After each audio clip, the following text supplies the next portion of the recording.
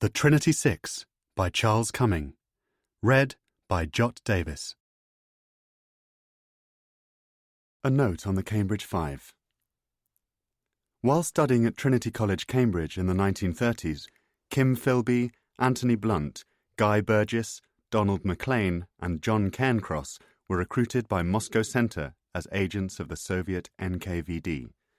They became known as the Cambridge Five. Burgess would go on to work for the BBC and for the Foreign Office. Maclean, the son of a prominent Liberal MP, also joined the Foreign Office and was first secretary at the British Embassy in Washington, D.C. between 1944 and 1948. Philby became an officer in the Secret Intelligence Service, better known as MI6.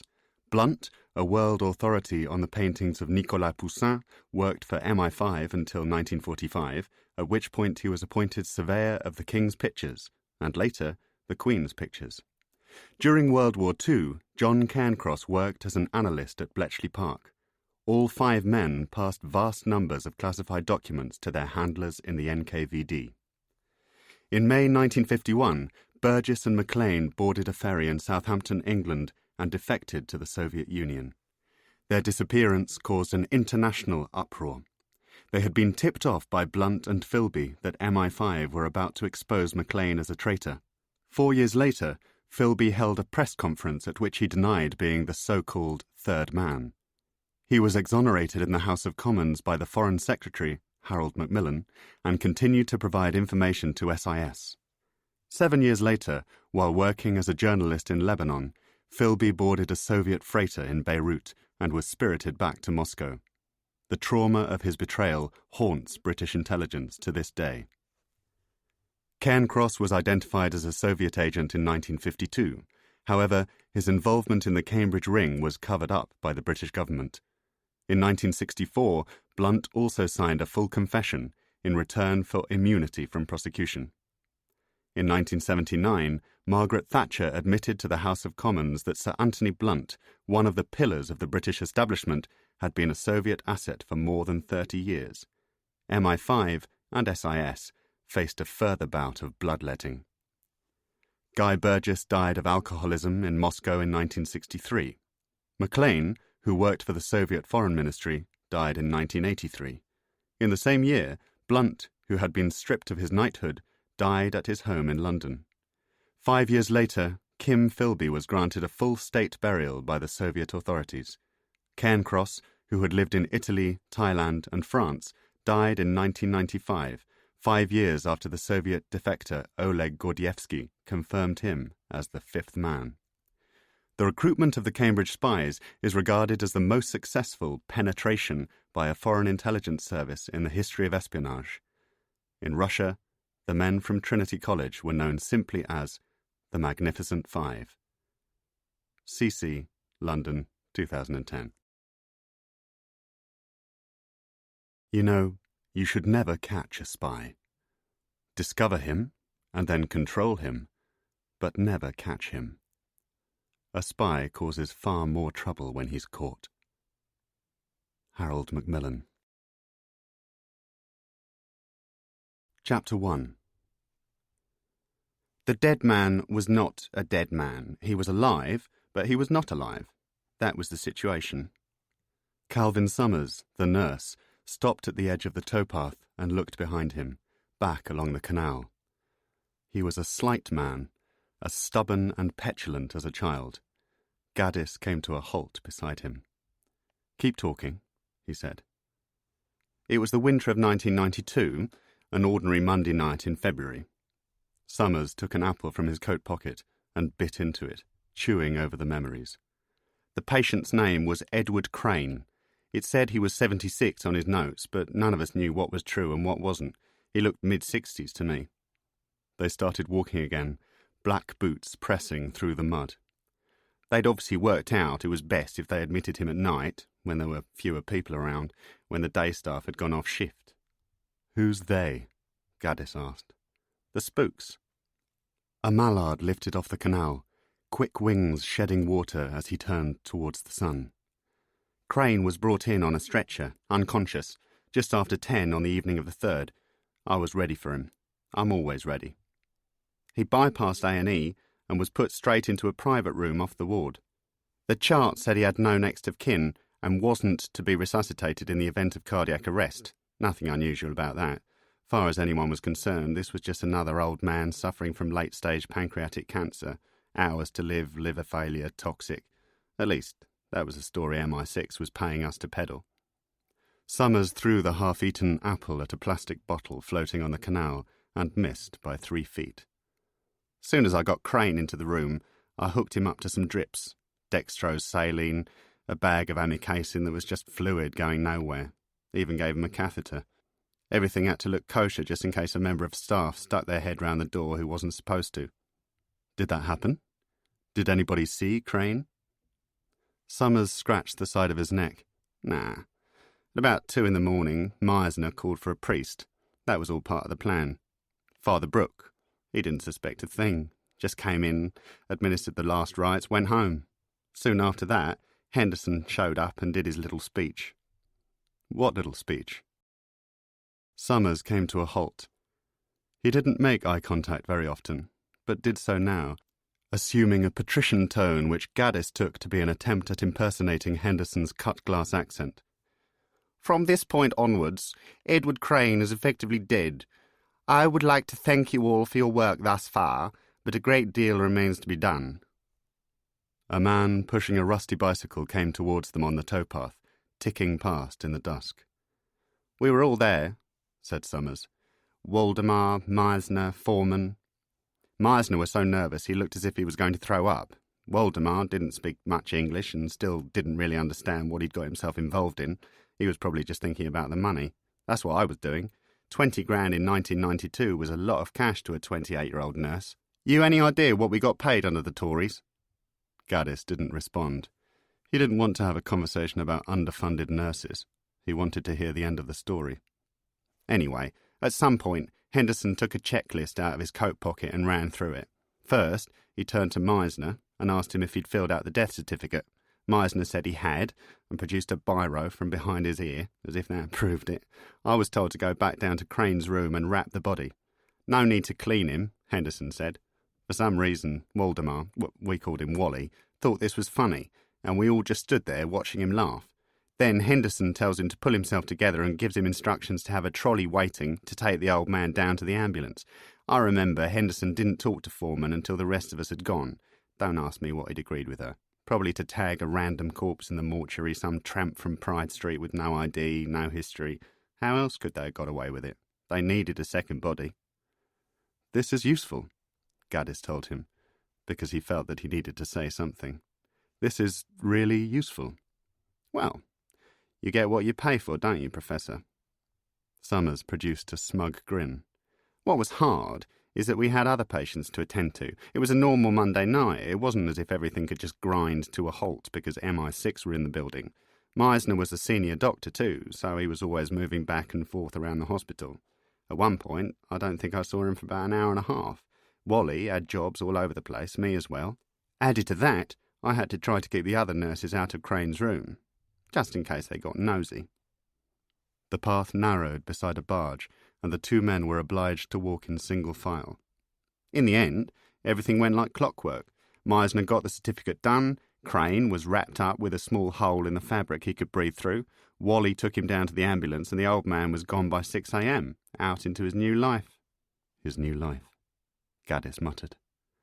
He looked up at the dark evening sky and wondered, not for the first time, if he would ever set eyes on Edward Anthony Crane. And that's it. Almost. Summers wiped his nose in the failing light. 8 days later, I was going through the Times. Found an obituary for an Edward Crane. Wasn't very long. Tucked down the right-hand side of the page under Lives Remembered, next to some French politician who'd fucked up during Suez. Crane was described as a resourceful career diplomat. Born in 1916, educated at Marlborough College, then Trinity, Cambridge, postings to Moscow, Buenos Aires, Berlin. Never married, no offspring, died at St Mary's Hospital, Paddington, after a long battle with cancer. A light drizzle was beginning to fall. Gaddis passed a set of locked gates and moved in the direction of a pub. Summers pushed a hand through his hair. So, that's what happened, Professor, he he said. "Edward Crane was a dead man, but he was not a dead man. Edward Crane was alive, but he was not alive.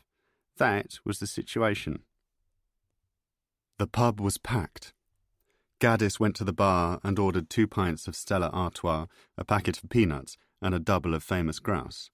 Thanks to Summers, he was down to the loose change in his pockets and had to pay the barman with a debit card. Inside his jacket, he found the torn scrap of paper on which he kept his passwords and PIN numbers and punched in the digits while the landlord made a noise through his teeth. With Summers still in the gents, Gaddis sank the whiskey as a single shot, then found a table at the back of the pub where he could watch groups of shivering smokers huddled outside and try to convince himself that he had made the right decision to quit. "Got you a Stella," he said, when Summers came up to the table. For an instant, it looked as though he wasn't going to sit down, but Gaddis pushed the pint towards him and said, "Peanuts." It was just past 6 o'clock, West Hyde on a Tuesday night. Suits, secretaries, suburbia. A jukebox was crooning Andy Williams. Tacked up beside a dartboard in the far corner of the room was an orange poster emblazoned with the words, "Curry Night, Wednesday." Gaddis took off his corduroy jacket and looped it over the arm of a neighbouring chair. So what happened next? He knew that this was the part Summers liked, playing the pivotal role, playing deep throat. The nurse, the senior nurse, as he would doubtless have insisted, produced another of his smug grins and took a thirsty pull on the pint. Something about the warmth of the pub had restored his characteristic complacency. It was as if Summers had reprimanded himself for being too open beside the canal. After all, he was in possession of information that Gaddis wanted. The professor had paid $3 grand for it. It was gold dust to him. What happened next? That's right, Calvin. Next. Summers leaned back in his chair. Not much. He seemed to regret this answer and rephrased it, searching for more impact. I watched the ambulance turn past the post office, had a quick smoke and went back inside, took the lift up to Crane's room, cleared it out, threw away the bags and catheter and sent the medical notes down to patient records. You could probably check them if you want. Far as the hospital was concerned, a 76-year-old cancer patient had come in suffering from liver failure and died during the night. The sort of thing that happened all the time. It was a new day, a new shift, time to move on. And Crane? What about him? You never heard another word? Summers looked as if he had been asked an idiotic question. That was the trouble with intellectuals. So fucking stupid. Why would I hear another word? He took a long draw on the pint and did something with his eyes which made Gaddis want to deck him. Presumably, he was given a new identity. Presumably, he enjoyed another 10 years of happy life and died peacefully in his bed. Who knows? 2 smokers, one coming in, one going out, pushed past their table. Gaddis was obliged to move a leg out of the way. And you never breathed a word about it? Nobody asked you any questions? Nobody apart from Charlotte has brought up this subject for over 10 years? You could say that, yeah. Gaddis sensed a lie here, but knew there was no point pursuing it. Summers was the type who shut down once you caught them in a contradiction. He said, "And did Crane talk? What kind of man was he? What did he look like?" Summers laughed. "You don't do this very often, do you, Professor?" It was true. Sam Gaddis didn't often meet male nurses in pubs on the outskirts of London and try to extract information about 76-year-old diplomats whose deaths had been faked by men who paid out 20 grand in return for a lifetime of silence. He was divorced, and 43. He was a senior lecturer in Russian history at University College London. His normal beat was Pushkin, Stalin, Gorbachev. Nevertheless, that remark took him to the edge of his patience, and he said, "And how often do you do it, Calvin?" Just so that Summers knew where he stood. The reply did the trick. A little frown of panic appeared in the gap between Summers's eyes, which he tried, without success, to force away. The nurse sought refuge in some peanuts and got salt on his fingers as he wrestled with the packet. "Look," he said, "Crane didn't speak at all. Before he was admitted, they'd given him a mild anaesthetic which had rendered him unconscious. He had grey hair, shaved to look like he'd undergone chemotherapy, but his skin was too healthy for a man supposedly in his condition. He probably weighed about 70 kilos, between 5'10" and 6 foot. I never saw his eyes, on account of the fact that they were always closed. That good enough for you? Gaddis didn't answer immediately. He didn't need to. He let the silence speak for him. And Henderson? What about him? What kind of man was he? What did he look like? All you've told me so far is that he wore a long black overcoat and sounded like somebody doing a bad impression of David Niven. Summers turned his head and stared at the far corner of the room. Charlotte never told you? Told me what? Summers blinked rapidly and said, Pass me that newspaper. There was a damp, discarded copy of the Times lying in a trickle of beer on the next-door table. A black girl listening to a pink iPod smiled her assent when Gaddis asked if he could take it. He straightened it out and handed the newspaper across the table. You've heard of the Leighton inquiry? Summers asked. Leighton was a judicial inquiry into an aspect of government policy relating to the war in Afghanistan. Gaddis had heard of it. He had read the op-eds, caught the reports on Channel 4 News. Go on, he said. Summers turned to page 5. You see this man? He flattened out the newspaper, spinning it through 180 degrees. The nurse's narrow, nail-bitten finger skewered a photograph of a man ducking into a government rover on a busy London street. The man was in late middle age and surrounded by a crush of reporters. Gaddis read the caption. Sir John Brennan leaves Whitehall after giving evidence to the inquiry. There was a smaller, formal Foreign Office portrait of Brennan set inside the main photograph. Gaddis looked up. Summers saw that he had made the connection. Henderson is John Brennan. Are you sure? As sure as I'm sitting here looking at you. Summers drained his pint. The man who paid me 20 grand 16 years ago to cover everything up wasn't just any old spook. The man who called himself Douglas Henderson in 1992 is now the head of MI6. Chapter 2. It was a long way from Daunt Books on Holland Park Avenue to that suburban September pub in West Hyde. A month earlier, Gaddis had been launching his latest book, Tsars, a comparative study of Peter the Great and the current Russian president, Sergei Platov, at a bookshop in central London. His editor, the part owner of a boutique publishing house which had paid the princely sum of £4,750 for the book, hadn't made it to the event. A lone diarist, on work experience at the Evening Standard, had poked her head around the door of the bookshop at 6:25, picked up a glass of room-temperature Sauvignon Blanc, and, having established that she had more chance of finding a story on the top deck of the number 16 bus, left after 10 minutes.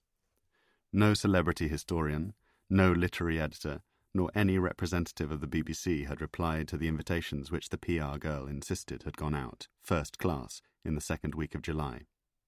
A solitary notice in Saturday's Independent had turned up one ashen-faced matriarch who had come all the way from Hampstead because I so enjoyed your book on Bulgakov, as well as a former student of Sam's named Colin who claimed that he had spent the previous year walking around Kazakhstan reading Hermann Hesse. The rest was staff, the manager of the shop, someone to operate the till, about a dozen colleagues and students from UCL, Sam's next-door neighbour Kath, who was highly sexed and always opened the front door in her dressing gown, and his close friend, the journalist Charlotte Berg. Did Gaddis care that the new book would most probably disappear without trace? Yes and no. Though politically active, he was under no illusions that a single book could change attitude to Sergei Platov. Tsars would be politely reviewed by the broadsheet press in London and dismissed in Moscow as Western propaganda. It had taken 3 years to write and would sell perhaps 1,000 copies in hardback. Long ago, Gaddis had decided to write solely for the pleasure of writing. To expect greater awards was to invite frustration. If the public enjoyed his books, he was happy. If they didn't, so be it. They had better things to be spending their hard-earned cash on. He had no desire for fame, no innate interest in making money. What mattered to him was the quality of the work. And Tsars was a book that he was proud of. It amounted to a sustained attack on the Platov regime, an attack which he had tried to condense, as succinctly as possible, into a 750-word op-ed in The Guardian which had appeared 3 days earlier. Thus far, that had been the extent of the book's publicity campaign. Gaddis wasn't particularly interested in cultivating a public image. 4 years earlier, for example, he had published a biography of Trotsky, which had been enthusiastically talked up on Radio 4. An enterprising young television producer had invited him to screen test for a series of programs about great revolutionary figures. Gaddis had declined. Why? Because he felt at the time that it would mean spending too long away from his baby daughter, Min, and abandoning his students at UCL. His friends and colleagues had thought it was a missed opportunity. What was the point of being a successful academic in 21st century Britain if you didn't want to appear on BBC 4? Think of the tie-ins, they said. Think of the money. With his crooked good looks, Gaddis would have been a natural for television, but he valued his privacy too much and didn't want to sideline the career he loved for what he described as the dubious pleasure of seeing my mug on television. There was stubbornness in the decision, certainly, but Dr. Sam Gaddis thought of himself, first and foremost, as a teacher. He believed in the unarguable notion that if a young person is lucky enough to read the right books at the right time in the company of the right teacher, it will change their life forever. So, what do we have with Sergei Platov? He began. The manager of Daunt's was sure that no more of the 30 seats set out in the bookshop would be filled by curious passers-by, and had asked Gaddis to begin. Is he saint or sinner? Is Platov guilty of war crimes in Chechnya, of personally authorizing the murder of journalists critical of his regime, or is he a statesman who has restored the might of Mother Russia, thereby rescuing his country from decadence and corruption? The question, as far as Gaddis was concerned, was rhetorical. Platov was a stain on the Russian character, a borderline sociopath who had, in less than 10 years, destroyed the possibility of a democratic Russia. A former KGB spy, he had green-lit the murder of Russian civilians on foreign soil, held Eastern European countries to ransom over the supply of gas, and encouraged the murder of journalists and human rights activists brave enough to criticize his regime. One such journalist, Katarina Tikhonov, had been a good friend of Gaddis's. They had corresponded for over 15 years and met whenever he visited Moscow. She had been shot in the elevator of her apartment building 3 years earlier. Not a single suspect had been arrested in connection with the murder, an anomaly which he had exposed in his new book. He turned to his notes. History tells us that Sergei Platov is a survivor, from a family of survivors. What do you mean? The Hampstead matriarch was sitting in the front row and already asking questions.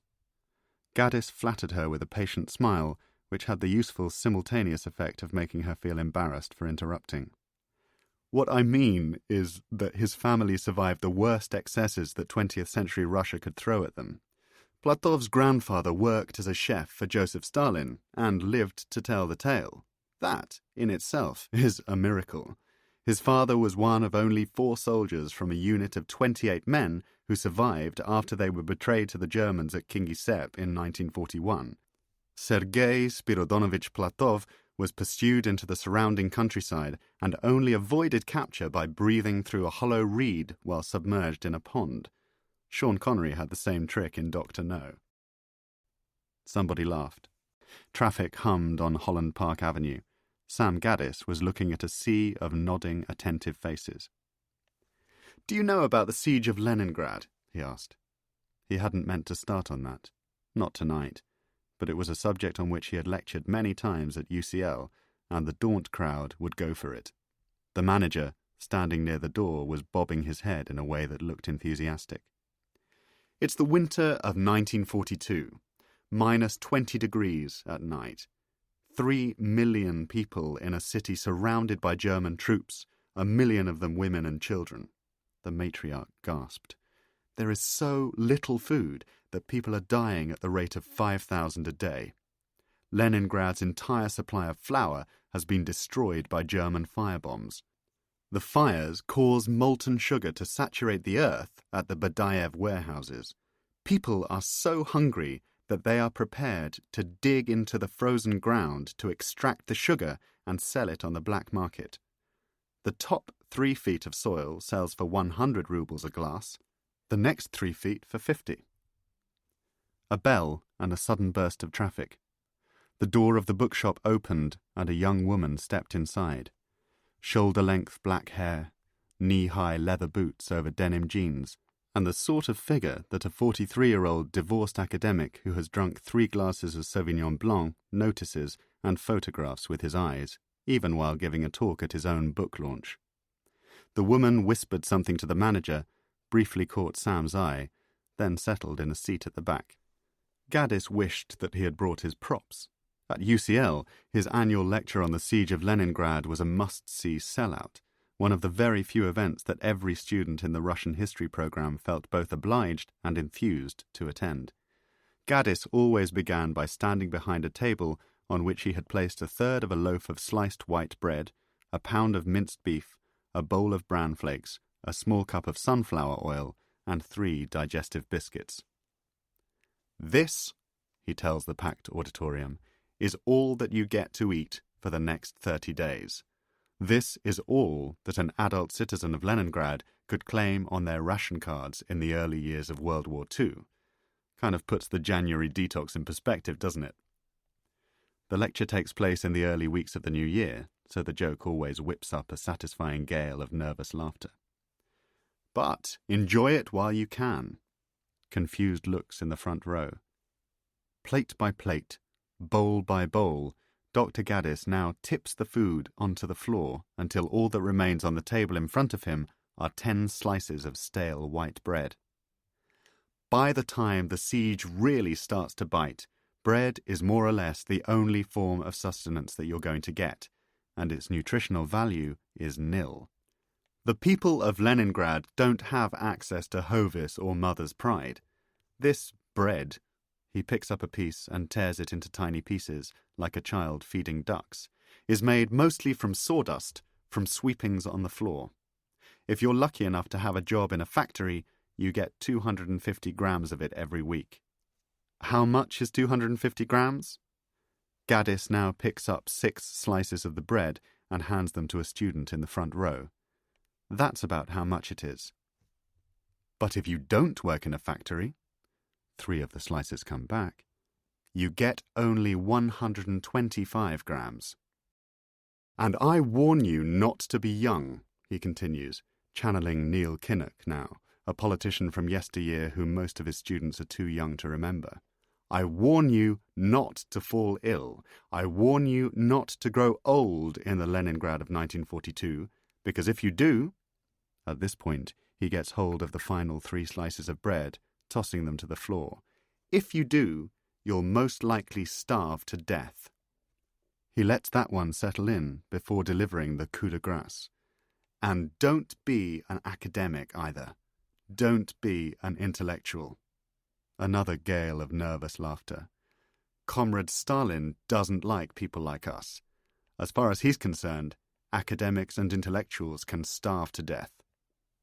The beautiful woman in the knee-high boots was staring at him intently.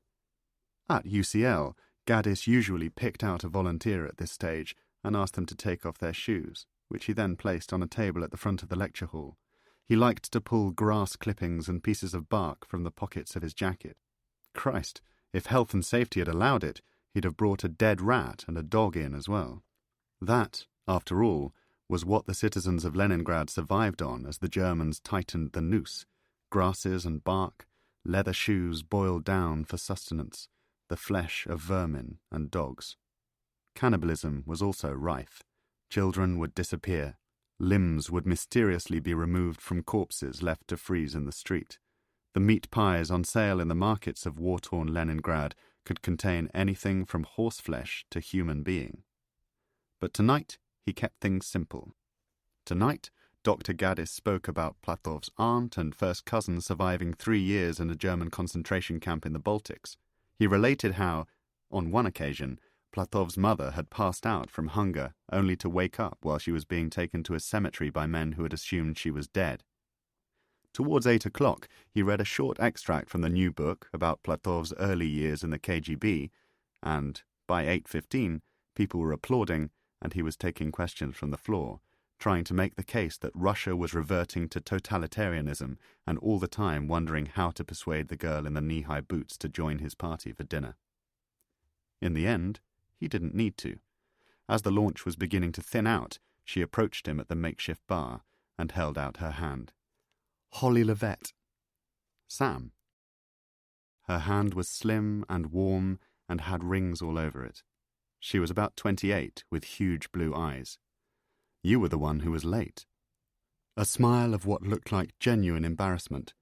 Her right cheek had a little scar on the bone, which he liked. "Sorry, I was held up on the tube. I hope I didn't interrupt anything." They moved away from the bar. Not at all. He was trying to work out what she did for a living. Something in the arts, something creative. "Have we met before?" No. I just read your article in The Guardian, and I knew that you were speaking tonight. I have something that I thought you might be interested in." They had found themselves in a small clearing in the travel section. In his peripheral vision, Gaddis could sense somebody trying to catch his eye. "What kind of something?" "Well, my mother has just died." "I'm sorry to hear that." It didn't look as though Holly Levett needed much comforting. "Her name was Katja Levett. Before her death, she was working on a book about the history of the KGB. A lot of her information came from sources in British and Russian intelligence. I don't want her papers to go to waste. All that hard work, all those interviews. I wondered whether you might like to have a look at her research, see if there's any value in it." It could have been a trap, of course. A mischievous source in MI6, or the Russian FSB looking to use a mid-level British historian for purposes of propaganda. After all, why come all the way to the bookshop? Why not just phone him at UCL or send an email to his website? But the chances of a honey trap were slim. If the spooks wanted a scandal, if they wanted headlines, they would have gone for Beaver or Sebag Montefiore, for Andrew or West. Besides, Gaddis would be able to tell in 5 minutes if the documents were genuine. He'd spent half his life in the museums of London, Moscow, and St. Petersburg. He was a citizen of the Historical Archive. "Sure, I could take a look at them. You're kind to think of me. Where are the papers? At my flat in Chelsea?" And suddenly the tone of the conversation shifted. Suddenly Holly Levett was looking at Dr. Sam Gaddis in the way that mischievous female students sometimes look at attractive 40-something bachelor academics when they are up to no good. As if her flat in Chelsea promised more than just dust-gathering notebooks on the KGB. "Your flat in Chelsea," Sam repeated. He caught the smell of her perfume as he drank more wine. "I should probably take your number." She was smiling, enjoying the game, promising him something with those huge blue eyes. From the hip pocket of her slim jeans, Holly Levett produced a card which she pressed into his hand. "Why don't you ring me when you're not so busy?" she suggested. "Why don't you call and we can arrange for you to come and pick them up?" "It's a good idea." Gaddis looked at the card. There was nothing on it except a name and a telephone number. "And you say your mother was researching the history of Soviet intelligence?" "The KGB, yes." A pause. There were so many questions to ask that he could say nothing.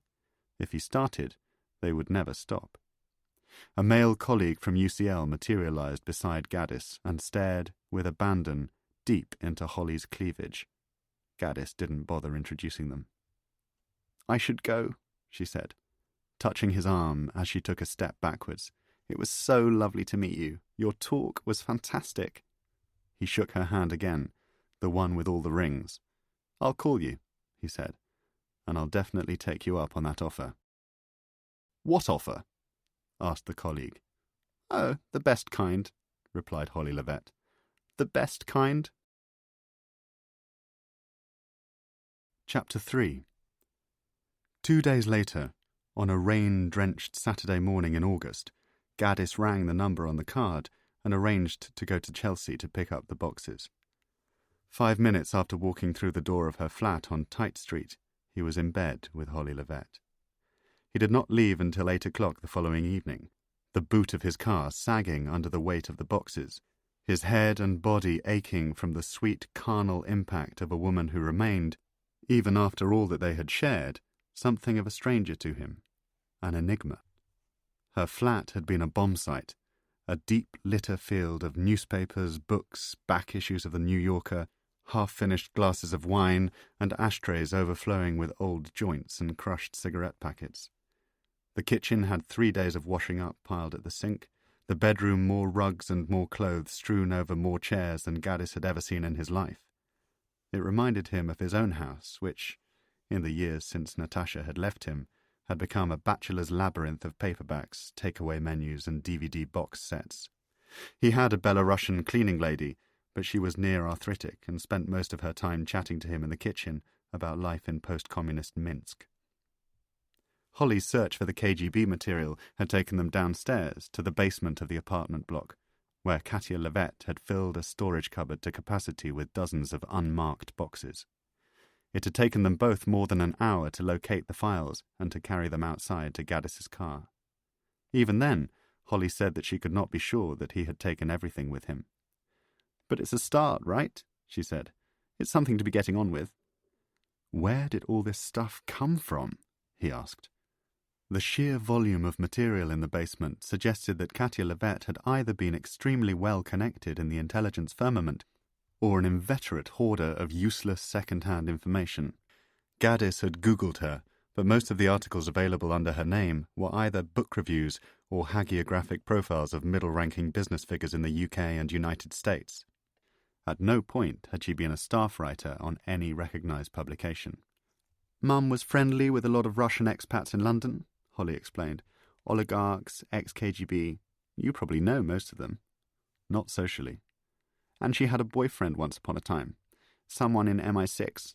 I think a lot of the stuff may have come from him." "You mean he leaked it?" Holly nodded and looked away.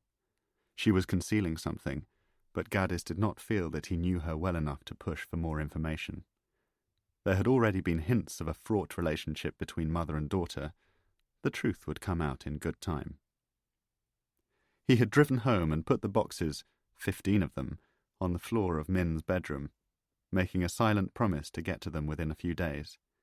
And he would have called Holly again almost immediately had it not been for the grim surprise of Monday's post. There were 2 letters. The first came in an ominous brown envelope marked HM Revenue and Customs, Private, and was a demand for late payment of tax, a demand for £21,248, to be exact, which was about £21,248 more than Gaddis had in the bank. Failure to pay the sum in full by mid-October, the letter stated, would result in legal action. In the meantime, interest on the debt was accumulating at a rate of 6.5%. The second letter bore the unmistakable handwriting of his ex-wife, complete with a Spanish postmark and a stain in the left-hand corner which he put down to a wayward cup of café con leche. The letter was typed. "Dear Sam, I'm sorry to have to write like this, rather than phone, but Sergio and Nick have advised me that it's best to do these things on a formal basis." Sergio was the lawyer. Nick was the Barcelona-based boyfriend. Gaddis wasn't exactly enthusiastic about either of them. "The situation is that N and I are desperately short of money because of the restaurant, and I need more help with the school fees. I know you've already been more than generous, but I can't meet my half of the payments for this term or the next. Is there any possible way you could help? Min loves the school and is already incredibly good at Catalan and Spanish. The last thing either of us wants is to take her out and separate her from all the friends she's made. The other school is miles away and awful for all sorts of reasons that are too depressing to go into. I've heard reports of bullying, of racism against an Indian child, even an accident in the playground that was covered up by staff. You get the picture. Will you write and let me know what you think? I'm sorry to have to ask you to help with this because we always agreed to go 50-50, but I don't see that I have any choice. The figure we're talking about is in the region of €5,000. When the restaurant starts turning a profit, I promise to pay you back. I hope everything is okay in London, at UCL, etc. Give my love to everybody. Hasta luego, Natasha. Kiss." Sam Gaddis wasn't the sort of man who panicked, but equally, he wasn't the sort of man who had 25,000 quid lying around for random tax bills and school fees.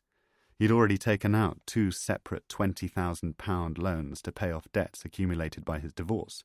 The monthly interest repayments alone amounted to £800 on top of a £190,000 mortgage. He took the tube to UCL and arranged to meet his literary agent for lunch. It was the only solution. He would have to work his way out of the crisis. He would have to write. They met, 2 days later, at a small, exorbitantly expensive restaurant on High Street, Kensington, where the only other clientele were bored Holland Park housewives with lovers half their age and an elderly Greek businessman who took almost an hour to eat a single bowl of risotto. Robert Patterson, UK director of Dipple, Gordon and Carla, literary agent since 1968, had more important clients than Dr. Samuel Gaddis. Soap stars, for example, who brought in 15% commissions on 6-figure autobiography deals, but none with whom he would rather have spent 3 hours in an overpriced London restaurant. "You mentioned that you had money worries," he said as they ordered a second bottle of wine. Patterson was 3 years off retirement and the sole surviving member of the generation which still believed in the dignity of the 3-martini lunch. "Tax? How did you know?" "Always is this time of year." Patterson nodded knowingly as he rounded off a veal cutlet. "Most of my clients have less idea how to manage their finances than Champion the Wonder Horse. I get 3 telephone calls a week from some of them. Where's my foreign rights deal? Where's the cash from the paperback? I'm not a literary agent anymore. I'm a personal financial advisor."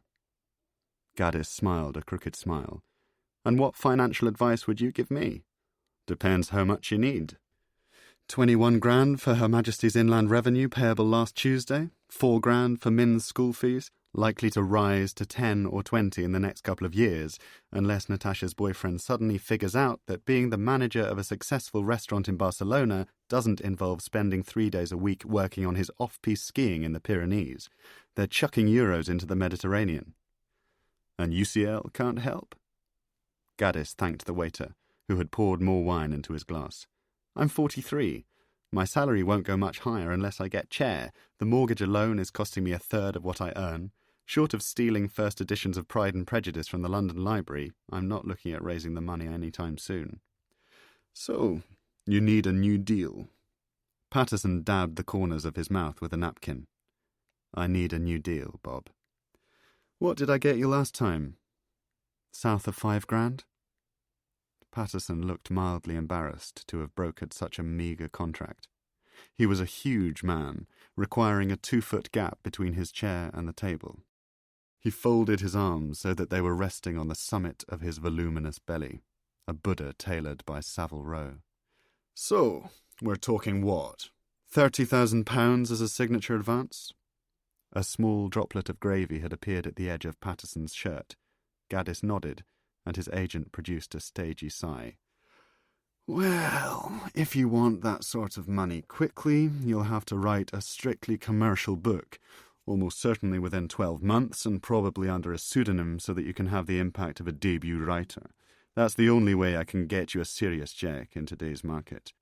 A historical comparison between Sergei Platov and Peter the Great, God bless you, isn't going to cut it. With the best will in the world, Sam, nobody really cares about journalists getting bumped off in Russia. Your average punter doesn't have a clue who Peter the Great is. Does he play for Liverpool? Was he knocked out in the final of Britain's Got Talent? Do you see the problem?" Gaddis was nodding. He saw the problem. The trouble was, he had no aptitude for forging commercial bestsellers which he could write in 12 months. There were lectures he had given at UCL which had taken him more than a year to research and prepare. For an astonishing moment, during which Patterson was putting on a pair of half-moon spectacles and scanning the pudding menu, he reflected on the very real possibility that he would have to moonlight as a cab driver in order to raise the cash. Then he remembered Holly Levett. "What about the KGB?" "What about it?" Patterson looked up from the menu and did a comic double-take around the restaurant. "Are they here?" Gaddis smiled at the joke. A small boy walked past the table and disappeared towards the downstairs bathroom. "What about a history of Soviet and Russian intelligence?" he said. "Something with spies in it." "As a series of novels?" "If you like." Patterson peered over the spectacles, a father suddenly sceptical of a wayward son. "I don't really see you as a novelist, Sam," he said. "Fiction isn't your thing. It would take you far too long to complete a manuscript. You should be thinking along the lines of a non-fiction title which can spin off into a TV series, a documentary with you in front of the camera. If you're serious about making money, you need to start being serious about your image. No future in being a fusty old academic these days. Look at Sharma. You have to multitask. I've always said you'd be a natural for television." Gaddis hid a thought behind his glass of wine. Maybe it was time. Min was in Barcelona. He was completely broke. What did he have to lose by getting his face on television? "Go on then. Give me the inside take." Patterson duly obliged. "Well, when it comes to books about Russia, Chechnya is a no-no. Nobody gives a monkeys." He broke off to order just a smidgen of tiramisu, just a smidgen, from the waiter. Ditto Yeltsin, ditto Gorbachev, ditto his rampaging ego-ness, the late lamented Alexander Solzhenitsyn, done to death. You've written about Platov, Chernobyl is old hat, so yes, you might as well stick to spies.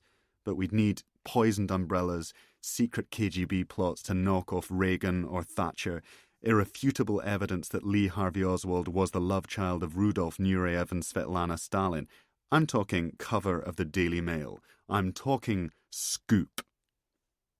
The Greek businessman had finally conceded defeat at the hands of his risotto. Gaddis was at once flattered and bemused that Patterson should consider him capable of unearthing a story on that scale. He was also concerned that Holly Levette's boxes would contain nothing but second-hand, irrelevant dross from dubious sources in the Russian underworld. Right now, though, those boxes were all that he had to go on. "I'll work on it," he said. "Good." Patterson observed the arrival of his tiramisu with a whistle of anticipation. "Now, is there any way I can interest you in a coffee?" Chapter 4. 8 hours later, Gaddis went for supper at the Hampstead house of Charlotte Berg. Berg had been his flatmate at Cambridge, and his girlfriend, briefly, before he had been married. She was a former war correspondent who hid the scars of Bosnia, of Rwanda, and the West Bank beneath a veneer of bonhomie and slightly fading glamour. Over roast chicken prepared by her husband Paul, Charlotte began to share details of her latest piece, a freelance story to be sold to the Sunday Times, which she claimed would be the biggest political scandal of the decade. "I'm sitting on a scoop," she said. Gaddis reflected that it was the second time that day that he had heard the word. "What kind of scoop?" "Well, it wouldn't be a scoop if I told you, would it?" This was a game they played. Charlotte and Sam were rivals, in the way that close friends often keep a quiet, competitive eye on one another. The rivalry was professional, it was intellectual, and it was almost never taken too seriously. "What do you remember about Melita Norwood?" she asked.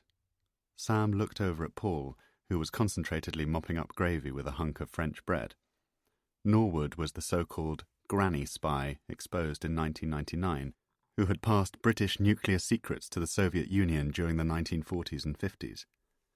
"I remember that she was swept under the carpet, spied for Stalin, sped up his nuclear program by about 5 years, but was allowed to die peacefully in her bed by a British government who didn't want the negative publicity of trying an 80-year-old woman for treason.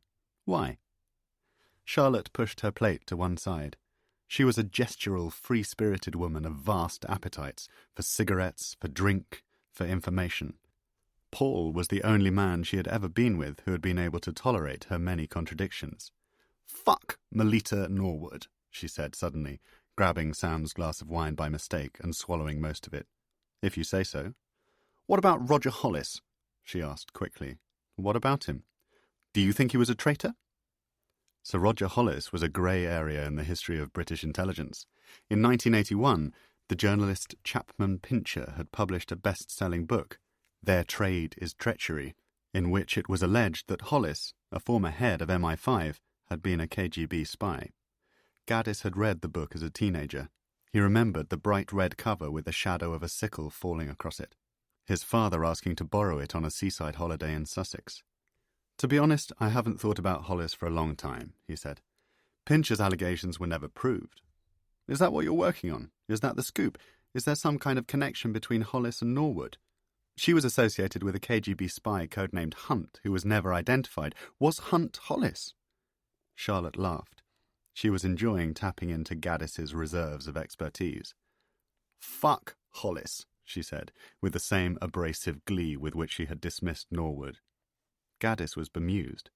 Why do you keep saying that? Because they were small potatoes, bit-part players, minnows compared to what I've stumbled on. Which is? Paul asked. Charlotte finished off what must have been her 9th or 10th glass of wine. What if I told you there was a 6th Cambridge spy who had never been unmasked, a contemporary of Burgess and Maclean, of Blunt, Philby, and Cairncross, who is still alive today? At first, Gaddis couldn't untangle precisely what Charlotte was telling him. He, too, had drunk at least a bottle of Côte d'Rhône. Hollis, a Cambridge spy? Norwood, a 6th member of the Ring of Five? Surely she wasn't working on a crackpot theory like that. But he was a guest in her house, enjoying her hospitality, so he kept his doubts to himself. I'd tell you that you were sitting on a fortune. This isn't about money, Sam. There was no admonishment in Charlotte's tone, just the bluntness for which she was renowned. This is about history. I'm talking about a legendary KGB spy, codenamed Attila, who matriculated at Trinity College, Cambridge in the 1930s, a man every bit as dangerous and influential as Maclean and Philby, a mole at the heart of Britain's political and intelligence infrastructure, whose treason has been deliberately covered up by the British government for more than 50 years. Jesus! Gaddis tried to hide his scepticism. It surely wasn't plausible that a 6th member of the Trinity Ring had escaped detection. Every spook and academic and journalist with the slightest interest in the secret world had been hunting the 6th man for decades. Any Soviet defector at any point after 1945 could have blown Attila's cover at the drop of a hat. At the very least, Cairncross or Blunt would have given him up at the time of their exposure. "Where are you getting your information?" he asked. Why was there no mention of Attila in Mitrokhin? Vasily Mitrokhin was a major in the KGB who passed detailed accounts of Russian intelligence operations to MI6 after the collapse of the Soviet Union. The documents were published in the UK in 1992. Everybody thinks that the entire history of Soviet espionage was contained in Mitrokhin. Charlotte lit a cigarette and looked utterly content. But there was a ton of stuff he didn't get his hands on, including this. Paul put his knife and fork together. Charlotte's husband was a tall, patient man, impassive to the point of diffidence.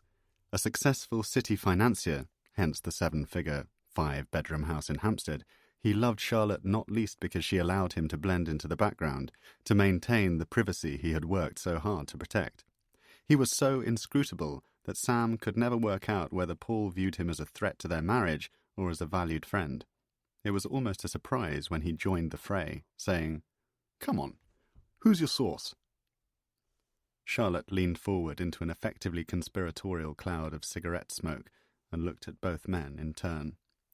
Her husband was the only person she could entirely trust with the information.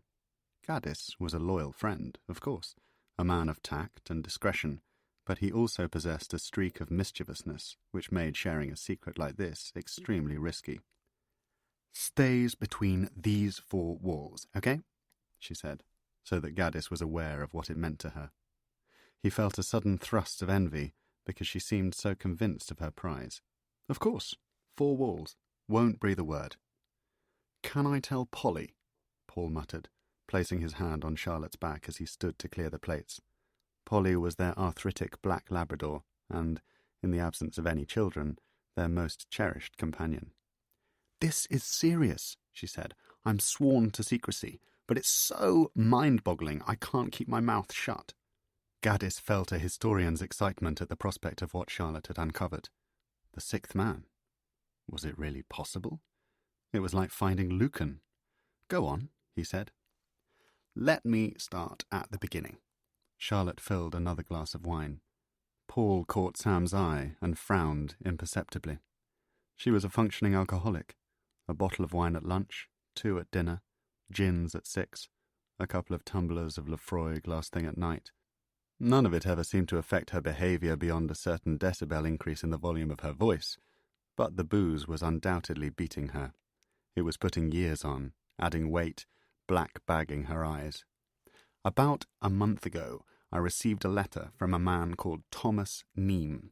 He claims to be the confidant of a British diplomat who spent his entire career from World War II to the mid-1980s working as a spy for the KGB. I made some basic inquiries, discovered that Thomas was kosher, and went to meet him. Went where? Paul was oblivious to the comings and goings of his wife's career. Often she would disappear for weeks on end, pursuing a story in Iraq, in California, in Moscow. "That's secret number one," Charlotte replied. "I can't tell even you where Thomas Neame lives." "Trust is such a wonderful thing between husband and wife," Gaddis muttered. "How old is this guy?" 91. Charlotte gulped more wine. Her skin had darkened under the low lights of the kitchen, her mouth now ruby red with lipstick and wine. "But 91 going on 75. You wouldn't fancy taking him on in an arm wrestle. Very tough and fit, sort of war generation Scot who can smoke 40 a day and still pop to the top of Ben Nevis before breakfast." "Unlike someone else I know," said Paul pointedly, looking at the cigarette in his wife's hand. Charlotte's years of reporting overseas had weakened rather than strengthened what had once been an iron constitution. Both Paul and Gaddis worried about this, but could no more have curtailed her lifestyle than they could have biked to the moon. "And how does Neame know that his friend was a spy?" Gaddis asked. "How come it hasn't leaked out before?" His phone rang before Charlotte had a chance to respond. Gaddis plucked it from the pocket of his jacket and looked at the display. It was a text from Holly Levett. "Nightcap, ... He was possessed by two contradictory impulses: to polish off his wine as quickly as possible and to grab a taxi south to Tite Street, or to come clean to Charlotte about his quest for a headline-grabbing story of his own. "Do you know this woman?" he said, holding up the phone as if there was a photograph of Holly on the screen. "Holly Levett." "Rings a bell." Mother's name was Katya. She was working on a history of the KGB when... "Katya Levett!" Charlotte reacted with mock horror. She shook her head and said, "Commonly regarded as the world's worst hack." "How so?" She waved a hand in front of her face. "Not worth going into. Our paths crossed once or twice. She was constantly telling me how wonderful I was, but clearly looking for a quid pro quo. I think her daughter sent me an email after she died, saying how much Katya had admired something I'd written about Chechnya, then offered me a load of old junk from her research papers." "A load of old junk," Gaddis repeated, with a thump of despair. "Well, not junk." Charlotte looked sheepish. "Actually, I palmed her off on you, told her to give them a proper historian." "Gee, thanks." "And now she's been in touch?" Gaddis nodded. "She didn't mention that I was getting them second-hand. She told me how much she'd admired my Guardian article about Sergei Platov." Paul smothered a laugh. "Flattery will get you everywhere." Gaddis poured himself a glass of wine. Skirting around the dirty weekend in Chelsea, he explained that Holly had come to Daunt Books and offered him the KGB material on a plate. "A beautiful girl turns up like that, willing to hand over several hundred documents about Soviet intelligence. You don't exactly turn a blind eye. How was I to know Katya was a fruitcake?" "Oh, she's beautiful, is she?" Charlotte asked, animated by the opportunity to tease him. "You never said." "Holly is very beautiful." "And she came to the launch. How come I didn't meet her?" "Probably because you told her to get stuffed," Paul replied. Charlotte laughed and picked at a chunk of candle wax on the table. "And now this girl is texting you at 10:30 at night. Is there something you're not telling the group, Dr. Gaddis? Does Miss Levett need a bedtime story?" Gaddis took a Camel from her open packet. "You're lucky," he said, deliberately changing the subject. "Right now I'd sell my grandchildren for your Cambridge story." He lit the cigarette from the candle. Paul grimaced and waved a hand in front of his face, saying, "Christ, not you as well." "The sixth man? Why?" "Financial problems." Gaddis made a gesture with upturned hands. "Nothing new. There was a strange kind of shame in being broke at 43. How had it come to this? He took the cigarette smoke deep into his lungs and exhaled at the ceiling. Charlotte frowned. Alimony? Is the fragrant Natasha turning out to be not quite as fragrant as we thought? Paul poured water into a cafetiere of coffee and kept his counsel. Tax bills, school fees, debts, Gaddis replied. I need to raise about 25 grand. Had lunch with my agent today. He says the only hope I have of working my way out of the situation is to write a hack job about Soviet intelligence. Doesn't even have to be under my own name. So a sixth Cambridge spy is the perfect story. In fact, I'll steal it off you, bury you under the floorboards to get my hands on it. Charlotte looked genuinely concerned. You don't have to steal it, she said. Why don't you co-write a book with me? We can even use some of Catcher's magic files. Paul grinned. Seriously, I'll break the Cambridge story as an exclusive, but after that someone will want a book. You'd be perfect.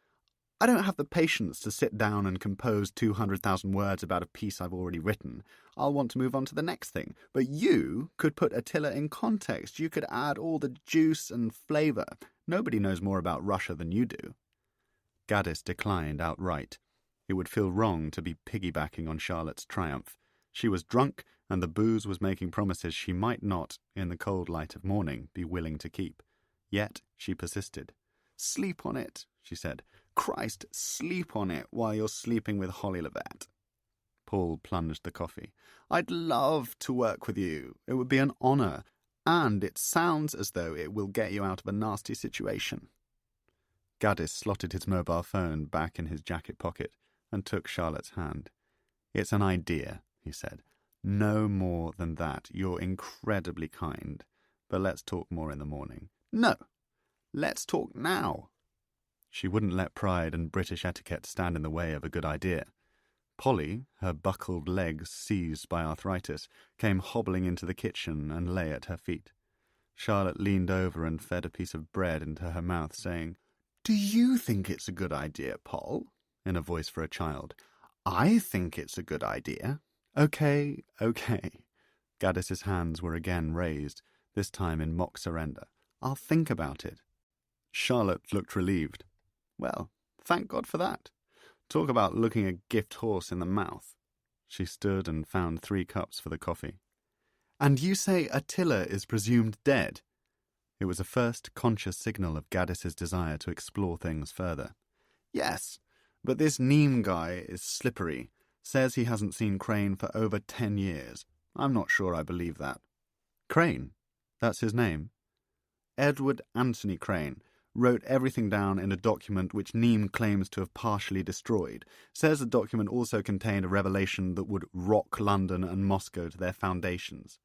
You mean over and above the fact that our government has covered up the existence of a 6th Cambridge spy? Over and above even that, yes. Gaddis was staring at her, staring at Paul, trying to work out if Charlotte was being duped. It was too good to be true, and, at the same time, impossible to ignore. And he hasn't said what this scandal involved? Charlotte shook her head. No, not yet. But Thomas was Crane's confessor, his best friend. He knows everything, and he's willing to spill his guts before he pops his clogs. Not to mix metaphors, Paul muttered. They would both be about the same age, Charlotte continued. 90, 91, contemporaries at Cambridge. What do you think are the chances of both of them still being alive? Slim, Gaddis replied. Chapter 5. Alexander Grech had been watching the Berg residence for 5 hours. He had witnessed Paul returning from work with 2 bulging Waitrose carrier bags at 1845. While smoking a cigarette at 1912, he had seen Charlotte at the first-floor window, recently emerged from a bath or shower, closing a set of curtains after securing a towel around her chest. Just after 8 o'clock, an unidentified white male, early 40s, dishevelled hair, carrying 2 bottles of red wine, had entered the property. Grech assumed that the man was coming for supper. The unidentified male left the building at 23:21. He was approximately 6 feet tall, about 80 kilos, wearing a corduroy jacket with a leather satchel slung over his shoulder. The man shook Paul Berg's hand in the doorway of the house. He then embraced and kissed Berg's wife, Charlotte. Greg had a long-lens camera on the passenger seat of his car, but was unable to take a photograph of the man's face because he walked backwards from the front door, moving towards the street while continuing to converse with his hosts. Having reached the pavement, the subject walked in the direction of Hampstead High Street, away from Greg's vehicle. Greg decided to stretch his legs. He followed the subject the length of Pilgrim's Lane and observed him hailing a cab outside a branch of Waterston's bookshop. The taxi headed south. Greg lit a cigarette and walked back towards his vehicle. Halfway along the street, clamping the cigarette between his lips, he urinated at the base of a chestnut tree concealed from the street by a tarpaulin-covered skip. Murders, he had long ago concluded, broke down into 3 distinct categories. They could be political, they could be military, and they could have a moral characteristic. Alexander Grech did not concern himself with conventional morality. His work was either military or political, and usually defensive. Tonight's plan, for example, had the laudable goal of preventing graver consequences for his government. Grech was not an assassin in the formal sense. He could not be hired. As a young man, he had been trained by his country's domestic intelligence service, commonly known as the FSB, and, following his retirement in 1996, had run a small, highly successful security company with offices in London and St. Petersburg. In such circumstances, a man learns a great deal about the business of death. Yet, Grech considered himself, first and foremost, a political animal. The Attila investigation was a threat to the state. That threat must therefore be removed. He was simply responding to his patriotic duty. Setting down a half-empty bottle of mineral water, he pulled a woolen hat low over his head, exited the vehicle, and walked across the street. Pilgrim's Lane was deserted. Grech moved towards the eastern side of the house and picked the simple lock on the wooden gate which led into the garden. He had oiled the hinges the previous night so that the gate opened without a sound. He was now in a narrow channel in which were kept a bicycle, some garden tools, and several rusted cans of paint. He looked up at the house to ensure that no lights were on in the upper floors. He then walked across the garden. During the day, Charlotte Berg worked in a converted shed at the southern end of the property. She used a laptop computer which, at night, was kept inside the house. The shed contained a cheap colour printer, an outdated telephone and fax machine, some filing cabinets, a battered wooden chair, and 1 or 2 photographs of sentimental value. To Paul, she would argue that it was better to keep the shed unlocked rather than to fit a padlock, which might convey the impression to any potential burglar that the office contained something worth stealing. Grech opened the shed, stepped inside, and closed the door behind him. Sodium fluoracetate is a fine white powder derived from pesticide. Odorless and inexpensive, it is commonly used as a poison to control the spread of rats in sewers. Grech had 10 milligrams in liquid form in a vial which he now removed from his jacket pocket. The tiny surveillance camera, fitted in a light above Berg's desk, had shown a small bottle of Evian, half-finished, beside the printer. Grech picked it up, poured the colourless liquid into the water, and sealed the cap. Sufficient moonlight was coming into the room that he was able to remove the camera without the need for a torch. He also withdrew a listening device from the underside of Berg's desk. He placed both items, and their tangle of wires, in the pockets of his jacket. When he had finished, Grech studied the paperwork on the desk. A telephone bill, an invoice for some painting and decorating, a copy of the 2nd volume of the Mitrochin archive, nothing which seemed to refer directly to Attila. A noise outside, something within 3 or 4 meters of the shed. Grech dropped to his knees. He heard the noise a second time and recognized it as an animal, possibly a fox. The Berg's dog, Polly, had no access to the garden at night and would presumably be asleep indoors. Grech stood up slowly. He opened the door of the shed and walked back along the garden. He checked the street as he emerged from the shadows of the house and crossed Pilgrim's Lane when he was sure that he was not being observed. He unlocked the car, emptied his pockets on the passenger seat, and pulled out in the direction of Hampstead High Street. Chapter 6. Gaddis was in his study at UCL when he received the call. The number had come up as unknown. Sam, it's Paul. You sound terrible. Is everything all right? It's about Charlotte. His voice was strangely apologetic. Even at this wretched hour he somehow managed to maintain a sense of decorum. I'm sorry to have to be the one who tells you. She had a heart attack this morning.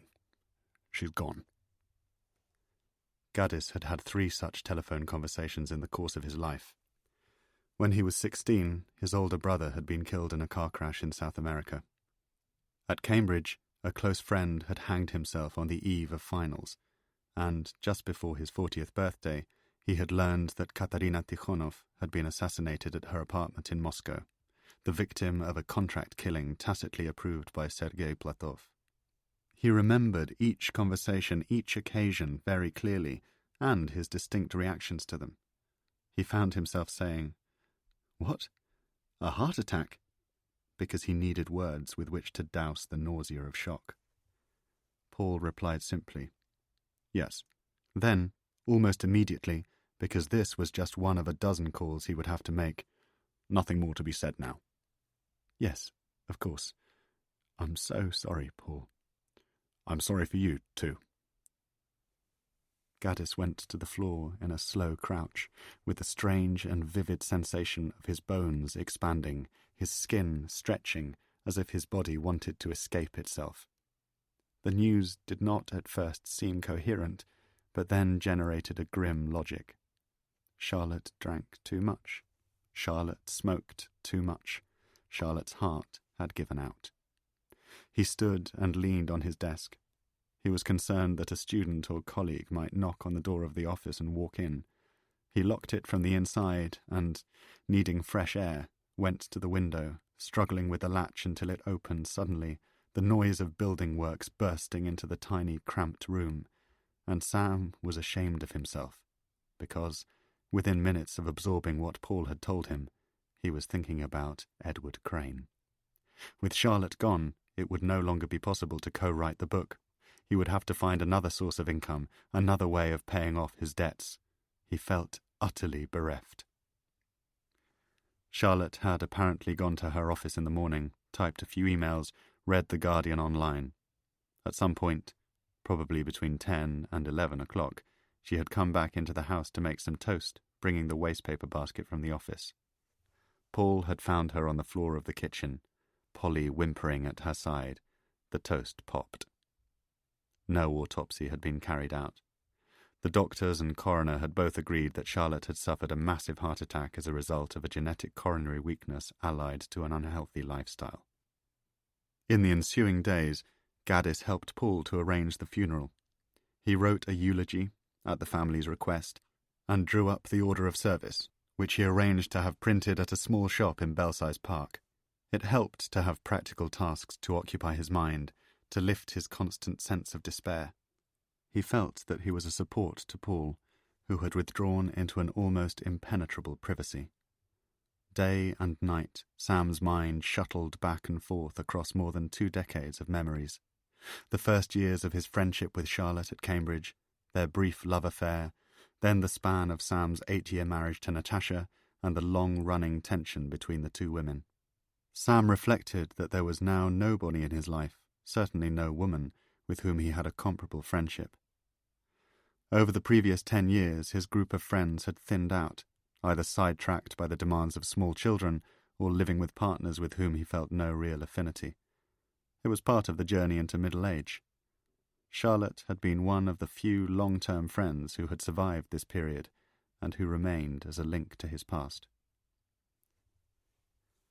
The funeral took place 8 days after her death, with a wake at the house in Hampstead. By then, time had partly numbed Sam's sense of grief, and he was capable of putting on a front of charm and fortitude, acting almost as a host in the absence of Paul, who spent most of the afternoon upstairs in his room. "I just can't face them, you know," he said, and Gaddis realized that there was nothing he could do to comfort him.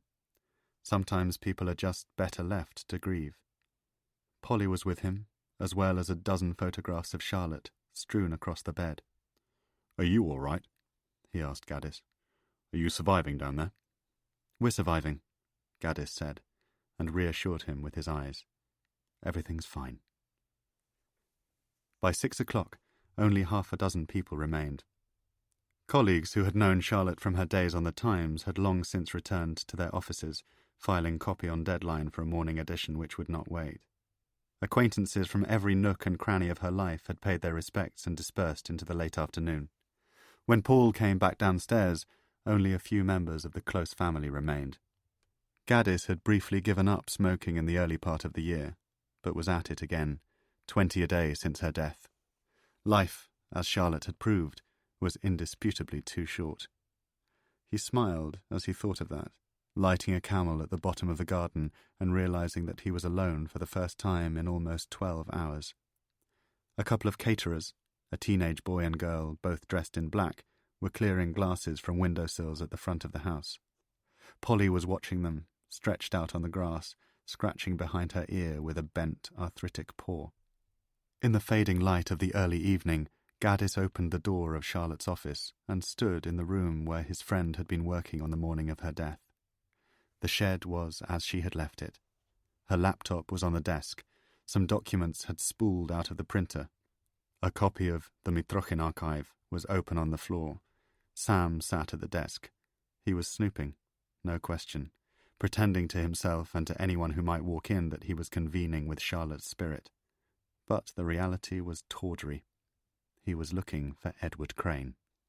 He picked up the document from the printer.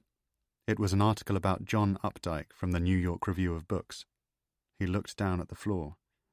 What was he hoping for? Photographs? CD-ROMs? He flicked through an address book on the desk, even thought about switching on her mobile phone. His breathing was sharper, and he was looking out of the window of the shed, checking to make sure that he would not be disturbed as he opened the first few pages of her diary.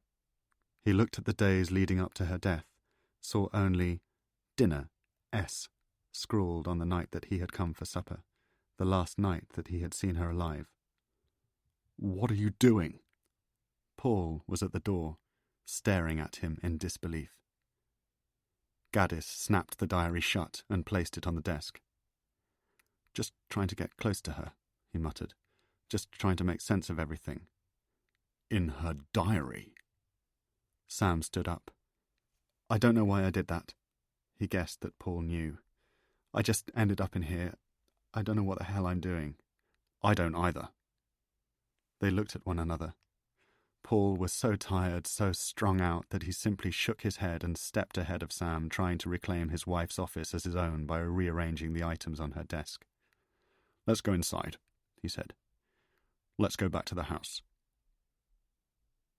When they got there, it was as if the incident had been forgotten.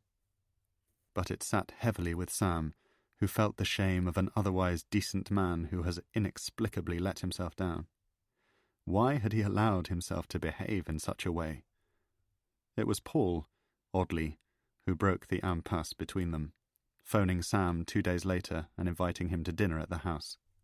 No sooner was he inside the door than Sam was apologizing for what had happened. Paul waved away the incident and invited him into the kitchen, where a homemade lasagna, prepared by a worried neighbour, was baking in the oven. He poured 2 glasses of red wine and sat at the table. "I've been thinking a lot about your eulogy," he said. "One particular section." This made Gaddis uneasy. He had been honest about Charlotte's shortcomings in his speech, her ruthlessness in the early years of her career, her habit of abandoning friends who did not live up to expectations. Paul had asked for a printed copy and might easily have taken offence. "Which section?" he asked. Gaddis saw that Paul was holding the eulogy in his hand. He began to read aloud. "In our lives, if we are lucky, we occasionally meet exceptional people. Sometimes, if we are even luckier, those people become our friends." Paul stopped and cleared his throat before continuing. "Charlotte was not just one of the most exceptional people that I have ever met. She was also my most treasured friend. I envied her and I admired her. I thought that she was reckless, but I also thought that she was brave. Dostoevsky wrote, 'If you want to be respected by others, The great thing is to respect yourself. Only by self-respect will you compel others to respect you. I cannot think of another person to whom this applies more than Charlotte Burke. And so death continues to take the best people first. Gaddis put his hand on Paul's shoulder. You were absolutely right about that. I just wanted to tell you that what you said has been a great support to me. I'm glad. And I thought about what you were doing in her office. I tried to imagine what Charlotte would have made of it. Gaddis began to respond, but Paul interrupted him. I think she would have done the same thing, or at least I think she would have understood why you were there. You wanted to go into her office to see where she had been that morning, to get close to her, as you said at the time. You found yourself reminded of Edward Crane. You became distracted by the possibility of looking at her research. It was a long day. You were tired. I was snooping, Gaddis replied bluntly. He was touched that Paul had tried to find a way of forgiving him, but didn't want to be let off the hook. I was saying goodbye to the Cambridge book. I knew it was over, and I was feeling sorry for myself. What do you mean you knew it was over? Why? The reply to the question seemed so obvious that Gaddis did not bother making it. Paul went to the oven and checked the lasagna. He seemed more at ease than he had been 2 days earlier. His privacy had been restored. He had the luxury of being alone with his grief. Turning, he said, "Why don't you keep going? Why don't you take a look at Charlotte's research and try to work it up into a book?" Gaddis could think of nothing to say. Paul saw his confused reaction and tried to convince him. I don't want her efforts to go to waste. She'd agreed to write a book with you. She would have wanted you to continue. Paul, I'm not an investigative journalist. I'm an archives man. What's the difference? You interview people, don't you? You can follow a trail from A to B. You know how to use a telephone, the internet, a public library. How hard can it be? Gaddis was taking a packet of cigarettes from his jacket, but it was just a reflex, and he quickly replaced them, fearful of seeming tactless. Go ahead and smoke. I'm fine. I'm going to quit. Listen. Paul switched off the oven, took out the food. I won't take no for an answer. Next time you have a free afternoon, come up to the house, have a look through Charlotte's research and see what you make of it. If you think she was onto something, if you think you can track down this Cambridge spy, write the book and put Charlotte's name alongside yours. He made an uncharacteristically extravagant gesture with his hand. You have my blessing, Doctor. Go forth. Chapter 7. As it turned out, Gaddis didn't need much persuading. A letter had arrived from his accountant flagging up the outstanding tax bill. At the weekend, he had sat through a telephone conversation with Natasha, who was worried that Min would have to drop out of school altogether if the fees weren't paid by Christmas. Needing to secure an advance as quickly as possible, he had no choice but to set to work on the Cambridge book and to put together a proposal for Patterson. Paul had left a set of keys at a newsagent in Hampstead. Gaddis let himself into the house late on Monday morning. He made a cup of coffee in the kitchen, found Charlotte's laptop, and walked out to the garden. He went to the shed and closed the door behind him. There was a cobweb in the apex of the roof, and he felt that he could still catch the faint smell of Charlotte's perfume, a thing which unsettled him. A biro mark was scrawled down one wall. Torn newspaper cuttings and postcards pinned to a mottled corkboard which looked as if it had succumbed to a bout of woodworm. Sitting down, his arms braced on the desk in front of him, he experienced an acute sense of trespass and wondered if he should just stand up and walk away from the whole thing. Was he honouring Charlotte's memory, or just making a fast buck? A bit of both, he admitted to himself. A bit of both. He opened the laptop and powered it up, attaching the flex to a socket in the wall. He did the same with her mobile phone, realizing at once that there would be text messages and voicemails from friends and colleagues who had not yet learned of Charlotte's death. Sure enough, the phone beeped repeatedly as it powered up. 3 texts from people whose names he did not recognize. He took down the numbers on a scrap of newspaper and knew that, before the day was out, he would have to phone them and tell them that Charlotte Berg had passed away. There were so many files, so many folders and photographs on the computer's desktop that Sam was at first overwhelmed. Where to begin? He thought of his own computer at UCL, of the thousands of emails and essays, research notes and photographs which, if accessed, would build up to an almost total picture of his personal and professional life. How does a person begin to pick his way through that? He double-clicked all of the documents on her desktop, one by one, moving across the field of files, none of which appeared to relate to the Cambridge investigation.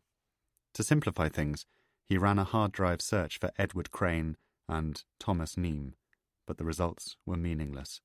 He tried Philby, Blunt, McLean, Burgess, and Cairncross, but again drew a blank. There was clearly no first draft of Charlotte's story, no interview transcripts, no notes. It was as if they had been wiped away. Towards midday, Gaddis became so frustrated that he sent Paul a text message with the question, "Did C use a second computer?" To which Paul replied, "Not to my knowledge." None of her emails related to work on the story. Searches for Cambridge, Neame, and Crane within Outlook also proved useless. He concluded that Charlotte must have been carrying around most of the research in her head. Towards 2:00, Gaddis found a small, alphabetized box of files designed as a portable case in the far corner of the office. He opened it and began to go through her private papers, bank statements, details of her pension plan, letters from accountants. All of it would have to be given to Paul, who had been left with the task of completing probate. Another box contained cuttings from newspaper and magazine articles which Charlotte had written, dating back to the early 1990s, a gone-away world of Clinton and Lewinsky, of Rwanda and Timothy McVeigh. At last he discovered something which he was sure would start him on the path to Thomas Neame, a Sony digital recorder lodged in the inside pocket of a coat which Charlotte had left hanging behind the door of her office. Gaddis switched it on, but found only an old interview about Afghanistan. It was as if the Cambridge investigation had never taken place. Had she made a deliberate decision to write nothing down? What else could explain the complete absence of a paper trail? By 3:00, Gaddis was hungry and stir-crazy. He took out an entire drawer from her desk and carried it into the kitchen, where he microwaved a supermarket chili con carne and ate it while picking through the contents. The drawer was awash in gas bills, half-finished strips of paracetamol, checkbooks, and rubber bands. Chaos. He was reminded of Holly's flat and sent her a text message to which she did not respond. Finally, while mopping up the dregs of the chili with a hunk of stale bread, he found an envelope of expenses receipts, dated within 2 months of Charlotte's death. Gaddis pushed the plate to one side and poured the receipts, perhaps 30 or 40 of them, onto the table. He might as well have been looking at grains of rice. How was a till receipt from W.H. Smith going to lead him to Edward Crane? He said to himself, in an audible whisper, "You're an idiot," and put the receipts back in the envelope. Then he found a beer in Paul's fridge, drank it from the bottle, and contemplated the possibility of going into the garden for a smoke. He had given up cigarettes 24 hours earlier. Was one more packet going to give him lung cancer? Would £5 break the bank? No. He drained the beer, took Paul's house keys from the kitchen table, and headed towards the front door. He would buy a packet of Camels, his usual brand, on Hampstead High Street, and, when they were finished, quit for good. No point in spending a tortuous day in Charlotte's house without the backup of tobacco. It was counterproductive. As he was opening the front door, jingling a lighter against the loose change in his pocket, a gust of wind shot into the house, sending junk mail scattering down the corridor. Gaddis spotted one of Charlotte's handbags on a hook behind the door. He closed the door, took the bag down, and freed the brass catch. Her purse was inside, bulging with credit cards and cash. He took the purse out and held it in his hand. Of all the objects which had belonged to Charlotte that he had touched that day, this was the one to trigger his grief. A whoop of sadness came up through his body, and he had to stop for a moment to compose himself. There was £120 in cash in the purse, as well as a press ID card and several more receipts. He wondered if the credit cards had been cancelled. Should he do that himself and save Paul the trouble? Visible behind a plastic cover, perhaps so that Charlotte could press the purse against a ticket machine without the need to take it out, was an Oyster card. Thanks to the common room ravings of a colleague at UCL who was obsessed to the point of paranoia by the surveillance society, Gaddis knew that it was possible to go to any tube station in London and to see a computer listing for the last 10 journeys undertaken by Oyster. That gave him a plan. If he could discover where Charlotte had travelled in the last few days of her life, he might be able to match that information to details on her phone bills or expenses receipts. This would at least provide him with the possibility of a link to Thomas Neame. At Hampstead Station, he queued behind a backpacking German tourist and placed the Oyster on a reader at the ticket machine. What he saw intrigued him. The same 5 journeys, there and back, over a period of 15 days, from Finchley Road Station, which was a 15-minute walk from Charlotte's house, to Rickmansworth, in the suburbs of northwest London. He found a tube map and traced the simple journey north on the Metropolitan line. It would have taken about 40 minutes. For some reason, this small triumph of amateur detection was enough to persuade him not to buy the cigarettes, and Gaddis returned to the house with a renewed sense of purpose. He took the receipts from the envelope a second time, pouring them onto the kitchen table. W. H. Smith's, Daunt Books, Transport for London. Some writing caught his eye. Scrawled on the back of 2 receipts, which were from the same pub in Chorleywood, Charlotte had written, Lunch C. Summers. The dates matched the days on which she had travelled north from Finchley. Gaddis knew that Chorleywood and Rickmansworth were no more than a couple of miles apart. He went back outside and returned to the computer, running a search for the name Summers. Nothing came up. Just the same black hole of false leads and dead ends which had wiped out his morning. Perhaps she had made telephone calls to a landline in the Rickmansworth area. Gaddis typed dialing code for Rickmansworth into Google and wrote down the number, 01923. The same prefix was listed for Chorleywood. He then checked the results against an itemized phone bill which he had discovered while drinking a cup of coffee at her desk almost 5 hours earlier. Sure enough, in the 3 weeks of her journeys from Finchley, Charlotte had made 6 calls to the same 01923 number. Gaddis took his own phone from the pocket of his coat and dialed it.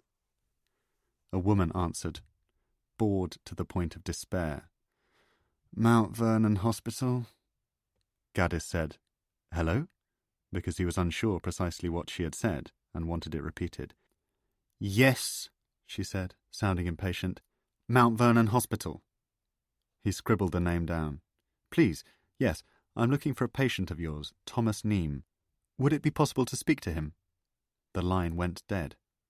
Gaddis assumed that he was being connected to a separate part of the hospital. If Neame answered, what the hell was he going to say? He hadn't thought things through. He couldn't even be sure that the old man would know what had happened to Charlotte. He would have to tell him about her heart attack and then somehow explain his interest in Edward Crane. Sir? It was the receptionist again. Her tone was fractionally less hostile. We don't have a patient of that name here. There didn't seem to be any future in asking to check the spelling of Neame, nor could he inquire about Summers. The receptionist might smell a rat. Instead, Gaddis thanked her, hung up, and called Paul at work.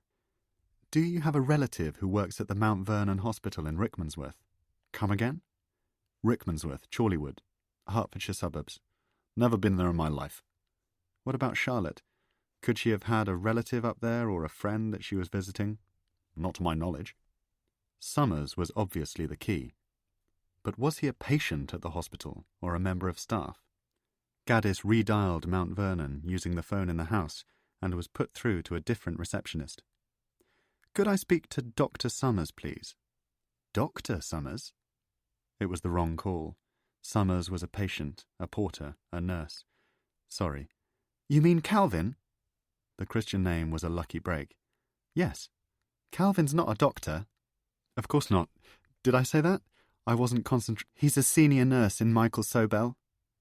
Gaddis scrawled down Michael Sobel. He's not due back on shift until the morning. Is there anything else? Would you like to leave a message for him? No message. Gaddis replaced the receiver. He pulled up Google on Charlotte's computer. Michael Sobel was the name of a new cancer treatment centre at the Mount Vernon. He would go there in the morning. If he could find Summers on shift, he might be able to find out why Charlotte Berg kept taking him out to lunch in the days leading up to her death. That information, at the very least, would take him a step closer to Edward Crane. Chapter 8. The Mount Vernon Hospital was only half an hour by car from Gaddis's house in West London, but he took the tube in order to recreate, largely for sentimental reasons, the journey on the Metropolitan line which Charlotte had taken from Finchley Road to Rickmansworth in the last week of her life. These were the suburbs of his childhood, red brick, post-war houses of indistinct character, with gardens just large enough to play a game of swing ball or French cricket. Gaddis remembered his racket-wielding father launching a tennis ball into near orbit one hot summer afternoon, a yellow dot disappearing towards the sun. The train passed through Harrow, Pinner, Northwood Hills, the indifferent streets and parks of outer London, starved of sunlight. The hospital itself, far from being the gleaming 21st-century new build of Gaddis's imagination, was a vaguely sinister, neo-Gothic mansion with a gabled roof and views across the Hertfordshire countryside. It looked like the sort of place that a soldier might have gone to recuperate in the aftermath of World War II. He could picture starchy nurses attending to men in wheelchairs, veterans and their visitors spread out across the spacious lawn like guests at a garden party. Gaddis had taken a taxi from Rickmansworth Station and was deposited at the hospital's main reception, located in a modern building a few hundred metres east of the mansion. He followed the signs to the Michael Sobel Centre and drifted around the ground floor until a female doctor, no older than most of his students, saw that Gaddis was lost, offered him an accommodating smile, and asked if she could help in any way. "I'm looking for one of the nurses here, Calvin." He had assumed that the use of Summers's Christian name might generate an effect of familiarity. "Is he around?" The doctor was wearing a stethoscope around her neck, like a gesture to central casting. She took a good long look at his shoes. Gaddis never gave much thought to his appearance and wondered what it was that people thought they would discern from analysing a stranger's footwear. Today, he was wearing a pair of scuffed desert boots. In the eyes of a pretty 25-year-old doctor, was that a good or a bad thing? "Calvin? Sure," she said, her face suddenly opening up to him. It was as if he had passed some unspecified test. "I've seen him around this morning. He has an office on the second floor just beyond pathology. Do you know it?" "It's my first time," Gaddis replied. He was not a natural liar, and there seemed no point in misleading her. The doctor duly gave him directions, all the while touching her stethoscope. 2 minutes later, Gaddis was standing at the door of Summers's office, knocking on chipped paint. "Enter." The voice was reedy and slightly strangulated. Gaddis put an age and appearance to it before he had even turned the handle. Sure enough, Calvin Summers was mid-40s, slightly built, with the stubborn defensive features of a man who has spent the bulk of his life wrestling a corrosive insecurity. He was wearing a pale green nurse's uniform, and there was gel in his thinning black hair. Sam Gaddis had good instincts about people, and he disliked Calvin Summers on sight. "Mr. Summers?" "Who wants to know?" It was a smart-ass line from a second-rate American cop show. Gaddis almost laughed. "I was a friend of Charlotte Berg's," he said. "My name is Sam Gaddis. I'm an academic.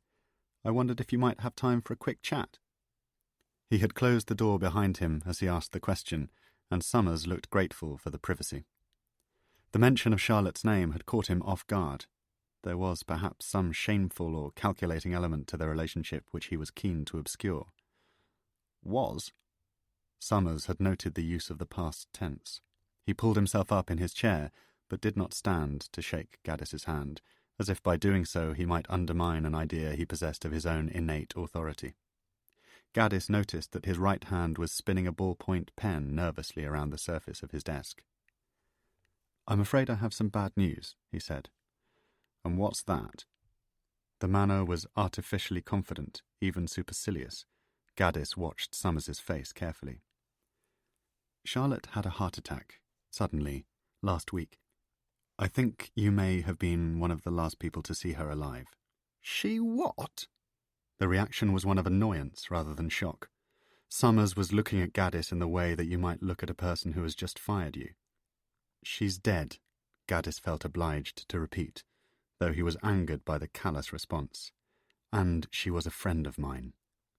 Summers stood up in the narrow office, walked past Gaddis, and double-checked that the door was properly closed. A man with a secret. He carried with him a strange mingled smell of cheap aftershave and hospital disinfectant. "And you've come to give me the $3,000, have you?" It was a completely unexpected remark.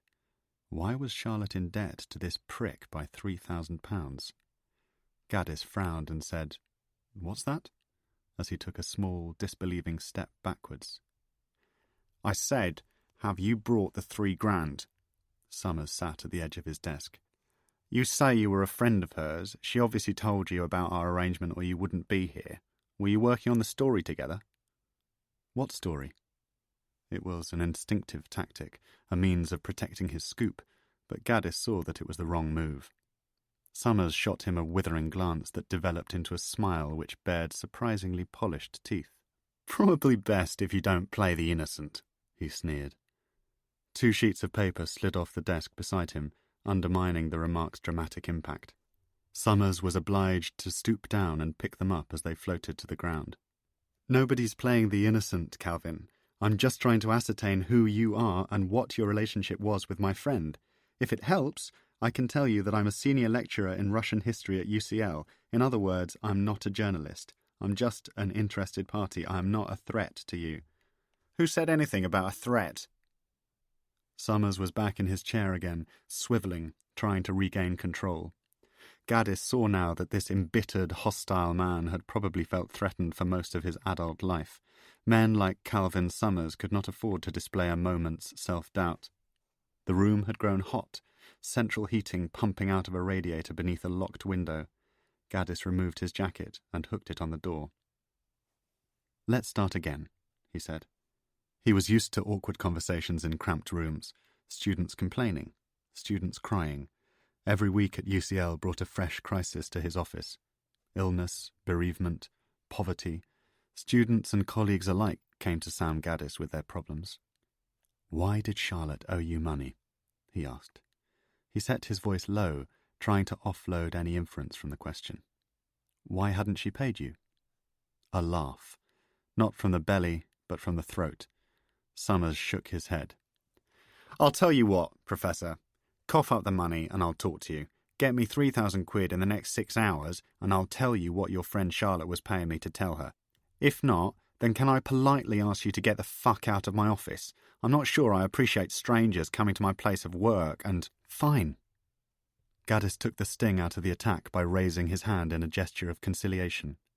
It was a moment of considerable self-control on his part, because he would rather have grabbed Summers by the narrow lapels of his cheap polyester nurse's uniform and flung him against the radiator.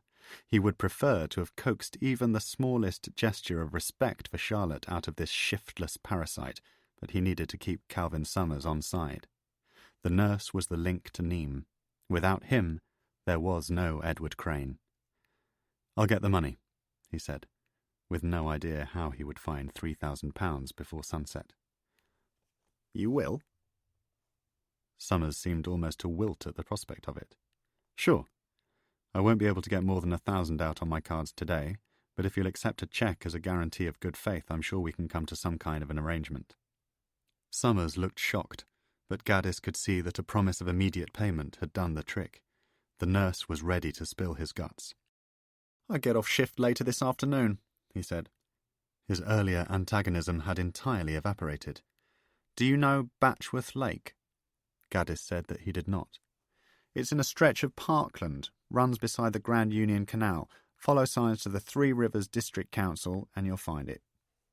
Gaddis was astonished by how rapidly Summers was making arrangements for delivery of the cash. "Meet me in the car park there at 5 o'clock. If you've got the money, I'll talk. Agreed?" "Agreed," said Gaddis, though the deal had been struck so quickly that he wondered if he was being played. Why hadn't Charlotte paid this man? Was the information he possessed even worthwhile? Summers could have accomplices engaged in a simple con. It was quite possible that Gaddis would now go back to Rickmansworth, withdraw a large sum of money from his bank accounts, hand it to Calvin Summers, and be told only that the earth was round and that there were 7 days in the week. What guarantees do I have that you have the kind of information I'm looking for? Summers paused. He picked up the pen and began tapping it on the desk. Somebody walked past the office, whistling the theme tune to EastEnders. "Oh, I've got the information you're looking for," he said. "You see, I know about St Mary's Paddington. I know what that nice MI6 did to Mr Edward Crane." Chapter 9. Curry night, Wednesday. Gaddis was staring at the poster tacked up on the wall of the pub in West Hyde. The jukebox had shifted to a song he didn't recognise, an anti-melodic squawk run through software and drum machines. Summers had gone to the gents again, his second visit inside half an hour. Was he nervous, or had the peanuts disagreed with him? Gaddis didn't much care either way. 7 hours earlier, in a trance of determination to find out what Summers knew, he had called for a taxi and driven from Mount Vernon Hospital to a supermarket 3 miles up the road. At a cash machine he had withdrawn £1,000 on 3 separate cards, maxing out his current account, putting £400 on his already debt-ridden Visa bill, and, to his shame, making up the difference with £100 from an account set up in Min's name which contained christening money given to her by her godparents. That had been an absolute low point, and he promised himself that he would put £500 back in the account as soon as he received the signature advance on the book. As arranged, Summers had been waiting for him in the car park. Gaddis had handed over the cash, along with a post-dated cheque for £2,000. He had then accompanied Summers on their damp, enlightening walk along the banks of the Grand Union Canal. This is what he now knew: that in February 1992, Sir John Brennan, currently the head of the Secret Intelligence Service, had bribed 4 people to fake the death of Edward Anthony Crane, a former Foreign Office diplomat prominent enough to earn an obituary, albeit one that had been faked, in the Times. Crane was now almost certainly living under an assumed name in some FCO variant of the Witness Protection Programme, his whereabouts known only to Brennan and certain privileged members of MI6. "So who do you think he was?" he asked Summers. "Why do you think it was necessary to kill him?" "Search me." Gaddis had put the questions as a means of discovering what, if anything, Summers had subsequently discovered about Crane's identity. "You never looked into it? You never saw Brennan again?" "Haven't we been over this?" Summers picked up his pint and drained it. In the bathroom, he had swept his hair back with the assistance of a little water. The collar of his shirt had become soft and wet as a result. "Like I said, all I know is that MI6 was prepared to fake someone's death, so I conclude from this that the person involved must have been important, right? You see, I've been a nurse for over 15 years, Professor. I've met a lot of other nurses, and when we get together, at the Christmas party, say, or a leaving do, it's surprising how rarely we talk about being asked to pretend that someone's dead. It's not a daily occurrence. It's not something we're trained for. In fact, the departure of Edward Crane from planet Earth is probably the only time in the long and distinguished history of the National Health Service that something like that has ever happened." "Drink?" Far from annoying him, the speech had reassured Gaddis that Summers knew nothing about Crane's link to the Cambridge spies. "What?" "I said, do you want another drink, Calvin? My round?" Summers looked at his watch. The strap was worn, the freckled wrist slim and pale. "Nah, I've got to go." Gaddis stared at him, deadening his lively eyes. It was a trick he sometimes employed on particularly recalcitrant students, and it had the desired effect. Summers looked immediately sheepish and said, "Unless, of course, you're not satisfied that you've got your money's worth." Gaddis moved very slightly to one side. "One more question." "And what's that?" 2 more smokers moved past the table and disappeared outside. A cold blast of wind ran through the open door. "How were you first introduced to Charlotte? How did you find her?" "Ah, that's easy." "What do you mean, easy?" "Bloke called Neem put her onto me." "And would you have any idea how I can find him?" Chapter 10. It looked as though Thomas Neem did not want to be found. He wasn't in the phone book. He couldn't be traced online. Charlotte had told Gaddis nothing about his life, even less about his whereabouts. All he knew was that Neame was Crane's oldest friend, his confessor, to use Charlotte's description, and was willing to reveal everything about Crane's work for the KGB. He was 91 going on 75, and still in robust good health. How had Charlotte put it? Very tough and fit, sort of war-generation Scot who can smoke 40 a day and still pop to the top of Ben Nevis before breakfast. Why had she mentioned Ben Nevis? Was there a clue in that? Did Neame live in Scotland? Gaddis was lying in bed one night when that thought came to him, but it moved on as quickly as a car passing outside in the street.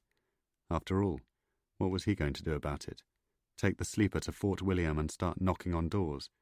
It would be another wild goose chase. Over a period of several days, he went through the files that had been given to him by Holly Levett, but found no mention of Neame's name. He felt, as each fruitless search led to the next, as though he was standing in a long queue that had not moved for hours. Gaddis had no contacts in the police, no friend in the Inland Revenue, and certainly no money to spend on a professional investigator who might be able to dig around in Neame's past. He did not even know where Neame had been to school. Always in the back of his mind was the humiliating thought that he had handed Calvin Summers £3,000 for what was effectively no more than a dinner-party anecdote. It helped that Gaddis wasn't melancholy or defeatist by nature. 4 days after meeting Summers in the pub, he decided to abandon the search for Neame and to concentrate instead directly on Edward Crane. He would, in effect, be looking for a man who no longer existed, yet that prospect did not unsettle him. Historians specialize in the dead. Sam Gaddis had spent his entire career bringing people he had never met, faces he had never seen, names he had read about only in the pages of books, vividly to life. He was a specialist in reconstruction. He knew how to piece together the fragments of a stranger's existence, to work through an archive, to pan the stream of history to reveal a nugget of priceless information. First off, he made a visit to the British Library's newspaper archive in Colindale, retrieving Crane's faked obituary and making a copy of it from a 1992 microfilm of The Times. There was no photograph accompanying the piece, but the text matched the broad facts that Summers had given him beside the canal, that Crane had been educated at Marlborough and Trinity College, that the Foreign Office, over a 20-year period, had posted him to Russia, Argentina, and Germany, that he had never married nor produced any children. Further biographical information was thin on the ground, but Gaddis was certain that some of it would later prove useful. The obituary stated that Crane had been sent to Greece in 1938 and had spent several years in Italy after the war. It transpired that his mother had been a society beauty, twice married, whose first husband, Crane's father, was a middle-ranking civil servant in India who was later briefly imprisoned for embezzlement. In Argentina, in the 1960s, Crane had been seconded to a British diplomat whom the obituarist, perhaps with a flourish of poetic license, suspected of having an affair with Eva Peron. Having retired from the Foreign Office, Crane had sat on the board of several leading corporations, including a well-known British oil company and a German investment bank with an office in Berlin. 2 days later, Gaddis drove the short journey from his house in Shepherd's Bush, via Chiswick, to the National Archives, a complex of buildings in Kew which stores official government records. At the inquiries desk, he made a formal request for Crane's war record and ran Crane's name through the computerized database. The search produced more than 500 results, most of them relating to Edward Cranes born in the 18th or 19th centuries. Gaddis tried Thomas and Tommy and Tom Neame, but found only the medal card of a Thomas Neame who had been a private in the Welsh Regiment and Army Service Corps between 1914 and 1920. The wrong generation. Another dead end. Finally, he got lucky. A National Archives assistant directed Gaddis to the Foreign Office lists, which comprised several shelves of well-thumbed hardback volumes in burgundy leather containing basic biographical information about employees of the Foreign Office. He picked up the volume marked 1947 and began searching the Statement of Services for the surname Crane. What he saw almost brought him to his feet with relief. Here, at last, was concrete proof of Attila's existence. Crane, Edward Anthony, born 10th of December 1916, educated at Marlborough College and Trinity Hall, Cambridge. Granted a certificate as Third Secretary in the Foreign Office, 11th of October 1937, and appointed to the Foreign Office 17th of October 1937. Transferred to Athens 21st of August 1938. Transferred to the Foreign Office 5th of June 1940. Promoted to be Second Secretary 15th of November 1942. Transferred to Paris 2nd of November 1944. Promoted to be an Acting First Secretary 7th of January 1945. He went back to the shelves and drew out the list for 1965, which was the last available volume before the Foreign Office records were computerized. By then, Crane had served all over the world, but, as the obituary confirmed, had never been promoted to ambassador. Why? Did it have something to do with the fact that Crane had never married? Was he homosexual and therefore, back in those days, regarded as unreliable? Or had the government, in the wake of Burgess and Maclean, developed suspicions about Crane's links to Soviet Russia? Charlotte had told Gaddis that Crane had been known to the Ring of Five, so he picked up the volume for 1953. When he found what he was looking for, he experienced that particular buzz to which he had been addicted for more than 20 years, the thrill of history coming alive at his fingertips. Burgess, Guy Francis de Moncey. Born 16th of April 1911. Educated at Eton College and Trinity Hall, Cambridge. Granted a certificate for Branch B of the Foreign Service 1st of October 1947 and appointed with effect from 1st of January 1947 to be an officer grade 4. Transferred to Washington as Second Secretary 7th of August 1950. Suspended from duty 1st of June 1951. Appointment terminated 1st of June 1952 with effect from 1st of June 1951. Donald Maclean was included in the same volume. Maclean, Donald Dewart. Born 25th of May 1913. Educated at Gresham's School, Holt, and Trinity Hall, Cambridge. Married 1940, Melinda Marling. Granted a certificate as Third Secretary in the Foreign Office or Diplomatic Service 11th of October 1935 and appointed to the Foreign Office 15th of October 1935. Transferred to Paris 24th of September 1938. Transferred to the Foreign Office 18th of June 1940. This last detail caught Gaddis's eye. Crane had also been posted back to London in June 1940. Had he worked alongside Maclean? Were the two men friends? The entry continued. Promoted to be a Second Secretary 15th of October 1940. Transferred to Washington 2nd of May 1944. Promoted to be an Acting First Secretary 27th of December 1944. Promoted to be a Foreign Office Service Officer, Grade 6, 25th of October 1948, and appointed Councillor at Cairo 7th of November 1948. Transferred to the Foreign Office and appointed Head of American Department 6th of November 1950. Suspended from duty 1st of June 1951. Appointment terminated 1st of June 1952 with effect from 1st of June 1951. The same phrases. Appointment terminated. Suspended from duty. 1951 had marked Burgess and Maclean's flight from England. Two of Her Majesty's brightest stars escaping to Moscow aboard a cross-channel ferry on a cold spring morning, tipped off by their fellow traitors Kim Philby and Anthony Blunt that MI5 had exposed them as agents of the KGB. Gaddis now looked for Philby's name under P in the Statement of Services. Nothing. He picked up the Foreign Office list from 1942 and drew the same blank. Gaddis checked the volume for 1960. Again, no mention of Philby.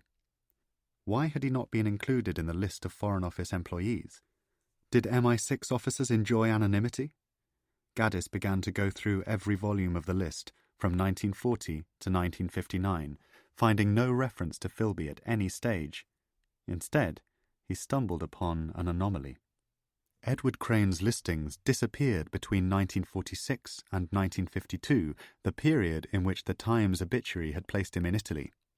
Had he joined MI6 during this period, Or had Crane taken an extended post-war sabbatical? There were so many questions. Too many, if Gaddis was honest with himself.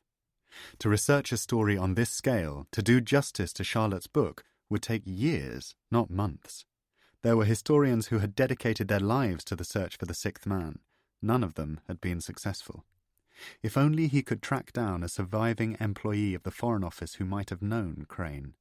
Surely there was a colleague who had sat on the same delegation or attended a conference at which Crane had been present.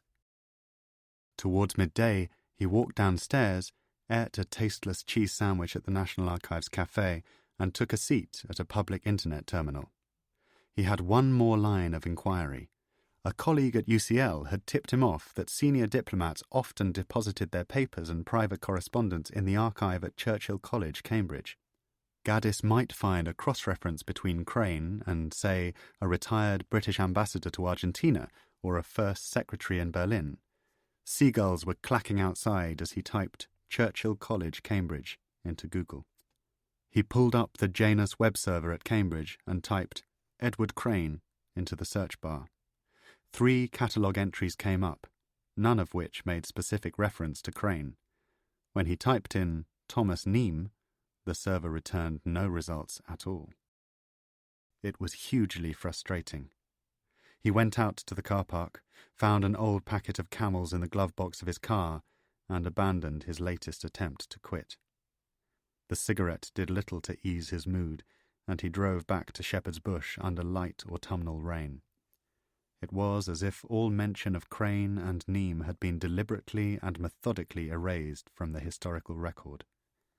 Why else was it proving so difficult to track them down?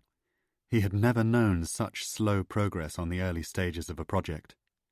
Locked in heavy traffic on the M4, Gaddis made a decision to take a flight to Moscow and to approach Crane from the Russian side. If Attila was a prized KGB asset, as Charlotte had claimed, somewhere in the vaults of Soviet intelligence there would be a file on Edward Crane. Whether or not, in the wake of Tsars, he would be granted access to the files by the Russian authorities was a different matter altogether. Chapter 11. Ordinarily, the activities of an anonymous London academic conducting research at the National Archives in Kew would not have been drawn to the attention of the head of the Secret Intelligence Service, but Edward Crane was no ordinary spy. When Gaddis had made a formal request for his war record, an automated alert had been sent from Kew to Sir John Brennan's private office at MI6 headquarters. When Gaddis had then typed Edward Crane and, minutes later, Thomas Neame into Google on a public computer, a second automated message had flashed up at Vauxhall Cross. Within an hour, Brennan's secretary was placing a report on his desk. Personal for C, Gov 86 alert, 11154509. Samuel Gaddis, Doctor of Russian History at UCL School of Slavonic and East European Studies, SSEES, made a formal request this morning at NAQ for the war record of Edward Anthony Crane. Alert shows that a member of the public, also thought to be Gaddis, later conducted separate, related Google searches on a public computer at NAQ for Edward Crane and Thomas Neame. By the end of the day, Sir John Brennan had discovered, via a third automated message, that Gaddis had also run Crane and Neame through the Janus server at Churchill College, Cambridge. Who had tipped him off? Less than 6 people on the planet knew about the Attila cover-up. What had happened to make one of them start talking? He found Neame's number in his desk and dialed his private room at the nursing home in Winchester. It had been 6 months since Brennan had last given any thought to Edward Crane, and years since he had used the Henderson alias. For all he knew, Thomas Neame was dead. The number rang 9 times. Brennan was about to hang up when the old man picked up, his voice dry and cracked, as he said, 2117. Mr. Neame, this is Douglas Henderson. I'm calling you from London. Good Lord, Douglas, how long has it been? The accent was as clear and precise as the wireless announcers of Neame's youth. I'm very well, Tom. And you? How are you keeping? Oh, can't complain at my age. So-so. To what do I owe the pleasure? Business, I'm afraid. It always is, isn't it? Brennan heard the note change in Neam's voice, the charm going out of it. Have you been talking to anyone, Tom? He asked. Had any visitors to your room? Been roaming around the internet? Neam feigned ignorance. The what? He was 91 years old and could comfortably pass for a Luddite, but Brennan recalled very well how much he liked to play the fool. The internet, Tom. I'm sure you've heard of it. Tim Berners-Lee, the World Wide Web bringing us all closer together, pulling us all further apart. Oh, the internet. Yes. What about it? Let me be frank. Brennan was looking out at the grey Thames, pleasure boats sliding towards another winter. Have you been in contact recently with anybody in relation to our friend Mr. Crane? A prolonged silence. Brennan couldn't tell if Neam was offended by the question or merely struggling to put together a reply. At one point it sounded as though he might have fallen asleep. The old man eventually spoke. Eddie? Good God, no. Haven't thought about him for 20 years. It hasn't been that long, Brennan replied quickly. An academic by the name of Samuel Gaddis has been asking questions about you, about him, running around Kew requesting war records, that sort of thing. About bloody time. Brennan was stopped short. What does that mean?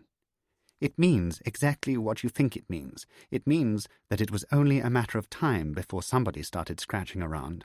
You chaps couldn't keep a secret like that forever. We've done a pretty good job of keeping it secret for the past 50 years. When Neam did not respond, Brennan decided to take a risk.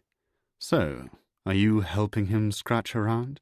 Are you throwing light on Eddie's past for some reason? I'm sorry, but it's my duty to ask. He was surprised that he had landed the accusation so directly. Don't be bloody ridiculous. Every part of my body aches. I need help getting into the bath. If I walk down the corridor, a nurse has to hold my hand. I can barely remember my own name. The words sounded heartfelt, but when it came to Thomas Neam, Brennan didn't know what to believe. You know, I've always taken a vow of silence about Eddie.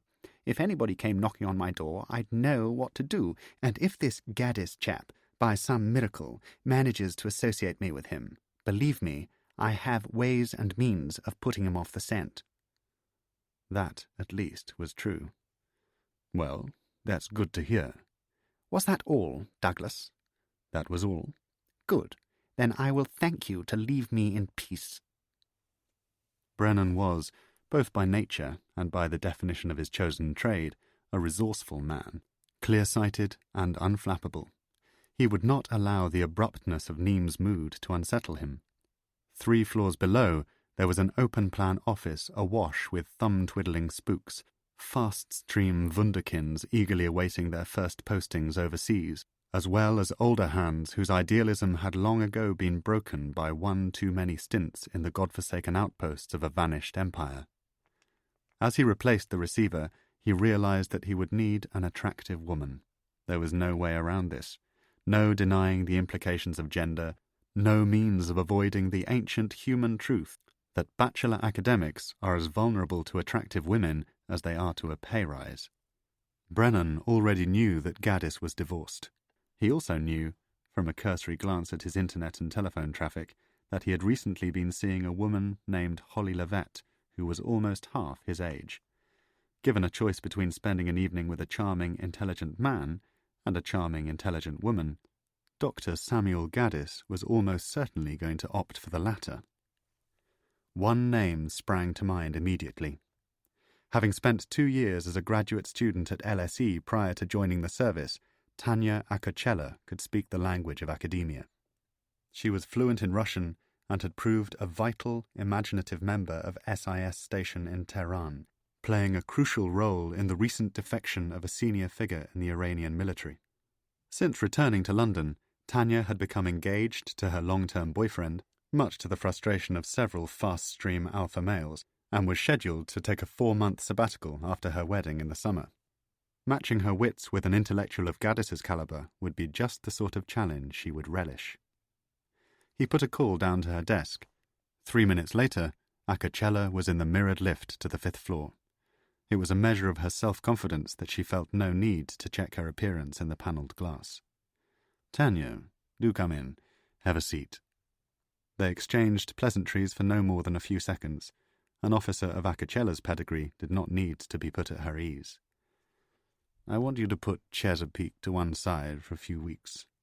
Chesapeake was an operation against a Russian diplomat in Washington whom SIS was sizing up for recruitment. Tanya was running the London end in conjunction with a junior colleague. "I've found something else to exercise your talents." She nodded. "Of course." Brennan stood up and paced in the direction of a bookshelf. He was aware that staff members who came into his office were often on their best behaviour. It was one of the drawbacks of his position, an excess of polite rigidity. Still, he stopped short of offering her a drink. A little hierarchical posturing never hurt anybody. "Long ago," he began, "I learned that spying isn't about strengths in human nature, ideological conviction, duty, loyalty to one's country. Spying is about weaknesses, the lust for money, for status, for sex. This is the guilty secret of our secret trade." Tanya felt that she was expected to agree with this thesis, so she said, "Right," and stared at Brennan's tie. He had a reputation in the office for pompous longueurs. "I'd like you to find out everything you can about a man named Samuel Gaddis. He's a doctor of Russian history at UCL, Department of Slavonic and East European Studies. Get close to him, befriend him, earn his trust. Gaddis has been digging around in a Cold War secret that the office is rather keen to suppress." "What sort of secret?" There were other questions that she wanted to ask. How close? Befriend in what way? Is Dr. Gaddis married? But she knew the nature of such operations. She would not be asked, nor would she be expected to do anything that would compromise her relationship with her fiancé. "Long ago, the service took into its employment a gentleman by the name of Edward Crane, who subsequently operated in various different guises." Brennan, now standing beside the bookshelf, drew a finger along the spine of a volume by Sir Winston Churchill. He did not attempt to keep an edge of the sensational from what he was about to say. "Crane was a graduate of Trinity College, Cambridge, in the 1930s. He looked into Tanya's eyes and waited for the penny to drop. "He was known to Messrs. Blunt and Philby, Messrs. Burgess and Maclean. He was an associate of John Cairncross. Do you follow?" Tanya felt a lurch of shock which quickly warped into a feeling of profound satisfaction. How many people knew what she had just been told? The identity of the sixth man was the most carefully guarded secret of the Cold War. "Crane's operational codename was Attila. He's managed to remain anonymous, largely because we've managed to keep people off his scent, and largely because there was no record of Attila's activities in Mitrokhin." Tanya had a sense, even as Brennan was talking to her, that he was holding back a vital piece of information.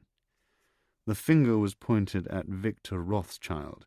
The finger was pointed at Tom Dryberg. Christ, at one point they even suspected Roger Bloody Hollis, but nobody has ever identified Crane.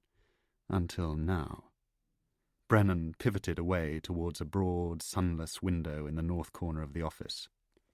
"Dr. Gaddis is on the trail of a gentleman by the name of Thomas Neame, a 91-year-old currently resident at a nursing home near Winchester. Neame, for reasons that I am not yet in a position to divulge, knows more or less all there is to know about Crane's work for the Russians. I've put some basic information in this file." He passed a slim manila envelope to Acacella, which she secured in her lap. "It goes without saying that this is a sealed operation. You will report solely and directly to me. I have given you the name of an officer at GCHQ Cheltenham who will assist you with any communications information you may require." Both of them took a beat to absorb the euphemism. "I don't have the manpower to spare on surveillance, so you'll be operating alone unless there are exceptional circumstances. Any questions?" Tanya was experienced enough to send that one back over the net. It was better to say, I think perhaps I should read the file first, sir, so that Brennan could be assured of her professionalism. Good. He seemed pleased. Have a look at it. Come up with a plan of attack. She stood up, the file under her arm. There was just one thing, sir. Brennan was planning to open the door for her, but stopped mid-carpet. Yes? What did you mean when you referred to status, to sex, to the lust for money? Are you implying that these are particular weaknesses in the Gaddis character? Brennan reached for the door handle. Well, who knows, he said. That will be for you to find out. Chapter 12. Some things are so obvious that they can embarrass you with their simplicity. Gaddis had been working at home over the weekend, preparing a lecture for the new term at UCL, fixing a leaking pipe in his leaking bathroom, when he needed to boot up an old laptop in his office in order to find an email sent to him by a colleague several years earlier. As he was scrolling through the cluttered inbox, he saw a cluster of emails sent to him by Charlotte from a Hotmail address that Paul had known nothing about. burgot965@hotmail.com. Charlotte had set up the account during a difficult period in her marriage in order to communicate privately with 3 of her closest friends, Gaddis among them. It was a eureka moment, a solution that had been staring him in the face. More than a week had passed since Gaddis had spent the fruitless day in Hampstead searching through Charlotte's office. It had never occurred to him that she might have used the Hotmail to communicate with Thomas Neame. He needed a password, of course, but that was easy. Gaddis simply had to type Charlotte's mother's maiden name into a security check, give her date of birth, and the details were forwarded instantly to her Outlook inbox. Gaddis could access this via webmail and within 5 minutes was staring at the messages. It was like a sequence of lights illuminating a darkened highway. Before his eyes was a list of every main player in the St. Mary's cover-up. There were emails from Benedict Meisner, messages with the subject heading Lucy Foreman, as well as frequent exchanges with Calvin Summers. Gaddis had surely stumbled upon the key which would unlock the door of Charlotte's research. It was all here, everything he would need to find Neame. He began with the Meisner correspondence, but quickly realized that it was a legal and factual dead end. Now working as a homeopathic doctor in Berlin, Meisner denied ever having met Calvin Summers or playing any role in faking the death of Edward Crane. As I have repeatedly pointed out to you, any suggestion that I was involved in gross professional misconduct of the sort you describe is as absurd as it is defamatory. Should you continue to pursue this matter, I would have no hesitation in instructing my lawyers to instigate proceedings against you and against any newspaper or publication which chooses to publish these bizarre allegations.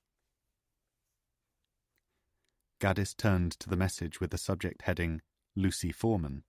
The email was from Foreman's sister. It transpired that Foreman had died in a car accident in December 2001. In a second email, the sister confirmed that Foreman had indeed been working in London in February 1992, the winter of Crane's supposed death. As Gaddis was finishing Charlotte's correspondence with Summers, most of which related to arrangements for various meetings in West Hyde and Chorleywood, he noticed a new message in the Hotmail inbox, addressed to burgot965@hotmail.com, from Tom Gandalf, with the subject heading Wednesday. It could have been spam, but he clicked it. Tom Gandalf at hushmail.com has sent you a secure email using Hushmail. To read it, please visit the following web page. A web link was listed below. For a moment, Gaddis was concerned that it would download a virus into his computer, but the coincidence of the Christian name Tom, added to the clandestine nature of the message, convinced him that the email had originated with Neame. He clicked the link and was taken to the website for an email encryption service. Your message has been protected using a question and answer which was created by the sender. You must correctly answer this question, word for word, to retrieve your message. You will be limited to 5 incorrect responses. Question: who was in the photograph that I showed you at our last meeting? Gaddis typed Crane, then Edward Crane, into the response box, but his guesses were rejected. What had Neame shown Charlotte? A photograph of Sir John Brennan? A picture of Maclean or Philby? Christ, for all he knew, it could have been a shot of the Loch Ness Monster swimming to Fort William and clambering up Ben Nevis before breakfast. Without an answer to the question, he was no closer to Neame, no closer to Crane. All of his initial enthusiasm over the Hotmail account had evaporated inside an hour. Foreman was dead, Summers had spilled his guts, and Meisner would doubtless slam the door in his face if he hopped on a plane to Berlin. It was square one again. Gaddis Redux. Charlotte had been carrying around the entire story in her head. He looked at his desk, where he had scribbled down the cost of a cheap flight to Sheremetyevo on the back of a bank statement. His only hope now was a miracle in Moscow. Chapter 13. Miracles come in many different guises. This one came late on Sunday night, while Holly Levett was cooking supper at her flat in Tite Street. Gaddis was lying back on the sofa, reading the papers and drinking a glass of red wine. Holly's laptop was open on a low table in front of him, and he called out to her in the kitchen. "Mind if I check my emails? Be my guest." Glass of wine in hand, Gaddis logged into his UCL account and clicked through his messages. There was one from Natasha in Spain, another from a colleague in Washington, and a round robin from a distant relative in Virginia trying to persuade friends and family to buy the paperback of his latest book. Gaddis checked the spam folder. Be a master of the universe with a huge broadsword in your pants. And within the mass of junk offering him tertiary education courses and Viagra, he spotted a message that he could scarcely believe. Tom Gandalf at hushmail.com has sent you a secure email using Hushmail. To read it, please visit the following webpage.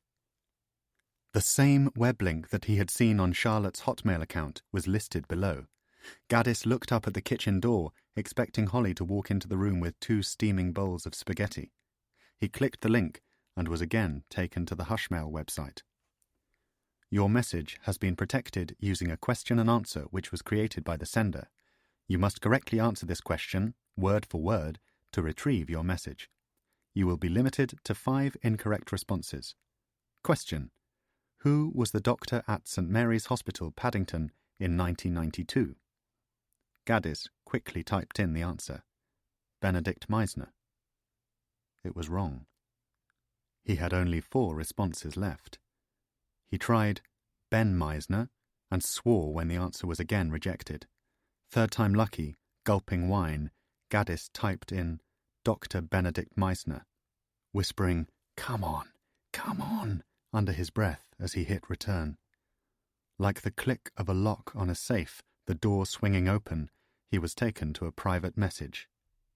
Dear Dr. Gaddis, I knew Eddie Crane very well. Indeed, he was my closest friend for more than 50 years. For reasons that will become obvious to you, this is not the sort of information that I tend to make public. If you would like to contact me, I suggest that you present yourself at the branch of Waterstone's bookshop in Winchester High Street at 11 a.m. on Monday. If this is inconvenient for you, do not reply to this email directly. Instead, please send me a blank email with the subject heading Book to the following address: parrot1684@mac.com. If you are able to make the journey to Winchester, please carry a copy of the International Herald Tribune with you, and, having entered the bookshop, make your way upstairs. This is so that I might more easily recognize you. Eddie taught me a trick or 2 about tradecraft. Sincerely, Thomas Neame. Gaddis was flabbergasted. How did Neame know that he was investigating Crane's death? Holly called out, "Food's ready," and her voice made him lurch half out of his seat in surprise. He quickly scanned the text a second time. He was aware that he should probably remove evidence of the correspondence from her computer, yet Gaddis had no idea how to clear the history quickly from an internet browser. He heard the strike of a match in the kitchen. Holly was lighting candles. Unsure of what to do, he simply signed out of his email account and shut off the computer. Holly put her head round the door just as he was closing the lid. "I was planning to eat the spaghetti tonight," she said.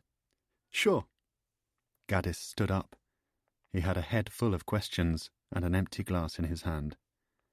"What do you know about Winchester?" Chapter 14. Winchester was just as Holly had described, a well-scrubbed, moneyed cathedral city an hour south of London, with a clogged-up one-way system and memorials seemingly at every corner of Alfred the Great. Gaddis arrived an hour early. He had not slept well and left Holly's flat at 8 o'clock for fear of being stuck in traffic, or, worse, of his superannuated Volkswagen Golf breaking down on the M3.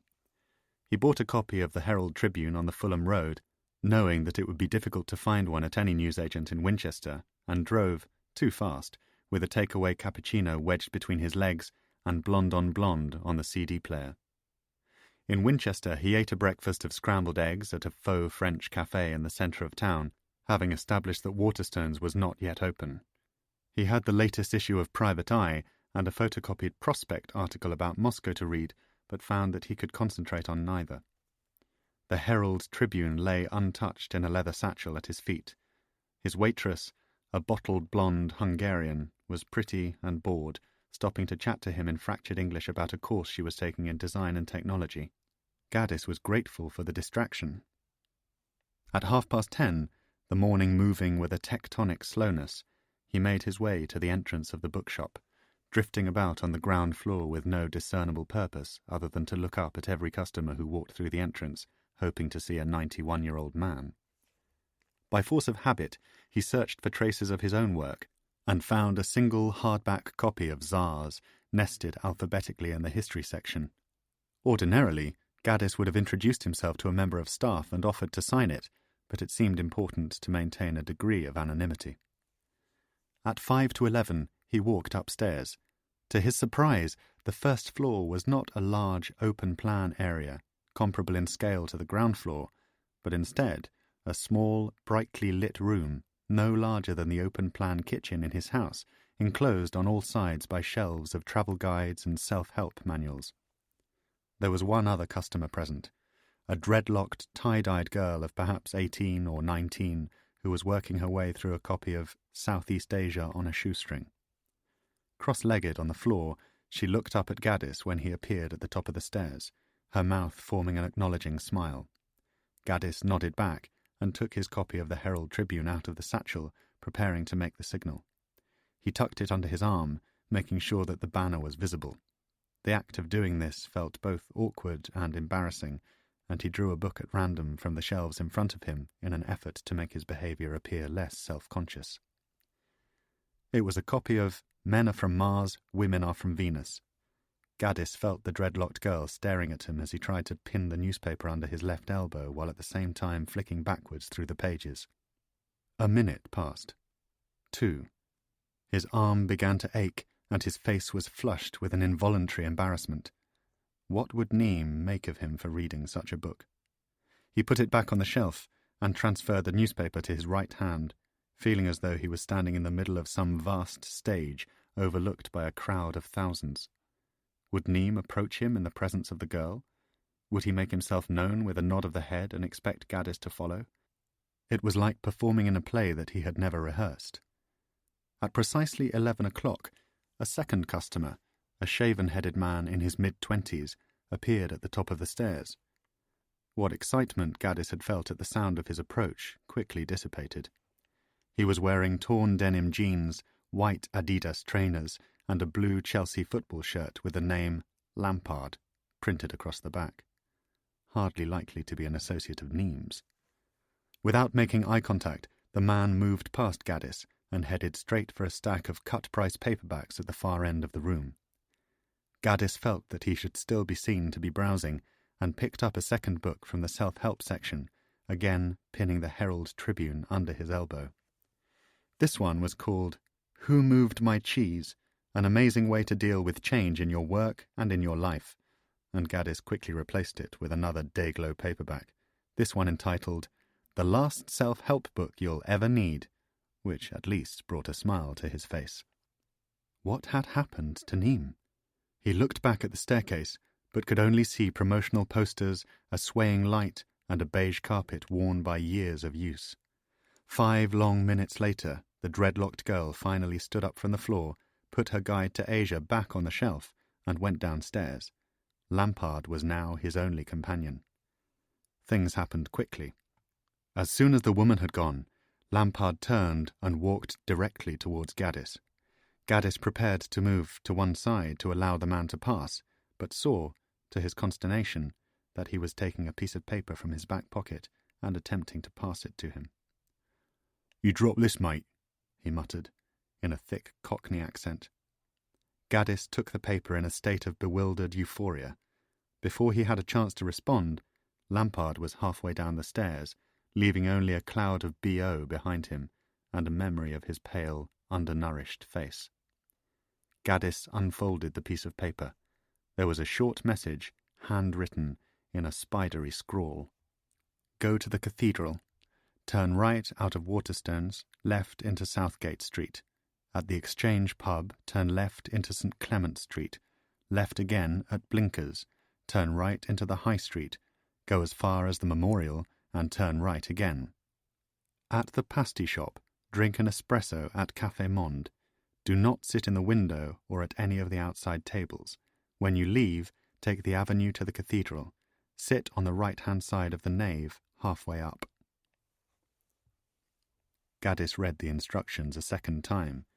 He had seen enough spy movies to realize that Neame wanted to ensure that he was not followed from Waterstones to the cathedral.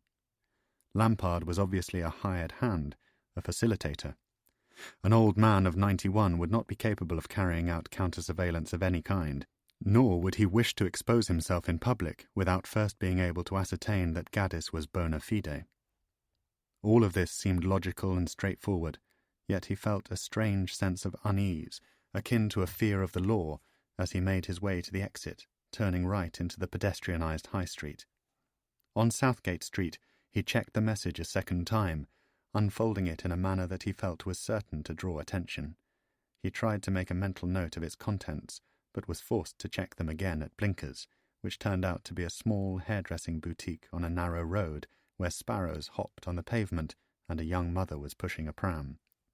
As he emerged from St. Clement Street, Gaddis saw the entrance to Waterstones a few metres away and realised, with a dumb embarrassment, that Lampard's directions had taken him in a simple clockwise loop. He continued to walk downhill as instructed, wondering how many eyes were watching him. He saw a narrow stone monument, about 4 metres high, on the right-hand side of the street. There was a shop selling pasties beside it, and he concluded that this was the memorial mentioned in the note. Outside the pasty shop, a drifting smell of mince and curry powder, Gaddis found himself in a low, narrow alley, which opened into a smaller, still pedestrianised street. The glass-fronted Café Monde was clearly visible a few metres to his left. He had no need for coffee. He'd drunk 4 cups in as many hours, but ordered an espresso all the same and took a seat at the back of the café, wondering how long he should take to drink it. He felt restless and pushed around, but was prepared to honour the tradecraft of Lampard's note, because it would surely guarantee a meeting with Neame. After a minute of waiting, he drank the espresso, paid for it, and went outside. He had glimpsed the cathedral on his way into the café, and now walked through the gates of a small park bisected by a tree-lined avenue, making his way towards the southern façade. Clumps of teenagers, French exchange students, anoraked Americans, were milling around outside, buffeted by an unruly wind. Gaddis was drawn into a short queue and paid £5 to enter the cathedral. Whispers echoed off the vast vaulted ceiling as he walked between several rows of wooden chairs and took a seat on the right-hand side of the nave. He put his satchel on the ground, set his phone to mute, and looked around for Neame. There was an old, freestanding radiator next to his seat, and he tapped his fingers against the scuffed iron as he waited. It was almost 11:30. He had been seated for no more than a minute when he heard a noise behind him, the sound of a walking stick clicking briskly on stone. Gaddis turned to see an elderly man in a tweed suit moving towards him along the nave, his eyes catching a source of light as he looked up to greet him. The man was so close to Charlotte's description of Thomas Neame as to remove all doubt about his identity. Gaddis began to stand as a gesture of respect, but the old man made a brisk, sweeping movement with the base of the walking stick, which had the effect of pushing him back into his seat. Neame shuffled along the pew and settled beside Gaddis. He did so without apparent physical discomfort, but was slightly breathless as he sat down. He did not offer to shake Gaddis's hand, nor did he look him in the eye. Instead, he stared directly ahead, as if preparing to pray. "You're not one of these Marxist academics, are you?" Gaddis caught the ghost of a smile in Neam's stately profile. "Born and bred," he replied. "What a pity." The old man moved a hand in front of his face, distracted by something in his field of vision. His back was stooped, the skin on his face and neck dark and loose, but he looked remarkably robust for a man of 91. "Sorry about all the scurrying around," he said. The voice was imperially upper class. "As you can probably understand, I need to be very careful who I am seen to be talking to." "Of course, Mr. Neam." "Call me Tom." Neam laid the walking stick across the 3 seats adjacent to his own. Gaddis looked at his hands. He was moving them constantly, as if squeezing a small exercise ball in the palm to strengthen the wrists. The near-transparent skin across his knuckles was as taut as parchment. "I don't think I was followed here," Gaddis said. "Your colleague's instructions were very clear." Neam frowned. "My what?" He had not yet turned to face him. "Your friend from the bookshop. Your colleague, Lampard, the one wearing a Chelsea shirt?" Neam generated a small but infinitely condescending silence before responding. "I see," he said. Now he turned, slowly, like a statue with a cricked neck, and Gaddis saw concern within the folds and lines of the old man's face. It was as if he was worried that he had overestimated Gaddis's intelligence. "My friend's name is Peter," he said. "Is he a relative of yours? A grandson?" Gaddis had no idea why he had asked the question. He wasn't particularly interested in the answer. "He is not." Somebody, somewhere, was dragging a steel trolley across a stone floor in the cathedral, the sound of the wheels squealing in the echo chamber of the nave. "You followed his instructions as requested." Gaddis couldn't work out if Neam wanted an answer. He decided to change the subject. "As you can imagine, I have a lot of questions I'd like to ask." "And I you," Neam replied. He turned to face the distant altar. There was already a tension between them, a fractiousness which Gaddis had not anticipated. He felt the gap in their respective ages as a chasm which he would struggle to cross, almost as if he was a small boy again in the presence of his grandfather. Neam was still exercising his hands, the counter to an apparent arthritis. "How did you come to hear about Eddie?" he asked. "From Charlotte. She was one of my closest friends." Neam cleared a block in his throat. "Yes, I would like to express how sorry I was to hear about her death." The words sounded sincere. "A lovely girl. Very bright." "Thank you. Yes, she was." Gaddis took advantage of the improving atmosphere between them to discover more about their relationship. "She said that she met you on several occasions." This was confirmed with no more than an abrupt nod. Neam then looked down at the satchel and asked if Gaddis was recording their conversation. "Not unless you'd like me to." "I would not like you to." Again the response was quick and clipped. Neam clearly wanted to leave no doubt as to who was in charge. He winced as a sharp pain appeared to jag across his hunched shoulders, then quickly suppressed his discomfort with an almost imperceptible shake of the head. Gaddis recognized the familiar, uncomplaining stoicism of the war generation. His own grandfather had possessed it, his grandmother also. No fuss, no complaints. Survivors. "Charlotte visited me on 3 occasions," Neam continued. "I am a resident at a nursing home not far from here, the Meredith. Twice we met at country pubs for a chat about Eddie, and once in my room. In fact, that occasion was rather amusing. She had to pretend to be my granddaughter." Gaddis thought of Charlotte engaged in the subterfuge and found himself smiling. It was the sort of ruse she would have enjoyed. "I must say that I was shocked when I heard that she had died." "We all were." "Do you suspect an element of foul play?" Both the implication of the question and the calm, matter-of-fact way in which Neam had posed it took Gaddis by surprise. "Not at all," he said. "Do you?" Neem sighed deeply in a way that Gaddis thought of as overly theatrical. Well, I wouldn't know, would I? But now you're the man on the scene. You're the chap tracking the story. I suppose you want me to tell you all about Eddie. You approached me, Gaddis replied, because he was becoming slightly irritated by Neem's manner. You were the one who wrote the emails. You were the one who sent Peter. I have absolutely no idea how you knew that I was taking over from Charlotte. I can only assume that she told you we were planning to write a book together. That is correct. Gaddis did not suspect that Neem was lying. The metal trolley was again being dragged across a distant stone floor, the metal scream of wheels further adding to the combative atmosphere between them. I'm assuming that you know about St. Mary's. I know about St. Mary's. Here at last was an area of the story with which Gaddis was familiar. The old man turned to face him again, a smell of lavender in the air. His teeth were faded to yellow-grey, his blue eyes as clear and as deep as stained glass. Then you'll know that Eddie's death was a put-up job. You'll know that the office cooked the whole thing up to protect him. Protect him from what? Or from whom? Neem reached out to touch the handle of his walking stick. The answer to the question appeared to be as much of a mystery to him as it was to Gaddis. All I know is that Eddie wanted to say goodbye.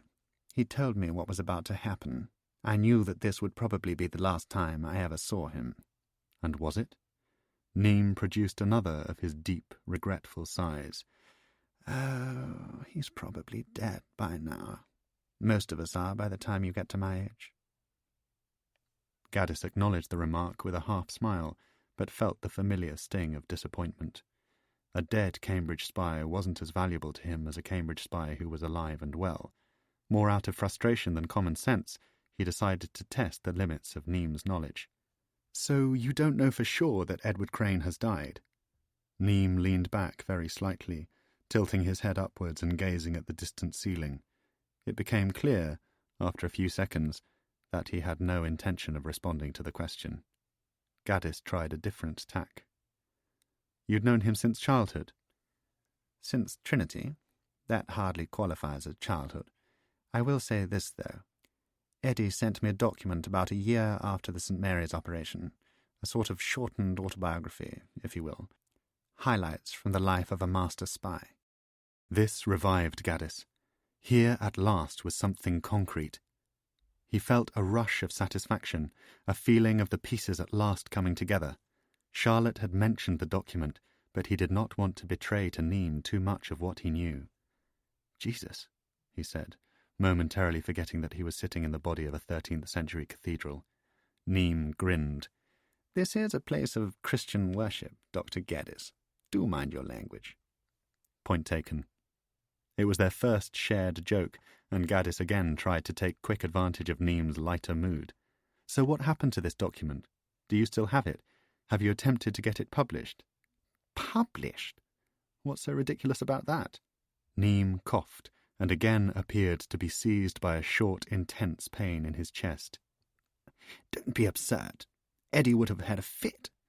Why is that? Because he was a creature of habit. That habit was privacy. He gave me his memoirs on the tacit understanding that I would not disseminate them. Do you really believe that? Neem looked as though nobody had questioned his judgment for 40 years. Gaddis tried a different approach.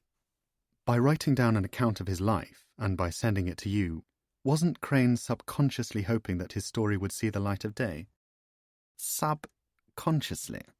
Neem made the word sound utterly absurd. I take it from your reaction that you're not a Freudian. A thread of spittle appeared on the old man's lower lip, which he was forced to wipe away with a folded white handkerchief. The effort appeared both to annoy and to embarrass him. Here were the small humiliations of old age. Replacing the handkerchief in the pocket of his tweed trousers, he turned to face the altar. Look, I have arranged to meet you here today because I have made a decision to set the record straight about Eddie Crane, whom I believe was a hero to our country. A hero.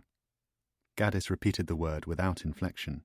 That is correct, and not the modern sort of hero either.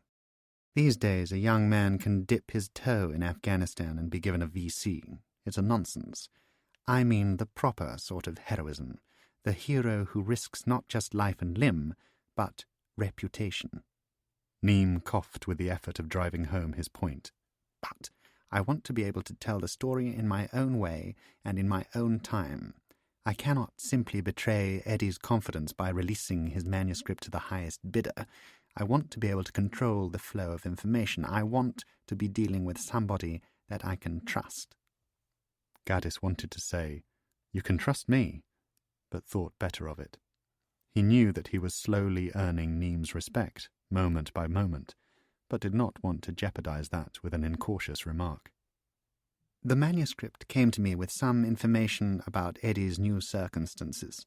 There was also a set of instructions. Just as he had felt beside the canal, Gaddis longed to be writing notes, but he was obliged to commit everything to memory. Eddie told me that he was living quietly in Scotland under a new identity, protected by his former masters in the Foreign Office.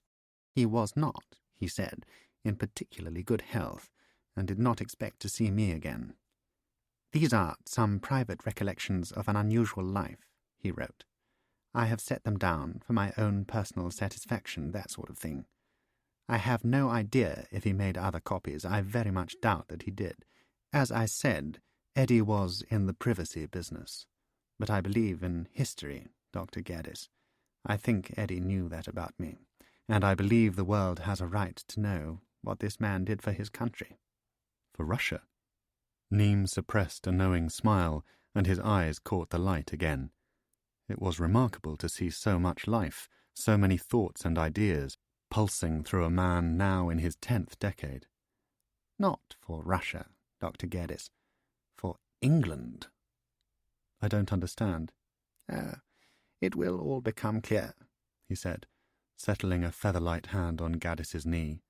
There was something startling about the sudden intimacy. Why don't we begin by walking the cat back? Chapter 15. Walking the cat back? An old spying term, isn't it? Neem could see that Gaddis was confused. Tracing a man's steps? Taking a jigsaw apart so that you can put it back together? He wiped his nose a second time on the carefully folded handkerchief. Perhaps it's best if we go back to the winter of 1933. Whatever is easiest for you.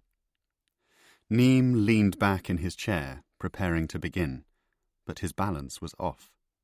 Gaddis had to reach out to steady him and felt the rough tweed of Neem's suit as it stretched tight against the hunch of his back. When, finally, Neem was comfortable, he folded his arms across his chest and glanced briefly towards the aisle. How much do you know about Eddie's time at Cambridge? How much have you been able to discover? Very little. Neem pursed his lips. He was perhaps wondering where to begin. Eddie and I went up at the same time, he said. Met on the first day, both of us 18, both of us from fairly similar backgrounds. What kind of backgrounds? Neem's response was quick. Like yours, I should imagine, Doctor.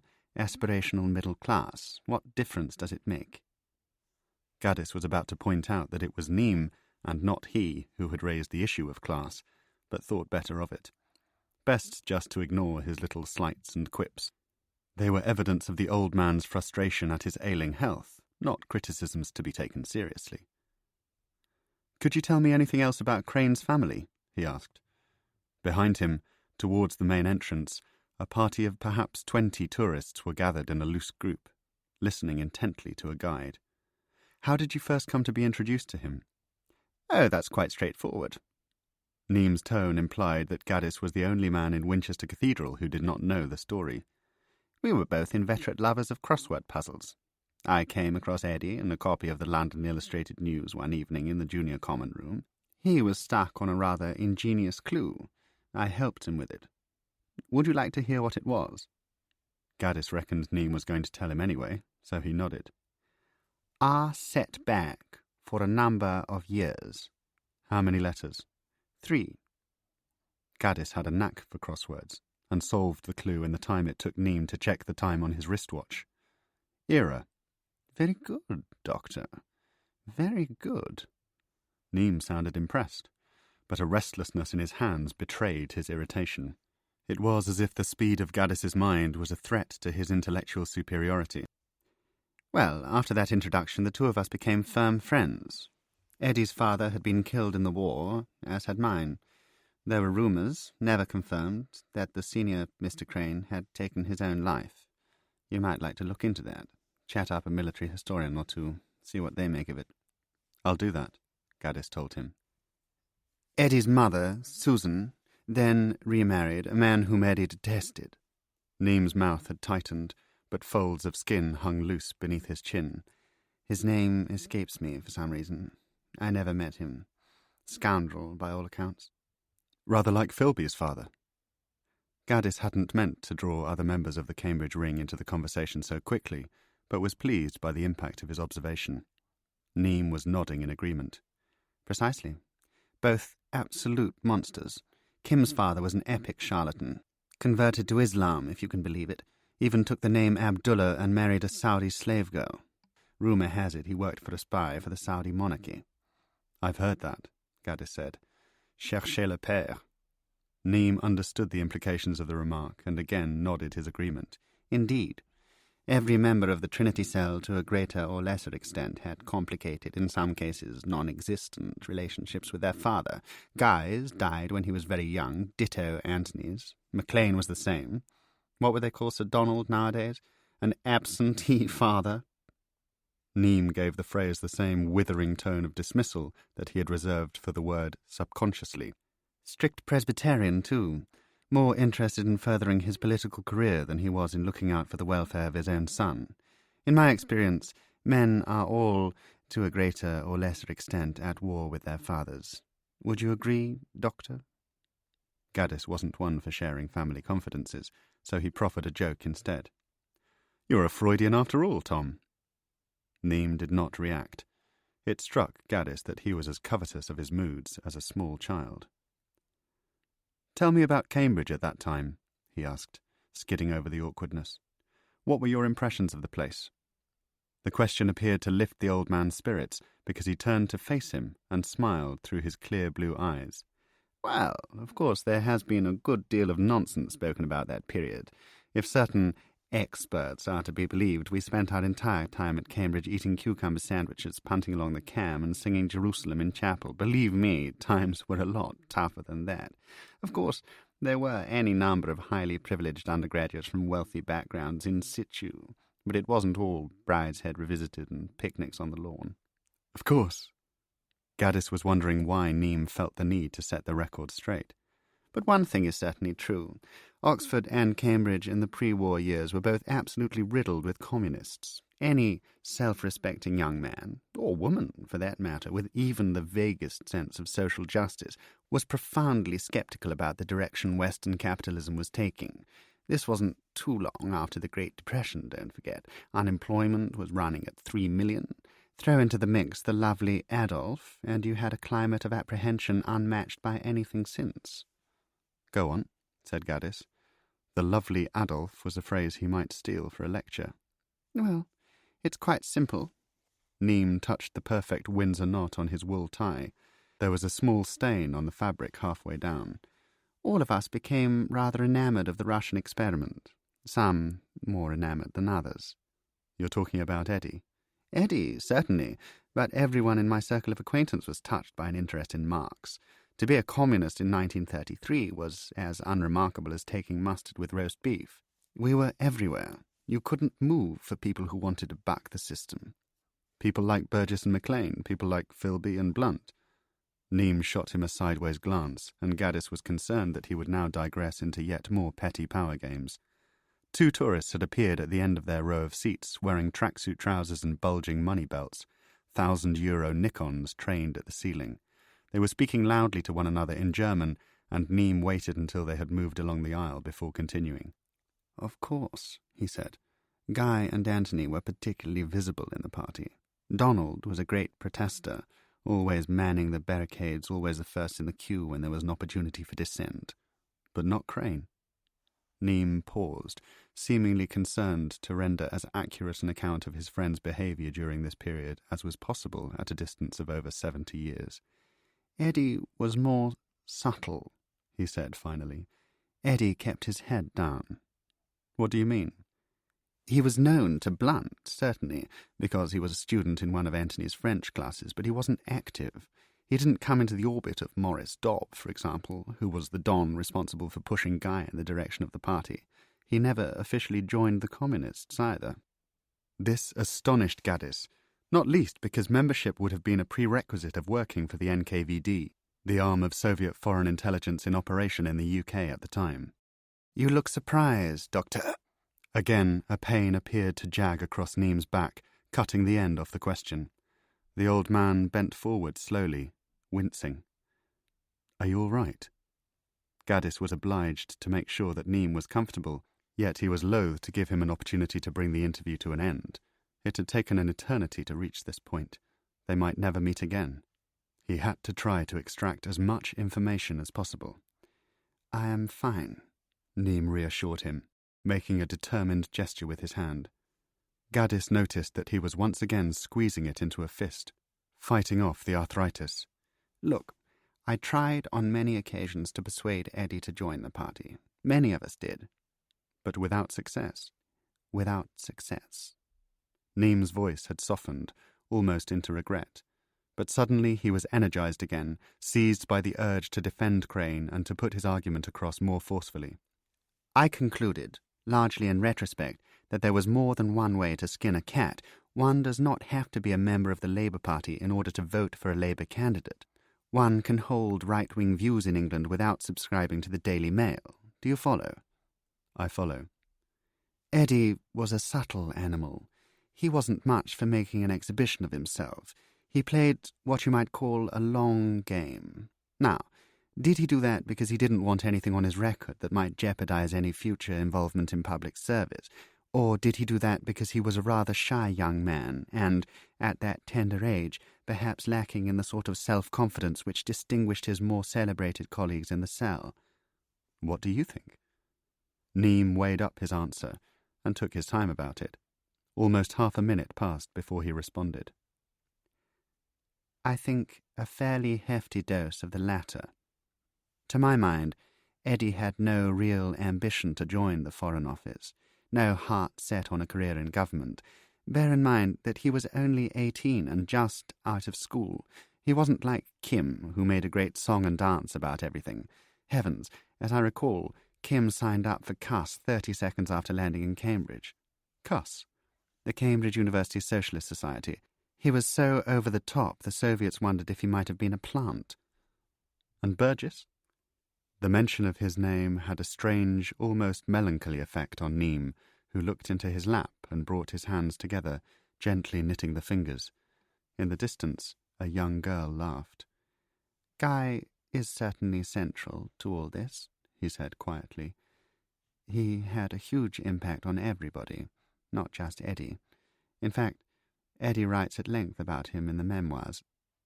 I myself have certainly thought back many times to the conversations I enjoyed with Guy." The memoirs. How could Gaddis get hold of them? It seemed a cruel twist of fate that Neame should be sitting on a document which would not only validate Attila, but radically enhance the quality and historical importance of his own book. There was something of the narcissist in Neame. He was eager to play up his own role in the affair, but also keen to taunt Gaddis with his proximity to Crane's autobiography. Increasingly, it appeared that there would be a drip feed of information, possibly over many weeks, and nothing Gaddis could do to control it. "So, you were involved in the political scene yourself?" he asked. "You were studying French as well? You were socializing with Eddie?" Neame halted the flow of questions with a pained sigh, and Gaddis realized that he had moved too fast. He had to learn to allow the story to emerge at its own pace. Neame would continue to manipulate him, certainly, but if Gaddis was patient, he would eventually be rewarded with a complete picture of Crane's time at Cambridge. "Eddie and Guy were the two I was closest to, certainly at Trinity," he said. "I eventually lost touch with Burgess during the war, although, of course, one kept up with his exploits. The interesting thing was that he and Eddie were in many ways polar opposites. Where Eddie was self-contained, disciplined, very much a realist, Guy was perpetually drunk, always wearing filthy clothes, living on high ideals, but a marvellous talker, such control of the language, you know? I've heard, Gaddis said. Something regretful in the tone of Neam's recollections caused him to wonder if he and Burgess had been lovers. The old man's next remark did nothing to lessen this suspicion. Guy was also, of course, a famous philanderer. What Kim was to the girls, Guy was to the boys, and not just pretty little Cambridge undergraduates. He liked rough trade, truck drivers, working men. Couldn't get enough of that sort of thing. Do you think he was involved with Eddie? Gaddis might as well have asked if Neam himself was gay. What on earth do you mean? Was Eddie homosexual? He had no children, he never married. I wondered if he was ever romantically involved with Blunt or Burgess. He longed to add, or you, Tom, but lacked the courage. How on earth am I supposed to know? Neam seemed more embarrassed than angry, as if Gaddis had crossed some threshold of decency. There's a theory in one of the Blunt biographies that Blunt's sexuality may have had an influence on his preparedness to betray his country. Homosexuality was illegal in Britain in the 1930s. Therefore, any homosexual was, by definition, regarded as a criminal outsider by the state. Neam straightened the fabric of his trousers and stared into his lap. That seems a bit far-fetched to me. He tried to divert Gaddis with an anecdote. Eddie and I arrived in Guy's third year. Both of us immediately fell under his spell. It was Guy, for example, who organised the waiters' strike. Do you know about that? No. Gaddis was lying, but he wanted to hear Neam's version of events. Quite straightforward, really. At that time, many of the staff who worked behind the scenes at Trinity weren't paid a salary during the holidays. Guy believed, with some justification, that this was outrageous, and with Eddie's assistance persuaded them to down tools. How did they do that? Neam looked annoyed to have been interrupted. Because Guy and Eddie were both, in their different ways, absolutely marvellous with people. Guy could tell you that the sun wasn't going to come up tomorrow morning, and you'd believe him. Eddie was the same. There were any number of reluctant souls among the waiters and kitchen staff, but he convinced them not only that it would be in their best interests to strike, but that they would also be in no danger of losing their jobs. He had no guarantee of this, of course, but that was the calibre of the man. If Eddie told you something, you believed him. The whole saga was a rare example of him sticking his head above the parapet. Very few people really knew how central Eddie had been to orchestrating the whole thing. So who knew the full truth? Burgess? Blunt? Blunt, certainly. He and Guy were inseparable, and, as far as I know, on the lookout for recruits all the time. No doubt they tipped off their NKVD controller that Eddie was cut from the right cloth. That's all it took. Surely membership of the party was a prerequisite for the Russians. If you say so. Gaddis pushed again. Does Eddie write about his recruitment in the document? Does he shed any light on that? It was better to refer to the memoirs simply as a document. Gaddis didn't want to give Neam the impression that he was sitting on material of incalculable value to his investigation. Well, you see, that's where it gets interesting. The Soviets did a very clever thing, which was probably the reason Eddie was able to survive undetected for as long as he did. Another party of tourists, this time Japanese, shuffled past the pew. A gentleman by the name of Arnold Deutsch was tipped off about Eddie by Guy. Have you heard of Deutsch? Gaddis had certainly heard of him. Deutsch, known by the code name Otto, had been responsible for the recruitment of the Ring of Five. Yes, of course. Well, Deutsch recruited Eddie, but without telling Burgess or Blunt. I don't understand. Moscow was worried that the network was already too big. They had Kim, they had Anthony, Guy, Donald, and John. All it would take was for one of them to crack, and the Brits would be able to dismantle the entire cell, so Eddie was set up on his own. In due course, Cancross became what they call conscious that Crane was an asset, but none of the others, not even Guy, had a clue what was going on. Eddie was given the code name Attila. Deutsch told Burgess that he had no interest in working for the party, and that was that. Everybody moved on. Gaddis reached out and ran his hand along the wrought-iron radiator beside his chair. He was trying to work out the implications of what Neem had revealed, trying to walk the cat back. "That makes sense," he muttered, but Neem interrupted him. As things turned out, the Soviets had actually done MI5 a favour. "How's that?" The old man appeared to amuse himself with a private thought. It was clear that he enjoyed toying with Gaddis's appetite for information. "Well, that's another part of the story," he replied softly. "I'd be jumping ahead if I told you." "Jump away." Neem smiled. "Oxford first." "Oxford?" "Didn't you know, Doctor?" Neem turned in his seat, first to the left, then to the right, reassuring himself that they were not being observed. Gaddis could feel another secret coming. The Russians sent Eddie to Oxford. Chapter 16. Calvin Summers left the Michael Sobel Centre via the staff entrance just after 6 o'clock and walked in pale evening sunlight towards Batchworth Heath. On autumn nights he preferred to take one of the narrow, overgrown paths through the woods and to cross a network of open field towards the outskirts of Harefield, where he lived, in a one-bedroom flat in the centre of town. It was mid-September, and there would be only a few more opportunities to walk to work before the clocks went back and the nights closed in, and he was obliged to take his car. Beneath a thick Land's End fleece, he was still wearing his pale green nurse's uniform because he liked to wash when he returned home, rather than to use the showers in the more impersonal surroundings of the Mount Vernon Hospital. A 34-year-old cancer patient had died on the ward 3 hours earlier, but Summers wasn't thinking about him. Wasn't thinking about the patient's grieving relatives or the student doctor who had cried when she glimpsed the mother collapsing in tears in the car park just after lunch. He was thinking about the box of Wolf Blass Chardonnay he was going to finish that night and the range of microwavable ready meals stacked in his fridge. What did he feel like for dinner? A curry? Fish pie? Nowadays, and he would happily admit this to anyone who asked, even to colleagues who felt quite differently about things, the deaths on the ward just seemed to blend into one another. You forgot who was who had suffered from what, which family member went with which patient. Maybe he was just sick of the job. Maybe Calvin Summers was finally sick of the sick.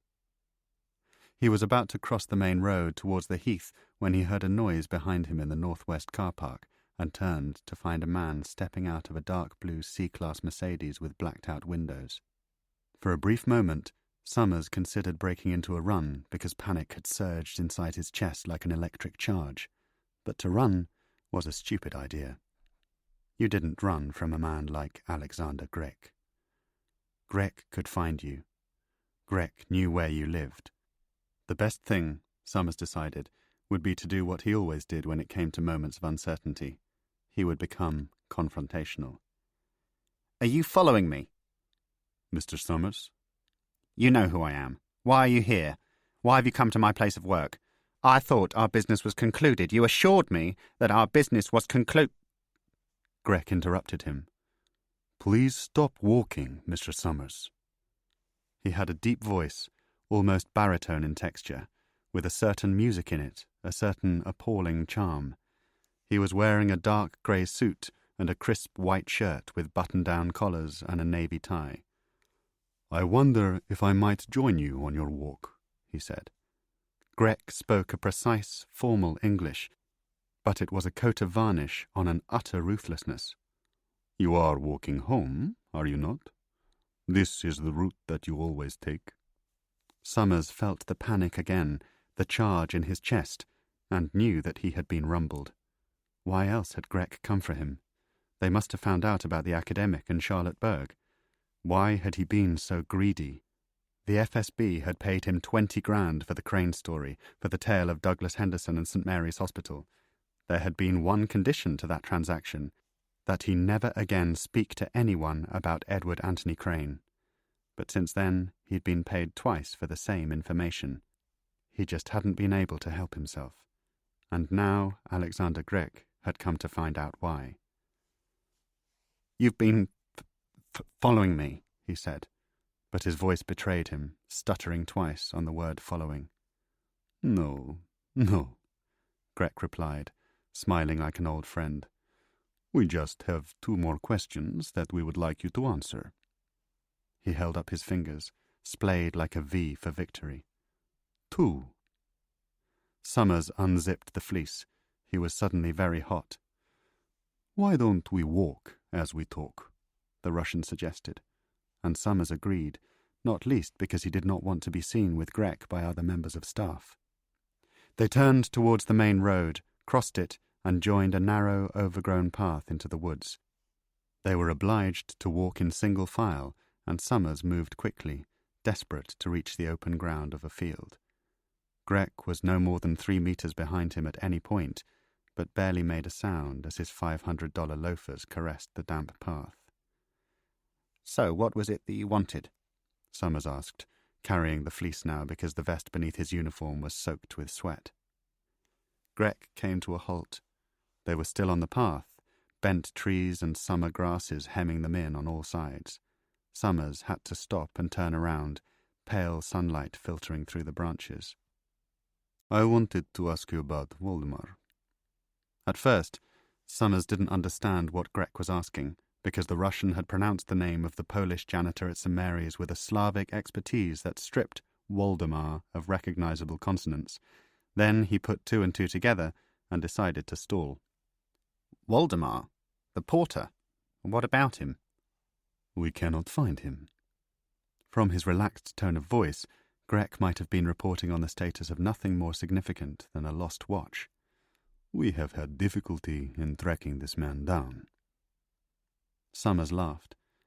I thought that you meant to be Russian intelligence. Doesn't say much for your capabilities, does it? Doesn't say much for your, intelligence? It was a mistake, of course, to sound glib, to taunt a man like Grek, but Summers couldn't help himself. He was always like this when the cards were stacked against him, cocky and sarcastic, fighting fire with fire. Perhaps, Grek said, and Summers couldn't work out what he was referring to. Perhaps what? He experienced a renewed desire to get off the path because he felt that Grek, at any moment, might throw a punch at him. Calvin Summers had a profound fear of physical violence and knew that he would not be able to defend himself if the Russian attacked. He turned and saw the edge of a field no more than 50 meters away. If only they could keep walking. So, you do not know where we can find this Waldemar? Grek continued. You have had no contact with him in the intervening period? In the what? Summers was laughing again, choosing to mock Grek's choice of phrase. You heard me, Calvin. To hear his Christian name spoken in such a context was nauseating. To control his fear, Summers turned and began to walk towards the field, praying that Grek would follow him. He did not. What about Benedict Meissner? The Russian called after him, and Summers was again obliged to stop, to turn around, and to walk back along the path. It felt as if he was heading into a spider's web. What about him? His voice quickened as he added, Can we move along, please? I'm keen to get home. Can we start walking towards my... You will remain here while we speak. Grek gestured in the direction of the car park. I do not want to move far from my vehicle. Where is Meissner, please? Summers spluttered another laugh and wondered why Grek was asking him questions about colleagues he hadn't seen for more than 10 years. How was he supposed to answer? He wasn't friends with Meissner. He wasn't friends with Waldemar, never had been. The crane deception was all that they had in common. Look, I don't have a fucking clue, he said, and regretted swearing, because the temperature dropped in Grek's eyes. I see. They were narrow eyes, a very pale brown, and within them Summers could see the extent of his own betrayal. This is interesting. Nor have we had any success in locating Mr. Crane himself. Summers felt as though he was being swung from point to point, as if the Russian had no real interest in the answers to the questions he was asking, only in generating a sense of unease. Was that a standard spy tactic? Why did Grek even suspect that Crane was still alive? Why do you keep telling me how bad you are at your job? he said. "I don't get it. I don't walk around telling people when I've made a mistake on the ward. All you've seemed interested in talking about for the last 10 minutes is what a fuck-up you're making of your investigation." Grek did something now that was commonplace and yet utterly unsettling. He spat on the ground. The Russian then reached into the inside pocket of his jacket and took out a cigarette, not from a packet, but from a pristine silver case. He placed the cigarette in his mouth, rolled a Zippo lighter across his thigh, and held Summers's gaze as he brought the flame to his lips. He was no longer a suit-wearing officer in the Russian FSB with a chauffeur-driven car and $500 loafers. You could see in his movements, in the stillness of his eyes, the remnants of the St. Petersburg thug that he had once been. "A cigarette case," Summers said, his throat narrow and dry. The words were barely audible. "Don't see those very often." Grek closed the Zippo. Click. "No, you do not." Then, as calmly as slipping a knife into Summers's ribs, he said, "Have you spoken to anybody else about Edward Crane, Calvin? Anybody apart from Charlotte Berg?" Summers lost a breath as he realized what Grek had said. The Russians knew about Charlotte. If that was the case, Christ, they probably knew about the academic. For the second time in a matter of minutes, he thought that his legs were going to go. He cursed his own stupidity, his cowardice. "What?" he said, trying to buy time. "Who's Charlotte Berg?" Grek exhaled a lungful of smoke which held in a neat column above the path before it was parted by a gust of wind. "Please," he said, "we are both men of the world, Mr. Summers. Do not waste my time." "Have you been bugging my telephone? Have you been hacking into my computer? How do you know about Charlotte?" This was a confession, of course, and if Grek had possessed any lingering doubts about the nature of Summers's betrayal, they were now finally dispelled. "This is England," he replied, gesturing at the countryside. He was smiling. "We do not have jurisdiction to bug telephones." A fly settled on Grek's arm, but he ignored it. "My colleagues have seen transcripts of your email correspondence with Miss Berg. These were in strict violation of our agreement." "And you're in strict violation of my human fucking rights, getting your contacts to bug my computer. How dare you?" Summers was surprised by the ferocity of his response, even taking a step towards Grek in an attempt to impose himself. But neither his words nor his actions had any visible impact at all. "Please calm down," he was told, as the Russian took another drag on the cigarette.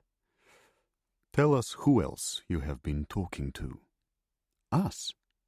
Who else was here? Summers had never felt more isolated in his life, but Grek was talking as if their conversation was being monitored by a dozen members of the FSB. "What do you mean, us?" "Look, I haven't been speaking to anybody, okay? Charlotte got the story off her own back. She came to me because somebody had told her I was working at St. Mary's that night. Maybe that person was you." "This is unlikely." Grek was looking at his cigarette, turning it in his fingers, speaking calmly. Summers knew that he had tried a feeble tactic and wished that Grek would just come out and call him a liar to his face. He couldn't bear the faux politeness, the sense of fair play. He heard a dog barking in the distance and hoped that somebody, a walker, a jogger, would come past and interrupt what was happening. "Why is it unlikely?" he asked, moving away from Grek and again heading towards the field. Still, the Russian did not follow him, and, once again, Summers was obliged to turn and walk back along the path. "You must stop your act," Grek told him. "It deteriorates you in my eyes. I have come today to warn you that if you speak again to any member of the media or to any individual in any capacity whatsoever about Edward Crane, there will be grave consequences in terms of our arrangement." Grek saw that Summers was about to speak, but raised his hand to silence him. "Enough," he said, screwing the cigarette into the path with the toe of his shoe. "Next time, The gentlemen who visit you will be considerably less polite than I am. Next time, for example, they may ask you to return the £20,000 which we paid for your silence. Your silence, Kelvin. Do I make myself understood? You do, said Summers. All of his bravado had fallen away in the intense relief of knowing that he was forgiven and would soon be free to return home. Of course you do. Good. And can I just say that I didn't mean to cause any trouble? But Alexander Grech had already turned and was walking back towards his Mercedes, leaving Calvin Summers talking to the space where he had been standing, a space which now buzzed with insects in a backlit haze of seeds and pollen. The nurse felt a bubble of relief rise in his stomach and almost jogged to the edge of the field, sweat on his vest cooling in the evening air so that he was obliged to put on the fleece to keep warm. The field was a great expanse of dusty, harvestable corn which opened up his mood and gave him the time and the confidence to think more clearly. He was free. He had been caught, but the Russians had given him a second chance. He walked along the perimeter of the field, emboldened by this thought, and was very soon imagining the glass of Wolf Blass Chardonnay he was going to pour himself, perhaps even the packet of cigarettes, 10, not 20, that he would buy at the garage near his flat. He craved a cigarette, something to batten down the last of his nerves. 10 minutes earlier, the two FSB officers who had driven to the Mount Vernon hospital with Alexander Grech had waited until their boss was out of sight before locking the Mercedes and crossing the main road.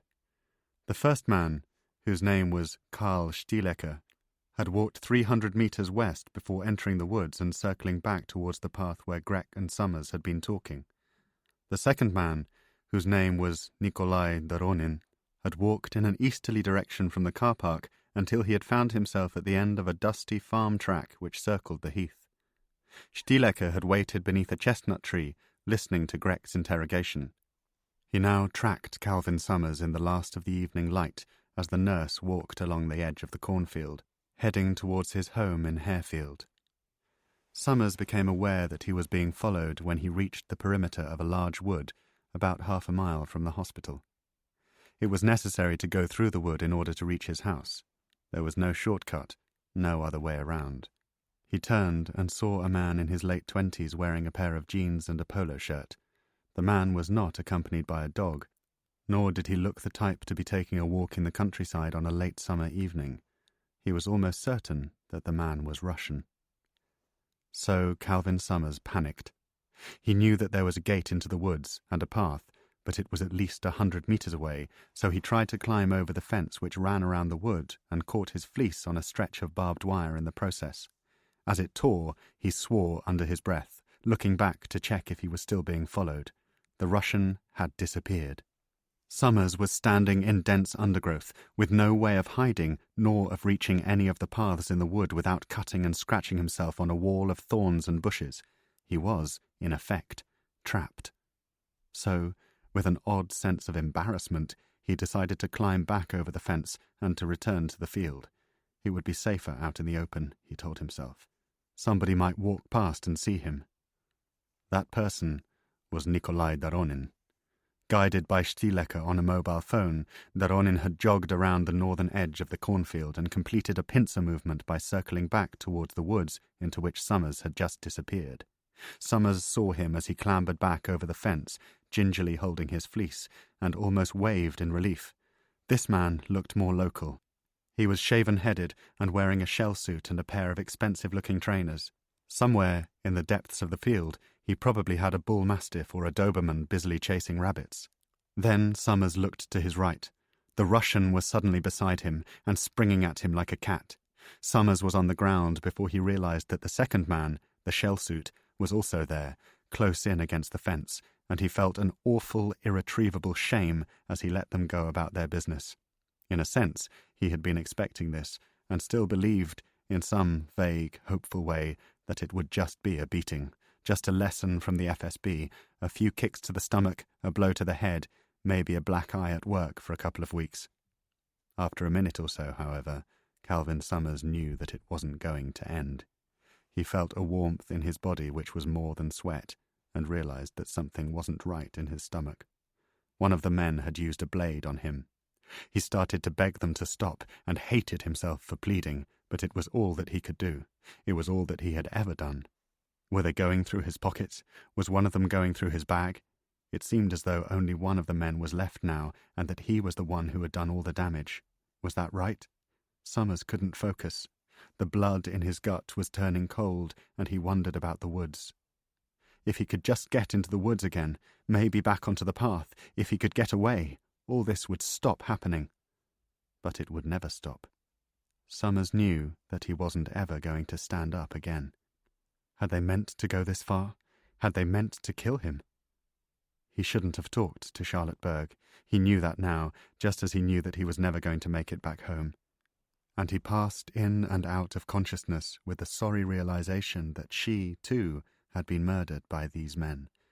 Why hadn't he realized that Charlotte Berg hadn't died of a heart attack? He wondered if her friend knew, the academic. What was his name? For some reason, Summers couldn't remember. He wondered if he should get a message to him, to somehow let him know that his friend had been killed. Summers tried to reach for his phone, but found that it had disappeared. Sam Gaddis. That was it. Gaddis. He should try to call him. He should try to get in touch. Somebody needed to let this guy know that the things he was getting himself involved in were going to get him killed. Chapter 17. There was a 7-mile traffic jam on the M3 out of Winchester, which gave Gaddis all the time he needed to digest what Neame had told him about Eddie Crane's year at Oxford. If true, it was an astonishing story. In the summer of his graduation from Cambridge, Crane had been instructed by his NKVD handler, Arnold Deutsch, to apply for a postgraduate position at Oxford. Moscow's requirements were simple. Crane was to spend a year talent-spotting communists whom he felt had the potential to work as agents for the Soviet Union. In other words, he was to perform the same job that Burgess had done, to such great effect, in the earlier part of the decade at Trinity. Crane's controller at Oxford was a man named Theodore Malley, an undercover Soviet intelligence officer. Malley had already succeeded in recruiting Arthur Wynne, a former student at Trinity, to the Soviet cause. According to Neame, Attila and Wynne had succeeded in penetrating Oxford's left-wing community and had effectively greenlit a ring of at least 7 spies which, it transpired, had been every bit as successful as their counterparts at Cambridge. For Gaddis, this wasn't just a major development in the Crane story, it was a huge scoop in its own right. An Oxford ring had always been one of the great conspiracy theories of the Cold War. He now had evidence that such a ring had existed. Yet that wasn't the end of it. What Neame had told him about the identity of one of the members of the Oxford ring was little short of astonishing. Crane's memoirs apparently contained a cryptic reference to a modern history undergraduate from Yorkshire named James, who had been talent-spotted by Attila and subsequently recruited as an agent by the Soviets in 1938. Russian intelligence had given James the code name Agincourt. In the memoirs, Crane had revealed that Agincourt had gone on to hold one of the highest offices in the land. Gaddis was convinced that this was the revelation that Charlotte had referred to at dinner in Hampstead 3 weeks earlier, a secret which would rock London and Moscow to their foundations. Neame had insisted that he did not know Agincourt's identity, but Gaddis felt certain that, with enough time, he would be able to put the clues together and, at the very least, draw up a short list of suspects. There were 3 days until his next scheduled meeting with Neame. Gaddis used the time to find out what was already in the public domain about Arthur Wynne. He also turned his attention to Oxford in the pre-war years. In his memoirs, Spycatcher, the former MI5 officer Peter Wright had raised the possibility of an Oxford ring, identifying the academic Jennifer Hart, the Labour MP Bernard Floud, and his brother Peter as suspected members. According to Neame, all 3 names appeared in Crane's memoirs as active Soviet agents. What intrigued Gaddis was that several suspects in the Oxford ring had died in suspicious circumstances. One had even taken her life shortly after being interrogated by MI5. This had prompted the security service to suspend its investigations and to cover up the existence of the Oxford ring for fear of a public scandal. But was Peter Wright's version of events true, or a clever attempt to create a smokescreen not only for Attila and Wynne, but also for Agincourt? That night, Gaddis went to the Donmar Warehouse Theatre with Holly to watch a new play written by a friend with whom she had been at university. "You look bored," she said at the interval. "You look distracted." She was right. He couldn't concentrate on the production. He wanted to walk out, to take Holly to dinner and tell her about Neame and Lampard, about James and the Oxford spy ring. But it was impossible. He could not involve her. If he was honest with himself, he still did not know why Holly had approached Charlotte with her mother's research papers. Had it just been a coincidence, or had Katya Levett in some way been involved in the Crane conspiracy? His mind was scrambled with possibilities. The barman at the Donmar was a friend of Holly's, an out-of-work actor called Piers, whose girlfriend was performing in the play. Afterwards, the four of them went for dinner in Covent Garden, and he found that he enjoyed their company, and that Piers, in particular, was easygoing and likeable. But a part of him was floating through the meal, killing time until he was able to get home and attack the books once again. He persuaded Holly to spend the night at his house, but left her asleep in his bed while he went to his office and trawled the internet looking for information about Agincourt. All he was able to dig up was an old conspiracy theory about the former British Prime Minister Harold Wilson working for the Soviet Union. Had Neame sent him on a wild goose chase? On Thursday morning, he set off for Winchester, following the instructions that Neame had given him when they left the cathedral. He was to return to Waterstones and to wait for Peter on the first floor. This time, they had joked, there would be no need to carry a copy of the Herald Tribune. Peter duly appeared at 11 a.m. wearing a red Manchester United shirt with Rooney emblazoned across the back. They were alone in the room, and Gaddis laughed when he saw the shirt, Peter grinning back and handing him a small box and a piece of paper on which he had written a set of instructions. "Sat-nav," he said. "It's already switched on. Just press the green button and do what it tells you. Your friend is waiting in the pub." Gaddis opened the box and found a small tom-tom loosely wrapped in bubble plastic. The written instructions explained that he was to take the route pre-programmed into the sat-nav, a journey which would eventually lead to a village outside Winchester. Peter would be following Gaddis's car at a discreet distance to ensure that he was not being tailed. If, at any point, he suspected that Gaddis was under surveillance, he would text the word London to his mobile phone, thereby aborting the meeting. The plan seemed straightforward, and, by now, Gaddis was familiar enough with the eccentric customs of the secret world to be neither surprised nor concerned by it. He returned to his car, put the tom-tom on the passenger seat, switched on the engine, and pressed go. "At the end of the road, turn left." He was startled to hear the voice of Sean Connery pre-programmed into the software. Another of Peter's private jokes. Gaddis was beginning to like him. Pulling out into shuffling late-morning traffic, he was soon being slung around the narrow lanes and B-roads of southern Hampshire by an actor doing his very best impression of Commander James Bond. Peter had programmed the sat-nav with a series of turns and loops which often brought Gaddis back to a roundabout or junction that he had passed 5 or 10 minutes earlier. The purpose of this was clear. Any vehicle attempting to follow him would quickly be exposed. Gaddis kept an eye on his rearview mirror, certain that Peter was driving a red Toyota.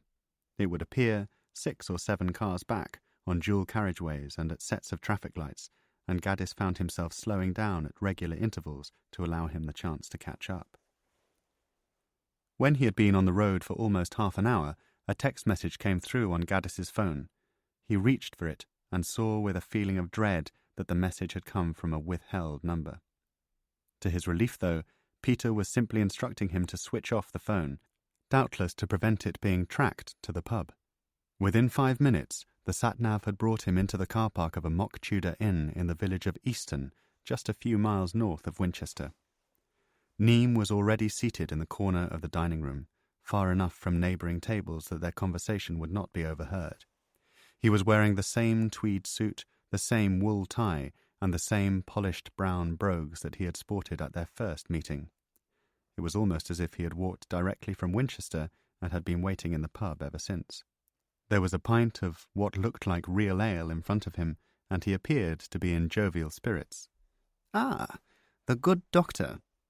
Neame rose to his feet. "Is this your local, Tom?" The old man's hand was soft and damp as Gaddis shook it. His walking stick was resting in the crook of the wall behind his chair, and he still carried about him the same smell of lavender which had drifted between the pews of Winchester Cathedral. "There's a tunnel from the nursing home. Certain residents refer to it as the Great Escape. How's Peter?" Gaddis considered mentioning the Rooney shirt, but thought better of it. "I didn't know he was such a joker," he replied instead. "Sent me here with Sean Connery as a tour guide." "I'm not sure that I follow you." Gaddis privately conceded that it was an unhelpful way to have started the interview, and spent the next 3 minutes trying to explain that actors' voices could be downloaded onto sat-navs via the internet. Neame looked utterly baffled. The good doctor might as well have been speaking in Swahili. "I really don't understand all this newfangled technology," he said. "Peter's the one who keeps himself up to date. I'm very lucky to have him." "Where did you find him?" Gaddis asked, because it wasn't every day that a 91-year-old resident of an old people's home had an expert in counter-surveillance at his beck and call. "State secret," Neame replied, tapping the side of his nose. His mood was relaxed and amenable. He looked well-rested, not a day older than 75. "Let's just say that Eddie introduced us shortly before he went into hiding." There was something too convenient in this answer, but Gaddis was certainly not going to accuse Neame of lying. It was perfectly possible that the two men were still in regular contact, and that Crane was using Neame as a willing go-between, drip-feeding information as and when it suited him. Equally, Crane could have hired Peter from the private sector to give his old friend an extra layer of protection. "Talking of newfangled technology," Gaddis said, "would you mind if I took your photograph?" Neame hesitated. "In principle, no. But it must only be for the book. You mustn't show the picture to anybody before publication. That's absolutely vital for my security." "I understand," Gaddis replied with a smile. It was a cynical move, not least because he planned to take the picture with nothing more sophisticated than the camera on his mobile phone. No lights, no makeup, just a shot of Crane's best friend drinking a pint in an English pub. He was rather touched as the old man steadied himself, adjusted his jacket and flattened down his hair, then held a steady gaze as Gaddis lined up the shot. "Don't say cheese." The photograph looked perfectly good, but Gaddis took a couple more for luck. Every meeting with Neame could be his last. He might never have the same opportunity again. "Can we talk a little more about Oxford?" he said, when he had put the phone away. He had ordered a pint of lager from the bar and had a list of questions to get through before Neame grew tired. "Of course." "I'm still interested in the identity of Agincourt." "Aren't we all?" In Spycatcher, Peter Wright suggests that... Neame did not even allow him to complete the sentence. "For goodness sake, Sam, please don't take anything that man says seriously. Wright was an absolute charlatan. Eddie couldn't stand him, always playing people off against one another, obsessed by money, obsessed by petty vengeance. If the government had handled Peter with even a modicum of common sense, he would have evaporated into anonymity." "So you knew Wright as well?" Neame looked confused. "Did I know him?" "It's just that you called him Peter, as if you were on first-name terms." Neame frowned, dismissing the theory with a slow shake of the head. "You're mistaken." Was he? Always with Neame there was the feeling that he was holding something back, dissembling, protecting Crane from exposure. He wondered if they had worked together at SIS. "So where does that leave us?" "Us?" "I mean, how can I find out more about the Oxford ring?" "Well, there's very little about it in Eddie's memoirs. I've told you all I can remember." The bluntness of this reply tested Gaddis's goodwill. "Mind if I check that?" Neame smiled. "Patience," he said, and Gaddis felt the irritation rise still further. It was so hard to be anything other than compliant and reasonable with a man of such advanced years, but he longed to be freed from the shackles of respect for the elderly. Patient for what? "I really have absolutely no idea about Agincourt. Eddie said he climbed fairly high in the Labour Party in the 60s and 70s, but that was all a long time ago. The Labour Party? Neem looked up. Beneath his eyes were patches of discoloured skin, years marked on the face as black stains. Labour, yes. It's just that you didn't mention that in the cathedral. And? It's helpful, that's all. Well, he was hardly likely to be a Tory, was he? We're talking about a working-class Yorkshireman, a communist. Suddenly, some of the energy seemed to go out of Neem, like the fading grandeur of a once great house, and he was left looking breathless and tired. As if to confound this impression, he reached down to the floor and, with considerable effort, lifted a flimsy plastic carrier bag up onto the table. "I wanted to give you something," he said, stifling a cough. "Are you all right, Tom?" "I'm all right." Neem's half-smile was almost paternal in its affection. Gaddis looked down at the bag and realized, with an excitement close to euphoria, what it contained. "Is that what I think it is?" He was convinced it was the memoirs. There was something in the looseness of the plastic, the weightlessness of it as Neem had lifted the bag to the table. When he again glanced down, he could see the stapled corner of what looked like a manuscript. There was not much of it, just a few pages, but it was surely at least part of the prize he craved. "Call this an act of faith," Neem said, encouraging Gaddis to open the bag. "It's also evidence of my faltering memory. I'm afraid I have proved quite incapable of memorizing the details of Attila's behavior during the war." His behavior during the war. Gaddis repeated the phrase without inflection, because he now had the stapled manuscript in his hands and was focused solely on what it contained. To his disappointment, he saw that it was merely 3 pages of hastily scrawled notes written on fresh sheets of A4. The handwriting was identical to that on the notes which Peter had handed to him in Waterstones. In other words, Edward Crane hadn't been anywhere near it. "What is this?" "A brief summary of what Eddie admits to having passed to the Soviets." Neem was looking beyond him at the bar. "The extent of his treachery." Gaddis didn't understand. Crane had continued working for MI6 until the 1980s. He had betrayed his country for the better part of 50 years. How could these 3 flimsy pages constitute the full extent of his treachery? He was suddenly sick of questions and dead ends, sick of being misled. He didn't care if Neem was feeling unwell. He wanted answers. "Tom, I thought this was—" "I know what you thought it was." Neem was again touching the knot on his wool tie, as if doing so would somehow preserve the dignity of their discussion. "I'm not ready to give you that yet. But have a look at what there is. It should still be of considerable interest to you." Gaddis felt like an errant child being set a task by a particularly exacting father. He saw a word which he recognized as Bletchley and read what Neem had scribbled underneath. E works briefly at Bletchley in 42. First-hand access to Ultra in tandem with the Karelian. Armor-piercing shells and tiger tanks. Open brackets, Kurskaya Duga, close brackets.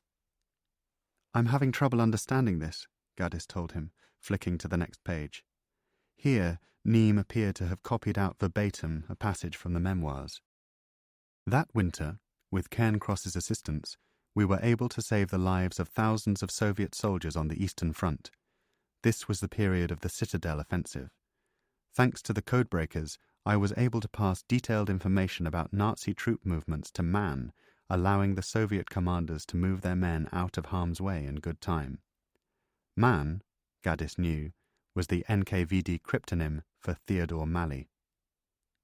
Of course, John and I did not know that our efforts were having any impact at all, but that did not lessen our sense that the work we were doing was of profound importance to the cause." "Which cause?" Gaddis muttered to himself, still coming to terms with what he was seeing. Was this an extract from the memoirs? Why would Neem bother to have copied it out? What value was there in playing such a game? Neem saw his confusion, but gestured at him to continue reading. During the same period, the Karelian was also able to obtain a list of Luftwaffe squadrons operating in the Kursk area. He became ill so it fell to me to pass on that information to his handler. I believe that, as a result, 15 Nazi aerodromes were bombed and 500 planes destroyed. A marvellous coup for which both John and I received the Order of the Red Banner." "Christ, is that true? Cairncross and Crane were both decorated?" Neame nodded. "If that's what it says." Gaddis went back to the first page. He pointed to the note, "Armour-piercing shells and tiger tanks," and asked Neame to elaborate. "Elaborate?" The old man tapped a finger against a dried crust of skin just beneath the hairline. "I believe the Karelian was one of the names by which John Cairncross was known to the Russians, yes?" Gaddis nodded. "Well, Eddie recalls that the Soviets were able to develop armour-piercing shells capable of destroying Nazi tiger tanks at the Battle of—" He did not appear to know how to pronounce Kurskaya Duga, so Gaddis did it for him. "Precisely. Again, he credits Ultra for the intelligence which allowed for this." "I see." Gaddis went to the final page, where Neame had written more notes. 1939. Appointed to Soviet counter-espionage at MI5. Gives names of potential Soviet defectors to Man. Diplomats subsequently withdrawn to Moscow. Full knowledge of counter-espionage activities in London and beyond. Ditto extent of MI5 infiltration of Communist Party.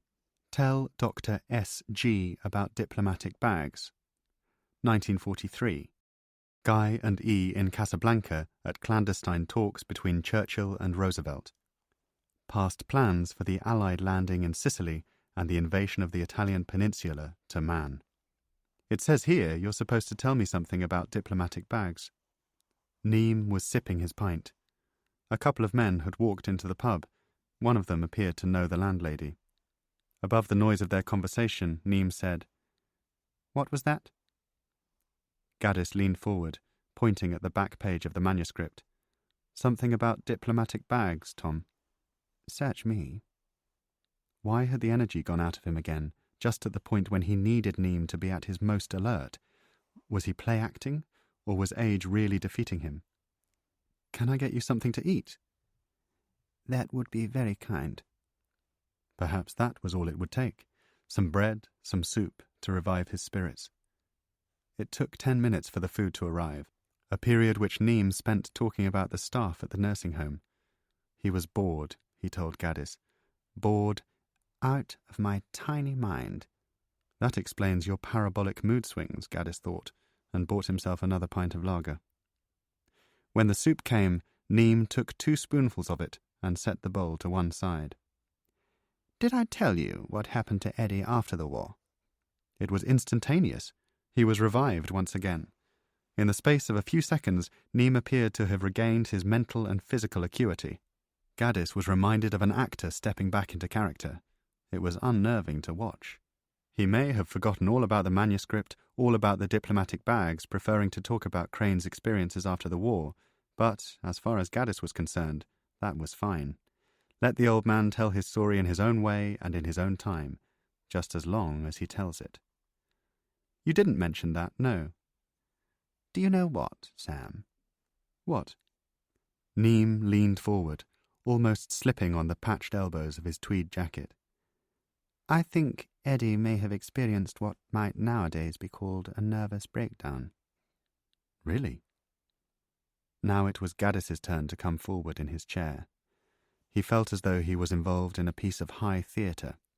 Once or twice, in the dead of night, he had considered the possibility that Thomas Neame was nothing but a fraud, a mischievous elderly conman spinning tall tales about a man called Eddie Crane who had never existed. That thought was not far away at this moment. "The truth is, we lost touch with one another." Neame looked depressed. "Eddie went to Italy in 47, and the next few years are a blank. We didn't see one another, and we didn't write. I even wondered if he had been killed." Gaddis nodded. Where was this going? What part of the story was he attempting to spin? 2 elderly ladies sat down at the next-door table and popped their napkins. "I think there was a boyfriend," Neame added, a remark which took Gaddis completely by surprise. "In fact, I'm sure that there was a boyfriend. So Crane's sexuality was no longer a delicate subject? In the cathedral, Neame had balked at any mention of a male lover, yet here he was, happily outing Crane at the first opportunity. Perhaps he had decided that he could trust Gaddis with even the most delicate details of his friend's story. That was now the best-case scenario. What we do know is that Guy and Donald defected, yes? A ferry to France in 51 and the Cambridge ring gradually exposed. Gaddis nodded. He could feel his nerves quicken again at the hands of this master manipulator. Neame instinctively reached beside him for his walking stick, but his hand was shaking, like a man fumbling in the dark. There's a background to all this, he said, to the breakdown. If you ask me, Eddie had never properly come to terms with the pact. The Hitler-Stalin pact. Gaddis looked down at the bowl of soup, which was giving off a vapour of curry powder. He wished that the landlady would take it away. Seems odd that you would think that. The pact was in 39, more than 10 years earlier. Yes. Neame appeared to be aware of the contradiction. Crane, after all, had continued working for the Soviets long after Stalin had allied himself to Nazi Germany. The others, you see, Guy, Anthony, Kim, Donald, John, all of them had been reconciled to the treaty, but Eddie never found the justification for it. It completely shook his faith in the Soviet system. He wasn't programmatic, he wasn't intellectual in the way that, say, Guy and Anthony were. He didn't see a deal with Hitler as a necessary evil. He saw it as opportunistic, as a complete rebuttal of Marx. He wasn't alone in feeling that way. No. Neame seized on this, meeting Gaddis's eye like a traveller who has at last found a sympathetic ear. Eddie came deeply to regret his association with the Soviets. He was proud of some of the things that he had achieved, some of the things that we have touched on today. He indicated the papers on the table in front of them, and suddenly the purpose of the notes made sense to Gaddis. But he saw the direction Stalin was taking and realized that he had backed the wrong horse. So why did he keep going? Gaddis asked. Why did he carry on working for the Russians throughout his career? He didn't. Excuse me? Eddie was a double, Sam. That's what I've been wanting to tell you. Attila was the greatest post-war coup in the history of the SIS, and only a few men on the face of this earth know about it. Eddie Crane spent 30 years convincing Moscow he was working for the KGB, but in all that time he was secretly working for us. Isn't that marvellous? It was an epic of disinformation. And that's why I want the world to know his story. Chapter 18. Tanya Akachela had never laid eyes on Sam Gaddis, but she felt as though she knew him intimately. She knew, for example, that he owed the Inland Revenue more than £20,000 and was in debt to the tune of £33,459 on 2 separate £20,000 bank loans secured against the value of his house. Gaddis had also submitted an application for a further loan of £20,000, which had recently been approved by NatWest. She knew, having obtained a copy of his divorce settlement, that his marriage had broken up because his wife, Natasha, had begun an affair with a failed restaurateur named Nick Miller 3 weeks before Gaddis himself had started seeing one of his PhD students at UCL. He was paying his ex-wife monthly alimony of €2,000 via a standing order with Banco de Andalucía and had mortgage payments amounting to around £900 per month. Tanya knew that Sam Gaddis downloaded Herbie Hancock albums on iTunes, that he bought most of his clothes in Zara and Massimo Dutti, that he ate takeaway Lebanese at least 2 nights a week and rented old Howard Hawks movies from a store in Brook Green. She had read his book on Sergei Platov and was 3/4 of the way through the biography of Mikhail Bulgakov. She knew that he played squash in Ladbroke Grove every Wednesday morning and football under floodlights on Sunday evenings at 6. He was popular with the students she had spoken to at UCL and widely admired by his colleagues. He had 6 points on his driving licence for 2 counts of speeding and hadn't paid the BBC licence fee for 7 years. He had attended A&E at Charing Cross Hospital, Hammersmith, with a dislocated jaw and a broken nose as a result of a fight on the 5th of October 1997. For a brief period, around the time of his divorce, he had been prescribed temazepam for insomnia. He was otherwise in perfect health and had never seen a shrink. Tanya had ordered intercepts on Gaddis's mail and had seen the postcards which he wrote to his 5-year-old daughter, Min, in Barcelona. He was, by all accounts, a loving and dutiful father. What else did she know about Sam Gaddis? That his current girlfriend, Holly Levett, was an out-of-work actress who spent a lot of time alone and was prone to bouts of melancholy which she kept hidden from Gaddis because she was increasingly serious about their relationship. An email to a friend had revealed as much. That he drank, on average, a case of wine and a bottle of whiskey every month. A quick glance at his online account with Majestic had confirmed this. But it was Gaddis's more recent internet traffic which was of most interest to the Secret Intelligence Service. A URL history obtained from a source at AOL was alarming in its scope and intensity. It was this file which Tanya was taking to Sir John Brennan. Everything else, at this stage, was just background. "There's a lot of interest in Edward Crane," she said, settling into the same chair in Brennan's office at Vauxhall Cross which she had occupied at their first meeting. "A lot of interest in Crane, and a lot of interest in Thomas Neame." Brennan looked out at the greying Thames. "I thought we'd already established that." Tanya betrayed no irritation at the slight. "It looks as though Dr. Gaddis was put onto the story by a journalist named Charlotte Berg, the late Charlotte Berg, as a matter of fact." Brennan kept his eyes on the river. "Late?" "She died suddenly a few weeks ago." "How suddenly?" He had turned to face her now, sensing something. "Heart attack. She was 45. "History of that sort of thing in the family?" "I don't know, sir. I can look into it." "Do that." Tanya returned to her notes. "From email traffic, it looks as though Gaddis is going to put together a book proposal which his literary agent will then sell to the highest bidder. Newspaper serialization a certainty. There's also been a lot of research activity on an old KGB cryptonym, Agincourt." This seemed to relieve Brennan, who snorted in satisfaction. "Agincourt? He's not chasing that wild goose, is he?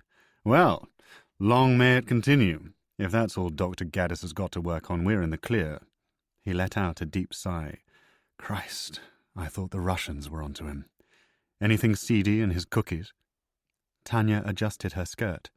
She wasn't sure what Brennan had implied by Russian involvement. "Nothing, sir. He's been seeing a young woman, Holly Levett, for the past few weeks. The relationship appears to be becoming quite serious." She might have added that Gaddis and Holly exchanged up to 15 text messages every day, some of them very funny, almost all of them climbing a scale from the flirtatious to the highly erotic. At times, reading them, she had felt like a parent snooping on a pair of love-struck teenagers. "He has substantial debts, but most of those have accrued from his divorce and from late tax payments.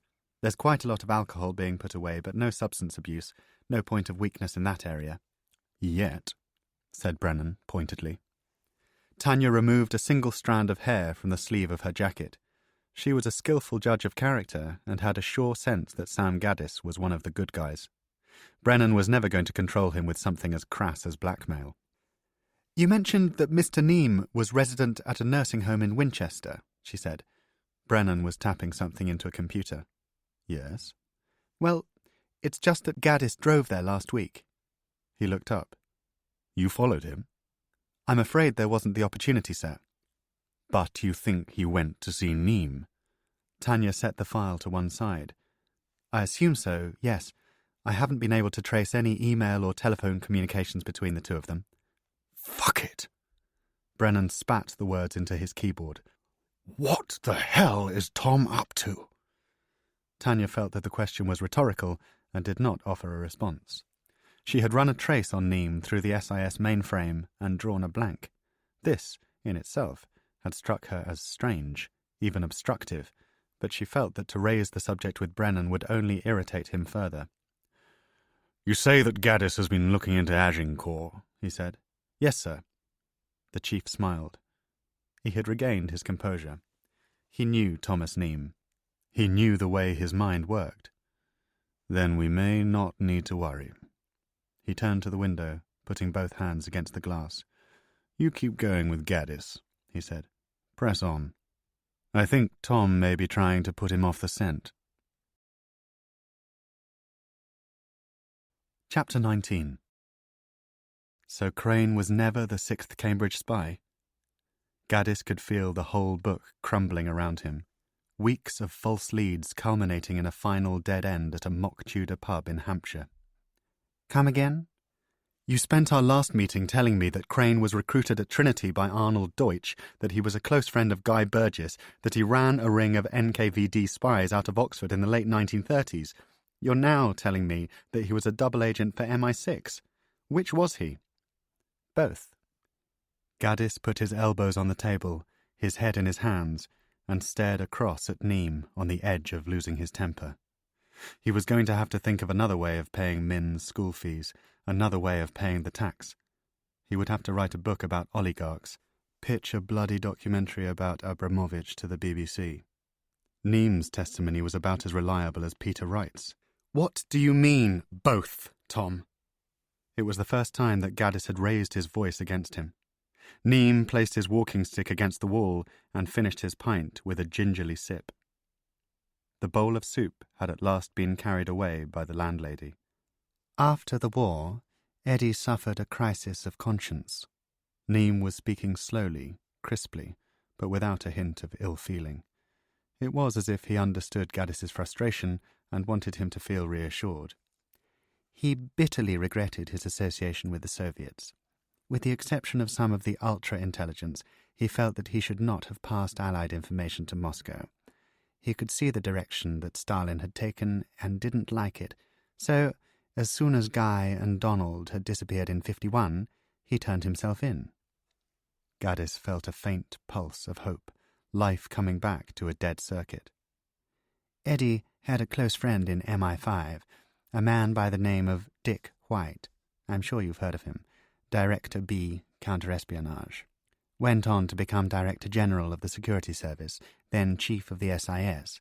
He was the golden boy of the post-war generation in British intelligence, and therefore precisely the right man for Eddie to approach with his plan."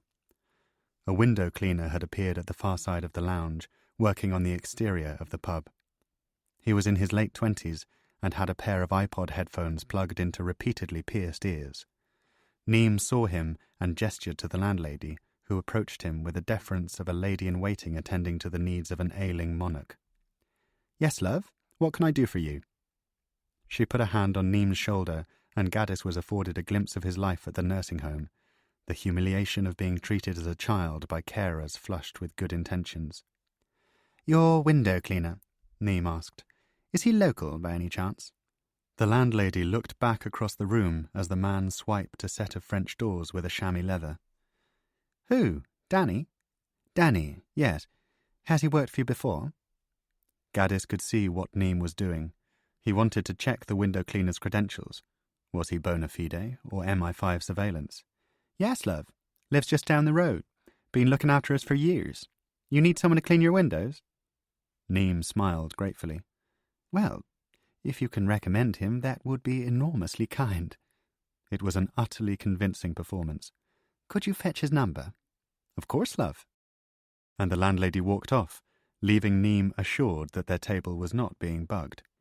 "As I was saying," he continued, there was no acknowledgement of the exchange which had just taken place. Not a sideways glance, not even a knowing smile. White was an old friend of Eddie's from the war. Eddie went to him and told him what he had done. It was a private conversation which took place at the Reform Club. It constituted a full confession. Full to what extent? Everything he had ever done, every name, every agent, every Soviet controller. He gave them Wynne, he gave them Malley, he gave them Cairncross. "I thought Cairncross confessed in 1951. "That's what the history books would have you believe. He did, but only after Eddie exposed him." "And Blunt? Philby?" "Sadly not, because Attila had been ring-fenced by the NKVD at Trinity, in isolation from the Ring of Five. Eddie had no idea that Kim was working for Moscow. He thought Antony was an art scholar, for God's sake. We all did. He only knew for certain about Guy, and of course it was too late to alert London to Burgess and Maclean. They were already drinking vodka in Dioginski Square. No, Eddie's real area of expertise was Oxford. So he gave White the names in the ring. He gave them the Floud brothers, Jennifer Hart. That's why it was rounded up. Speculation, Neame muttered, taking a stern gaze back to the window cleaner. Gaddis heard the squeak of cloth on glass. But he named Leo Long, Victor Rothschild, James Klugman and Michael Straight as possible troublemakers. Some names were cleared, others were not. By then, Straight was back in the United States living the life of a responsible citizen. 10 years later, he was to make a similar confession of his own to the American government, which led to the exposure of Blunt. And White went for this? He didn't just want to string him up. A number of factors were in play, Sam. White was very fond of Eddie and could understand why he had fallen for communism. A lot of us did. It was a heady time. In many ways, the decision to aid Mother Russia was a noble one, taken in good faith. Dick was also able to distinguish between the different personalities involved. Donald, for example, had a very deep and profound hatred of America. Later, White would come to recognize that Kim was a sociopath. Anthony, it transpired, was also utterly self-serving. Now, you wouldn't necessarily have said that about Guy or Cairncross. Along with Eddie, they were the ones who were steadfastly ideological, who spied out of conviction rather than from some misguided sense of their own importance. White also knew that Edward Crane was a brilliant intelligence officer. Furthermore, the country couldn't afford another spy scandal. Had Eddie been exposed following the defection of Burgess and Maclean, there is every possibility that the government would have fallen. So it was in everyone's best interest to keep Attila under wraps, and yes, this was a golden opportunity to strike back at Moscow. Never underestimate the extent to which SIS and the Russians loathe one another. It's a blood feud. You're missing something out. What's that? Gaddis took his jacket off and secured it over the back of his chair. Why didn't Crane tell White about Agincourt? Who's to say that he didn't? Neame's reply was lazy. There was a hole in the logic. Because if he did, then Agincourt's identity would have been revealed, and we would now know all about him. But you've told me that Crane talent-spotted somebody who went on to become a senior figure in the Labour Party in the 1960s and 70s. Who was he? Harold Wilson. That would be a sensation, Neame replied, as if the idea had never occurred to him. Gaddis laughed at his sheer nerve. A Soviet defector called Anatoly Golitsyn named Wilson as a KGB agent in 1963. Did you know that? Neame nodded. It was the first time that Gaddis had seen him looking unsure of himself. Wilson's first name was James, Gaddis continued. He was born in Yorkshire. According to Spycatcher, MI5 were convinced he was a spy. Then go ahead and run the story. Neame's hands were in the air, eyes exaggeratedly wide at the prospect. Oh, come on, you know what I need from you, Tom. Does Eddie name Wilson, or doesn't he? I have told you I have no idea. Everything I've related to you is based on a single conversation which took place over 10 years ago, and on a document which Eddie asked me to destroy. My specific area of expertise is Attila. All I know for certain is that Edward Crane was used by MI5 and MI6 in a variety of different ways between 1951 and the late 1980s, spreading disinformation to Moscow, that sort of thing. He found out what the Soviets wanted to know, gave London an idea of the enemy's knowledge gaps. Everything flowed from there. Everything flowed from there, Gaddis repeated witheringly. He was tired of evasions, tired of false leads. He was certain that Agincourt was a red herring and that Neame was just stringing him along for his own personal amusement. The story was too old. The conspiracy theory about Wilson had been flogged to death in the 1980s. He put that theory to Neame now because it felt as though his pride was at stake. Here's what I think, Tom. I reckon Agincourt was Harold Wilson, and there's nothing new on him in Eddie's memoirs. I reckon Wilson danced with the Russians at Oxford but never took his clothes off. In other words, you brought him up just to make your own story look more convincing and didn't think I'd bother checking it out. On that basis, less than half of what you've told me is probably true. Was Crane the sixth man? Was Crane a double agent? Was Thomas Neame his best friend? Or does Thomas Neame just like playing games with nosy historians to make his lunchtimes more exciting? Neame was staring at him, his face absolutely motionless. Gaddis suddenly saw the man as he would have looked at 30, at 40, eyes blazing with indignation. It may have been the first time in a generation that anybody had summoned the nerve to question Neame's integrity. "You don't trust me," he said. It was more of a statement than a question. "I don't trust you," Gaddis replied plainly. There was a prolonged silence. It was strange, but Gaddis felt a sense of relief. He had cleared the air. He had spoken his mind.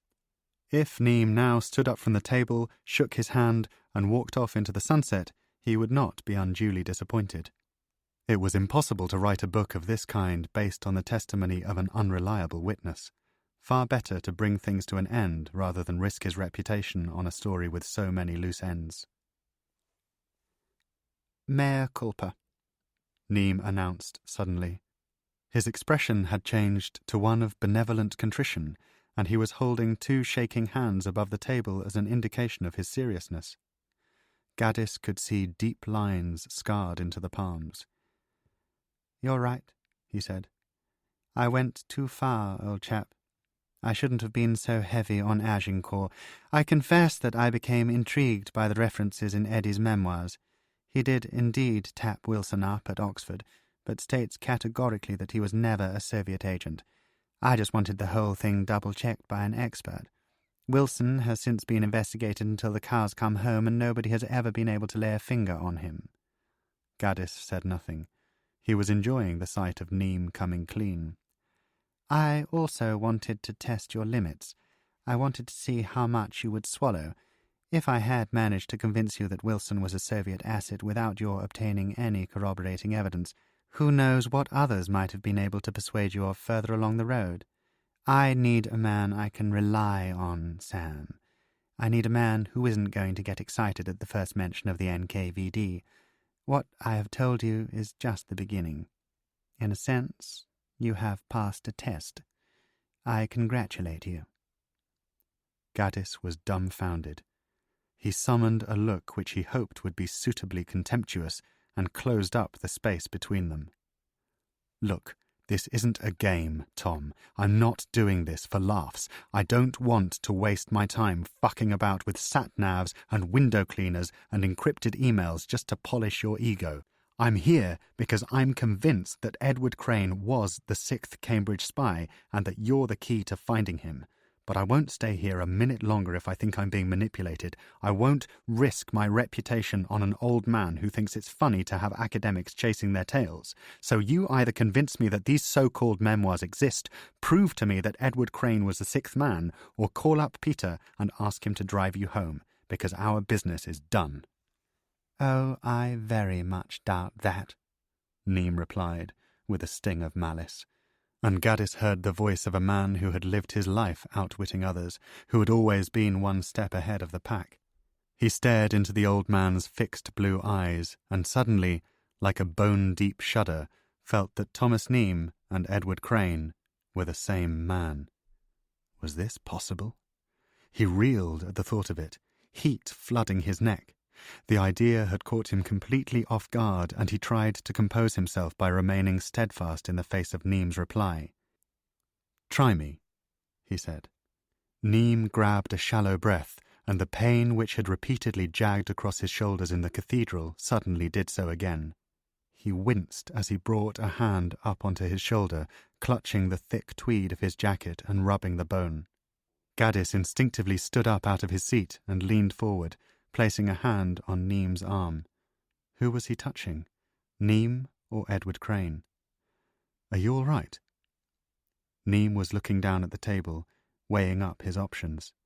Gaddis felt that he could read his thoughts. Should I continue with this man, or find another outlet for my story? But suddenly he spoke. "Dick White ordered a full internal vetting of Eddie that was specifically designed to clear him of any suspicious links to communism." Neem had clearly convinced himself that the only way to persuade Gaddis of his legitimacy was to keep talking. "It helped that Eddie had never joined the party," he said. "His year at Oxford was also carefully recalibrated. Furthermore, there was nothing in the files about his friendship with Burgess at Trinity." Gaddis felt that he had no choice but to play along. But it was still a miracle that he managed to survive undetected for so long, on both sides of the Iron Curtain. The Yanks must have smelled a rat, and surely any number of Soviet defectors down the years would have known about Attila. Golitsyn, for starters. Neem enjoyed that one. "Of course they did. But it didn't matter. Golitsyn told the Americans about Crane, and the Yanks came to us, flustered, to say the least. We put them in the picture about Attila's double life, and Eddie's name was then erased from the Golitsyn transcripts. Exactly the same procedure when Gordievsky came over.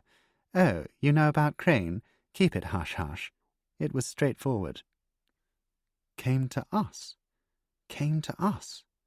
Why would Neem put himself at the centre of that process? "But Golitsyn came over in 61, Gaddis replied. "Eddie kept going for another 25 years. Didn't the Soviets smell a rat when one by one their agents in the West started being exposed? Lonsdale, Vassell, Blake. Didn't they think it was a little fortuitous that Attila was still out there, alive and well, and working for Mother Russia?" Neem remained impassive. "My dear boy, I think you'd be better off directing these sorts of questions at a member of the KGB. I have no idea what they were thinking. I should imagine the Soviets had thousands of agents all over the world. Just because one or two of them were exposed in Europe doesn't mean they were going to doubt a source who had been working for them since before the war." Then why has Crane's story never come out? If the Russians still think Attila was one of theirs, they'd love to have rubbed London's nose in it by now. "Ah." Neem seemed pleased that Gaddis had joined the dots. "My own particular theory is that Moscow discovered Attila was a double agent shortly after the collapse of the Soviet Union." As late as 91? What makes you say that? Think about it, Sam. Think about the date. It took a few seconds for Gaddis to make the connection. St. Mary's. MI6 faked Eddie's death in early 1992. Precisely, because they were worried that the KGB was going to come after him. Eddie told you that? Of course Eddie told me that. When your best friend informs you that MI6 are planning to fake his death, you tend to ask why. Eddie said that Attila had been blown in Moscow and that anybody associated with him was being systematically bumped off. Gaddis acknowledged the logic of this, but found a flaw in what Neem was saying. Okay, but by the same token, why haven't the British told their end of the story? As you said, Attila was one of the great intelligence coups of the Cold War. Why didn't London take the opportunity to humiliate Moscow? Because of the war years. Edward Crane had been a Soviet agent. You don't go making that sort of thing public, especially after the Blunt fiasco. Besides, this was a new era in Anglo-Russian relations. Why rock the boat? SIS likes to keep its secrets. It's in the spying game, not the PR business. What Eddie always wanted to know was who blew his cover. How did the Russians eventually find out? Gaddis thought for a moment that Neem expected him to know the answer, but saw that he was going to continue speaking. "This was as far as I came with your friend Miss Berg," he said. He caught Gaddis's eye and appeared to be genuinely troubled by her loss. "She was trying to find out the answer to that question when she died." "And did she?" "She was your friend, Sam. You tell me." There was a long silence. Gaddis felt that Neem was still holding something back. "Tom?" "Yes?" "You look like you want to tell me something. Is it about Charlotte?" Neem looked up at the bar, then down to his shaking, mottled hands. The whites of his eyes were glassy, free-floating, as if he was struggling to focus. "There is a woman in Moscow by the name of Lyudmila Tretiak. She is the widow of Attila's third and final KGB handler, Fyodor Tretiak. I had suggested to Charlotte that she try to find her." "And did she?" Neem looked back at the bar. "I have no idea. Ludmilla was a lead that Eddie had wanted to follow before he was forced underground. All I did was to warn Charlotte about her. Why? Tritiak was murdered in St. Petersburg in 1992. The same year that Eddie met his maker at St. Mary's. Precisely. That always struck me as too much of a coincidence. If Lyudmila suspects that her husband was killed by the KGB, she might want to talk to somebody about it, which means that there are bound to be people watching her, even now. Neem cautioned Gaddis with a resigned smile. If you seek her out, Sam, take the appropriate precautions. That's all I'm saying. Make sure she isn't observed talking to any nosy historians. Chapter 20. Gaddis was certain that he had seen Lyudmila Tritiak's name in Charlotte's files. Back in London, he called Paul, went round to the house in Hampstead, and rummaged through her office. Sure enough, after searching for less than 15 minutes, he found a listing for Tritiak under T in one of her moleskin notebooks, complete with an address and telephone number in Moscow. Later that evening, Paul remembered that Charlotte had been booked on a flight to Russia 6 days after her heart attack, and called Gaddis to tell him. In her diary for that date, she had written the initials FT/LT and SU-581, which turned out to be an Aeroflot flight number. Gaddis was convinced that the two women had arranged to meet, although there was no trace of an email correspondence between them on any of Charlotte's accounts. It took him 48 hours to arrange a flight and emergency visa to Moscow via his usual travel agents in Pembridge Square. The publication of Tsars had clearly made no impact on Gaddis's status at the Russian embassy. He arrived at Sheremetyevo late on a Monday evening, endured the traditional chaos at passport control, and found his suitcase in a corner of the baggage area 50 meters from Aeroflot's advertised carousel. Gaddis had arranged for Victor, the driver that he always used in Moscow, to pick him up outside the airport, and they shunted along a 5-lane highway in permanent gridlock towards the Sovietsky Hotel, assaulted by smells of cigarettes and diesel. The following morning, after breakfasting on an omelette and 2 cups of metallic black coffee, he took the metro 3 stops from Dinamo to Voikovskaya, emerging 2 blocks from Lyudmila Tritiak's apartment. Whenever he was in the center of Moscow, Gaddis felt that he had a memory for almost every building and street that he passed. But Voikovskaya was beyond the garden ring, a grey and sunless neighborhood that he knew only by name. Tritiak's apartment turned out to be on the 9th floor of a typical panel-built 20-story post-Soviet tower finished in 3 shades of beige. It was on a busy street characterized by erratically parked cars and kiosks selling pirated DVDs and cheap makeup. To ensure that Tritiak was in the city, Gaddis had called her number from a phone box in Shepherd's Bush, pretending to be a telesales assistant offering cheap rates on wireless broadband. She had politely informed him that she did not use a computer and wished him a good day. Residents were coming in and out of the building all the time, and Gaddis was able to enter without pressing the buzzer. He had decided to make his approach at lunchtime, when Tritiak was most likely to be at home, and had written a short note in Russian, which he now passed under her door in a sealed envelope. Esteemed Lyudmila Tritiak, please excuse this method of contacting you. I am an historian from University College in London. I was also a friend of Charlotte Berg. I am aware of what happened to your husband in St. Petersburg in 1992. For reasons that I'm sure you will appreciate, I do not wish to put your safety at risk by telephoning you or even by introducing myself to you in person at your home. I have information about the events leading to your husband's death. If you would like to discuss this matter further, I will be sitting in the branch of Coffee House opposite this building for the rest of the day. I am wearing a blue shirt and will have a copy of the Moscow Times on the table in front of me. Alternatively, if you would prefer to contact me by email, I have left an address at the bottom of this page. With my respect, Dr. Samuel Gaddis. When he had pushed the envelope inside the apartment, Gaddis rang the bell twice in quick succession, then took the lift back down to the ground floor. He wondered if he had sounded the right tone in the letter. Tritiak had been courteous and polite over the phone, But he could not be sure of her age, and had perhaps pitched the letter too formally. Would she be prepared to risk a meeting with a man she neither knew nor could possibly trust?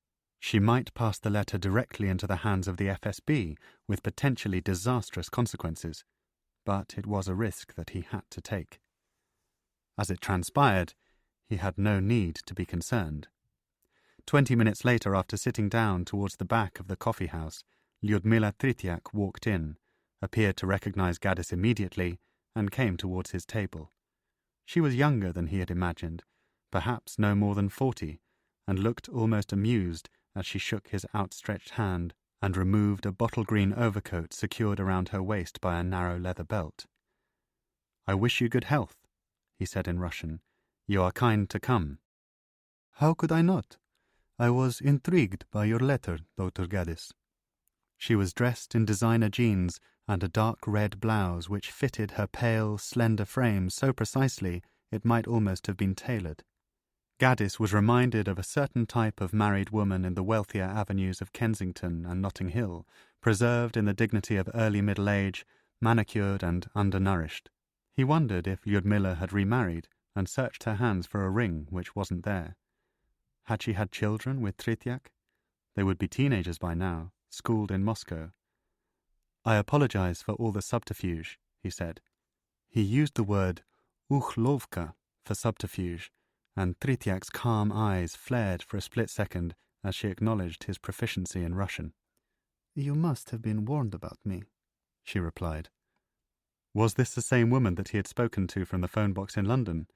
Her voice was very faint, but oddly playful.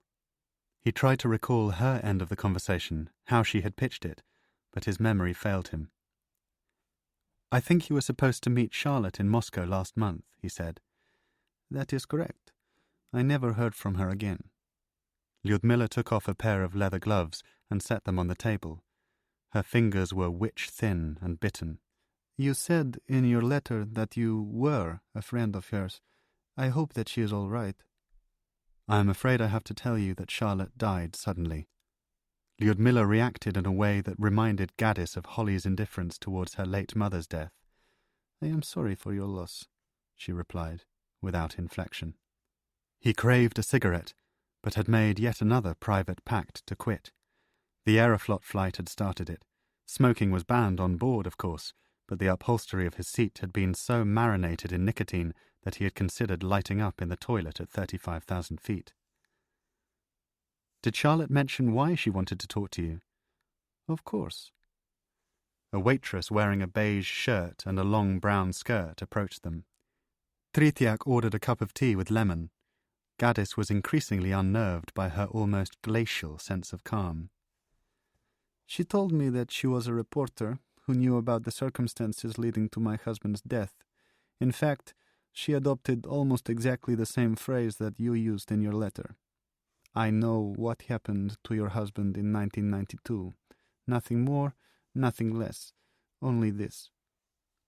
Gaddis could see that he was expected to reply, to explain himself, but he was confused by Tritiak's manner, which was at once confident and yet oddly disconnected. "Perhaps I should explain why I am here," he suggested. "Perhaps you should." She suddenly smiled with a jarring, false rictus. Had she popped a pill before leaving her apartment? Sunk a couple of shots of vodka? Something had taken the edge off her anxiety and calmed her nerves. It was like talking to a doll. "I'm an academic in the Department of Eastern European and Slavonic Studies at UCL. Charlotte and I were friends. She was investigating a story relating to an NKVD operation in the United Kingdom before World War II, which involved a graduate of Cambridge University named Edward Crane. When Charlotte died, I took on the story myself, with the idea of writing a book about it. My primary source of information is a man named Thomas Neame, a British citizen resident in England. It was Mr. Neame who gave me your name." "I have never heard of this man." Tritiak's tea arrived in a tall glass, and she stirred 3 packets of sugar into it, the tiny granules funneling around the spoon. Gaddis watched them dissolve, hypnotized, and wondered how much he could risk revealing about Attila. In the twilight of his career, Edward Crane was living in Berlin. Your husband was his final KGB handler. Tritiak produced a look which suggested an almost complete indifference to her husband's career. I was not privy to Fyodor's work, she replied. We were married when I was very young. My husband was a rising star in the Komitet Gosударственной Безопасности. This was the formal, unabbreviated name for the KGB. He was 47 when he died. I was just 26. We had a small baby, my son, Alexei. We were left alone to fend for ourselves. Everything is fine. A fault line ran through her features like a crack in the makeup of her personality.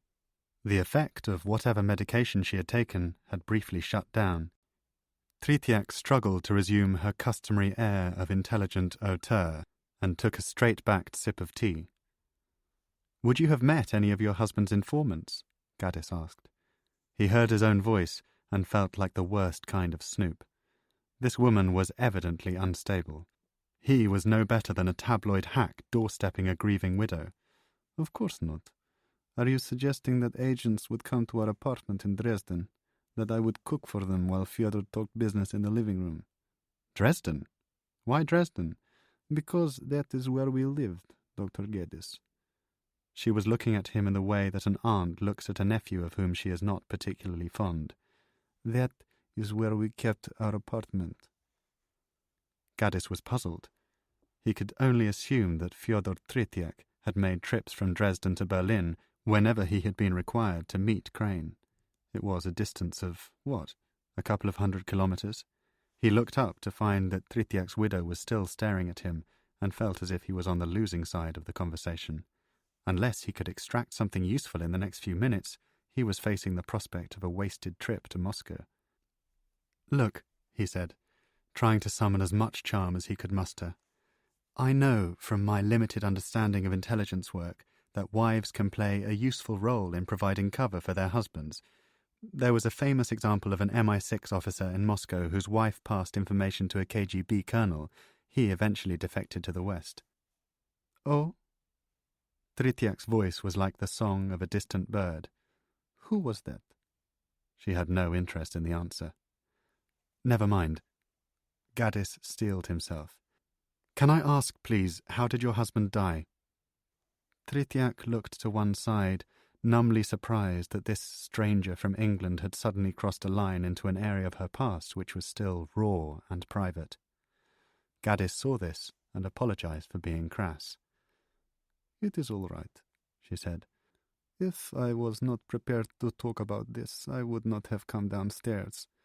I knew from your note that this would be the subject of our conversation. As I have already told you, I was intrigued. This seemed hopeful. Gaddis encouraged her to tell the story. It is quite simple. He was walking home one night to our apartment in St. Petersburg when he was shot by 3 men. 3? Were they ever identified? Were they brought to trial? She gave a resigned smile. She was resigned to everything. Of course not. These men were gangsters. Mafia, you call them. It was simply an act of vengeance against a senior figure in the KGB. According to Neem, Tritiak had been murdered by the KGB, yet his widow had the story the other way round. Gaddis suspected that she had been hoodwinked. In all probability, the KGB had simply hired a trio of St. Petersburg thugs to do their dirty work for them. It was the most plausible thesis. The links between Russian intelligence and Russian organized crime were murky, to say the least. Vengeance for what? He asked. How would I know? Tritiak shrugged and stared outside at the traffic. As I have told you, I was not privy to the secret nature of my husband's work. Gaddis looked down at his lukewarm tea and drank it, just to give himself something to do with his hands. Tritiak was gazing out of the window like a teenage girl bored by her date. It's interesting, he said. My understanding of what happened to your husband is quite different. Go on, she said. Gaddis lowered his voice beneath the clatter and chat of the cafe. There was music playing on a broken stereo. It sounded as though the speakers were fizzing. Look, I know that it's hard for you. I know that you have no reason to trust me, Dr. Geddes. He spoke over her interruption. But this is what I know. The source your husband was running had been working for Russian intelligence for almost 50 years. His KGB cryptonym was Attila. He was the greatest Western asset on the books at Moscow Center for decades, but he was a double agent. Tretiak's mouth parted very slowly, strands of saliva appearing between her lips like a thin glue. How do you know this? I'm afraid I can't tell you that. You cannot tell me who has leveled this accusation? Mrs. Tretiak, what I'm suggesting to you today is that the KGB wanted to cover up the existence of Attila. They wanted to save themselves the embarrassment of being deceived by the British Secret Intelligence Service, so they killed anybody who had anything to do with him. They murdered your husband to silence him. What was Crane's position in Berlin? She asked. Lines had appeared in the light foundation around her eyes, further cracks in the mask. Gaddis recalled a detail from the obituary in the Times. He was on the board of a German investment bank which had offices in Berlin. She swore under her breath. For the first time, Gaddis caught a vapour of alcohol, sharp and full. Why do you swear? He asked. Why do I swear? She laughed so loudly that several customers turned to look at them. It's just that only recently I was told never to speak about this affair. Gaddis wasn't sure that he had heard her correctly. Then why had she responded so freely to his letter? Why had she come down to the cafe? What do you mean? It was only last month, shortly after Berg had been in contact with me. Tretiak said Berg as if she had no energy for the full name. I received a visit from a government official. Gaddis felt a threat in his gut, tugging at him like the grinding traffic outside. What does that mean? Somebody from Bielý dom came to see you. Bielý dom was the Russian translation of White House, the seat of government in Moscow. Tretiak nodded. She looked weary, almost bored. She might have been talking about a visit from a postman or a plumber. This man told me that he was under instructions from Sergei Platov himself. Platov? Gaddis couldn't believe what he was hearing. I don't follow, Mrs. Tretiak. What would the president want with you? What did this man say? I was instructed not to talk to your friend. Gaddis had the strange sensation of staring through her, into a dimension of secrets and obfuscations that he would never penetrate. He was about to ask how the Kremlin knew that Tretiak was planning to talk to Charlotte when he realized the answer to his own question. They had seen her emails. Christ, Charlotte had probably been bugged as well. That was why he had been unable to find any evidence of the Crane investigation on her computers. FSB technicians had wiped them clean. He watched Tretiak across the table, tiny and broken, and shrugging her shoulders like a petulant schoolgirl. He wanted to shake her, to snap her out of her medicated reverie.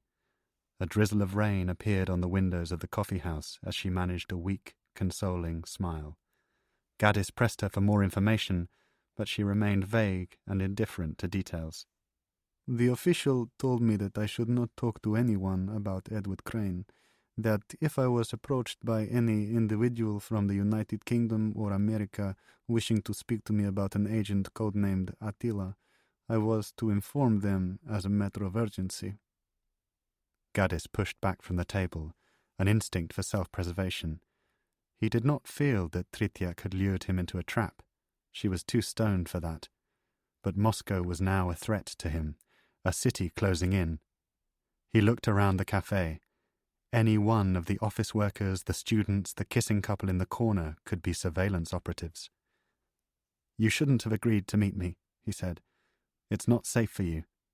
You could get in a lot of trouble over this. You need to sort yourself out. Perhaps, she replied. You must destroy the letter that I wrote to you. Take it, she said, instantly producing the note from the pocket of her jeans. And don't speak to anyone about this, okay? It's for your own safety as well as mine. Think of your son, Mrs. Tretiak. Our conversation didn't happen. Do you understand? She nodded, dumbly, Gaddis surprised himself by gripping her by the arms. They were so thin he felt that he could have snapped them with a flick of his wrists. "Lyudmila, focus!" He looked into her eyes and saw that she must once have been transfixingly beautiful. All that was gone now. The waitress, changing a CD behind the counter, looked across as he released her. "Forget about our conversation. Forget what I have told you, about Edward Crane, about Attila, about your husband's murder. It's for your own safety, okay? Be smart. This situation is far more dangerous than I imagined." Chapter 21. Dresden didn't make sense until Gaddis was somewhere over the North Sea drinking a Bloody Mary on the Aeroflot back to London. In 1985, as a fledgling spy, Sergei Platov had been posted to Dresden by the first Chief Directorate of the KGB. He would have worked alongside Tretiak. He would almost certainly have known that Attila was operating out of Berlin. Gaddis spent most of the journey trying to untangle the implications of this. Why was the Russian president personally interfering in the Attila cover-up more than 15 years after leaving the KGB? Had Charlotte uncovered a scandal with the potential to obliterate Platov's career and reputation? She hadn't mentioned anything about that at dinner. The threat from Attila, as she saw it, was to the British, not the Russian government. Perhaps Platov, as a loyal KGB man, was simply keen to uphold the reputation of his former employers by ensuring that the Crane story never came to light. There was a darker possibility, of course, that Charlotte had died not from natural causes, not from a heart attack brought on by too many cigarettes and too much booze, but that she had been murdered by Platov's cronies to ensure her silence. Trapped between a sprawling, restless teenager on the aisle and an overweight Estonian businessman sleeping fitfully in the window seat, Gaddis picked at a freeze-dried stroganoff and a stale bread roll, his mouth dry, his appetite lost to the sickening thought that Charlotte might have become the latest victim of the Russian government's near-psychotic determination to silence journalists, at home and abroad, who failed to toe the party line. His only cause to doubt this theory was his own continued well-being. Lyudmila Tretiak was also alive and well, albeit pickled in vodka and tranquilizers. Who else had Charlotte spoken to? Thomas Neame. But the old man was still going strong in Winchester, and Calvin Summers, as far as he knew, was still doing his shifts at the Mount Vernon Hospital. 5 hours later, Gaddis returned home to find that he had been contacted by a researcher at the National Archives in Kew. A woman named Josephine Warner had left a sprightly message on his landline informing him that she had dug up a copy of Edward Crane's will.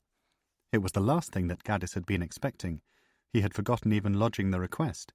But it helped to give some direction to his thoughts, and he drove down to Kew the following morning, planning to continue to Winchester if he could get Peter to answer his phone.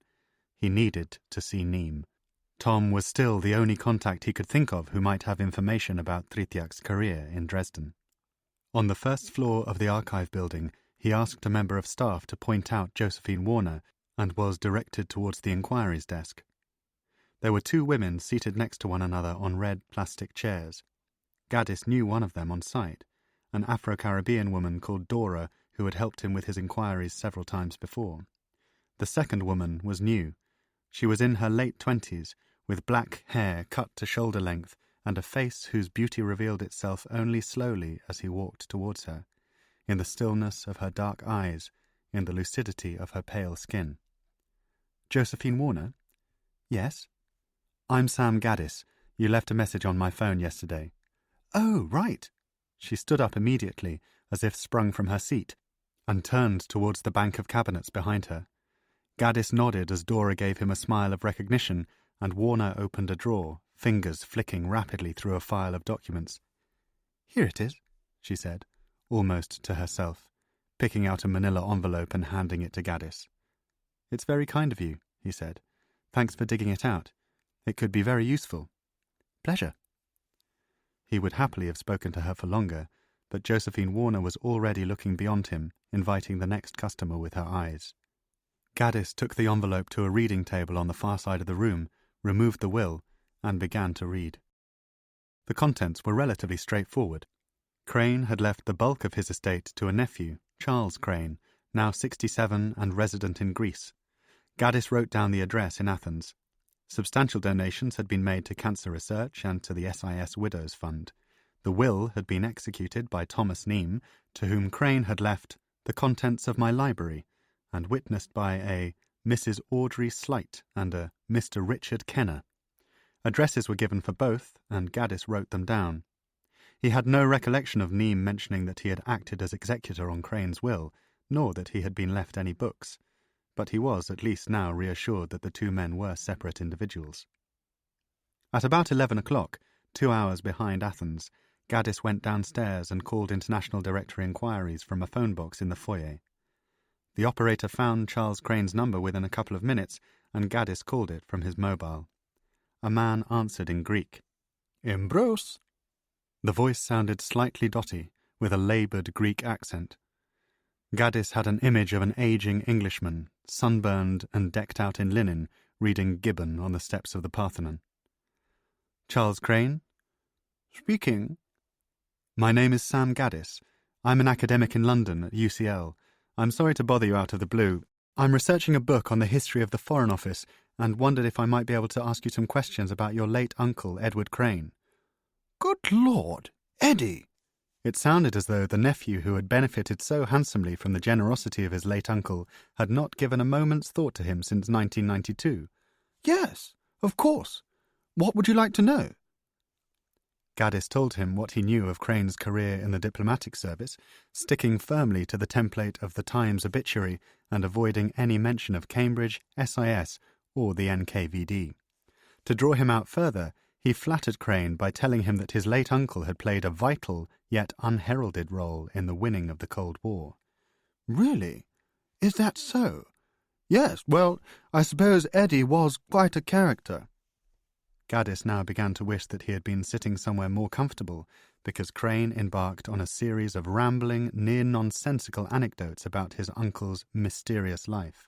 It transpired that the two men had met only a handful of times, and that Charles had been stunned, absolutely stunned, to be the main beneficiary of his will. "He never married, of course," he said, the spectre of a black sheep hovering over the good name of the Crane family. "Entre nous, I think he was betting for the other side. Dormant, perhaps, but certainly a feature of his youth, if you know what I'm driving at." Gaddis found himself saying that, yes, he knew exactly what Charles Crane was driving at. "Retired rather late. No children to look after, you see. Not like the rest of us. Nothing to occupy his time except the Foreign Office." It was clear that Crane did not even know that his uncle had worked for SIS. As far as he was concerned, he had just been a middle-ranking diplomat with 1 or 2 postings overseas. "Does the name Audrey Slight mean anything to you?" "Afraid not, Mr. Gaddis." "She was one of the 2 witnesses on your uncle's will." The name finally rang a bell. "Oh, Audrey! She was Eddie's housekeeper for yonks." Crane sounded like a contestant on a game show who discovers the answer to a question fractionally late. "I think she died a few years ago, getting on a bit. Thomas Neame was my main point of contact for the estate." "You didn't speak to Richard Kenner?" "Who?" "The other witness." "No. But if memory serves, Kenner was also Foreign Office, a colleague of Eddie's. Might be worth looking him up." Most probably another wild goose chase. Kenner would almost certainly be dead or erased from the official records to protect Attila's anonymity. Gaddis asked Crane about his dealings with Neame, but learned nothing that he did not already know, simply that the old man was highly intelligent, irascible, and occasionally bloody rude. "So you met him?" "Only once. Lawyer's office in London. I spoke to him on the telephone a number of times as we ironed out the flat in Bloomsbury, the house here in Athens. The estate was rather substantial." This, at least, was new information, although Gaddis was still desperately short of facts about Crane's post-war career. Then it occurred to him that he did not have a photograph of Crane, and took a chance that a nephew might at least have an old family Polaroid lying around in an attic. "I was wondering," he said, "would you have a picture of your uncle? Anything at all? I've had trouble tracking one down. When a man dies without children, with no siblings or close relatives, there are very few people who keep hold of such things."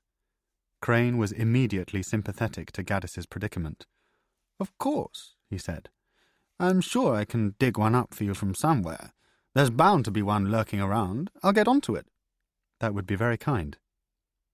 Gaddis gave an address at UCL to which Crane could send the photograph, and then hung up.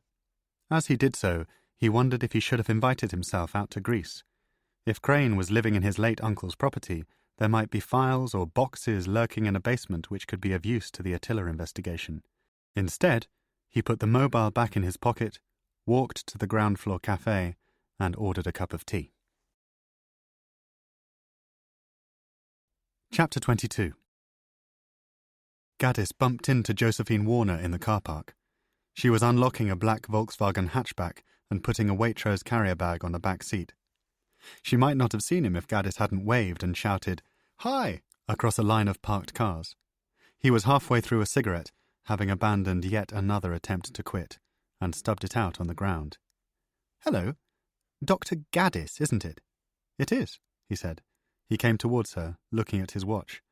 "You already going home?" He privately hoped that she was. Peter still wasn't answering his phone, and he had given up on going to Winchester. He was at a loose end, feeling restless, and might invite her out to lunch. "Not home," she said. "Just popping to Richmond to pick up a colleague.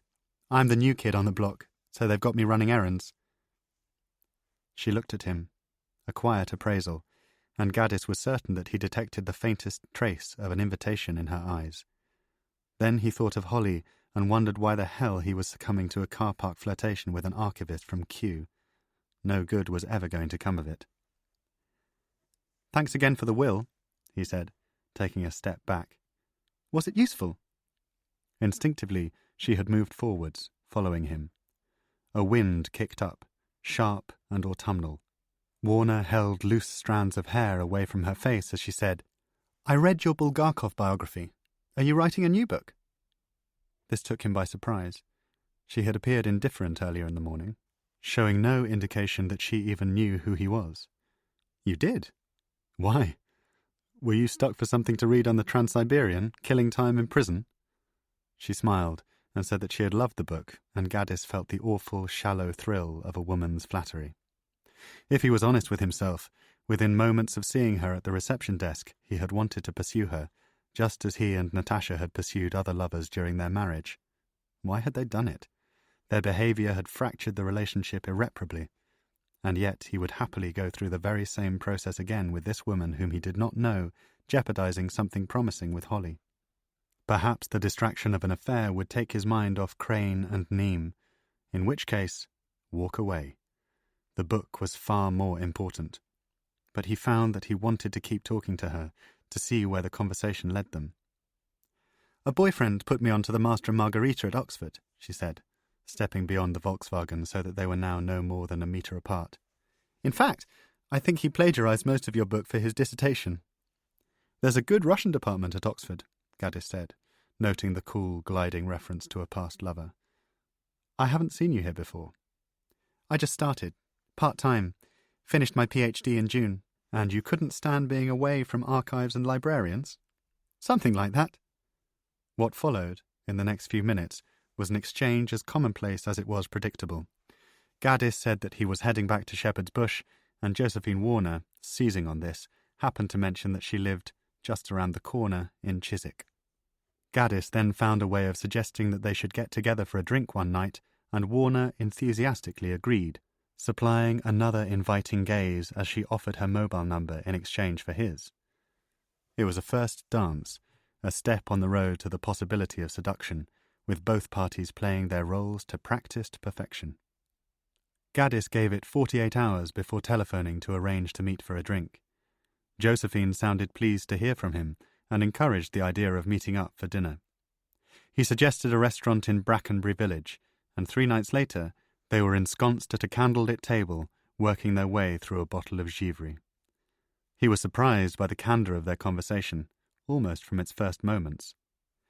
"Let's just say that my love life is complicated," Josephine told him, before they had even ordered their food, and Gaddis had felt obliged to reveal that he too had been seeing someone for the last month or so. It was obvious to both parties that they were sizing one another up.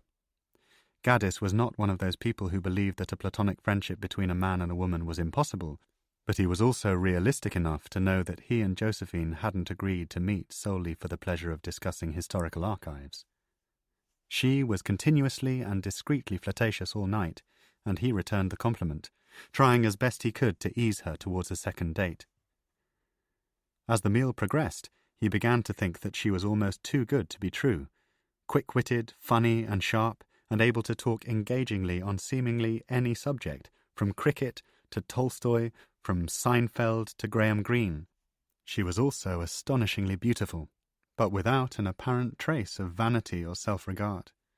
Every now and again, as if sensing his attraction, Josephine found a way of reminding Gaddis that there was a more or less permanent boyfriend lurking in the background of her life, but these reminders served only to convince him that she was looking for a way out of the relationship.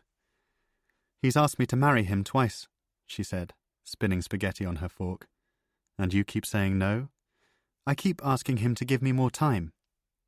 She asked him why his own marriage had ended, which was a subject Gaddis had avoided with Holly for a considerable time, but there was something in Josephine's open, trusting spirit which encouraged him towards full disclosure.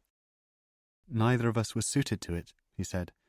"Marriage put bars around us, restrictions which we weren't prepared to respect."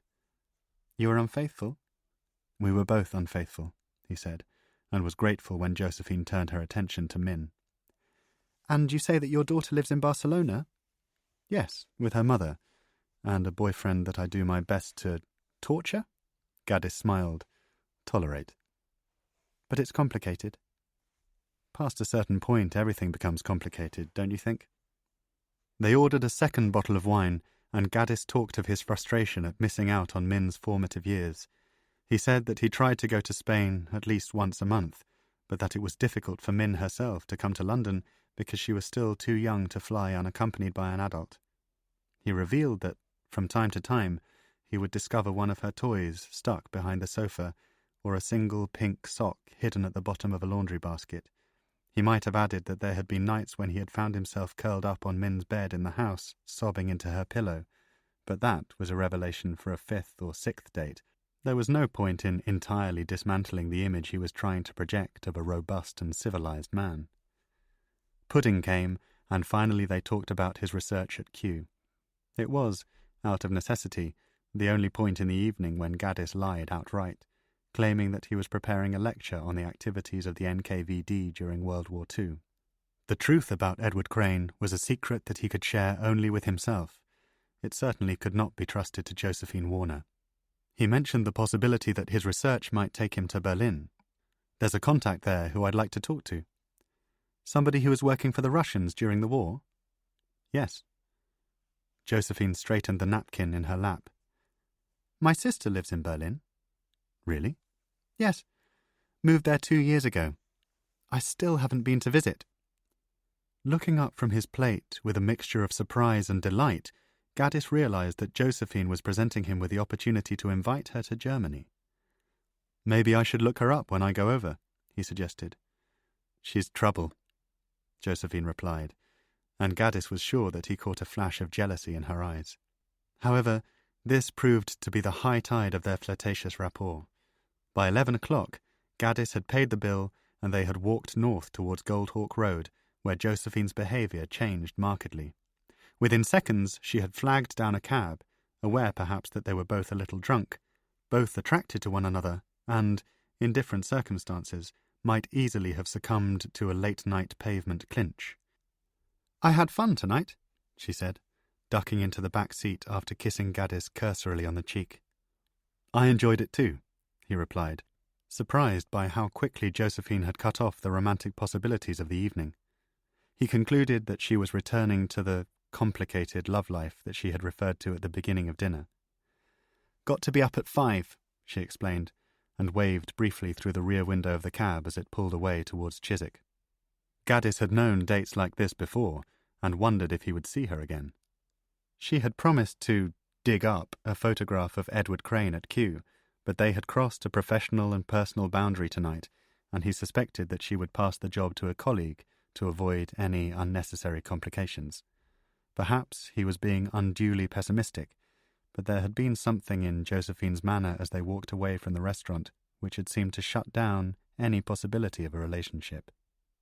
Throughout the meal, she had been unquestionably seductive, raising oblique prospects of further meetings, movies, lunches, even Berlin, but that playfulness had disappeared once he had paid the bill. It was a pity, because he liked her. Walking home through a crisscross of dimly lit residential streets, he realized that it had been a long time since a woman had crept under his skin like Josephine Warner. Chapter 23. 2 days later, Gaddis was sifting through his mail at the start of the new term at UCL when he turned up an A4-sized manila envelope with a Greek postmark. Inside, he found a handwritten note on monogrammed paper from Charles Crane. "What a wonderful surprise to speak to you on the telephone yesterday. I've managed to track down a couple of photographs of Uncle Eddie, one taken during the war and another at my mother's house in Berkshire in the late 1970s, possibly 80 or even 81. If memory serves, Eddie had just retired from the Foreign Office and was about to take up a position on the board of Deutsche Bank in West Berlin. When you're finished with them, could I ask that you send them back to the address above? I would be most grateful." Gaddis pulled out the photographs, his hand snagging on the envelope in his enthusiasm to see them. At last he was going to set eyes on Edward Crane. The picture from the war was a formal black and white portrait of a soldier in full uniform. It was mounted on a frayed square of greying cardboard and signed and dated 1942 in near illegible blue ink. Crane was in his early 30s, with brooding, saturnine features and thick black hair which had been carefully combed, parted to one side and run through with oil. It was not the face that Gaddis had been expecting. In his imagination, Crane had been a less physically imposing figure, slim and cunning, perhaps even a touch effete. This Crane was a bruiser, tough and thick-set. It was difficult to imagine that the man in the photograph had possessed the subtlety to hoodwink intelligence services on both sides of the Iron Curtain for more than 50 years. And why the soldier's uniform?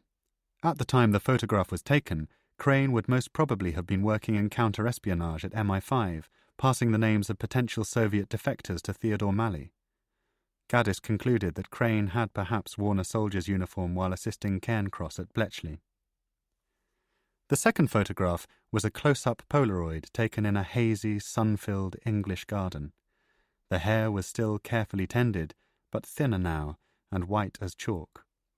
Gaddis was reminded of pictures of the older W.H. Auden, because Crane's face was craggy and tanned, loose about the neck. Calvin Summers had described his skin as looking too healthy for a man suffering from pancreatic cancer, but perhaps he had been referring to the colour and texture of Crane's face, rather than to his apparent youthfulness. The nose, he noted, was flushed, either with wine or sunburn.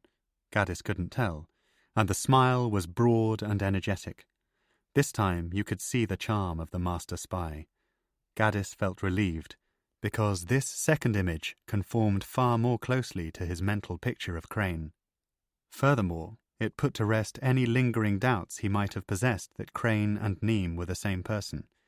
It was not difficult, for example, to imagine the man in the photograph as an avuncular figure passing himself off as a patrician banker in Berlin. At the same time, Crane's face had a bohemian quality, the eyes betraying a wild streak bordering on the eccentric. Gaddis could only guess at the secrets stacked up behind those eyes, 5 decades of bluff and counterbluff, culminating in the mysteries of Dresden. He was not to know that Charles Crane did not exist.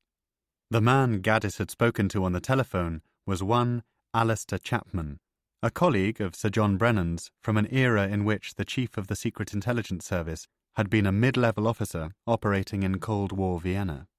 Chapman had agreed to allow SIS to divert an Athens phone number to his London home and to masquerade as Crane's nephew as a favour to Brennan. The chief had been delighted with his performance. "Thank you, Alistair," he had said, speaking to Chapman that evening. "I doubt that in the long history of the Secret Intelligence Service we have ever employed a more distinguished backstop." The photographs that Charles Crane had supposedly posted to Gaddis were, in fact, pictures of a former SIS officer named Anthony Kitto, who had died in 1983. Brennan had simply dug them up from an archive and placed them in the envelope. Gaddis, of course, was none the wiser, and even made a mental note to write Crane a letter of thanks as he turned to his other post. There was a letter from a colleague in America, a postcard of Gaudi's Sagrada Familia signed by Min, and, at the bottom of the pile, a bank statement from Barclays. He was in the habit of throwing away correspondence from the myriad organizations to which he owed money, but on this occasion he glanced at the statement and was surprised to see that his balance was healthier than he had imagined. Over a month after he had handed Calvin Summers a cheque for £2,000, the money had still not been cashed. The cheque had been post-dated, but at least 2 weeks had passed in which Summers could have presented it to his bank. Gaddis was confronted by a dilemma. He could cross his fingers and hope that Summers had forgotten about the cheque, but it was hopeless to think that a man as grasping and as manipulative as that would simply forget he was sitting on £2,000. More likely, Summers had lost the cheque and would come asking for a replacement in 3 or 4 weeks' time. The last thing Gaddis needed was somebody asking him for £2,000 in the run-up to Christmas. By then, any cheque he wrote would almost certainly bounce. He ran through the address book in his mobile phone, found the number of the Mount Vernon Hospital, and called Summers's office. The call was diverted to the main switchboard. Gaddis was fairly sure that the woman who answered was the same bored, impatient receptionist who had brushed him off in September. "Could you put me through to Calvin Summers, please? I'm having difficulty getting him on his direct line." There was an audible intake of breath. It was definitely the same woman. She sounded irritated even by this modest request. "Can I ask who's speaking, please?" "Sam Gaddis. It's a personal call." "Could you hold?" Before Gaddis had a chance to say, "Of course," the line went dead, and he was left holding the receiver, wondering if the connection had been lost. Then, just as he was on the point of hanging up and redialing, a man picked up, coughing to clear his throat. "Mr. Gaddis?" "Yes." "You're looking for Calvin?" "That's right." Gaddis heard the awful hollow pause which precedes bad news. "Could I ask what your relationship was with him?" "I'm not sure that I understand the question." Gaddis instinctively knew that something was wrong and regretted sounding obstructive. "Calvin was helping me with some research on an academic thesis. I'm a lecturer at UCL. Is everything all right?" "I am very sorry to tell you that Calvin has been involved in a terrible incident. He was mugged on his way home from work. Attacked, you might say. I'm surprised you didn't see the reports in the newspapers. The police are treating it as murder." Chapter 24. Gaddis was standing in the same room in which he had learned of Charlotte's death, but his reaction on this occasion was quite different. He hung up the phone, turned towards the shelves of books which lined one side of his cramped office, and experienced a sensation of pure fear. For a long time he was almost motionless, his stalled brain trying to deny the inescapable logic of what he had been told. If Calvin Summers had been murdered, Charlotte had most probably been killed by the same assailants. That meant that his own life was in danger, and that Nim and Lyudmila Tritiak were also threatened. Gaddis found that he began to think about himself in the third person, as an entity separate and distinct from his own familiar, protected existence. It was some kind of brain trick, an atavistic impulse to deny the truth of his predicament. But the truth was inescapable. Whoever had killed Summers would now surely direct their attention towards him. He continued to stare blankly at the bookshelves, his eyes jumping from spine to spine. Should he go to the police? Could he claim that Charlotte had been murdered? Who would believe him? There had been no evidence of foul play at the house in Hampstead. Charlotte had a weak heart and an unhealthy lifestyle, that was it. Besides, she had been cremated. It was too late to carry out an autopsy. Gaddis did not know why Summers had been killed, or who had perpetrated the act. His best guess was Russian intelligence, but why murder a man simply for knowing that Edward Crane's death had been faked by MI6? The British themselves might be involved, but would they kill one of their own citizens simply for breaking the terms of the Official Secrets Act? It didn't seem likely. He tried to clear his mind. He tried to be logical. Fact. The Russian espiocracy was systematically eradicating anybody with links to Attila. But if that was the case, why had the embassy in London given him a tourist visa 10 days earlier, no questions asked, allowing him to pass unchecked through Sheremetyevo? This small thought offered Gaddis a brief moment of solace, until he realized that there was every chance the FSB could have deliberately allowed him to fly into Russia in order to follow him around Moscow and to isolate his contacts. If that was the case, he would have led them straight to Lyudmila. Turning from the bookshelves, he opened the window of his office, inhaled a lungful of dank London air, and stared up at a black pre-rain sky. It felt as though he had no moves left. The conspiracy was too large, the main players either dead or far beyond his reach. Who could he talk to who might be able to shed light on what was happening? Neem. Gaddis grabbed his jacket and bag, locked his office, and took the tube to Waterloo.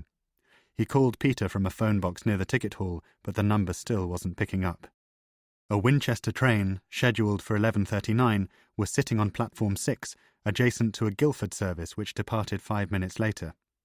With what he hoped would be a successful tactic for shaking off any surveillance, Gaddis walked on to the Guildford train, sat on a fold-down chair beside the automatic doors, then moved quickly across the platform at 11:38 to join the Winchester service. He was not able to determine whether or not he had been followed, but the train moved off within 30 seconds, and he sat back in his seat with the dawning realization that his life was about to take on a quality of evasion and trickery for which he was far from prepared. An hour later, he was trying Peter again from a phone box outside Winchester Station. This time, he picked up. The sound of his voice felt like the first piece of good fortune Gaddis had experienced in weeks. "Peter, it's Sam. I need to see our friend. Now." "I'll call you back." The line went dead. Gaddis was left standing in a phone booth which stank of piss and unwashed men. He opened the door to allow fresh air to funnel inside from the road, and as he waited, leaning his body against the worn, age-frosted glass, he realized that he was no longer pursuing Crane for the money. This wasn't about alimony anymore, or tax bills or school fees. It was purely a question of survival. Without the book in the public domain, he was a dead man. The phone rang. Gaddis grabbed at the receiver before the first ring had even finished. "Sam?" "Yes?" "It's not going to be possible today. Afraid the old man's not feeling too good. Head cold." Ordinarily, Gaddis would have been polite enough to offer his sympathy, but not this time. Instead, he forced the point, raising his voice to impress upon Peter the importance of setting up the meeting. "I don't really give a shit if he's feeling unwell. When he hears what I have to tell him, believe me, he'll be relieved he's only got a cold." "It's more than that, I'm afraid." Peter was calmly changing his story. "Running a temperature, as well. Confined to his bed at the home." "And where is the home?" "I'm afraid I can't tell you that." "Can you tell me this, then? Can you tell me why Calvin Summers has been murdered?" "Calvin who?" "Never mind." There was no point entering into an argument with Neem's gatekeeper, no matter how much satisfaction it might have given Gaddis to vent his anger. Instead, he asked if he had a pen. "I do." "Then write this down. Tell Tom that Calvin Summers has been killed." He spelled out the name. "Charlotte Berg was also murdered. The way things are going, Tom could be next." Jesus. It was the first time that Gaddis had sensed Peter losing his cool. "You're not leading these people to us, are you, Sam?" Gaddis ignored the question. "There's more," he said. "Lyudmila Tritiak," again he had to spell out the name, "has been personally instructed by Sergei Platov never to discuss Attila. Tritiak is almost certainly under FSB surveillance. There's a link with Crane's time in Dresden, but I'm not sure what it is. Ask Tom if he can find anything in the memoirs about Crane's activities in East Germany in the late 1980s. Charlotte's computer hard drives were deliberately wiped. Somebody knew that she was on to Crane. Tell him all of this." "Sounds like something you should be telling him in person," Peter replied, and for a moment Gaddis thought that he had breached his defences sufficiently for a meeting to be arranged, but he was to be disappointed. "I just don't think Tom's going to be up to this for the next couple of days. Any chance you could be down here at the weekend? I'm going to Berlin at the weekend, Gaddis replied. He had made the decision on the train and would rack up the cost on a credit card. Benedict Meisner was now his sole remaining chance of a breakthrough. Monday? Monday, Peter confirmed. You get to the cathedral by 11. I promise we'll be there. Chapter 25. Now Gaddis had to gamble. Was there a chance that Russian intelligence might have linked him to Calvin? Was he next in the line of fire? If Moscow had been listening to Summers's telephone calls, bugging his office at the Mount Vernon, or analysing his email traffic, then the answer was almost certainly yes. If his own internet activity had been under any kind of scrutiny either by the FSB or GCHQ, the myriad searches he had performed for information about Edward Crane would almost certainly have been flagged up and reacted upon. There was less reason to believe that British or Russian intelligence could have tied him to Charlotte's investigation. True, they had discussed the Cambridge book at supper in Hampstead, but they had not spoken about it on the telephone nor exchanged any emails after that night. It was the same with Lyudmila Tritiak.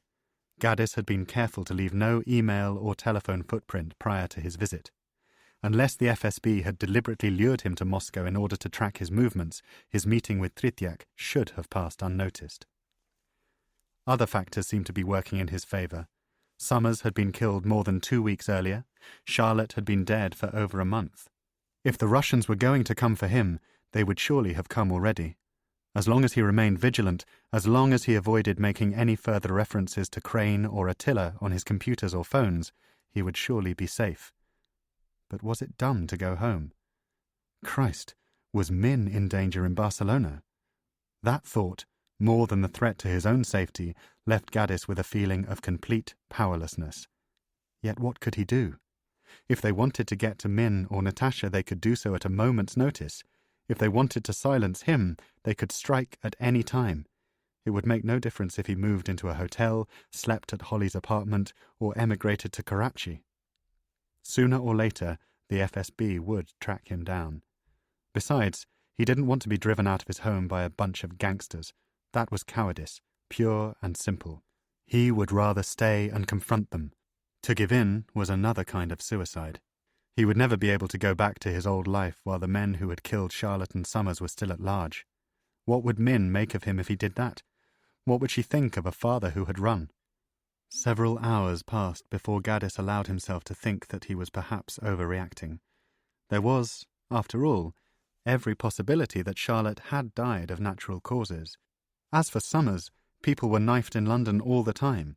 Who was to say that Calvin hadn't just been the wrong man in the wrong place at the wrong time? True, the coincidence of their sudden deaths, so recent and so close together, was unsettling, but Gaddis had no proof of foul play beyond a hunch that the Russian government was bumping off anybody associated with Attila. What happened next restored his faith still further. While booking a flight to Berlin at an internet cafe on Uxbridge Road, Gaddis saw, to his consternation, that Lyudmila Tritiak had made contact on the email address which he had given to her in Moscow. The message had gone into his spam folder, perhaps because it was written in Russian. Dear Dr. Gaddis, I am sending you this message from a friend's computer using her email address, so I hope that it will not be discovered. I enjoyed talking to you when we met. I feel that I must now thank you for bringing to my attention new information concerning my husband's death. I am in a position now to be able to help you further. You may already know that the MI6 head of station in Berlin while my husband was working in East Germany was Robert Wilkinson. Fyodor also knew him by the alias Dominic Ulvert. I do not know what use you will be able to make of this information, if any, but you asked me who else in Berlin might have known Mr. Edward Crane, and it seems likely to me that this man would have been in contact with the most senior officer from British intelligence working in Berlin at that time. This is all that I can think of at present which may be of assistance to you, but I could see in Moscow how dedicated you were to solving this mystery, and your enthusiasm touched me. It could have been a trap, of course, an attempt by the FSB to lure him into a meeting with a non-existent former SIS officer. Yet the slightly breathless, dreamy tone of the email sounded like Tretiak, and offered hope that she remained unharmed. He looked again at the screen. Finding a loose scrap of paper in his trouser pocket, Gaddis scribbled down the names Robert Wilkinson and Dominic Ulvert, and tried to remember if he had seen them before, either in Charlotte's files or in the boxes which Holly had given to him. He couldn't recall. He knew that there was a risk in trusting Tritiak, and that his natural optimism was both a strength and a weakness at times like this, but there was no way he could ignore what she had told him. The information was crying out to be investigated. At the very least, he could ask Josephine Warner to run the names through the Foreign Office archives. Where was the harm in that? Gaddis rang her an hour later from a payphone on Uxbridge Road. "Josephine?" "Sam! I was just thinking about you." "Good thoughts, I hope," he said. "How are things down at Kew?" They briefly exchanged pleasantries, but Gaddis wasn't in the mood for small talk. He was keen to secure Josephine's help in tracking down the information. "Do you think you could do me a favour?" "Of course." "Next time you're at work, could you see if there's anything in the records about a Foreign Office diplomat named Robert Wilkinson? If that doesn't work, try Dominic Ulvert. Anything you can get on them at all. Letters, minutes from meetings in which they're involved, conferences they may have attended, anything." It was only the second time that they had spoken since their dinner in Brackenbury Village, and Gaddis was aware that his manner was direct and businesslike. It surprised him when Josephine suggested getting together a second time. "I can have a look," she replied. "In fact, why don't we have another supper? This one on me. I can bring copies of any documents I find." That would be incredibly kind. And suddenly, Gaddis's memories were no longer of Josephine's strange, withdrawn behaviour on the Goldhawk Road, but of her face across the candlelit table at dinner, promising something with her eyes. "I'm afraid I'm busy this weekend," she said. "Next week would be easier if you're around." "Why? What are you doing this weekend?" "Well, thanks to you, I finally got my act together." "Thanks to me? You made me feel so guilty about not visiting my sister, I invited myself to stay. I'm leaving for Berlin tomorrow." He reflected on the serendipity of the coincidence. "That's extraordinary. I just booked a flight to Berlin this afternoon. We'll be there at the same time." "You're kidding!" Josephine sounded genuinely excited at the prospect. Perhaps her complicated boyfriend had not been invited along for the trip. "Then let's meet up. Let's do something at the weekend." "I'd love that." Gaddis told her where he would be staying, a Novotel near the Tiergarten, and they made a tentative plan to have dinner on Saturday evening. He couldn't believe his luck. Chapter 26. 40 minutes earlier, Tanya Akocella had been passed a note informing her that Dr. Sam Gaddis, now known by the cryptonym Polar Bear because, as Brennan had observed, he'll soon be extinct, had visited an internet cafe on the Uxbridge Road and purchased an EasyJet flight to Berlin. He was due to leave London Luton at 8:35 on Friday morning, returning 2 days later. The fare had been charged to Gaddis's MasterCard, and he had booked 2 nights at a Novotel at Tiergarten as part of a package deal with the airline. Tanya had wondered why Gaddis was using a public computer rather than the PC at his house in Shepherd's Bush, and concluded that he was, at last, becoming aware of the surveillance threats posed by his interest in Attila. As the sun was coming down on what had been a crystal-clear day in London, she called Sir John Brennan. "Do the names Robert Wilkinson and Dominic Ulvert mean anything to you in the context of Attila?" Brennan had just come off the Vauxhall Cross squash court and was boiling with sweat. He asked Tanya to repeat the names and, when she did, swore so loudly that his voice could be heard by a cleaning lady in the women's changing rooms. "Where the fuck is Gaddis getting his information?" he snapped. "Meet me in the courtyard. Half an hour." While Brennan showered and changed back into a grey suit, Tanya ran a trace on Wilkinson and Ulvert, encountering the same wall of obstruction and restricted access which had characterized her earlier searches for Crane and Neame. Somebody, somewhere, was trying to prevent her from doing her job. It was the first thing that she mentioned to Brennan in the courtyard. He had closed the access door back into the building so that they were alone in an area normally populated by smokers. Nobody would disturb the chief in such a situation. "Forgive me for saying this, sir, but I believe there are some things you haven't told me about Attila." Brennan peered down at Tanya's legs. He had pulled a muscle in his arm playing squash. "Perhaps there are things you aren't telling me," he replied, turning around. He didn't feel that it was appropriate for Acocella to be criticizing his methods. "Last time we spoke, you told me that Gaddis was investigating Harold Bloody Wilson. Now, for some reason, he's stumbled on Robert Wilkinson." "As you said, sir, Agincourt was a wild goose chase." "Fair enough. Fair enough." Brennan's mood now changed abruptly. He had known, as he put on his suit, that he would have to come clean about certain aspects of the Attila cover-up. Tanya could hardly be expected to perform effectively with one hand tied behind her back. "I should perhaps have been more candid from the start." Tanya was surprised that Brennan should capitulate so readily. "Bob Wilkinson was head of station in Berlin when the wall came down. He'd been operating in East Germany for the best part of a decade. Ulvert was one of his pseudonyms. In 1992, the FSB tried to assassinate him in London. The attempt failed, but he consequently emigrated to New Zealand to get as far away from his old life as possible."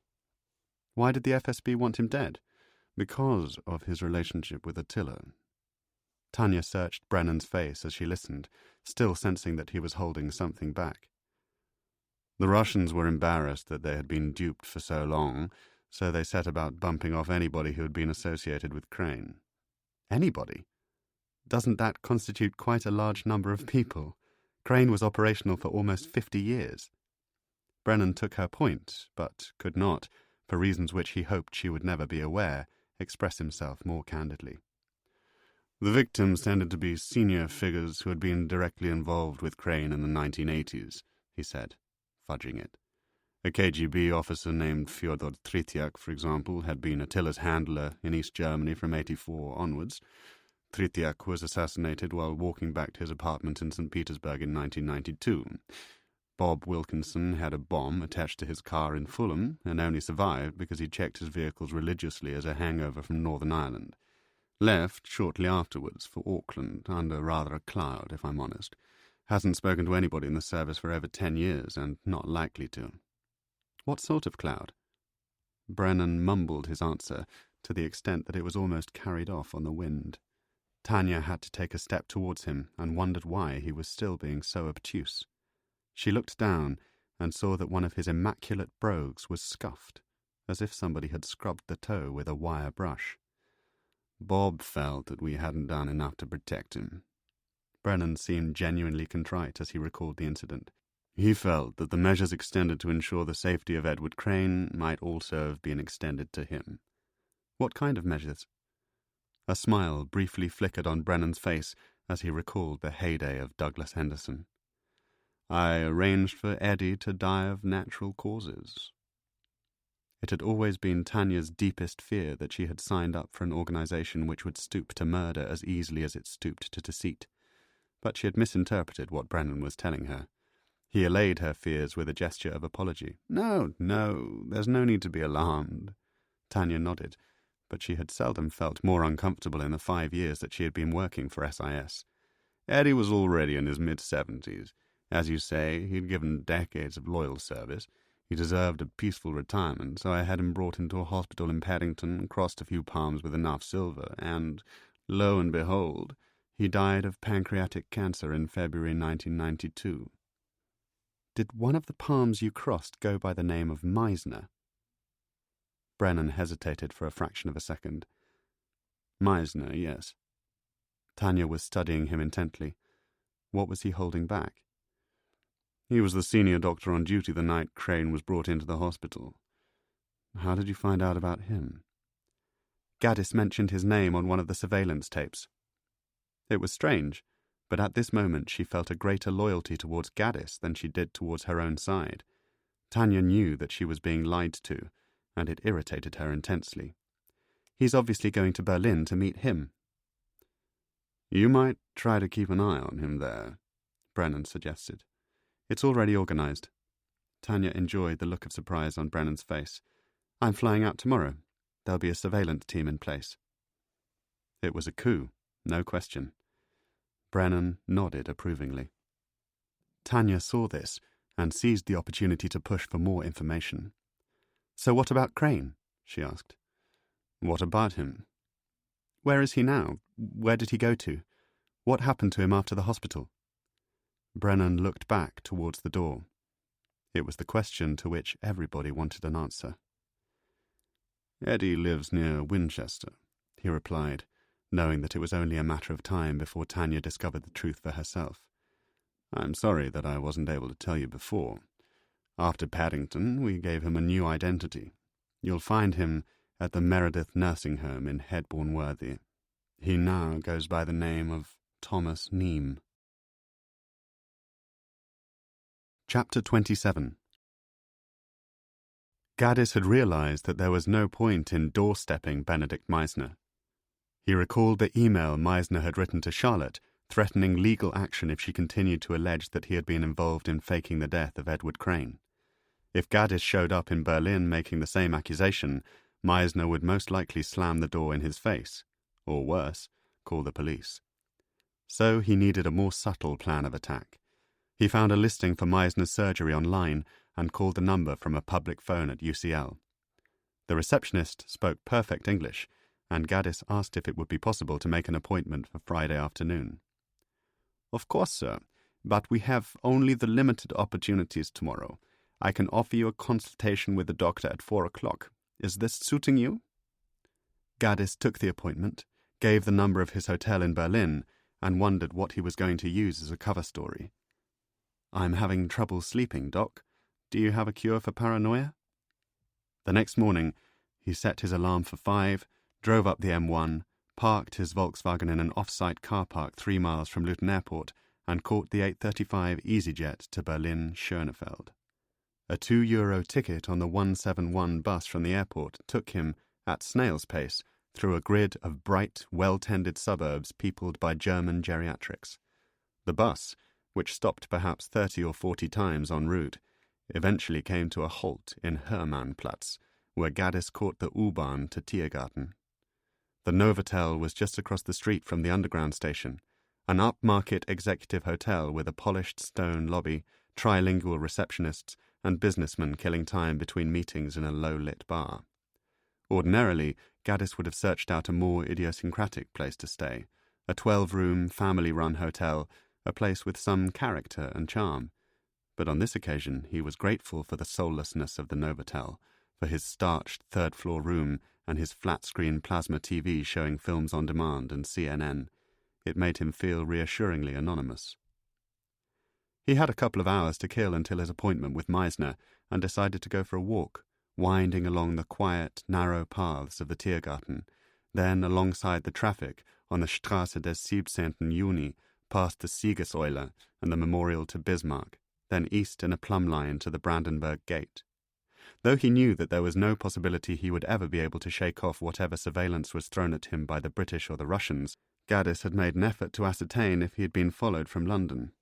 At Lucerne, for example, he had made a mental note of his fellow passengers as they waited in the departure lounge, then scanned the 171 bus for matching faces, trying to work out if someone was tracking him into Berlin.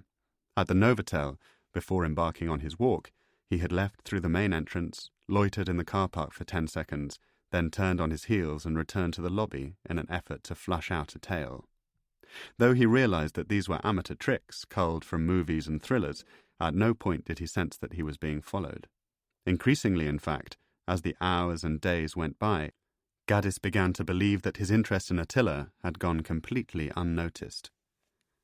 All of which was a credit to the SIS watcher who had sat 5 rows behind him on the EasyJet, then followed the 171 bus to Hermannplatz in a hired Audi A4 which had been waiting for him at the airport. Ralph, who was in his mid-30s and usually operated for MI5 in London, had also taken a room at the Novotel, and now tailed Polar Bear on foot as Gaddis made his way towards the Brandenburg Gate. 200 metres behind him, on a rented bicycle, Ralph was being backed up by a second pavement artist, known as Katie, who had flown out to Berlin with Tanya Akacella 24 hours earlier. The third member of the surveillance team, known as Des, was holding back in the Audi on Hofjägerallee, awaiting further instructions from Tanya. Tanya herself was installed in an SIS-rented apartment half a mile from the British Embassy on Wilhelmstrasse. She knew that Polar Bear planned to meet Meisner, but did not yet know where the encounter would take place, nor for what time it had been scheduled. Gaddis hadn't been to Berlin since 1983, when he had been a student on a school trip peering over the Berlin Wall at East German border guards who stared back through war-issue binoculars, trying to put a gloss on their boredom. The span of time put Gaddis in a contemplative mood, and for 5 long minutes he stood directly beneath the Brandenburg Gate, reflecting on how the city had changed in the past quarter of a century, and pressing the palms of his hands against the stonework in a moment of sentimental contemplation which sent Ralph into paroxysms. "He's doing something weird underneath the gate," he told Tanya, speaking into a mobile phone. "Looks like he's stretching his back. It might be a signal." "Hold your position," Tanya replied. "Let's see who shows up." But nobody showed up. Polar Bear eventually walked towards the Reichstag, seemed to be put off by the length of the queue taking tourists inside to gape at Norman Foster's dome, then retraced his steps and spent 15 minutes on the south side of the Brandenburg Gate, strolling around the Holocaust Memorial.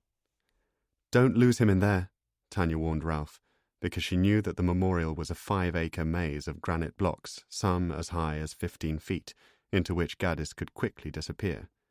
She was now sure that he was using amateur tradecraft, hence his little platform jig at Waterloo Station, and it was certainly not beyond his capabilities to have arranged to meet Meisner in the centre of the memorial, where they could not possibly be overheard. Meanwhile, Katie had ridden her bike to the corner of Ebert and Hannah Arendt Strasses at the southwestern edge of the memorial, working on the assumption that Polar Bear would eventually come out and make his way south towards Checkpoint Charlie. "I reckon he's just doing the tourist thing," she said, a view with which Tanya and Ralph concurred when Polar Bear's head was observed poking out from a granite block 20 feet from the street. Moments later, Gaddis had emerged onto Hannah Arendt, lit a cigarette, and walked east onto Friedrichstrasse, where he stood beside a postbox, looking around for a cab. "He's obviously waiting for a taxi," Ralph duly announced, and Tanya ordered the Audi to within 200 meters of his position, while Ralph looked around for a cab of his own. "This is it," she said. "Don't lose him." They didn't. The Audi got there in 3 minutes and tailed Polar Bear all the way to Prenzlauer Berg, a fashionable quarter of former East Berlin where the city's bohemian elite bought their vinyl records and drank their lattes. Ralph found a taxi 2 minutes after Gaddis, but was called off after being reassured by Des that the situation is very much under what I like to call control. At 15:46, Gaddis was observed paying the driver of the cab and stepping out onto Schönhauser Allee. "He's a block from Meisner's office," Tanya declared, looking down at a map of Berlin. She had visited the location at 9 o'clock the previous evening. "Let's see if we can get his phone to work." Polar Bear's mobile was her only potential problem. 2 days earlier, when Gaddis had left it unattended in his office at UCL, an SIS technician had succeeded in installing a piece of software which turned the phone into a remotely activated microphone. The bug had worked once, successfully, when Ralph had tested it from a car parked outside Gaddis's house, but things were always more complicated in an overseas location. Meisner's surgery was also on the 3rd floor. Getting a clear signal down to the Audi would take a mixture of luck and finesse. Out on the street, Gaddis had found the entrance. A plaque outside announced, "Benedikt Meisner, Akupunktur, Homöopathie, Wirbelsäulen- und Gelenktherapie." It was a mystery. How did a trained medical doctor end up practicing acupuncture and homeopathy in Berlin? Had Meisner been struck off? Gaddis looked at his watch and realized that he had 10 minutes to kill before his appointment. It was time enough in which to call Josephine Warner. "He's taken out his phone," Des announced. Josephine answered the call with an enthusiasm appropriate to the circumstances. "Sam? Are you here?" "Ja," Gaddis replied in cod German, immediately regretting the joke. "How's your sister?" She lowered her voice to a conspiratorial whisper. "Annoying the shit out of me. I've realized why I never come to visit." Gaddis smiled. "Then I can persuade you to abandon her for dinner tomorrow night?" "You definitely can." Josephine was already flirting with him and, who knows, perhaps even toying with the prospect of a post-dinner nightcap on the 3rd floor of the Tiergarten Novotel. "I know a place," Gaddis told her, because he had researched decent Berlin restaurants on the internet and booked a table for two, just in case, at Café Jacques in Neukölln. Before long, they had fixed a time and a place, and Gaddis had hung up, ringing the bell of Meisner's surgery. Des duly activated the bug in Polar Bear's mobile, and, within moments, Tanya Akicella was listening to Gaddis as he introduced himself to the receptionist. "Guten Tag," he said. "I apologize. I don't speak German." "This is all right, sir." "I have an appointment with Dr. Meisner at 4 o'clock." To Tanya's relief, the take quality was first class. She was listening through a set of headphones, and it was as if the conversation was taking place in the next room. She heard the receptionist asking Gaddis to fill out a form. "Just some of your personal and medical information, please." Then the sigh of Gaddis slumping into an armchair, a brief crash on the bug as he reached for a pen in the inside pocket of his jacket, and a rustle of paper as he filled out the form. 3 minutes later, a telephone rang in the waiting room. The receptionist picked it up, and Gaddis was invited, "Please to go through now," to Meisner's surgery. He offered to return the medical form, but was told to keep it with him, and to "Please to show it to the doctor when you arrive." Tanya tried to picture Gaddis ducking through the connecting door and shaking Meisner's hand. She was wondering what the hell he was planning to say to him. "So, we are both doctors." Meisner had a thick German accent and sounded chirpy and easygoing. "That's right." Gaddis's voice was flatter, more nervous. "Different areas of expertise, though. I don't tend to save lives on a daily basis." She liked that, the flattery. Gaddis was softening him up. "Oh, I don't save lives anymore, doctor. I simply relieve the pain. And what is your area of expertise?" "I'm an academic at University College London." "Ah, UCL. Sit down, please. Sit down." Another cushioned slump as Gaddis settled into a chair. Tanya heard him explain that he was a lecturer in Russian history in the Department of Slavonic and Eastern European Studies. Meisner kept saying, "Ja, ja," and appeared to be enormously interested in everything Gaddis was saying. "Really? Is that right? How fascinating. I myself lived in London some years ago." "You did? Whereabouts?" "In the Hampstead area. I worked at St. Mary's Hospital in Paddington for a number of years. Do you know it?" "I know it."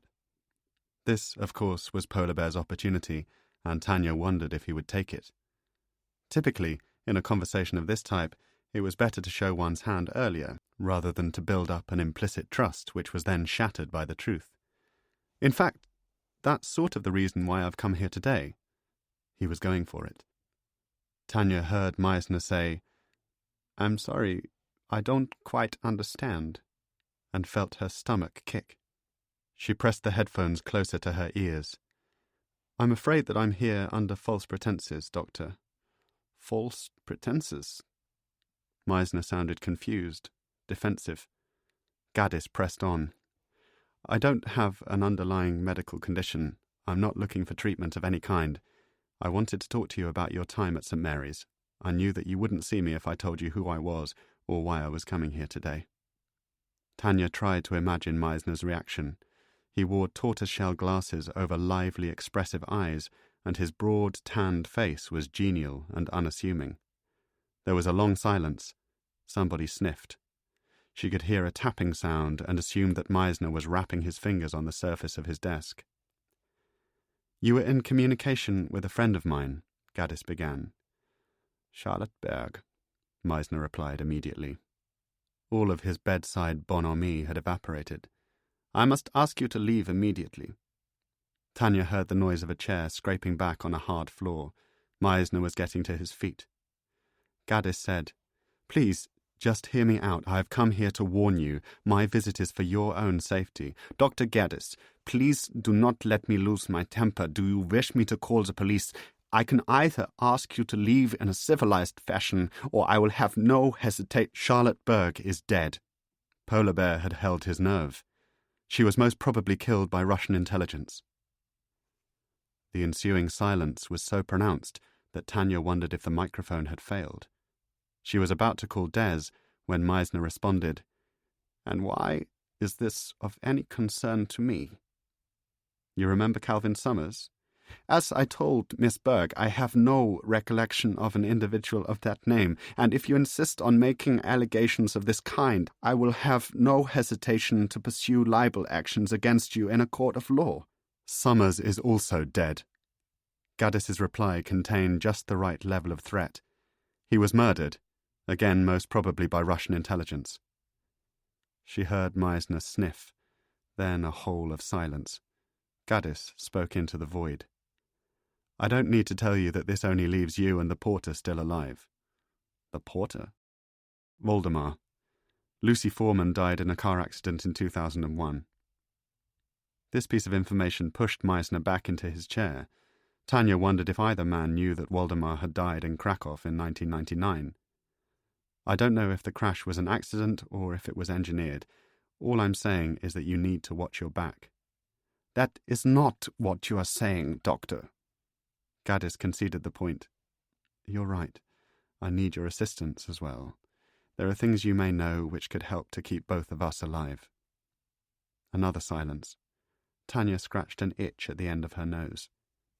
Do you still retain any links to Douglas Henderson? Gaddis asked. His tone of voice had become more conciliatory. Are you aware that his real name is Sir John Brennan, and that he is now the chief of the British Secret Intelligence Service? Careful, Sam, thought Tanya. Don't be giving away too many of our secrets. I did not know this, Meisner replied.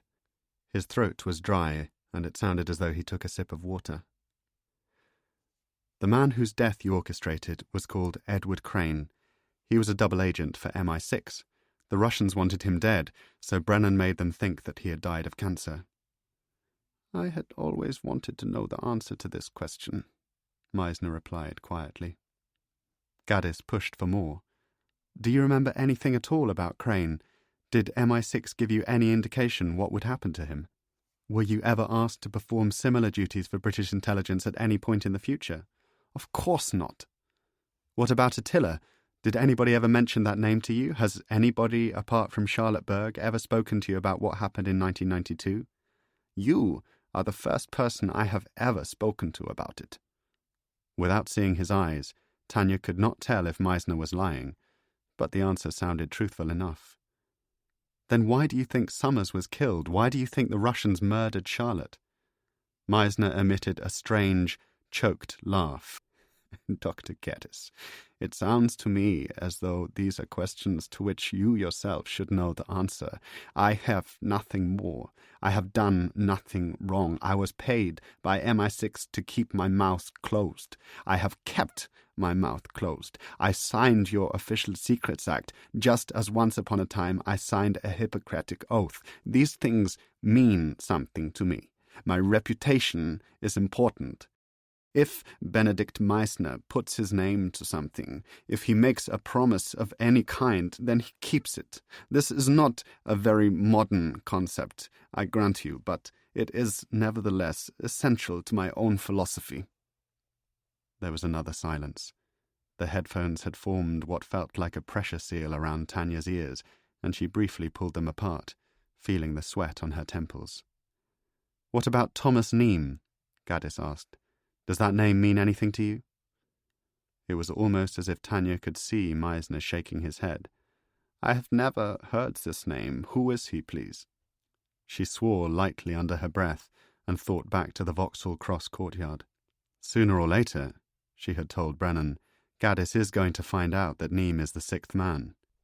Exactly, the chief had said. And when he does, that's precisely the point at which we step in. She had been furious at his deception, humiliated that her boss should have tasked her with tracking Gaddis's movements without first supplying what was surely the most vital piece of information associated with the operation. Need to know, I'm afraid, he had told her, trying to soften the blow with one of his toadying smiles. Only a handful of people in the world know what happened to Edward Crane. Now you're one of them. Gaddis was doing something in his seat. Tanya could hear what sounded like a scratching of cloth, and wondered if he was taking off his jacket. But then the take quality became even clearer, and she realized that Polar Bear had removed the mobile phone. I have a photograph of him, he was saying. Tanya put two and two together as Gaddis began to click through the images in the phone's gallery. "Have you seen this man before?" She waited. There was nothing she could do to prevent what was about to happen. She heard Meisner lift out of his chair, and then the noise of the phone being passed across the desk. The sound Meisner made when he saw the photograph of Neem in the pub was just what she had expected. A breath of disbelief. "But this is the man," he told Gaddis. "This is the man who was admitted to the hospital. The person in this photograph is not your Thomas Neem. The person in the photograph is Edward Crane." Chapter 28. It was only a small consolation to Gaddis that he had briefly suspected Neem and Crane of being the same man. Otherwise, he felt wretched and embarrassed, duped by a master liar. There was no memoir, he reflected. There was no memoir because Thomas Neem was the story. All that time he had been talking to the sixth man, but had been too dumb and too greedy to see it. The sensation was not dissimilar to the hollow feeling of being betrayed by a friend or manipulated by a jealous colleague. He was humiliated, but he was also intensely angry. All his life, Gaddis had wanted to think the best of people, to take them at face value and to trust that human decency would win through. Of course, it was naive to think this way, to believe that the world had his best interests at heart. He should have seen what Crane was up to. Here was a man, like Philby, who had lived his entire adult life as an elaborate masquerade. Crane did not so much possess a personality as a series of masks. As each mask was removed, it was replaced by another.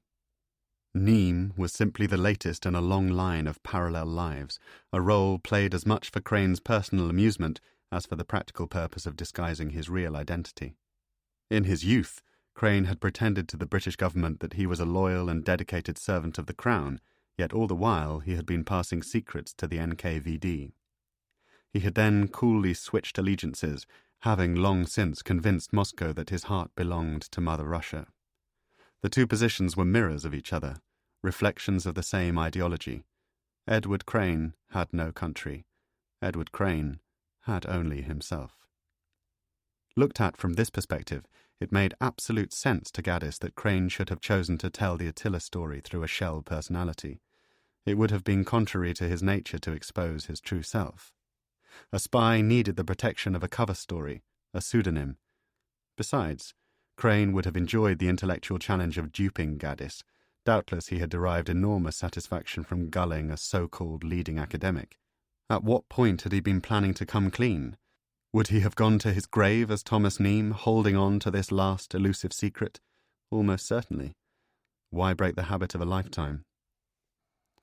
"Polar bear looks well fucked off," said Des, following Gaddis on foot from Meisner's surgery. Meisner had agreed to meet him at a cafe near his apartment in Kreuzberg at 8 o'clock. "Whoever the fuck this Edward Crane is has put our boy in a very bad mood indeed." 200 meters away, Nikolai Daronin was also watching Meisner's surgery, though he had paid scant attention to Gaddis as he came out onto the street at 4:30, incorrectly assuming that the 6-foot man with a corduroy jacket and leather satchel was a resident of one of the luxury apartments on the 4th or 5th floors. Nor did Daronin notice Des getting out of a blue-black Audi A4 on the corner of Schönhauser Allee in order to tail Gaddis to the U-Bahn at Eberswalder Straße. Daronin's interest lay solely in Benedikt Meisner. He had been watching the doctor for 48 hours. He had established that he lived alone, had learned his daily routine, calculated his approximate physical strength, pondered his likely resistance to violent assault. On balance, Daronin felt that it would be wisest to pursue a similar strategy to that which had succeeded with Charlotte Berg. Just as Alexander Grech had broken into her office, he would access Meisner's apartment, add 10 milligrams of sodium fluoracetate to the bottle of water which Meisner kept by his bed, and return to London on the next scheduled flight from Tegel. Daronin had not expected to carry out the plan until the following day, but having tailed Meisner back to his apartment on Reichenberger Straße, he had waited outside for an hour, only to see the doctor emerge at 7:50 wearing a fresh set of clothes and carrying a copy of Der Spiegel. It was obvious that he was going out for dinner. Sure enough, Daronin followed Meisner the length of Liegnitzer Strasse to his favourite café, which was a few hundred metres away on the corner of Paul Linker Ufer. Meisner took an outdoor table, scanned the menu, and ordered a glass of beer. This presented Daronin with a window of opportunity. He was keen to return to London so that he could spend at least some of the weekend with his young son. If he could pull off the Meisner operation tonight, he could be back at his flat in Kensington by lunchtime the next day. So Daronin missed seeing the 6-foot man with the corduroy jacket and the leather satchel getting out of a cab on Liegnitzer Strasse. Less than 3 minutes after he had turned and walked back in the direction of Meisner's apartment, Sam Gaddis had pulled up, spotted Meisner, and sat down at his table. British intelligence, on the other hand, were ahead of the game. Knowing that Meisner and Gaddis had arranged to meet at the café, Katie and Ralph had positioned themselves on the terrace, ordered 2 enormous bowls of onion soup, occasionally held hands for cover, and waited for Polar Bear to show up. Tanya was sitting outside Meisner's apartment at the opposite end of the street, texting them from the front seat of the Audi. To her fury, Polar Bear had left his mobile at the Novotel, which meant that audio coverage of his conversation with Meisner would now be impossible. The café was popular with local families. Even at 8 o'clock in the evening, young mothers were breastfeeding their children in the cool autumnal air, fresh-faced fathers bouncing toddlers on their knees. But service was slow. Gaddis had been sitting with Meisner for 5 minutes before the aging, hippie waitress deigned to show up and take his order for a cup of coffee. "You want a coffee?" asked an incredulous Meisner. "At this time of night?" Gaddis explained that it had been a long day. "I was up at 5, and turned his attention to the menu. The café offered the sort of food he loathed: right-on stews, bean soups, tofu salads sprinkled with snow peas and pine nuts. He would have killed for a ribeye steak. "What the hell's a bio-bratwurst?" he asked, but the doctor merely stared at him blankly through his tortoiseshell glasses. He had the distracted look of a man coming to terms with the indiscretions of his past. Gaddis scanned the food on the neighbouring tables. Surely there was something worth eating. Beside him, 2 undernourished Scandinavians were picking gingerly at a rocket salad. A string of lights was suspended over their table, hung between 2 chestnut trees. In the other direction, a young couple, British by the look of their clothes, were holding hands and finishing off 2 large bowls of onion soup. Gaddis froze. He had seen the woman before. That afternoon, on the southern edge of the Holocaust Memorial, leaning on a bicycle and staring past him in the direction of the Reichstag. He had noticed her because she had been wearing a yellow overcoat identical to the one that Holly had worn on a date to the cinema. He looked at the woman's chair. Sure enough, the same coat was draped around the back of her seat. Was he under surveillance? Gaddis's coffee arrived, and he was grateful for the distraction, because it meant that he could fix his attention on the waitress. There was a small macaroon resting on the saucer, and he swallowed it in an attempt to keep his behaviour natural. "Damn," Meisner said. "What?" "I forget my cigarettes." The doctor was checking his pockets, patting the inside of his jacket. "Would you mind waiting here while I go back to my apartment? It is just around the corner, just a few minutes away." Was this part of the surveillance operation? Part of some pre-arranged plan? Was Meisner working in tandem with the British? Gaddis was about to offer him one of his own cigarettes when he realized that Meisner's suggestion had presented him with the opportunity to leave the café. "Can I be honest?" he said. Meisner frowned. "Excuse me? Would you mind if we ate dinner somewhere else? Are you cold or something? They have blankets inside." "No, it's not the cold. I'd just rather we finished our drinks, fetched your cigarettes, and went somewhere else to eat." Meisner suddenly saw what Gaddis was driving at. His face seemed to draw back onto its bones. When he lowered his voice, it was tight with nerves. "You think there's a possibility that—" Gaddis interrupted him. "Yes," he said. "I think there is that distinct possibility." They stood up immediately. Gaddis drained his coffee in a single gulp, secured a 10-euro note under a sugar bowl, and led Meisner off the terrace. They were 50 metres up Liegnitzer when he turned and saw the man who had been sitting with the woman in the yellow overcoat crossing the street behind them. He was speaking into a mobile phone. "I think Polar Bear just made us," Ralph was telling Tanya. He was embarrassed. spitting with rage. "Fuck it. He's coming towards you. Looks like they're heading to Meisner's apartment." "We will go into my home and think what to do," Meisner was muttering. Gaddis was concerned by how quickly his companion's mood had deteriorated into outright panic. "Why did you bring these people to me? Everything was fine in Berlin until Dr. Sam Gaddis shows up." Gaddis turned again, but could not see anybody following them. A part of him wanted to walk back to the cafe and to confront the couple at their table. Who were they? Who had sent them? He was certain that nobody had followed him from Schönefeld, but it would have been all too easy to trace his movements via his credit cards, or even by locking onto the signal emitted by his mobile phone. Yet he had accidentally left that at the Novotel. How had they found him? At the north end of Liegnitzer, Meisner turned left into Reichenbergerstrasse, a broad residential street, now in semi-darkness. At one point, Tanya was no more than 15 feet away from them, concealed in the gloom of her parked Audi. She saw Meisner reach for his keys as Gaddis followed him into the building. They both looked tense. There had not been time to install audio-visual in Meisner's apartment, so she knew that whatever took place between them, whatever they discussed, would remain secret.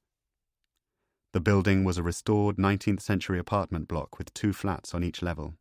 Halfway up the stairs, they passed a teenage goth wearing torn denim jeans and a black leather jacket. She ignored Meisner and kept her head bowed as she walked past Gaddis, clumping down to the lobby. On the second floor, Meisner placed his key in the lock, opened the door of his apartment, and stepped inside. Something caused him to pause on the threshold, and Gaddis bunched up behind him as they walked in. He looked up. A gun had appeared from behind the door, levelled at the left side of Meisner's head. In the same instant, a shot was fired, a shot almost without noise, which sent a spume of brain tissue thumping into a gilt mirror on the right-hand side of the passage. Instinctively, Gaddis put all of his weight against the door and forced it open. Meisner had slumped to the ground beneath him. He felt someone blocking the door on the other side and pushed harder. A man swore in Russian, and Gaddis saw the gun fall out into the corridor. He should have run. That would have been the smart thing to do. He should have closed the door and sprinted downstairs, but Meisner's body was blocking the way. Instead, terrified that the Russian would pick up the gun, Gaddis went forward into the apartment and scrambled across a polished wooden floor. He could sense Meisner's assailant behind him, already clambering to his feet, but he had time to reach the gun and to turn, levelling the barrel at the man's body. The Russian came towards him, and Gaddis fired. The bullet hit Nikolai Doronin on the right side of the chest, just below the shoulder blade. There was a gasp of pain as he slumped to the ground, staring wildly at Gaddis. His finger still on the trigger, Gaddis fired again, this time out of panic. The second shot seemed to go through the man's neck, and there was a sharp crack, as if a wall or a door jamb had been hit. Gaddis had not fired a pistol since he was 17 years old, shooting at targets in a field in Scotland, and he was bewildered by the power, by the simplicity of what he had done. He glanced down at the barrel and saw that a silencer had been fitted. That was why there had been no noise. All he could hear was the sound of his own breathing, as fast as if he had sprinted up the stairs. He looked back towards the door. There was blood on the walls, blood in the passage. Meisner wasn't moving. The Russian was moaning and turning away from him, bunched up in a fetal crouch near the wall. He should have stayed. He realized that later. But in that moment, in the aftermath of what he had seen and done, Gaddis wanted to be out of the building, as far from the apartment as possible. He moved towards Meisner and saw, to his horror, that the entire left side of his head had been completely removed. He was looking into a man's brain, and it was no more than a few shards of tissue and blooded hair, and he was almost sick on the floor. He did not look at the Russian. He knew that he did not have the courage to shoot him again, nor to check if he was still alive. Had he killed a man tonight? He should have rung the police. He should have alerted a neighbour. But instead, Gaddis sprinted, almost flew, in 3-step leaps down the stairs of the apartment building and out onto the road. Tanya jerked forward in the Audi when she saw him coming out. She instantly knew that something was wrong. It was as if a wind had blasted Gaddis into the street. She saw him begin to jog along Reichenberger, apparently without direction or purpose. She switched on the engine, reversed into the street, and followed him in a first-gear crawl. Gaddis became aware of the Audi when he was about 300 meters from Meisner's apartment. It could only be the Russians, he thought, the accomplices of the man he had just shot. They were following him down the street, and they meant to finish the job. His mind was scrambled. He was sick with fear, sick with guilt at what he had done. He wished that he had kept the gun that had felled the Russian, but realized that he had dropped it onto Meisner's body as he stared at his wounds. He looked back. The Audi was 50 meters away. Why was it coming so slowly? Why were they not intent on killing him? He stopped and turned, suddenly overcome by a desire to confront them. There were 2 members of the public walking on the pavement on the opposite side of the street. Would they dare to kill him in the presence of so many witnesses? "Sam!" It was a woman's voice, a scream in the night. It made no sense that somebody should know his name. Gaddis veered into the road. The car came to an immediate halt. Gaddis was standing in front of it, the headlights blinding him. As he adjusted his gaze, squinting and shielding his eyes from the glare, he saw, to his utter consternation, that Josephine Warner was at the wheel. "Get in," Tanya said. Chapter 29. "What happened, Sam? Tell me." Gaddis was staring at her, pressed back into the front seat as Tanya accelerated along Reichenberger. "Why are you here? What's going on?"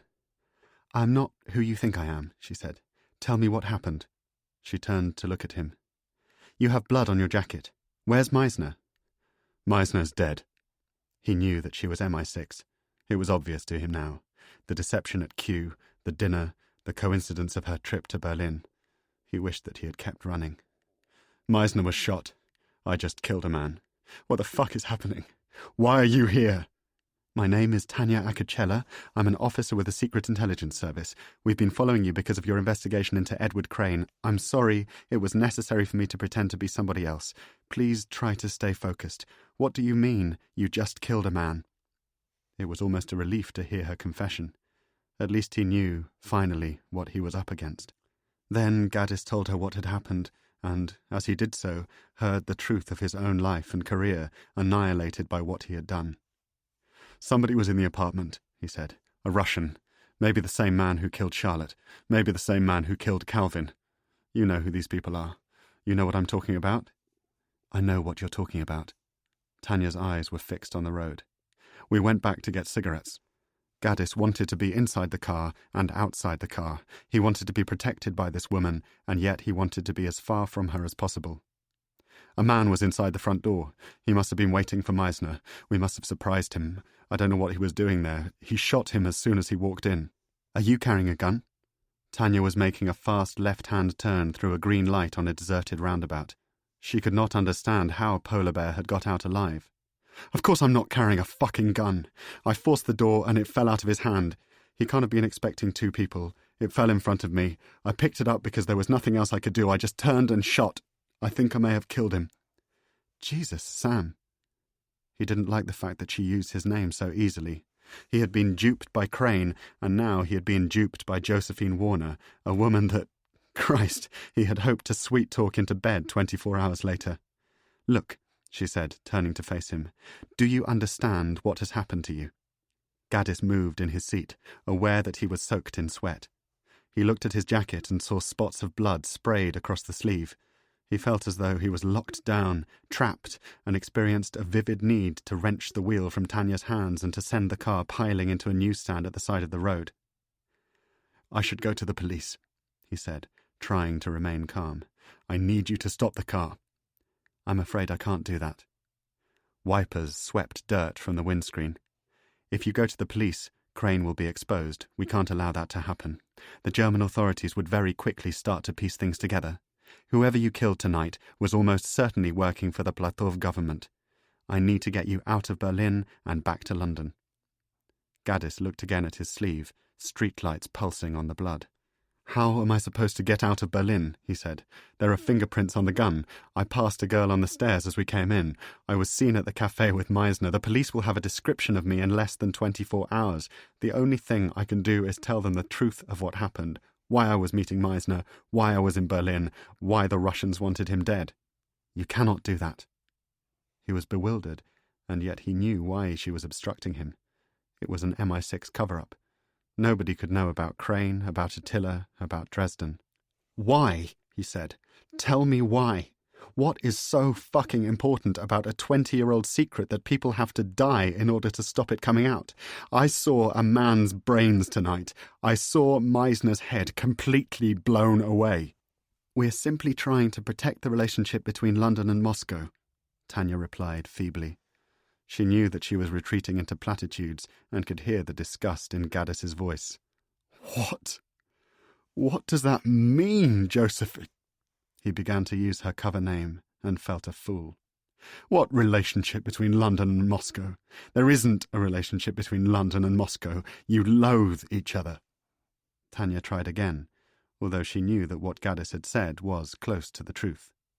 "The German press can't get hold of this story, nor can they know about your involvement with Crane." Gaddis shook his head. "What happened in Dresden?" he said. "What?" "Dresden.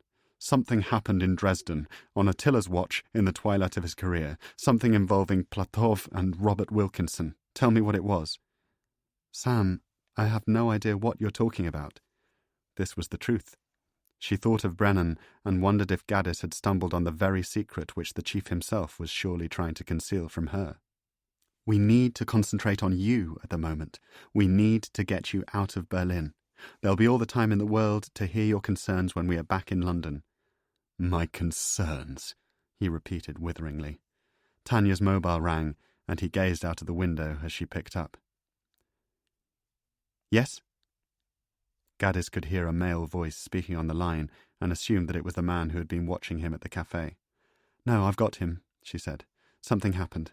Yes, everything's fine. I can't speak now. Get everyone back to the flat. I'll contact you there." "Friend of yours?" he asked when she had hung up. "Friend of mine," she replied. "Tell him I liked his girlfriend's coat." Tanya ran an amber light. "Look, what can you remember? Was there any CCTV in the apartment building? Did you see a camera?" "I wasn't looking. We were just going upstairs for cigarettes. We left the cafe to get away from your friends." "But you say you passed a girl on the stairs." "A goth, yes." Tanya was piecing things together, trying to find a way of saving him. He was oddly grateful for the effort. "And the receptionist saw your face at the surgery today." "Oh, great," he exclaimed. "You were there as well?" "We were there." She did not have the heart to tell him about the bug in his phone. The Audi was skirting the edge of a park. In a floodlit cage, men were playing five-a-side football. Gaddis watched them and thought of Sunday nights in London. Another world. "What about Berlin?" Tanya asked. She pulled the car into a quiet residential street and switched off the engine. "Who knew you were coming to meet Meisner?" "Just you," he replied. "Just Josephine Warner." She ran a hand through her hair, pushing away the slight. "What about Holly?" "What about her?" Gaddis could glimpse another nail being landed in the coffin of his humiliation. "Is she one of yours too?" "Holly has nothing to do with us." "Then why did she give me the files on the KGB?" "What files?" "Never mind." The street was deserted. He could smell Tanya's perfume, the same scent that had drifted towards him at Kew. He was still drawn to her, and he hated that about himself. "Don't worry about the gun," she said suddenly, and again he had the feeling of being removed from himself, of looking at Sam Gaddis in the third person. "There'll be fingerprints, but to the best of my knowledge you don't have anything on record. Is that the case?" Of course. They knew all about him. They had combed through his past. MI6 would know about the divorce, about Min, about his work at UCL. Everything he had said and done for weeks had been analysed by Tanya Akacella. "That is the case," he said quietly. There was nothing else to do but to go back to the Novotel. Tanya explained that one of the members of the surveillance team had taken a room on the third floor. By now, Gaddis was so numb to surprise that he merely nodded, his mind fixed on an image of Meisner's brain which he could not erase. "We need to get rid of your jacket," she said, and Gaddis gave it to her without objection, then watched as she stepped out of the car and dropped it in a nearby bin. It was an old jacket, a cherished gift from his late father, but he felt no dismay. She might as well have been throwing away a newspaper. Tanya then made a call to Des and instructed him to buy 2 tickets to London on the first available flight out of Berlin. 20 minutes later, he had rung back, telling her they were booked on a British Midland out of Berlin Tegel at 8 a.m. "My car's at Luton," Gaddis said. "Somebody will pick it up for you." They drove back towards Tiergarten station, along the banks of the Landwehr Canal, the oblivious city slipping by. Tanya felt desperately sorry for him, wondering what must be going through his mind, and regretting that it had been necessary to involve this decent man in a world that had now all but destroyed him. "I want you to promise me something," she said, when she had parked at the hotel. They had been driving in silence for 10 minutes. "What's that?" "You can't go to the police. Do you understand that, Sam?" Gaddis did not reply. "If you turn yourself in, we can't help you. The Russians will know who you are. You will face months, even years of legal problems in Berlin, and eventually Platov's people will find you. Allow us to strike a deal with the Germans." He nodded, but she could not be sure if he had agreed. "We can protect you in England," she said. She needed to be absolutely certain of his cooperation. "We can make arrangements with the German authorities. Your involvement in what happened this evening need never come to light." "You can't possibly make a guarantee of that kind." Tanya reached for his hand and squeezed it. The gesture surprised both of them. "Let me at least try to convince you that I can. Stay in your room tonight. Leave with me in the morning. When we're back in London, I promise you that everything will become easier." "Easier," he said, wiped out by shock. He was hungry and craved a cigarette, but realized that he had left his packet in the inside pocket of a jacket which was now in a bin on the other side of Berlin. They went into the hotel. Tanya walked beside him, and, as they came into the lobby, put her arm around his back, whispering to him. "We are lovers," she said. "You are happy." It was enough of a trick to take them past any snooping eyes at reception. Gaddis looked at her as they reached the lifts. "You think of everything," he said, but she knew from his eyes that he despised her. In the room, he took 4 miniature bottles of whiskey from the minibar, filled a glass, and drank them as a shot. He then went into the bathroom and sat under the shower for almost half an hour. All the while, Tanya waited outside. She called Brennan in London, explained what had happened, then watched German television for reports on the shootings in Kreuzberg. At 11 o'clock, a news channel went live to Reichenberger Strasse, and she recognized the door of Meisner's apartment building, now with police tape slung across the entrance. There were shots of bewildered neighbors, old women in nightgowns, young Turkish men in jeans and T-shirts, gazing up at the windows on the second floor. "Turn it off," Gaddis told her. She sat with him, but they barely spoke. She had ordered sandwiches from room service, but Gaddis left his food untouched. At around 2:30, sedated by hunger and whiskey, he finally fell into a light sleep, waking an hour later to find Tanya staring at him from an armchair across the room. She wasn't concerned for his welfare, he reflected. She was simply making sure he didn't make a run for it. "What was true and what wasn't?" he said. His voice was low and cracked. "I don't understand the question." "Was there a 6th man, or wasn't there?" "There was a 6th man." Gaddis felt a pulse of satisfaction. "And the details? Did Crane really work with Cairncross at Bletchley? Did he run a ring of NKVD spies out of Oxford?" Tanya shook her head. "I really don't know," she said. He turned onto his side. "What about the switch? What about Dick White? Did Crane become a double agent, or did he dupe you for another 30 years? "That seems very unlikely," she said, sounding almost dismissive, but he wanted to educate her. It occurred to him that she was young enough to be one of his students. "Philby went to White," he said. "Did you know that? In 63. They were onto him, so he made a marginal confession. Told them he'd been a Soviet spy, but insisted that his betrayal had been confined to the war years. Everything after that," he said, "had been for Queen and country." Tanya was looking at him intently, and they believed him. They let him go. Philby was such an accomplished liar that the finest minds in MI5 and MI6 fell for his line of bullshit. Less than a week later, he was on a ship to Moscow. Maybe Crane pulled the same trick. I don't think so, she said, though this was no more than a hunch. Why do you think people are being killed, Tanya? He had found a new belligerence and took a bite from the stale club sandwich. Why haven't the British shouted from the rooftops about Crane? Do you ever think about that? Why is Sergei Platov ordering the assassination of anybody linked to Attila? Sam, I keep telling you, I don't know. She realized now why she liked and admired him. At 25, steered by ambition, Tanya Akuchela had abandoned a promising career in academia for the lure of the secret world. Gaddis represented both her past and her alternative future, a life of free inquiry, of scholarship. There are elements to this operation which are so secret even I haven't been made privy to them. Nobody on my team even knows who Crane is. As far as they're concerned, this is just another job. My task was to find out what you knew. I wasn't privy to your conversations in Winchester. All I know is that, under the terms of the Secrets Act, Crane was under oath never to discuss his career. That was the quid pro quo for setting him up as Neem. But obviously, he's got to the point where he wants to tell somebody about Attila, about what he's done, because he's 91 and doesn't like the idea of going to his grave without people realizing what a bloody hero he is. So he told your friend, and now your friend is dead. He told her about Calvin Summers, and now Summers is dead as well.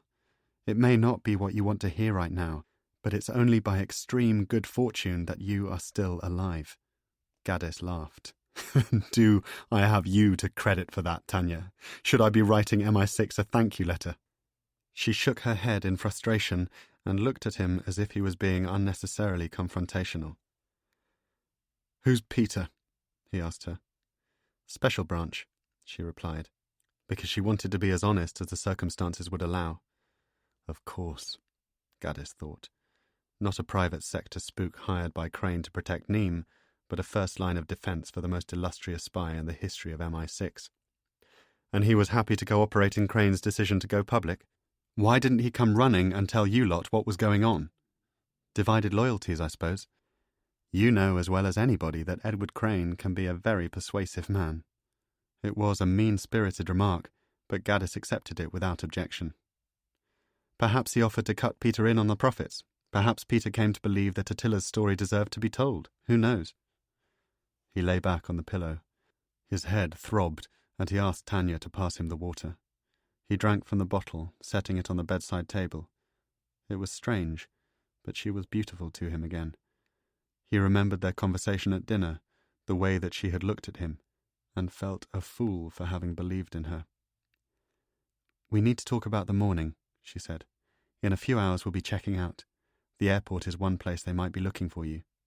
"Why's that?" "You say the person that you shot was Russian. The police may assume he was working with an accomplice. They'll be looking for a third man for the person who left the crime scene. That somebody would probably try to leave Berlin as soon as possible." "Then why are we going?" he asked. "Because they won't suspect us." "Us? We'll be together. We'll be arm in arm." He sat up and hit the master switch on the panel of lights beside the bed. The room blazed.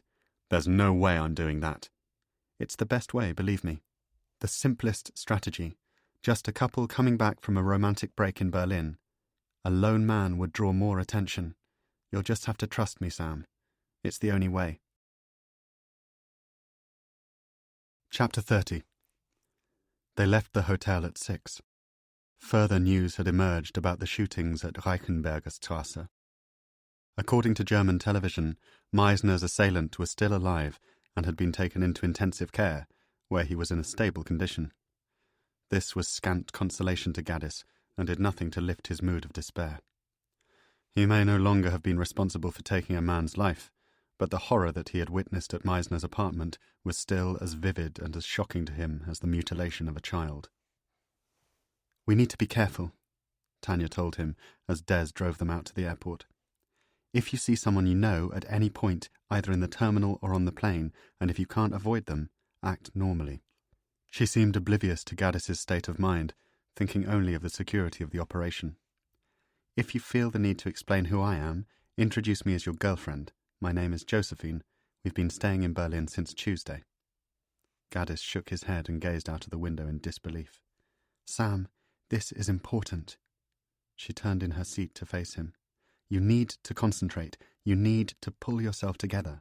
I know that you have misgivings about me, but we need to get this thing done. It's the only way for you to get home with no questions asked. Have we enjoyed ourselves? He asked. A tone of macabre humour coloured the question. Has it been fun spending time together? Do you think our relationship might lead to something more serious? Des glanced across and caught Tanya's eye. This isn't helpful, Sam. Tanya had barely slept. She was dressed in a smart blue suit and had the organising, nervous energy of a woman with a lot on her mind. As soon as they landed in London, she was under orders to head directly to Vauxhall Cross for an emergency meeting with Brennan, who was incensed that she had broken cover. As I said last night, posing as a couple is the most sensible strategy. Of course. Gaddis made no attempt to disguise the contempt in his voice. Your complicated love life. They checked in at 7. In the security area, Gaddis was obliged to remove his boots and a leather belt from his jeans, but was glad to have something to occupy his hands as he queued in front of the scanner. It was the standing around, the waiting, which made him despondent and anxious. For the next 15 minutes, they loitered in a bookshop, flicking through paperbacks and guides to Berlin. Tanya occasionally attempted to engage Gaddis in polite conversation, but he knew that it was solely for cover, and his replies were monosyllables of indifference. 40 minutes before they were due to take off, they made their way in silence along a series of strip-lit corridors to passport control. I'll do the talking, Tanya said, settling into the queue. But when the time came to approach the booth, their respective passports barely merited a glance from the customs official. At this early hour, they were simply waved through with a stifled yawn. Gaddis slept most of the way back, but the brief rest did nothing to lighten his mood. Landing in London, the wretchedness of Friday's events settled on him again. He thought continually of Charlotte and of the obliterated skull of Benedict Meisner. There was a driver waiting for them in arrivals. Another Des wearing a pair of jeans and a nylon anorak, holding a sign which said, Josephine Warner, in bold, handwritten capital letters. Gaddis saw it and felt a lurch of anger. The double life was all around him. He longed to be free of it, to be in Barcelona with Min, or away in Paris with Holly, to go back to the life he had known before Charlotte's death. You're going to go home, Tanya told him when they had made their way to the car park at Gatwick and settled in the back seat of a bottle-green Vauxhall Astra. There's no need to come with us, no reason to fear for your safety. As far as we are aware, nobody else has been looking at your internet traffic, nobody else has been listening to your phone calls. The man in the apartment was obviously waiting for Meisner. He was the next link in the chain after Charlotte and Summers. For some reason, the Russians don't know about you. You should feel very grateful for that. Well, I guess that's one advantage of having MI6 snooping around in your dustbins, Gaddis replied. It was a damp, featureless morning in England, no blue in the sky. They can at least reassure you that they're the only organisation committing a flagrant breach of your privacy. Tanya had grown accustomed to his fractious moods. She was sympathetic to them, but knew that she had a duty to toe the party line. Look, Sam, I'm trying to tell you that this has worked out very well for you. You can go back to your life. You can live normally. It will be like none of it ever happened. As soon as the words were out of her mouth, she realised the mistake. Gaddis turned on her. I think Charlotte being murdered happened, Tanya. I know. That's not what I meant. I'm sorry. Calvin Summers's death happened. She reached to touch his arm. Sam, last night, an innocent man lost his life because 16 years ago he was dumb enough to go into business with MI6. Benedict Meisner's assassination happened. How am I supposed to forget that? In what way can I go back to a normal life? Tanya tried a different approach. What I'm telling you is that you have to forget about it. She was under no illusions that things were going to be easy. Just as you have to forget about the book. That's the deal that we're making. That's the only choice you've got.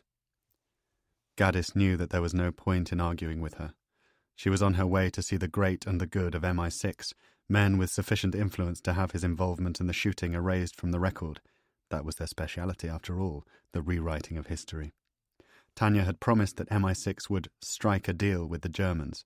In return, all Gaddis had to do was stop digging around Edward Crane. "Attila is over," she said. "Crane will be removed from Winchester. Peter is going to lose his job. You won't see either of them ever again." They were crawling around the M25, boxed in by lorries and bored men in vans. Gaddis thought of Peter pulling him around the Hampshire countryside with a Sean Connery sat-nav for company, and felt a sting of guilt that he would now be out of a job. "What if Crane tries to contact me?" he asked. He hadn't thought through the question. He had merely wanted to provoke a reaction in Tanya, but the thought gave him a glimpse of an idea. Had MI6 seen the hush mails? Might he still be able to communicate with Crane via an encrypted message? "Crane won't try to contact you," Tanya replied, but there was no conviction in her voice. "How can you be sure?" Gaddis was beginning to believe that he could save the book. It was extraordinary to him, but in spite of everything that had happened, he was determined to finish what he had started. "You think a man like that isn't capable of deceiving MI6? "I think Edward Crane is capable of anything." "Precisely." He looked out of the window.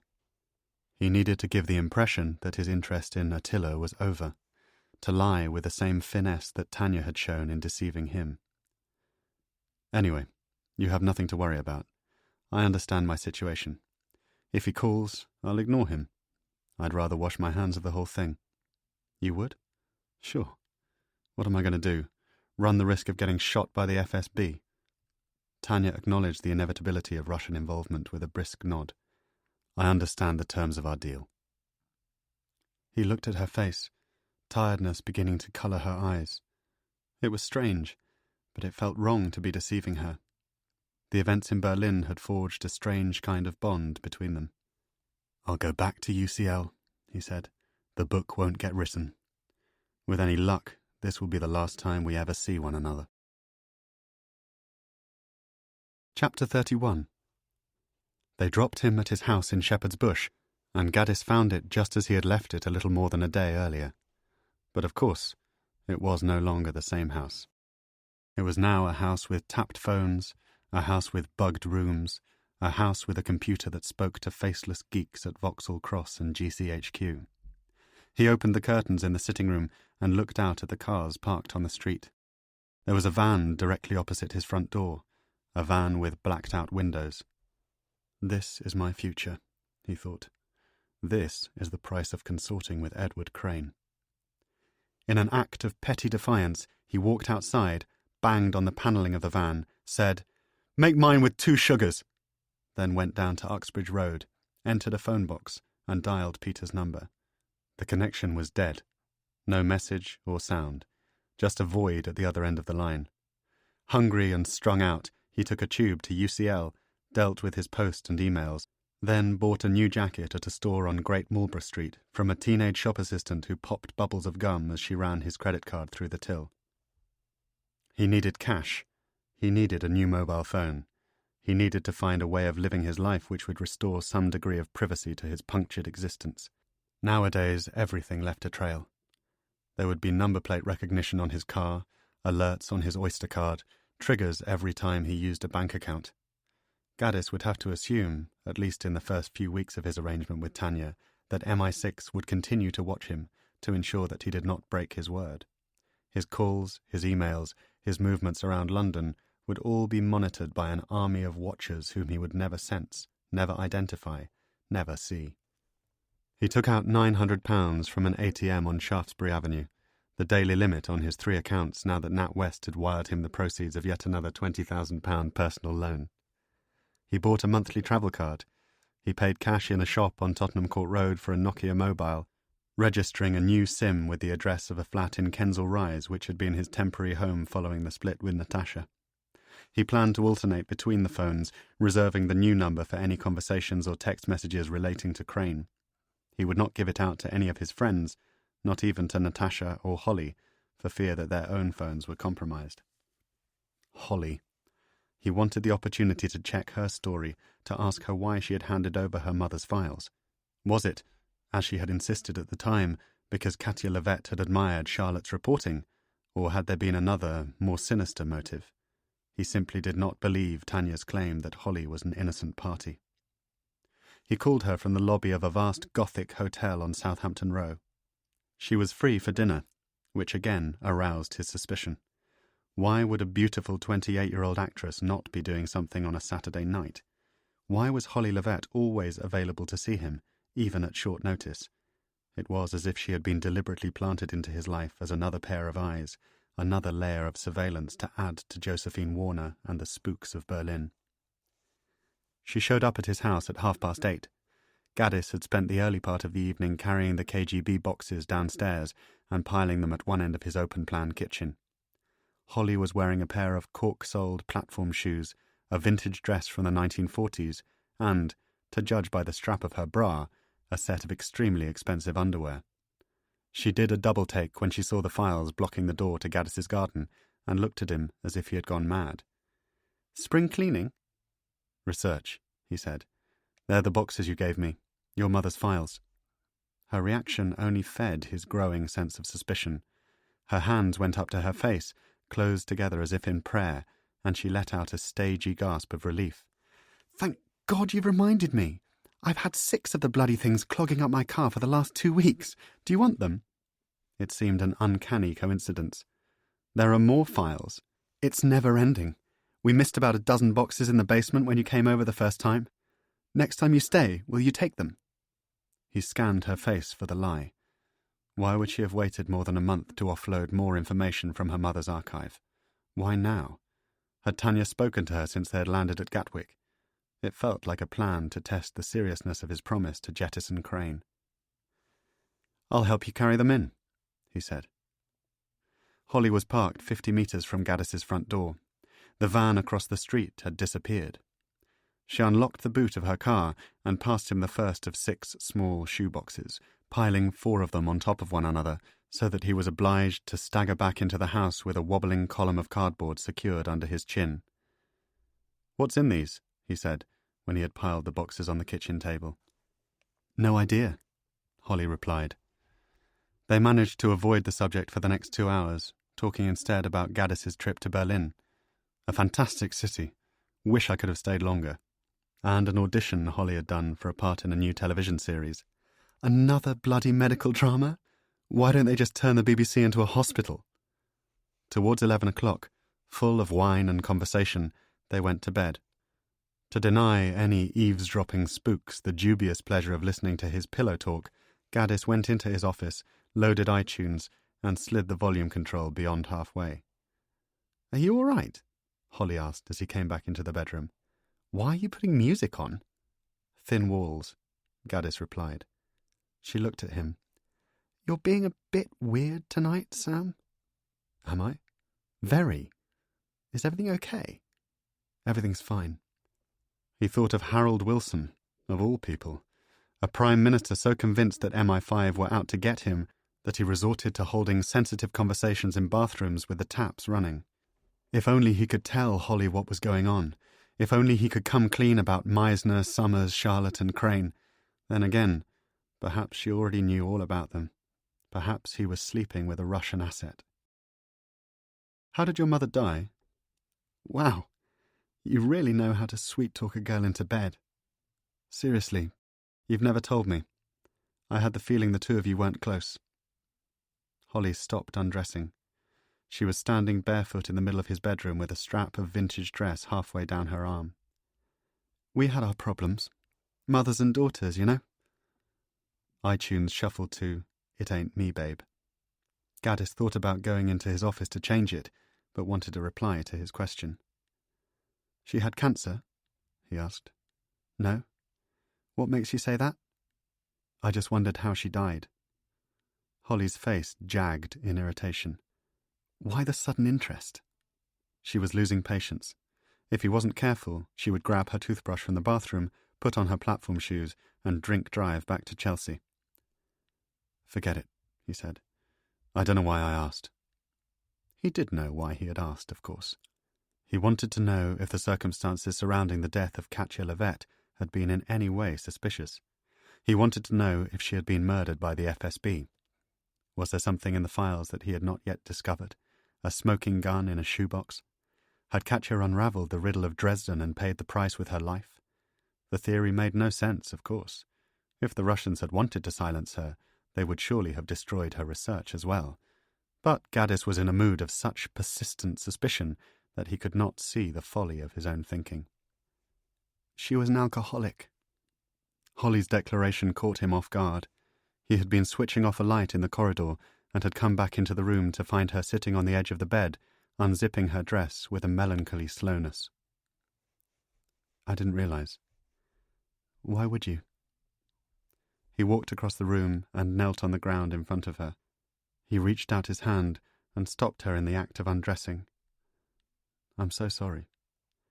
"Not your fault," she said, smiling and ruffling his hair. He felt embarrassed and guilty. "If somebody wants to drink themselves to death, there isn't much anybody can do about it." She continued to take off the dress. It was like an act of defiance against her mother, preventing her from ruining their evening. Gaddis saw the loveliness of her body and reached to touch her stomach. He knew that she had no intention of milking his sympathy, of playing the scene for emotional effect. It was one of the things that he most liked about her. She was an actress entirely incapable of melodrama. "Come to bed," she said, unbuttoning his shirt. The sweet, moisturized scent of her skin was a balm. She began to smile. "Just one thing." "What's that?" "Can we please turn off the Bob fucking Dylan?" 3 hours later, Gaddis was still awake. Being with Holly had done nothing to calm him. She was asleep in a peaceful curled ball beside him, but he was agitated in a way that he had not known since the worst periods of his divorce. He had barely slept since Berlin, yet the act of closing his eyes seemed to power up his imagination. He was haunted by images of Benedict Meisner, infuriated that he would have to shelve his work on Crane, determined to bring Charlotte's killers to justice. At about 2:15, abandoning any hope of sleep, he went downstairs, poured himself a glass of wine, and, with nothing better to do, began to go through the files which Holly had brought over in the car. It was the same old story. There was nothing of consequence in any of the boxes. Downing 2 paracetamol, Gaddis turned his attention to the original files which he had examined only cursorily 2 months earlier. This time he found the odd item which he had missed on first examination of the material. Anthony Blunt's death certificate, for example, and a copy of his will. There was the transcript of an interview with Sir Dick White, conducted by an unnamed journalist in 1982. Gaddis was briefly intrigued by this, but of course found no reference to Attila, nor any mention of Edward Crane. In another box, he found a photocopied obituary of Jack Hewitt, the former MI5 officer who had been Guy Burgess's lover, as well as a newspaper review of Michael Straight's memoirs. There was also an entire folder dedicated to newspaper cuttings about Goronwy Rhys and Vladimir Petrov. Katya had plainly intended to write a book about the relationship between British intelligence and the KGB in the post-war era, but there was nothing, as far as he could tell, which was not already in the public domain. Just after 4 o'clock, he poured himself a third glass of wine and smoked a cigarette on the sofa. Holly's handbag was on the floor at his feet. It was open, and some of the contents had spilled out onto the carpet, perhaps when she had retrieved her toothbrush. He was sure that she was asleep. If she woke up wondering what had happened to him, he would be able to hear her footfalls on the staircase. He just wanted to be certain that she was who she said she was. He just wanted to put his mind at rest. So he reached for the bag. In the main section, he found a well-thumbed copy of A Doll's House, another of The Time Traveller's Wife, and an issue of the NME. He put all 3 on the sofa beside him and rummaged deeper. He was amazed by how much noise he was making. He found a broken seashell, an unopened packet of Kleenex, a tangle of headphones, a packet of the contraceptive pill, up to date, thank God, and the browned core of a half-eaten apple. He laid these out on the floor. He then found what were surely keepsakes, a small amethyst stone, a length of silk wrapped up into a tight bundle and tied with a piece of string, and a postcard of the Eiffel Tower from Katya Levett, addressed to Holly, postmarked 1999. What he wanted was her diary. He found it in a separate zipped-up section of the bag and checked the entries for August and September, looking for anything unusual, for evidence of a double life. But there were just times of auditions, dates of parties, shorthand reminders to buy milk or to pay a bill. His own book launch was marked with the simple note, Gaddis event, Daunt Holland Park. And their subsequent meetings were also touchingly mundane. Dinner, S. 8:30. S. Movie Kensington. Lunch, S. Café Anglais. On the morning of Charlotte's funeral, Holly had written in block capitals, "Sam, funeral, call him." And he remembered that she had rung him at the house in Hampstead to make sure that he was all right. He felt wretched for not trusting her. But still he was not done. Feeling around in the lint and the crumbs at the bottom of the handbag, he found Holly's wallet and proceeded to unload its contents, item by item, onto the sofa. The credit cards were all in her name. There were frayed photographs of giggling friends in passport booths, loyalty cards to Sainsbury and Tesco, a dry cleaning receipt from a shop on King's Road, and a mini-statement from an ATM in Hammersmith. He did not know what he was expecting to find. A number for Sir John Brennan, a business card belonging to Tanya Acocella.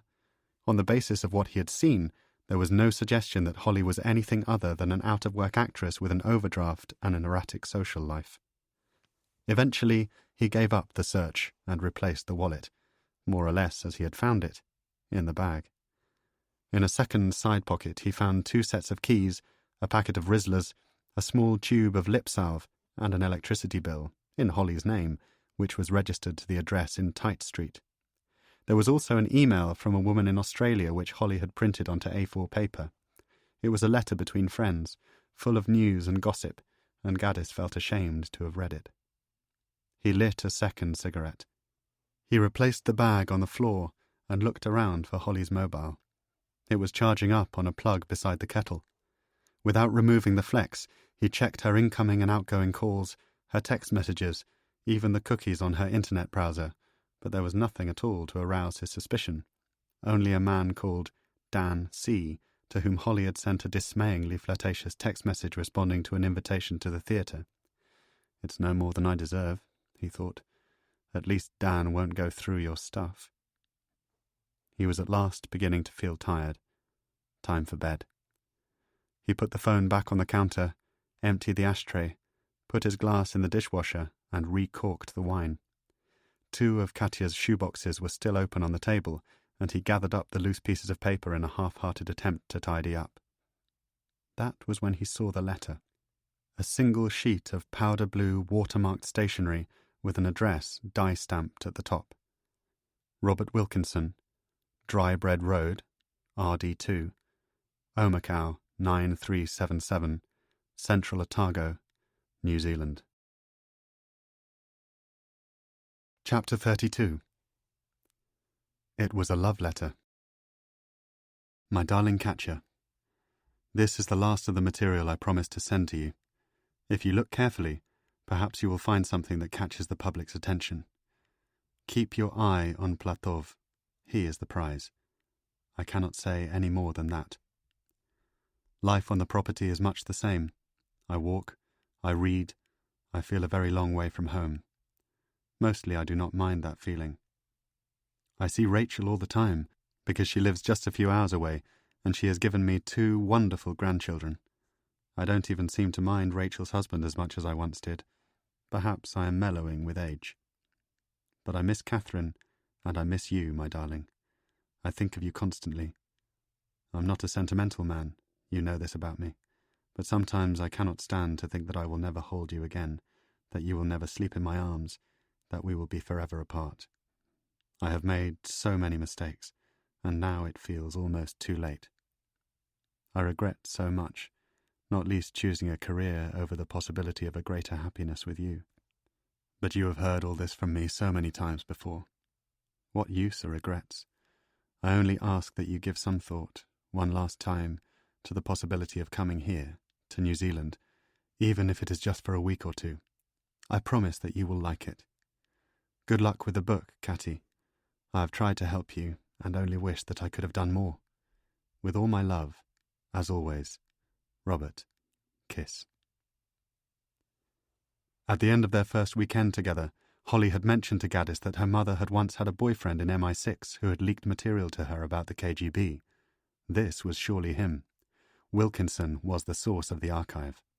The letter was dated the 5th of May 2000, but what had he meant by the lines in the first paragraph? Keep your eye on Platov. He is the prize. It was almost 4:30 in the morning.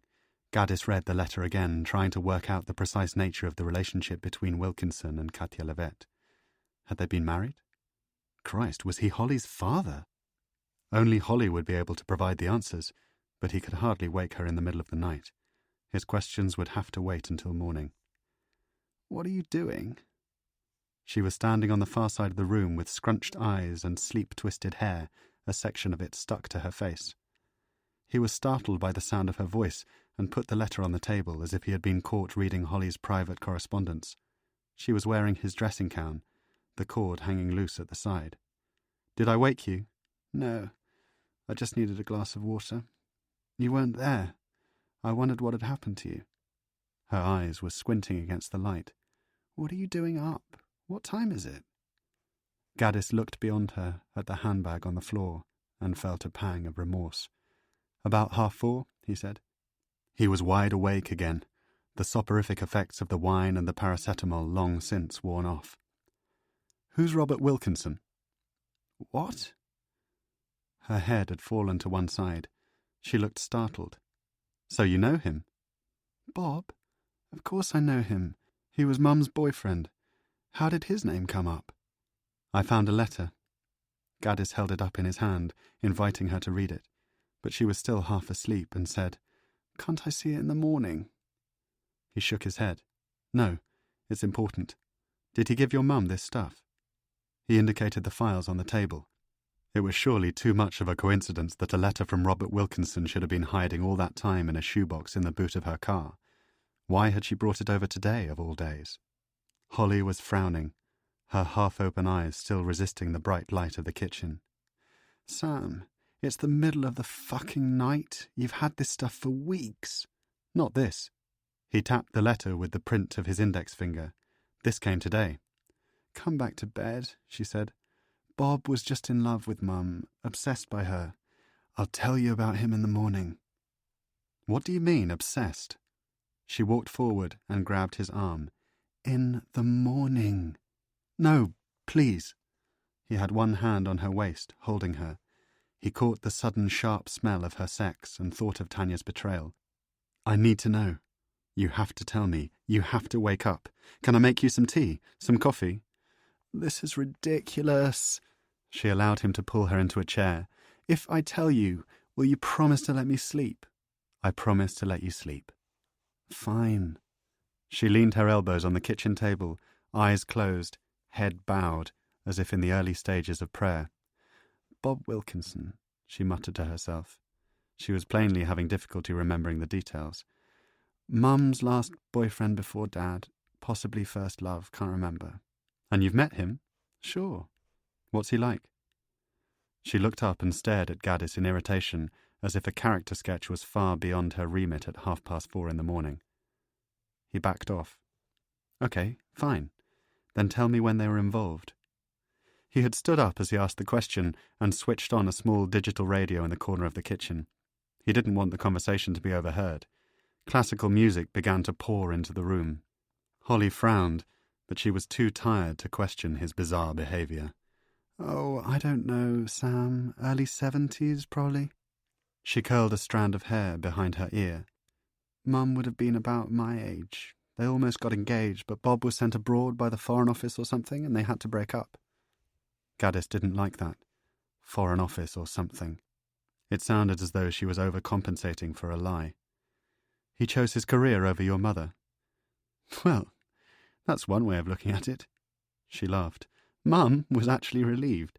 She'd met my father, they got married soon after, they had me, and we all lived happily ever after." She began to play with the lid on one of the shoeboxes. "Only Bob never forgot about her. Got married, got divorced, always stayed in touch with Mum, then helped her a lot with her career after Dad died." Gaddis saw that she was frowning. "Why are you looking like that?" Holly shook her head. "I think they may have had an affair, a rekindled thing about 10 years ago." She turned towards the radio. "Why the fuck have you turned on Classic FM?" "Give me some credit. It's Radio 3. Holly stood up. She poured herself a glass of water from a bottle in the fridge, then turned down the volume on the radio. Gaddis wanted to object, but understood the absurdity of his behaviour. He could not afford to alienate her with a paranoid rant about audio surveillance. Instead, he watched as she drank the water, the entire glass like a cure for a hangover, before returning to her chair. Mum wrote about political issues, geopolitics, espionage.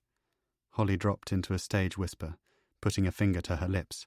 She was beginning to enjoy herself. Bob was a huge spy. Iron Curtain, Cold War. Is that why you're worried about being bugged? She looked as though she was about to burst out laughing. Are you using Mum's stuff to write a book about MI6? He gestured at her to keep talking. Far as I know, Bob would feed Mum tidbits of information all the time, spy gossip, rumours from Washington and Westminster. She tapped the table with her knuckles. He probably gave her 50% of this stuff. It was his way of expressing his affection, either that or a way of assuaging his guilt for running off to Moscow. He said he wanted her to write a great book about Western intelligence, all the things Bob Wilkinson couldn't say because he was bound by the Official Secrets Act. She took Gaddis's hand in hers, and her lively mood suddenly subsided. But Mum never got round to it. She probably never even read the files. At the end of the day, Bob annoyed her. He was like a fly she couldn't brush off, and she was never well enough to do any work. I think Bob lives in New Zealand now. I haven't seen him for ages. Didn't he come to your mother's funeral? Holly shook her head. Can't remember. I'd broken the world record for Valium consumption. Possibly. He may not even know that she's died. Gaddis picked up the letter and passed it to her. A lorry tore past the sitting-room windows, hurtling over speed bumps in the dead of the night. He pointed to the line about Platov. What do you think he meant by this? Here? Holly squinted like an old woman in need of glasses. Platov? I haven't got a clue. Gaddis studied her face intently, still unsure whether he was being manipulated. Your mother never mentioned that she was investigating anyone in the Kremlin? Never, no. Holly leaned back in her chair with a scrutinizing frown. I thought you were the expert on Platov. What's going on, Sam? You tell me. Chapter 33. Inevitably, international directory inquiries had no listing in New Zealand for a Robert Wilkinson, so Gaddis had to ask Holly for a favour. Did her mother keep an address book? Would it be possible to track down a number for Bob? Holly asked him why he was so keen to speak to Wilkinson, but Gaddis was deliberately vague about the details. He was in Berlin during an important phase of the Cold War. It's for the MI6 book. I want to try to set up a meeting. The following evening, Holly had called from Tite Street with the details. There was no way of preventing her from reading out Wilkinson's number over an open line, so Gaddis had written it down and immediately walked outside to a phone box a quarter of a mile away on South Africa Road. If GCHQ had been eavesdropping on Holly's call, he reckoned it would still take them several hours to establish a bug on Wilkinson's phone in New Zealand. It was 8 o'clock in the evening in London, 8 o'clock in the morning in New Zealand. He rolled £4 coins into the payphone and tapped in the number. Hello? Is that Robert Wilkinson? Speaking. Who is this? The line was very clear. Gaddis was surprised by the classlessness of Wilkinson's accent. He had grown up with the idea that all senior MI6 personnel sounded like members of the royal family. My name is Sam Gaddis. I'm a lecturer in Russian history at UCL. I've also just completed a biography of Sergei Platov. Does my name mean anything to you? It means nothing to me whatsoever. Silence. Gaddis could sense that he had another Thomas Neame on his hands. Is it a good time to talk? As good as any. It's just that I wanted to speak to you about Katya Levet. That got his attention. Gaddis heard a sharp, near-anxious intake of breath, the arrogance going out of him, then half a word. Kat, I understand that you were good friends. Yes. Who told you this? Holly is a good friend of mine. Good God. Holly. How is she? Wilkinson was opening up. Gaddis took out a pen and a scrap of paper and tried to pin them on the phone casing with his elbow. She's very well. She wanted me to send you her love. How kind of her.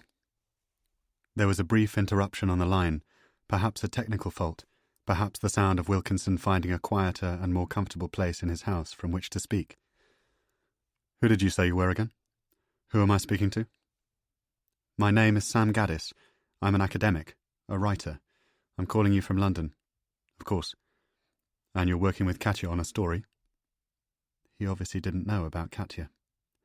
Wilkinson hadn't been told that Levette was dead. Gaddis was going to have to break it to him. You hadn't heard, sir? He was surprised that he called him that, but he had felt a sense of deference in the moment. I'm so sorry. I didn't know that I would be the one to tell you. I just assumed that you already knew. Katya has died, Mr. Wilkinson. I'm very sorry. 6 months ago. Dear me, that's terrible news. The reply was instant and stoic. Gaddis felt that he could picture the resilience in Wilkinson's face. He had just lost the great love of his life, but he was not going to display his grief to a stranger. I'm sorry to hear that, he said. How is Holly coping? So-so, said Gaddis. She's all right. Wilkinson asked how Katya had died, and Gaddis told him that she had suffered from liver failure, a euphemism which the older man immediately understood. Yes. I was afraid that it would take her in the end. The bloody drink was a lifelong struggle for her. I'll write to Holly with my condolences. Is she still at the flat in Tite Street? She is, and I'm sure she'd appreciate that. In fact, Catherine is getting married later this month. I might see if Holly can come along to the wedding. It would be wonderful to meet her again.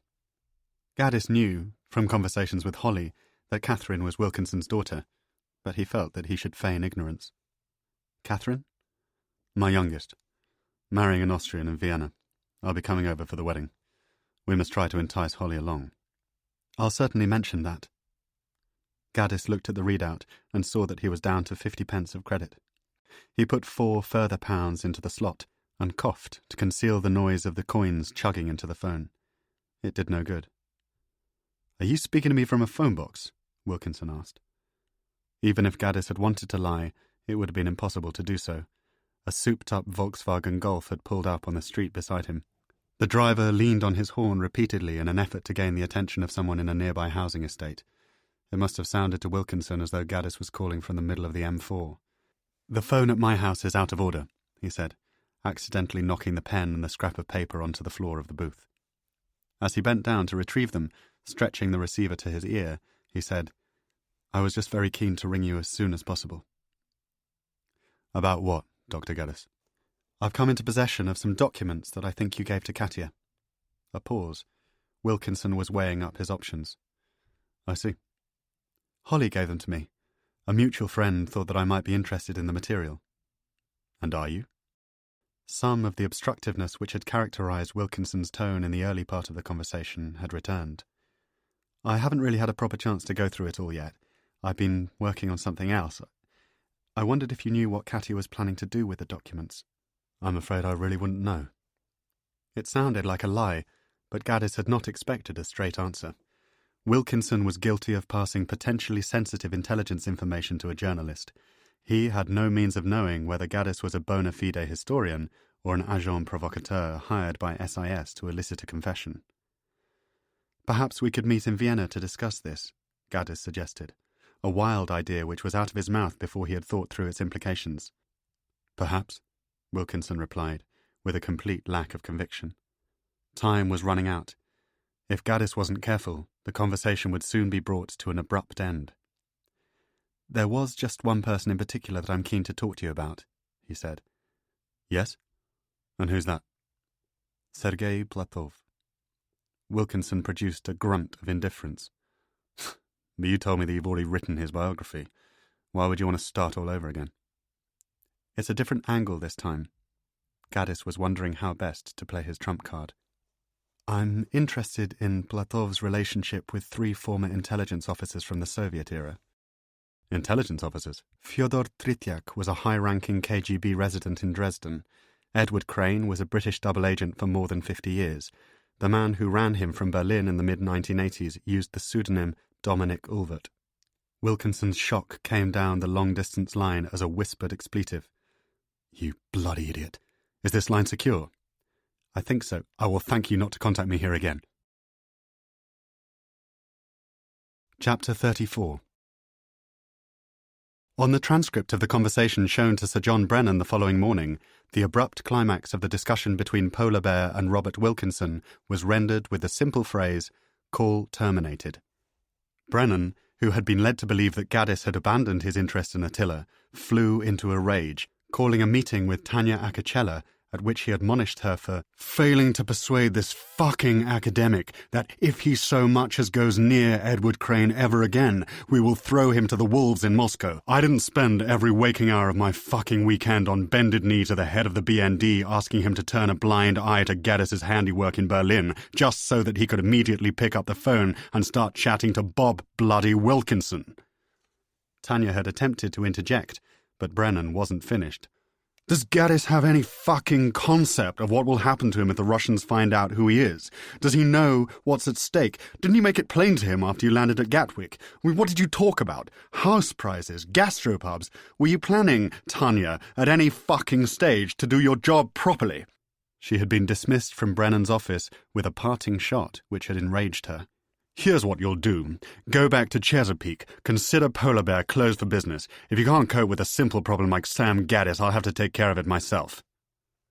With Acacella in the lift, Brennan had immediately contacted the British Embassy in Canberra and instructed Christopher Brooke, the 35-year-old head of station in Australia, to catch the next flight to New Zealand, where he was to have a quiet word with one of our former employees. SIS activities out of Wellington had been wound down as part of a cost-cutting exercise, which meant that Brooke faced a 7-hour trip to Christchurch via Sydney, a further 45-minute flight from Christchurch to Dunedin, followed by a 3-hour drive in a rented Toyota Corolla from Dunedin to Alexandra, which was in the heart of the South Island. Accounting for delays and transfers, the journey, from the moment he left his house in Canberra to the moment he arrived in Alexandra, took just under 14 hours, and cost Brooke an explosive argument with his pregnant wife, who had been looking forward to a long-awaited 5-day break on the Gold Coast. Brooke had fallen asleep more or less as soon as he had reached his hotel room, waking at dawn on Wednesday to discover that nobody had ever heard of Robert Wilkinson, nor of the property at Drybread. "We know most of the people round here, love," said the manageress of the Dunstan house. "Drybread used to be a gold mine. Nobody's lived out there for years." "You sure you've got the right place, mate?" asked a petrol pump attendant at a garage on the edge of Alexandra. Brooke drove all morning. He saw 3 people in 3 hours, none of whom were able to give him directions. He scanned road maps, but could not access the internet in order to download images from Google Earth which might have provided him with a route to Drybread. He was passing through some of the most dramatic scenery he had ever witnessed, yet for the most part, his Hertz Toyota was filled with the sound of a worn-out, irritated British spook, swearing at the injustice of being posted to the arse end of the intelligence world and blaspheming venomously at the prospect of spending 3 days searching for a retired Cold War spy who, if the locals were to be believed, had never set foot in New Zealand. Finally, Brooke drove back to Alexandra, went to the public library, and found a reference to Drybread in a historical guide to Central Otago, dated 1947. Wilkinson's home had once been a gold mining settlement and subsequently a farm. From the description in the guide, it was situated at the end of Drybread Road, in a gully at the base of the Dunstan Range, 45 kilometres northwest of Alexandra. He set out from the library. He passed through a dry, barren landscape, identified on the map as the Maniatoto Plain, stopping for petrol and some food in Umakau, a settlement which boasted little more than a pub and a local store. At about 4 o'clock, he turned from the S85 highway onto an unsealed, single-track road flanked by rivers and streams which turned a deep, sky-matching blue in the late afternoon sun. Every few hundred metres, he was obliged to stop and to open farm gates, the road becoming more rugged with every passing kilometre. He was concerned that the Toyota would puncture at any moment, leaving him stranded in the centre of a vast, underpopulated plain which would soon be cloaked in darkness. Just after 6, however, approximately 10 kilometres inland from the main road, he at last saw a battered sign for Drybread and turned onto a narrow, potholed trail which ran across a cultivated plain towards a screen of jagged hills. The property was a small, 2-storey homestead 1/2 mile along the trail, nestled within a rectangle of willow trees. As he steered through the gate, Brooke spotted a figure in a prehistoric barber chopping wood on the eastern side of the property. It was beginning to spot with rain. He switched off the engine, stepped onto the drive, and was about to raise a hand in greeting when he saw Robert Wilkinson walking towards him brandishing a cold-eyed stare and a double-barreled shotgun. "Who the fuck are you?" Brooke had his hands in the air within a split second. "Friendly! Friendly!" he shouted, a hangover from 3 eventful years with the service in Basra. "I'm with the office. I've come from Canberra to talk to you." "Who sent you?"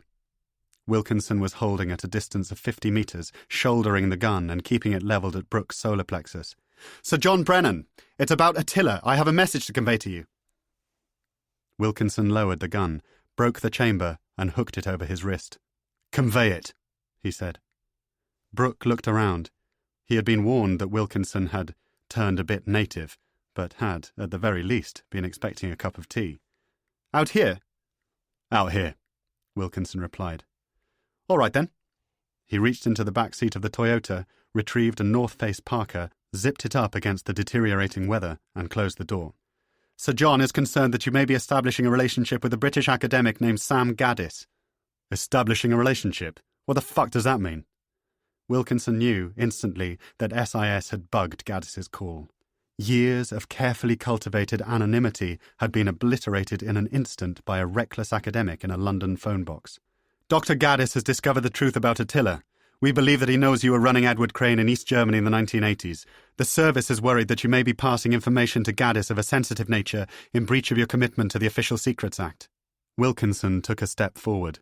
He was in his early 60s, stocky and imposing. His face, particularly in the fading light of a chill spring evening, had a quality of ruthlessness which had scared braver men than Christopher Brooke. "What's your name, young man?" "My name is Christopher. I'm head of station in Canberra."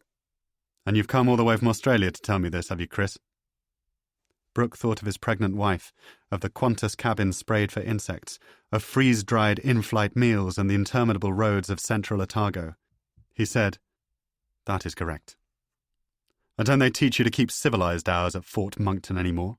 What do you mean by showing up here at dusk? You could have been anybody."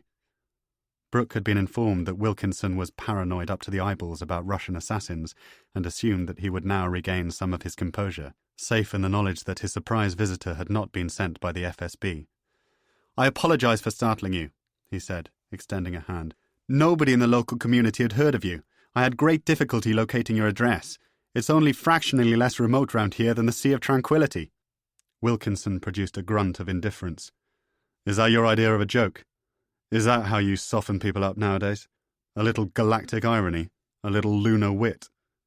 Brooke could see that it was a lost cause. He put the extended hand back in the pocket of his parka and decided to abandon any pretense at camaraderie. He wanted nothing more than to be driving back to Dunedin, getting a good night's sleep, and catching a flight home to Canberra. He wanted to be away from this gun-wielding maniac.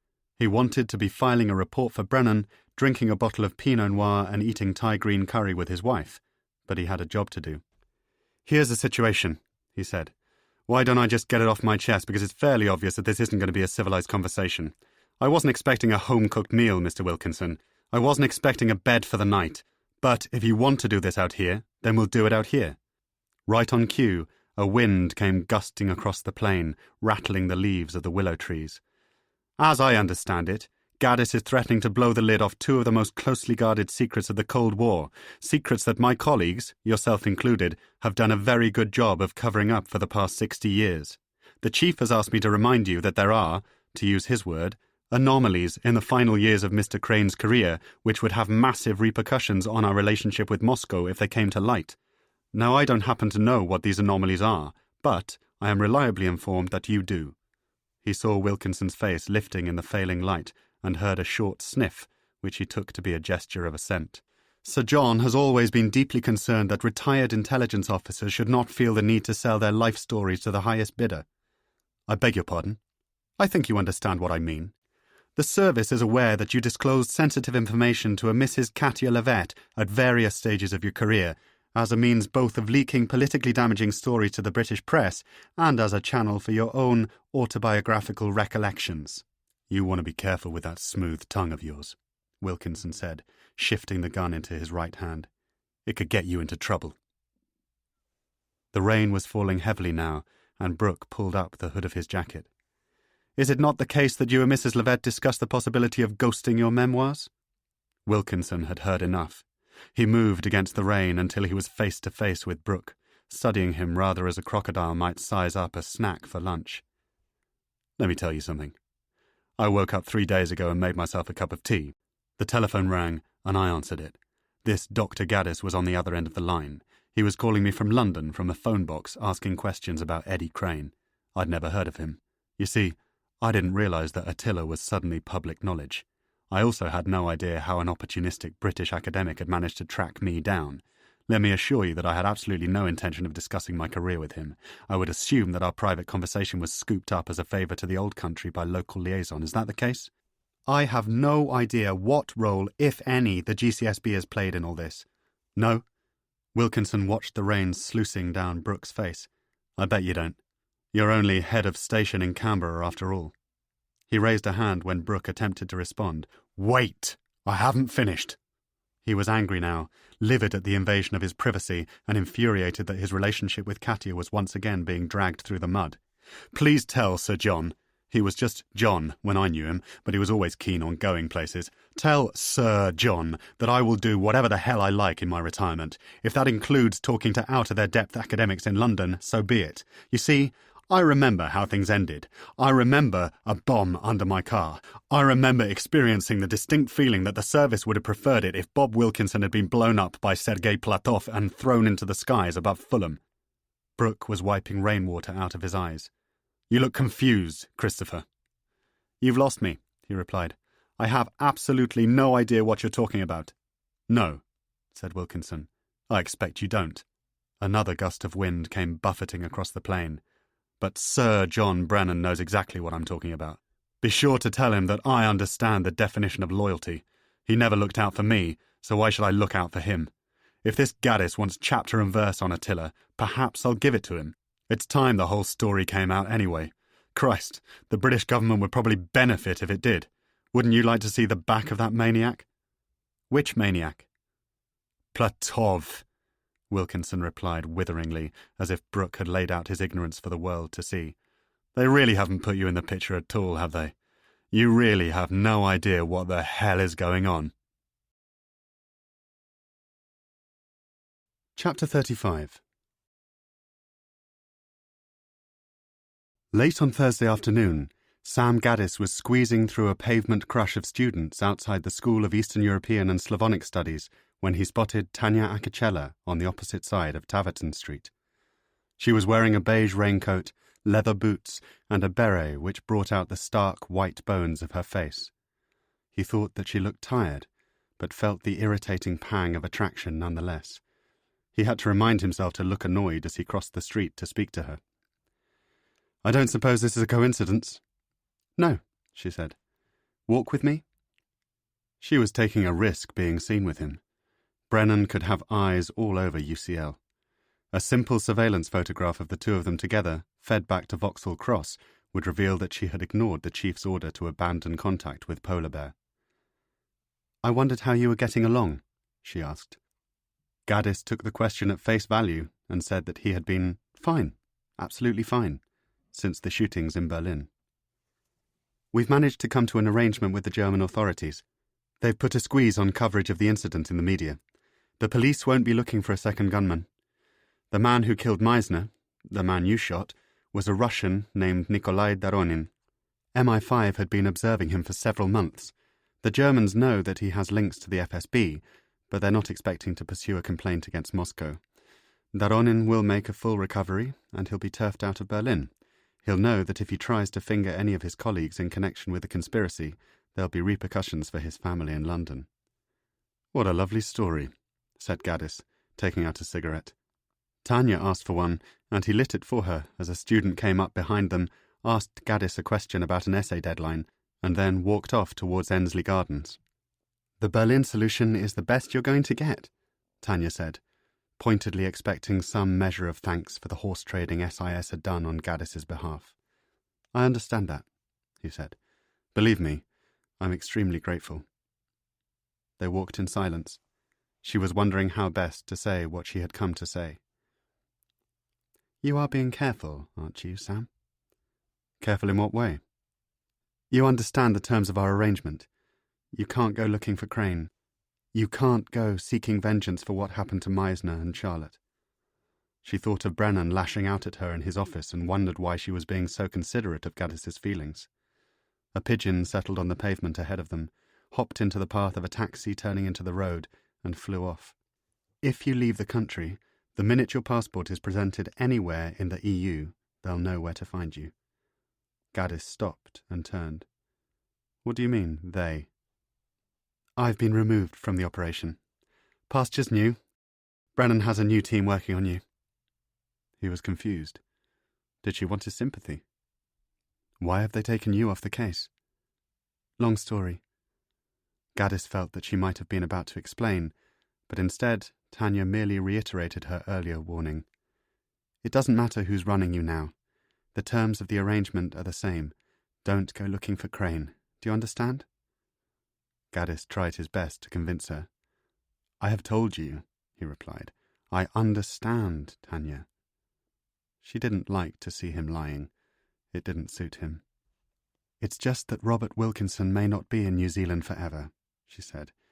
We wondered whether you might already know that.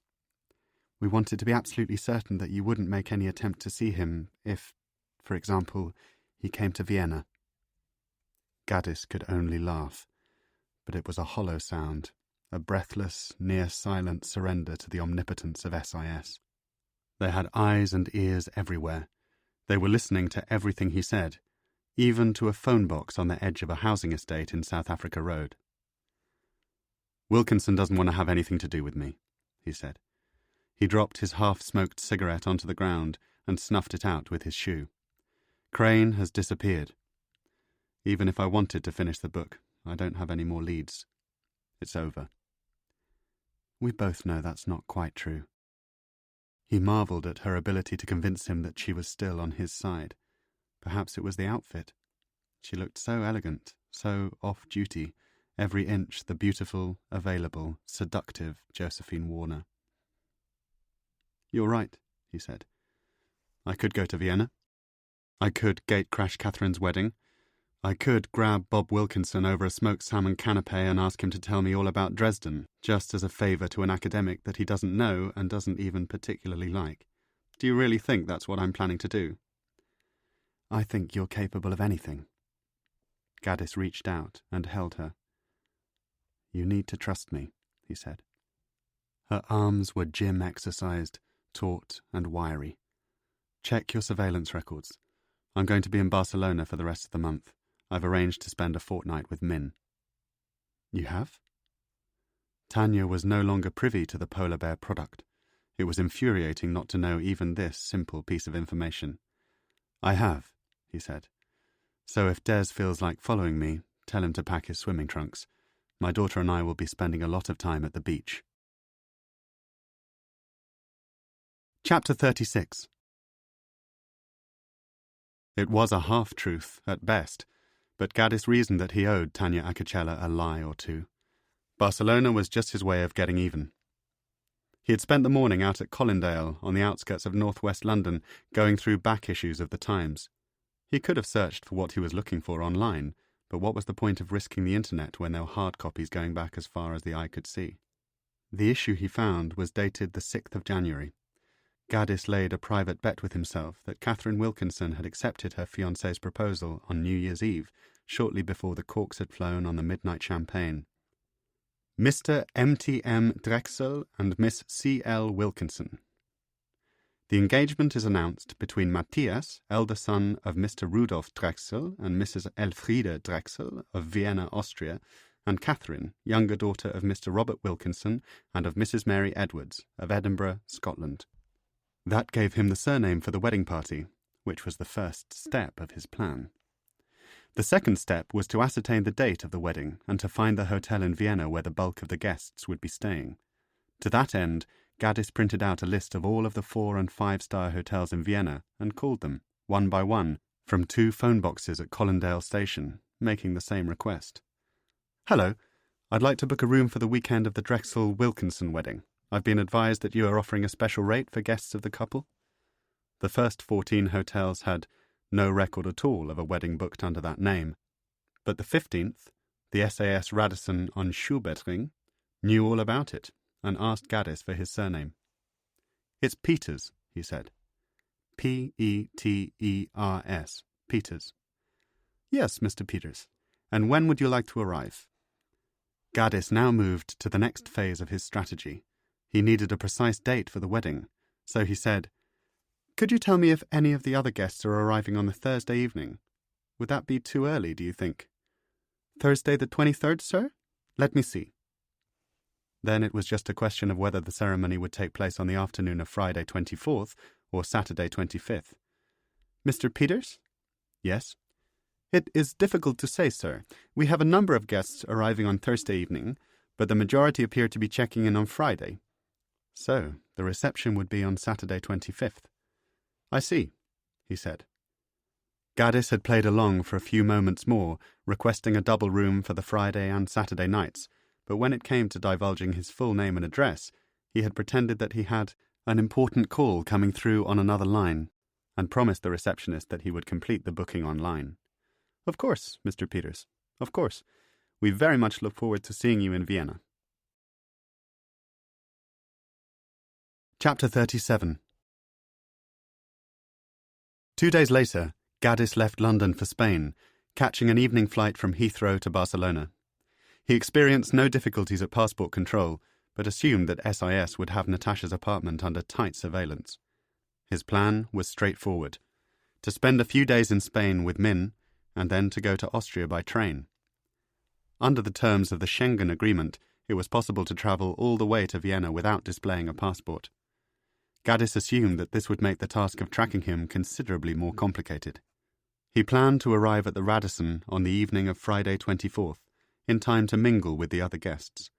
He would pretend to be a friend of the Drexel family, discover the location of the wedding reception, and perhaps accompany some of his newfound friends to the service the following day. That would bring him into direct contact with Robert Wilkinson. As it transpired, SIS were short on manpower and had to task the observation of Polar Bear in Barcelona to 2 local officials based at the British Consulate General on Avenida Diagonal.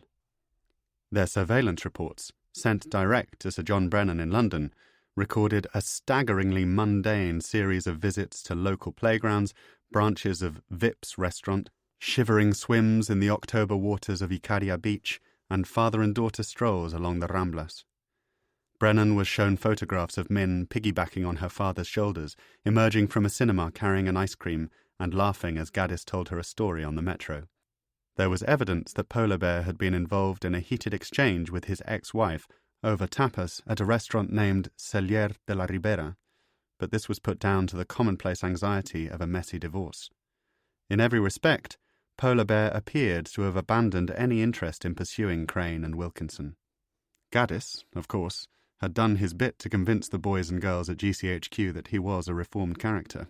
He sent a Facebook message to Charlotte's husband, Paul, for example, telling him that he had not been able to make any headway at all with Charlotte's book, and had therefore decided to set it to one side, at least for the time being. He made deliberate decoy appointments by email, arranging to see a PhD student at UCL on the morning of Friday 24th. Using his regular mobile phone, he had also called Holly in London, telling her how much he missed her and inviting her to dinner at Quo Vadis on the night of Saturday 25th. Brennan knew that there was a possibility that Polar Bear was laying an elaborate trap which would be sprung in Vienna, but he was more immediately concerned by the report Christopher Brooke had filed describing his encounter with Robert Wilkinson. 2 passages, in particular, had alarmed him to the point of fury. Eyes only, alert C, AUS 6 HAW. Wilkinson referred to the incident which, in his view, necessitated his exile to New Zealand. Plainly, he still holds the office responsible for the attempt on his life, and suggested, without corroborating evidence, that SIS either arranged the assassination attempt or, at best, could have done more to protect him in its aftermath. I must record that Mr. Wilkinson was behaving throughout in a manner which I can only describe as aggressive and paranoid. Wilkinson brought our brief exchange to an end by threatening to pass Dr. Gaddis what he described as chapter and verse on Attila. Digital recording of the conversation states, "It's time the whole story came out anyway. Christ, The British government would probably benefit, emphasis, if it did. Wouldn't you like to see the back of that maniac? In brackets, Platov. Brennan felt that he had no choice. He had surely exhausted every other available option. Picking up the phone, he instructed his secretary to put him through to Maxim Kepitsa, second secretary at the Embassy of the Russian Federation, and one of 3 declared FSB officers operating in London. The call went through to Kepitsa's private line. Maxim, it's John Brennan. Sir John, how delightful to hear from you. I wondered if you fancied joining me for a quiet lunch. Wanted to have a word with you about a man your government has been looking for since '92. One of ours, in fact. Fellow by the name of Ulvert. Chapter 38.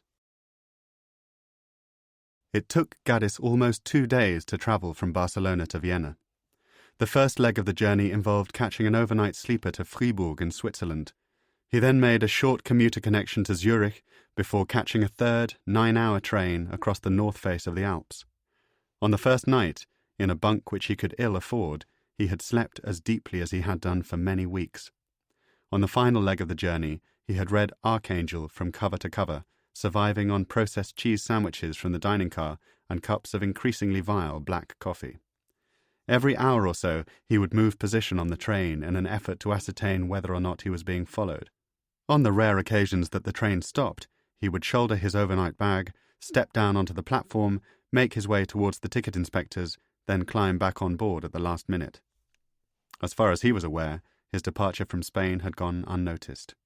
He had taken 3 hours to get to the Estació Sants in Barcelona, leaving Natasha's apartment at dusk and taking a series of taxis, trains, and buses in eccentric loops in the hope of shaking off any watchers. At the same time, he had left his regular mobile, fully charged and set to silent, hidden underneath a filing cabinet in the sitting room of Natasha's flat. He hoped that the signal given off by the phone would give the impression to GCHQ that he was still in Barcelona. He had then bought a new mobile at a Corte Inglés department store and placed the Tottenham Court Road SIM into the slot at the back. If he was honest with himself, there had been something tawdry in all this. A sense of betraying Min by visiting her in Spain and then involving her, however indirectly, in the grisly business of deception. She was 5 now, still captivatingly innocent, yet when he had played with her on the swings near Natasha's apartment or held her tiny hand in the flickering gloom of a deserted matinee cinema, he had felt the awful conflicting stain of his ambition, a sense that his determination to avenge Charlotte and to solve the riddle of Dresden was more powerful even than the security and well-being of his own child. Was that the case? Was he so stubborn, so desperate to succeed that he would rob Min of her own father? That was the reality. He was putting his life at risk by pursuing Wilkinson. There was no other way of spinning it. And yet, he was surely too far in to stop now. Sooner or later, the Russians would work out his links to Attila. He would almost certainly be killed for what he already knew. On that basis, there was no point in obeying Tanya's instructions. Of course, he still had his doubts. There had been a moment on the sands at Ikaria, for example, when Min had emerged from the freezing sea and Gaddis had held her thin, shaking body in a giant beach towel, thinking that there was nothing more important in the world than his precious, growing, giggling daughter. The times they would spend together in the future, however infrequent, would be infinitely more rewarding than any book about Edward Crane. But money intruded on everything. That same night, he had argued with Natasha over dinner at Cellier de la Ribera, insisting that he was down to thin air financially, only to hear her accuse him of making false promises about Min's future and abandoning your daughter to the prospect of a third-rate Catalan education. So it was money, in the short term, which had convinced him to continue. Without funds to support Min, he was failing in his duty as a father. When he hid the mobile phone under the filing cabinet, for example, Gaddis had rationalized the act as a necessary subterfuge. He simply couldn't write the book with SIS on his tail. Just a few minutes earlier, he had tucked Min up in bed and kissed her goodbye. He had then gone into the kitchen, shaken the feckless Nick by the hand, kissed a dry cheek proffered by Natasha, and gone outside to hail a taxi. There was an irony in the timing. If he had stayed just 15 minutes longer, Gaddis might have seen the incoming call from Josephine Warner in London. As it was, Tanya left a message on his voicemail. "Sam, it's me. I'm worried about something. I don't know if you're still in Barcelona or if you've come home, in which case I'm calling unnecessarily, but according to a colleague who's been keeping me in the loop, there's been a lot of chatter from our Russian sources, a lot of talk about Dominik Orvert. There's something else, too. The FSB know that there was a third gunman in Berlin. They've spoken to Daronin. He has almost certainly given them your description. As you know, I've been taken off the case, but this has come from a reliable source, so just be careful. Don't go to Vienna. Come home." It was a touching message, as candid as it was risky to her career. Yet there was a further piece of information of which even Tanya Akocella was not aware. That afternoon, disembarking from a BA flight out of Heathrow, a high-ranking Russian diplomat with suspected links to the FSB had calmly strolled through Vienna International Airport in the company of a Mr. Karl Stielecker, who, according to MI5, was a known associate of Nikolai Daronin. The diplomat's name had flashed up as soon as he had presented his credentials to the authorities. Alexander Grek was in Austria. Chapter 39. Gaddis's train pulled into Vienna's Westbahnhof a little after 8 o'clock on the evening of Friday 24th, so it was 9 by the time he had checked in to the Goldene Spinne Hotel on Linke Bahngasse, a 2-star in the centre of the city, manned by a jovial receptionist in late middle age who appeared to be the only member of staff on the premises. Gaddis registered under his own name and was obliged to hand over his passport, but it was with a sense of relief that he saw the manager making a record of his personal details by hand rather than storing them on a computer. He had chosen the hotel because it was functional, cheap, and anonymous. His Spartan room on the top floor resembled a daytime cabin on a cross-channel ferry. Crisp white sheets were pulled taut across a narrow, hard-mattressed bed. There was a small, tiled bathroom with a sink and shower, a kettle with sachets of tea and instant coffee, a view of a cobwebbed air shaft. He was travelling light, but had a linen suit rolled up in his overnight bag, and a pair of leather shoes for the wedding. He took out the suit, requested an iron from reception, then hung it on a coat hanger behind the door. He showered and shaved, a blessed release after the cramp and sweat of his long journey, changed into a fresh cotton shirt, and found a restaurant 2 blocks away where he wolfed a pepperoni pizza and half a carafe of red wine. It had gone 11 by the time he had paid the bill and set out for the Radisson. Gaddis knew how overseas weddings worked. The guests usually knocked off work in the UK at around lunchtime on Friday, caught a budget flight to the host country in the late afternoon, inevitably bumped into some of their old school and university friends at one of the restaurants recommended by the happy couple in the literature posted out with the wedding invitation, sampled a couple of local dives, then headed back to their hotel to drink into the small hours at the residence bar. As Gaddis walked through the automatic doors of the Radisson, beneath the EU flags and the wrought-iron lamp-posts on Schubertring, he could hear the confident bellows of British laughter emanating from a room adjacent to the lobby. Somebody was shouting out, "Gus! Gus! Do you want ice with that?" And there was a piano tinkling in the distance. The bar was smaller than Gaddis had expected. He counted perhaps 20 guests seated at half a dozen wooden tables dotted around the room, and a further 20 standing in the spaces between them, armed with schooners of lager, glasses of wine, and tumblers of scotch and brandy. There were photographs on the walls of famous guests who had stayed at the hotel. Gaddis picked out signed shots of Bonnie Tyler, Silvio Berlusconi, and the African-American actor from Miami Vice, who was either Crockett or Tubbs, he could never remember. At the bar, a 30-something Brit wielding his room key in lieu of payment recognized Gaddis as a fellow traveller and struck up conversation. "You one of us?" he said. "The wedding?" "I'm one of you," Gaddis replied. "Just checked in." "Phil," said the Brit, proffering a damp, though iron-strong handshake. "Friend of Catherine's?" "Of Matthias. Have you seen him around tonight?" It was the one major flaw in his strategy. If either Catherine or Matthias showed up, Gaddis would have to head back to the Goldene Spinne and find another way of gaining access to the wedding.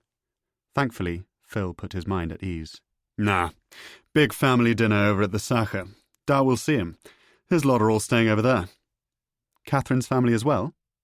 He was trying to ascertain whether or not there was a chance of bumping into Wilkinson. Far as I know.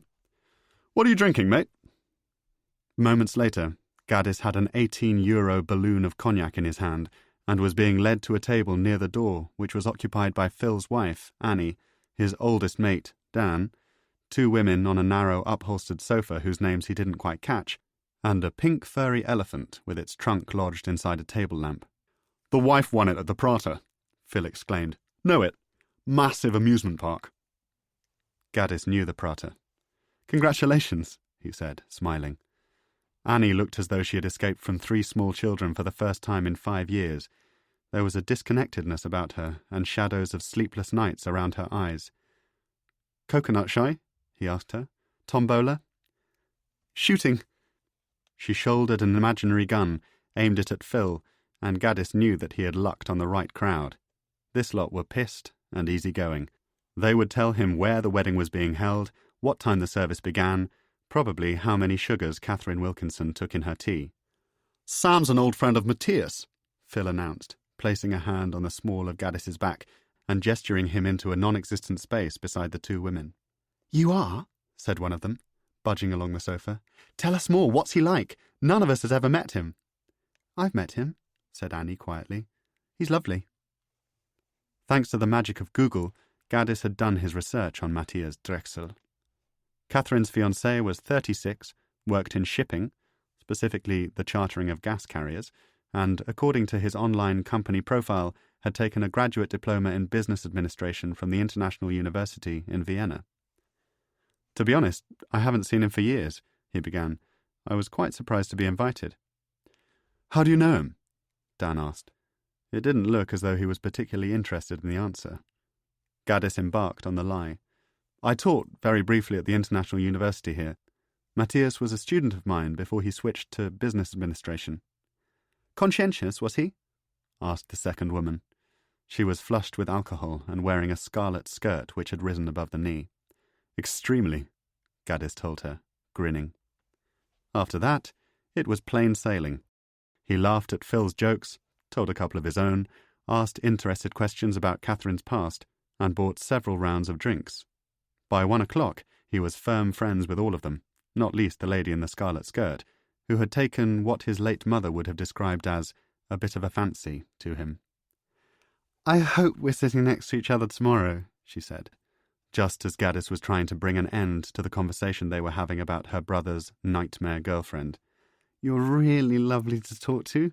You really know how to listen, Sam. Kath, Annie exclaimed. You have to forgive her, Sam. She doesn't know how to behave herself when she gets a few drinks inside her. I don't even know where the reception is, Gaddis replied, seizing an opportunity to discover the last piece of information he needed before heading back to his hotel. I left all my bumf back in London.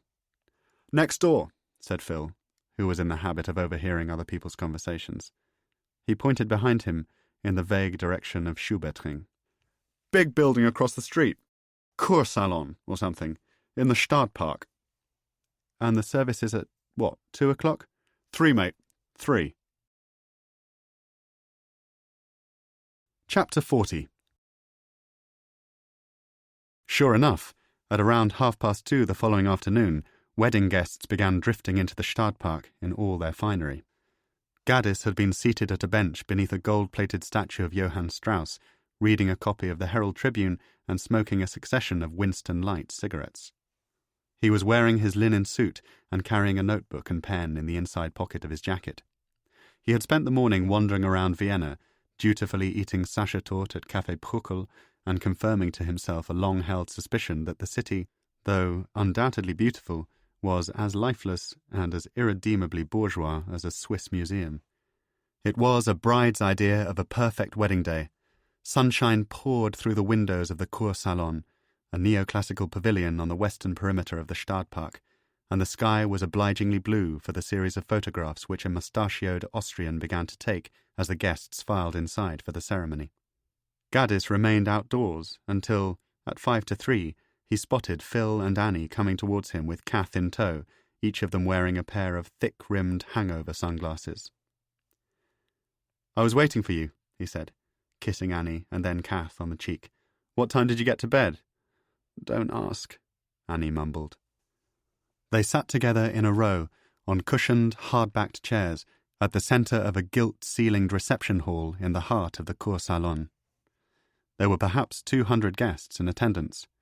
Gaddis could only wonder how many of them were former colleagues of Wilkinson's from SIS, or surveillance officers with orders to prevent Gaddis making contact with Attila's final handler. At exactly 3:05, a string quartet struck up the opening bars of Gabriel's oboe, and Matthias Drechsel, a short man with a lumbering agricultural gait, turned to acknowledge the arrival of his bride with an unexpected look of terror in his eyes. Catherine Wilkinson had appeared at the back of the aisle on the arm of her father, Robert. Gaddis craned to get a better look. As a sigh of appreciation rippled through the congregation, he was perhaps the only person in the room whose gaze was not fixed on the beaming bride. Wilkinson was as physically robust as his future son-in-law, but considerably more visually arresting. In his steady, humourless eyes, Gaddis sensed the unyielding determination of a career spy who would suffer no fools. He recalled the quick rage with which Wilkinson had dismissed him on the telephone. "You bloody idiot! I will thank you not to contact me here again," and knew that it would take all of his charm and persuasiveness to convince him to talk. The ceremony lasted 3/4 of an hour, more than enough time for Gaddis to consider how best to make his approach. He knew, from a brief conversation with Annie, that dinner was planned for 5 o'clock. He had no seat at table, of course, which meant that there was, at best, only an hour left to him before Wilkinson would disappear indoors for at least 5 hours of speeches, Wiener Schnitzel, and disco dancing. Therefore, just after 4 o'clock, he made his way outside into the crisp sunshine of the park. Kath was at his side, resplendent in canary yellow, talking about how spiritual the service was, even though, they hadn't gone for anything religious. Meanwhile, the newly minted Mr. and Mrs. Matthias Drechsel were being photographed on the steps of the cour salon, their occasional demonstrations of public affection met with whoops and cheers from the gaggle of family and friends gathered around them. "Oh, that's nice," said Kath, capturing a kiss on the camera of her mobile phone. "They look so in love, Sam, don't you think? Doesn't Kath look beautiful?" Robert Wilkinson was standing a few paces from the bride, studiously avoiding eye contact with a woman whom Gaddis took to be his ex-wife. Beside him, an emaciated geriatric of at least 80, her face puffed with collagen and smothered in makeup, was attempting to engage him in conversation. Wilkinson looked bored. Kath took several more pictures, waved at somebody in the distance, then offered Gaddis a cigarette as she lit up under the shade of a chestnut tree. "Not for me," he said. "I'm just going inside for a moment. See you in a bit." He had decided that there was only one fail-safe option open to him. He could not approach Wilkinson directly, at least not in person in the broad daylight of an October afternoon with his daughter getting married and the Secret Intelligence Service watching him from every orifice of the Stadtpark.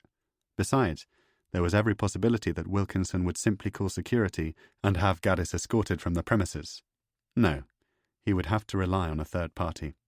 He would have to get a message to him before the guests sat down for dinner. To that end, he found a bathroom on the first floor of the cour salon, locked himself inside a cubicle, and took out the notebook and pen. He began to write. "Dear Mr. Wilkinson, I was the man who telephoned you at your home in New Zealand 10 days ago. I apologize both for my tactlessness on that occasion and for contacting you on this, of all days. But it is vital that I speak to you about Katya Levet. I believe that she was murdered by agents of the Russian FSB." It was a wild claim, almost entirely without basis in fact, but Gaddis needed some way of grabbing Wilkinson's attention. He continued, composing the words carefully. "Since then, 3 individuals with links to Edward Crane have been murdered. A journalist named Charlotte Berg, a nurse, Calvin Summers, and a German doctor, Benedict Meisner. Summers and Meisner were present at St Mary's Hospital, Paddington, in 1992, when Sir John Brennan, using the alias Douglas Henderson, faked Crane's death and set him up with a new identity, Thomas Neame. I was given your name by Lyudmila Tritiak. As you know, her husband, Fyodor, was also murdered by the FSB because of his association with Crane. I have had detailed conversations with Edward himself, and, with his blessing, planned to reveal the truth about Attila. I know, from speaking to Holly, that you had made a similar arrangement with Katya regarding your own memoirs, which she was unable to fulfill. All of the files that you gave to Mrs. Levett are now in my possession. I will be at Kleines Café in Franziskanerplatz this evening from 10 p.m. and again tomorrow morning from 10 a.m. You may also reach me at the Goldene Spinne Hotel on Linke Bahngasse. I am registered under my own name. Again, I apologize for intruding on this important day for your family and for failing to present myself in person, but you can understand that I am wary of who may or may not be watching. There was no other opportunity nor method of contacting you. Sincerely, Dr. Samuel Gaddis. He read the letter back 3 times, but was reluctant to cross anything out or to make changes to the text for fear of conveying the impression of an undisciplined mind. Instead, having added the telephone number of his hotel, he folded the note in half and, after brief consideration, wrote Mr. Dominic Ulvert on the front. Emerging from the bathroom, Gaddis saw one of the members of the string quartet coming out of the reception hall and decided that he would make as good a messenger as any. "Excuse me?" "Ja?" "Do you speak English?" The musician was in his early 20s and carrying a violin in a black case. He was smothered in acne. In a thick Austrian accent, he said that he spoke some English and waited for Gaddis to respond, his head bobbing from side to side. "I wondered if you could do me a favour." "Of course, sir. What, sir, yes?" "Would you come with me?" He took him to a window, offering a view out onto the bridal party. The photographer was now arranging the guests into a family group. Wilkinson, still looking bored and out of place, was seated 2 chairs to the right of Matthias Drechsel. "Do you see the man with the pale cream waistcoat and the dark blue tie? He has grey hair, sitting in the front row on the left-hand side." It took a few moments to explain the phrase pale cream and to ensure that the musician had correctly identified Wilkinson. "He is the father of the bride, yeah?" "Yes, that's right." Gaddis produced a smile of entreaty. "When they have finished the photographs, would you be kind enough to pass him this note? I have to rush off, and I don't want to disturb him. We haven't seen one another for a long time, and—" The young man saved Gaddis the effort of amplifying his lie. "No problem," he replied, as if he performed similar tasks every day. "I do this for you." "You're very kind." Moments later, the musician was trotting down the steps of the Kursalon, violin case in hand, as the family photographs were drawing to an end. He approached Wilkinson immediately and engaged him briefly in conversation. Gaddis, who had followed him outside, returned to the chestnut tree where he found Kath talking to Dan. "Hello there, stranger," she said. "I thought we'd lost you." He turned to see the musician handing Wilkinson the note. Their encounter did not seem in any way unusual. He might even have been presenting an invoice to the father of the bride for the string quartet's services. The musician then said something to Wilkinson and pointed up at the window of the Kursalon where Gaddis had been standing only moments earlier. Wilkinson, who had now seen the name on the front of the note, swept his gaze, in a barely disguised state of alarm, through 360 degrees, searching for whoever had employed the musician as an errand boy. Gaddis turned around so that his back was facing him. "I can't find your name on the table plan," Kath was saying. "That's why I went inside," he replied. It was the last lie he would have to tell. "Truth is, I'm not feeling all that good. I just pulled out." He felt a sudden rush of anxiety, as if he could sense Wilkinson coming towards him. "I've asked them to take my name off the list. I'm going to head back to my hotel." "You are?" Kath looked crestfallen. "Afraid so. I might pop back later. Make sure you save me a dance." Gaddis turned and walked away into the park. In doing so, he bumped into a tourist carrying a 35mm camera around his neck. Gaddis's arm knocked against the telephoto lens, and he felt obliged to apologize. "Excuse me," he said. Then, in German, "Entschuldigung." Karl Stielecker did not respond. Chapter 41. Gaddis had chosen the Kleines Café from a photograph in a Faden guidebook to Vienna, which had been left by a guest in the dining area of the Goldene Spinne. The photograph suggested that the cafe was the sort of low-key, inconspicuous place that Gaddis was looking for, and so it proved. Visiting Franziskanerplatz early on Saturday morning, he had discovered a small, pedestrianised square about half a mile west of the Radisson, with a fountain at its centre, birds hopping in and out of the water, and local residents reading newspapers over cups of coffee in the sunshine. The Kleines Café occupied the corner of the ground floor of a recently renovated building just a few metres from the fountain. There were two entrances, one leading into the square itself, where half a dozen tables were set out in neat rows, and a side exit in the lower section of the café, which led out onto a cobbled street running downhill into Singerstrasse. Just inside this back entrance was a single mirrored booth. It was here that Gaddis established himself at 9 o'clock on Saturday evening. He felt that it would be the perfect place to talk to Wilkinson. There were no other seats or tables close by, only some cardboard boxes and empty kegs of beer. In a rerun of his convoluted journey to the Estació Sants in Barcelona, he had taken a circuitous route to the café, trying to shake off any potential surveillance by using 3 different modes of transportation, foot, taxi, train, in a journey which had lasted almost an hour. He was certain that he was not being followed.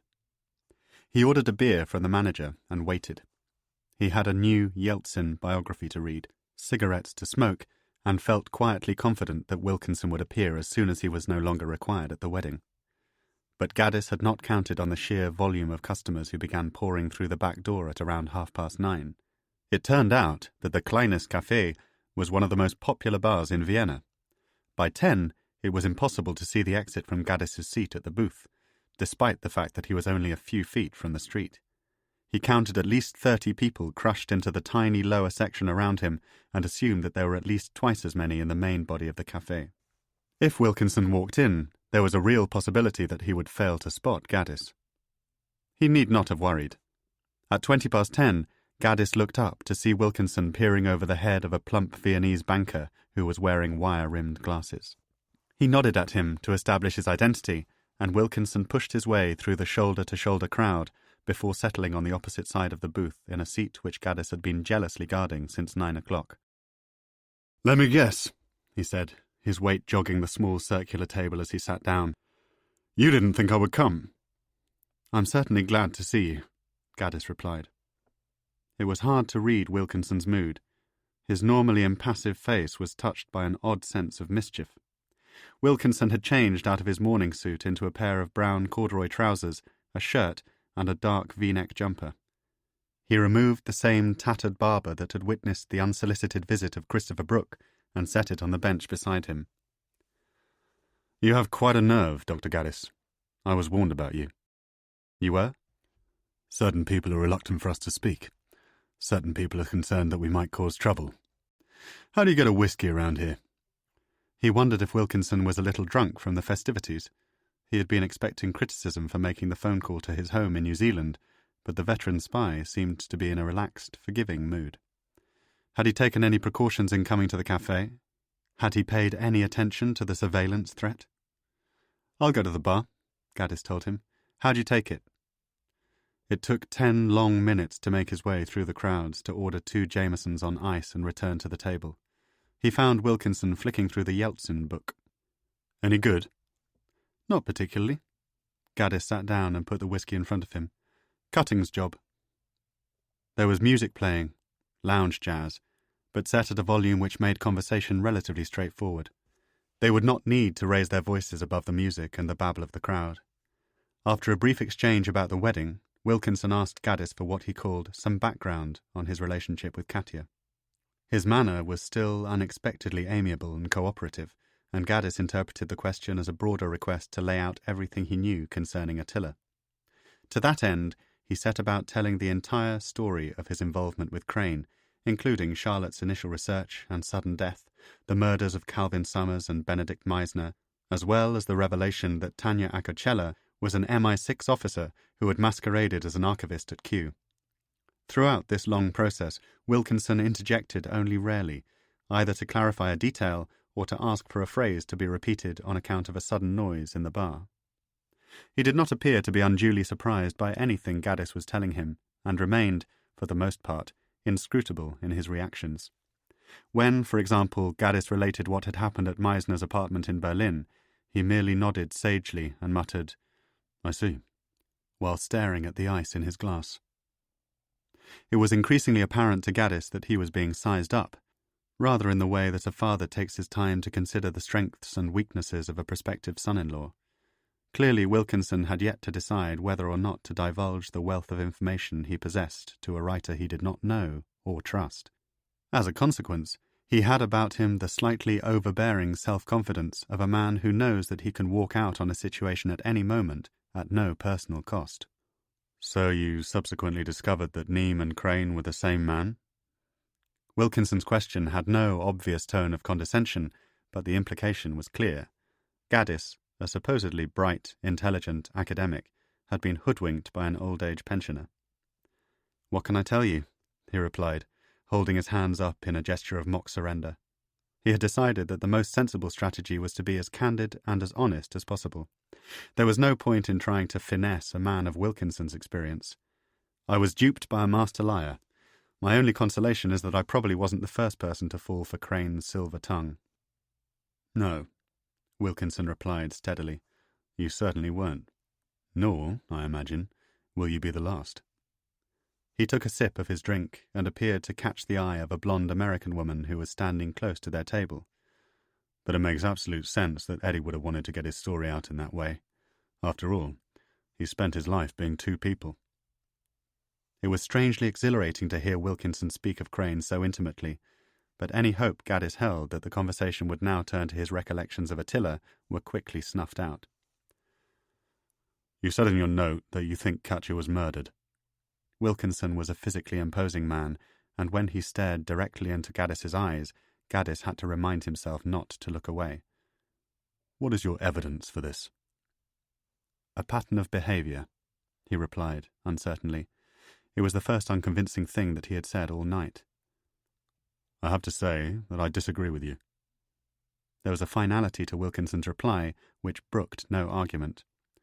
"If the FSB had been on to Katya, they would have followed my files to your house, and you'd be dead by now as well." "Possibly," Gaddis said, though he knew that Wilkinson's assessment was completely correct.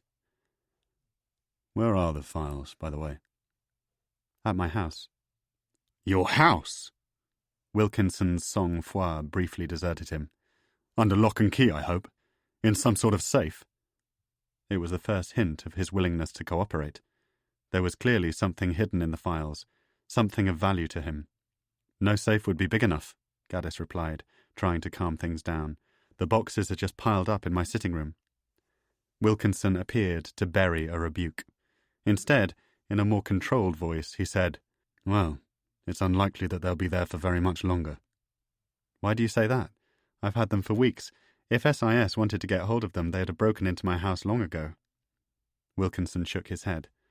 "The office aren't the ones you should be worrying about. Platov is the one who will want the files." "Platov?" Gaddis leaned forward. "With the greatest respect, there's very little in the files that would be of any interest to anyone, even in academia. I've found nothing about Attila, certainly nothing about Sergei Platov." "That's because you don't know what you're looking for." Gaddis felt a wave of excitement. Wilkinson looked as though he had finally made the decision to divulge what he knew. "So what am I looking for?" Wilkinson paused. He stared again at the ice in his empty glass. Gaddis took it as a hint that he wanted another drink. "More whiskey?" "Sure." This time it took just 5 minutes of battling through the crowd before he could return to the booth. The clutch of customers, including the American woman who had been standing beside their table, were now pressed in even closer. They were using the near side of Gaddis's table as a place to rest their glasses and bottles of beer. Wilkinson appeared completely oblivious to their presence. He might as well have been sitting alone in a box at the opera. "You're right," he said, passing the Yeltsin biography back across the table. "Cutting's job." Gaddis smiled. He set the drinks down and tried to restart the conversation. "You were saying?" "Saying what?" "That I wasn't looking at the files in the right way, that I didn't know what I was looking for." Wilkinson tipped his head back. "Oh, yes." He seemed almost surprised by the topic of conversation. He tapped the photograph of Yeltsin, rapping it with the back of his hand. "You've written a biography of Platov, haven't you?" Gaddis drank. It was more of a comparative study of Platov and Peter the Great, but Wilkinson didn't let him finish. "Tell me what you know about Platov's career in the KGB." Was this another test? Gaddis would have to be careful. Wilkinson, the head of station in Berlin in the warmest years of the Cold War, would know far more about Platov's brief engagement with the secret world than any historian at UCL. "I know that he was ambitious," he began. "I know that those ambitions were frustrated. Platov had a far higher estimation of his own abilities than his masters at the Lubyanka." "That's certainly true." "He felt that he deserved one of the plum jobs in the West, Washington, Paris, London. Instead, he got Dresden, a backwater in East Germany, which, I imagine, is where you first bumped into him." Wilkinson looked up. His heavy, pale face was still. "What makes you think I knew him?" "Oh, you knew him," Gaddis replied. It was a risk, but it paid off. Wilkinson took a long, hard look at the crowd, grinned, and turned to Gaddis. There were secrets coming. "Platov's only trump card in East Germany was Attila," he began. "A moribund 70-year-old British spy sitting on the board of a bank in Berlin. He took a long, hard look at his life. He took a long, hard look at his career. He knew that the Soviet system was on its last legs and that Mother Russia had lost the Cold War. That's not the official version. Of course it's not." Wilkinson lowered his voice. Even with the noise of the bar, he was concerned that he might be overheard. "As far as all you journalists and academics are concerned, young Sergei was an unwavering patriot." "So what's the truth? What did he do out there? What happened to Platov that he would be prepared to murder countless innocent men and women in order to cover it up?" "You want to know?" Wilkinson breathed in very deeply. His eyes were suddenly black in the darkness of the booth. "You want to know the reason why your friend was killed? The nurse, the doctor, Tritiak? You want to know why Eddie Crane had to become Thomas Neame? Why Platov's cronies planted a bomb under my car? Well, I'll tell you." He was smiling now, because he was going to enjoy the look on Gaddis's face when he told him. "The President of Russia, a man with 80% approval ratings from his countrymen, a patriot credited with restoring Russia's economic might and sense of national pride, tried to defect to the West in 1988. Chapter 42. He what? Gaddis was dumbfounded. Of all the things he had been expecting to hear from Wilkinson, this was not it. February of 88. What we call a walk-in. Wilkinson was looking up at the blonde American. He obviously had an eye for a pretty girl. Sergei Platov wanted to live in a nice big house in Surrey, and he was prepared to give us whatever we wanted in order to get it. Christ, if that came out, he'd be finished. His political career would be in tatters. Precisely. It wasn't as though Wilkinson was unaware of the implications. The saviour of modern Russia, your latter-day Peter the Great, exposed as a hypocrite who sold out his country in her hour of need and tried to flee to the West with a suitcase full of Russian secrets. And he came to you. You were the man he approached. Wilkinson nodded. It was plainly a source of considerable personal pride. The group of Americans who had been pressed up against the table had finished the last of their drinks and now began to file out of the cafe, the blonde going with them. Gaddis overheard one of them saying something about finding a club that goes all night. I was in Berlin, Wilkinson continued. A freezing, bloody winter. Platov followed me into a cinema on Kantstrasse. There was a film playing to a half-empty house. The Searchers, if memory serves.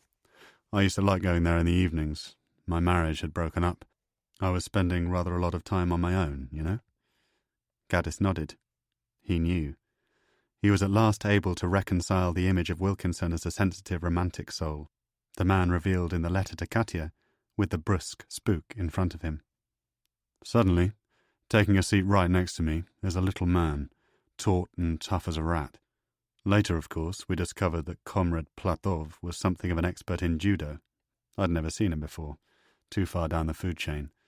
but he hands me a piece of paper letting me know that he is an officer in the KGB and wishes to defect to the West. I read it while he was sitting there, then looked straight at him and told him to fuck off. You what? I thought it was a bluff, one of their boring little games. But Sergei was insistent. You must believe me, sir, he said. You must trust me. All right, I said. If you're serious, meet me here again in 24 hours. That gave me time to have him checked out, to get a car ready, a safe house wired for sight and sound. And did he show? Of course he showed. Wilkinson looked bewildered by Gaddis's naivety. And you interviewed him? Yes. In the presence of John Brennan? A nod of appreciation. Very good. In the presence of John Brennan, yes. Now, see if you can riddle me this one. When asked to demonstrate that he was serious, guess whose name Platov gave us to prove his bona fides? Attila, Gaddis said, with a rush of exhilaration. The last piece of the puzzle had clicked into place. Precisely. He betrayed Eddie to the Brits, blissfully unaware that Attila had been one of ours all along. Wilkinson leaned back in his chair. That's when I made my one and only mistake. I brought the interview to an end, implying that we needed more time to process the implications of Crane's betrayal. I left Platov with the impression that we would be in touch. Same time, same place, the cinema on Kantstrasse, and immediately arranged to have dinner with Eddie. Told him over a bowl of onion soup that some greedy KGB thug who fancied an easy life in the West had been prepared to give him up.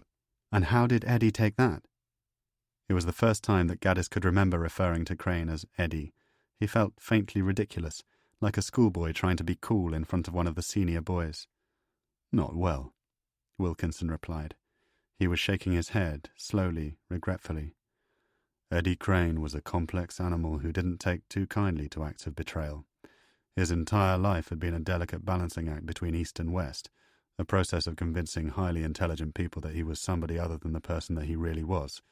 I suppose, when you look at it, he had lived in fear of exposure for most of his life. Exposure during the war, exposure in the wake of Burgess and McLean, and, of course, exposure in the last great phase of his career. Wilkinson stopped in mid-flow, perhaps to organize his thoughts. He soon picked up where he had left off.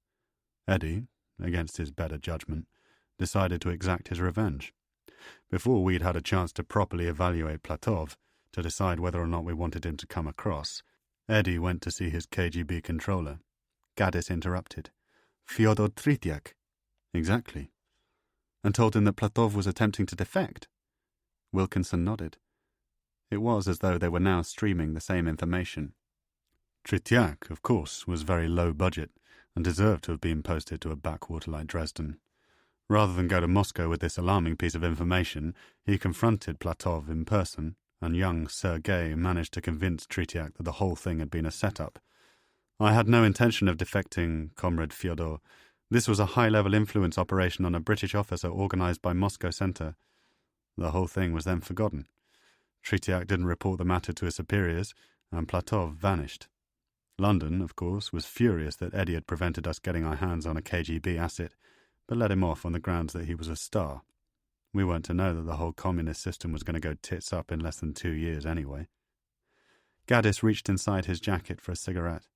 Wilkinson saw the packet and winced. Do you mind if you don't? I know nobody in continental Europe obeys the bloody smoking ban except the law-abiding Brits, but if you feel like killing yourself, please feel free to do it out on the street. I'm fine, Gaddis said, replacing the packet. Dozens of people in MI6 must know about this. How come it's never leaked out? Not dozens. Wilkinson was scanning the review quotes on the back of the Yeltsin biography. We're not a country club. What you might call the circle of trust was actually very small. Apart from myself, Eddie and Brennan, the only other name in the loop was Colin McGugan, who was C until 1994. He's dead now. As far as I know, nobody else had an inkling about Platov. He was small potatoes. The file was sealed, and we went off in new directions. But you could finish Platov's career at any point. Wilkinson reached across the table and held Gaddis's forearm. It was like the passing of a secret from one generation to the next. What do you think I'm doing now? You want me to destroy it? Precisely. I know how you feel about him. I've read your book. Gaddis knew that he was being flattered. Fine, but I would also be avenging you. Wilkinson allowed himself a brief moment of reflection. All right, yes. Platov tried to kill me. I demand some measure of vengeance. Is that childish? I handed Katya the scoop of her life and she drank it into the grave. Now I'm passing it to you. Gaddis had known for some time that the offer was coming, and now he had it. He had what he had been waiting for. He was the perfect conduit for the story, just as Charlotte had been the perfect vessel for Crane. And yet he felt cornered. Look. Wilkinson picked his words carefully. Of course, it's not all about revenge. I believe that Platov is dangerous. I think he's bad for Russia. I think he's bad for Britain. The world, as I say, would be a very much better place without that monster in the Kremlin. So I'm asking you to tell the truth about the so-called saviour of modern Russia. I'm asking you to reveal that by 1992, Sergei Platov had been spotted by our good friend Mr. Yeltsin, Wilkinson tapped the biography, and had developed some serious political ambitions. He went full bore into politics and was fast-tracked to the very top. So, the last thing he needed was men such as Fyodor Tritiak, myself, and Eddie Crane roaming the quiet countryside telling anybody who would listen that the risen star of Russian politics, the man anointed by Yeltsin, had tried to defect to the West during the death spasms of the Cold War. How does Brennan fit into all this? Gaddis asked. Oh, well, that's a lovely subplot. Wilkinson almost laughed. Platov hired some of his pals in organised crime to bump me off. I'd developed some fairly unsavoury contacts in St. Petersburg over the years, and those same cronies were able to make it look as though I'd been on the take. It was ingenious, simple, and effective. I give him credit for that. But Brennan, rather than listening to my pleas of innocence, believed the rumours and cut me loose. Unlike Eddie Crane, who got a brand new identity and a slot in a nursing home, I was offered no protection, no assistance whatsoever from SIS. As far as the office was concerned, I was a traitor to the cause. Hence New Zealand, said Gaddis. Wilkinson nodded. Hence the reason I live at the side of a hill, surrounded by sheep, looking over my shoulder, wondering when one of Sergei's henchmen is going to come round the corner. And why has Brennan never been touched? Wilkinson shrugged. Must have come to some sort of an arrangement with Platov. What kind of arrangement? Search me. Wilkinson looked genuinely baffled. John was always very good at looking after his own interests. Gaddis shifted the direction of the conversation. Do you have evidence of the meeting in the safe house? A recording of Platov attempting to defect? Is that the smoking gun? Or did Brennan destroy everything? Not quite everything. Wilkinson was clearly pleased that Gaddis had arrived at the heart of the matter. You said earlier that you had found nothing in the files. That's right. Nothing at all. Wilkinson looked at his hands. What's the lovely Eric Morecambe line? You're playing the right notes, but not necessarily in the right order. Something like that. Gaddis wondered what he was implying. What's your poison? Wilkinson asked abruptly. High time I bought us a round of drinks. Can you wait 2 minutes while I go to the bathroom? Gaddis didn't want to lose the table if Wilkinson went to the bar. When I get back, you can put them in the right order. Chapter 43. There were 2 men inside the cramped bathroom, one washing his hands in a chipped sink, the other coming out of a narrow cubicle, adjusting his flies. Gaddis squeezed between the 2 of them, no eye contact, went into the cubicle and locked the door. There was an odd, crisp smell of mint on the air, as if his predecessor had sprayed breath freshener into the room out of consideration for his fellow man. Gaddis immediately pulled out the pen and notebook on which he had written the letter at the wedding and began to write quickly. He could not afford to forget any detail of what Wilkinson had told him, and did not trust his 40-something brain to reproduce a completely accurate account of their conversation in the morning. The door of the bathroom opened, and the 2 men left. Gaddis could hear the dull thump of what was now rock music in the cafe, muffled conversations beyond the door. He had no shorthand, but wrote at speed in an abbreviated script perfected over years of attending lectures. There were words, parts of words, and coded abbreviations on the pages of his notebooks which made sense only to him. The bathroom door opened again. 2 men were talking to one another in German as they came in. Gaddis knew that he had only 2 or 3 minutes left in which to write his notes. After that, Wilkinson might lose patience and start to wonder why he was taking so long. He set down the details of Platov's approach to Crane, closed the notebook, and stood up. At that moment, Karl Stielecker walked through the side entrance of the Kleines Café, removed a Beretta PX-4 Storm, and, in a single fluid movement, fired a single double-tap shot into the head of Robert Wilkinson, driving a fist of brain into the wall behind him. Stielecker, who was no more than 4 feet from the door of the café, did not pause to verify that Wilkinson was dead. He knew as much. Instead, he turned and pushed his way through the stunned crowd before anyone had time to react. He then sprinted northeast to a waiting vehicle, and within 20 seconds was in the passenger seat of a Saab SUV, sitting alongside Alexander Grech and accelerating to 70 kilometers per hour along Singerstrasse. Gaddis was putting the pen back in the inside pocket of his jacket when he sensed the commotion outside. At first, it sounded as if the music system had failed, the irritation of a song skipping repeatedly on a scratched CD, but then he heard a woman shouting, "Hilfe!" in a way that unnerved him. He opened the door and walked out of the bathroom into a scene of total panic. It was as if the café had tilted into another dimension. The music had stopped completely, and crowds of drinkers were surging up out of the lower bar, pushing and tripping over themselves as they bottlenecked towards the main entrance on Franziskanerplatz. People were shouting, swearing. At first, Gaddis wondered if a fight had broken out, but this part of Vienna was surely too civilized, too orderly and conservative for a couple of drunks to have begun trading blows. He tried to move against the tide of people and to get back to Wilkinson, but was caught in the energy of the panicking crowd and almost lifted off his feet as it carried him up a short, narrow flight of stairs towards the entrance. It was only then, in the first dim seconds of adjusting to the chaos around him, that Gaddis began to fear for Wilkinson. He said, in English, to a woman who was partly supporting herself on his shoulders, "What's going on?" But she ignored him, seemingly too shocked by what she had witnessed to explain why 50 or 60 people were suddenly hurrying out of Kleines Café into a deserted Viennese square at 2 o'clock in the morning. Outside, almost immediately, Gaddis heard the word gun. It was spoken, very clearly, and in English, by an American man whose face he could not see.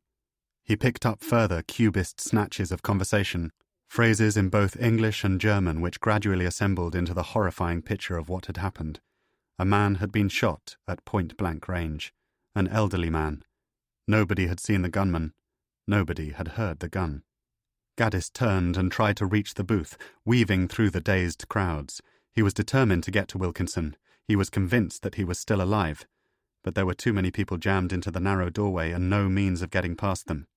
He recognized a woman who had been drinking near their table in the lower bar. She was holding a cigarette in her hand, but seemed too dazed to remember to smoke it. "What happened?" he asked her. There was no response. He said, "Problem?" in German, and this time she reacted. "Somebody has been shot," she said in English. "That is all I know."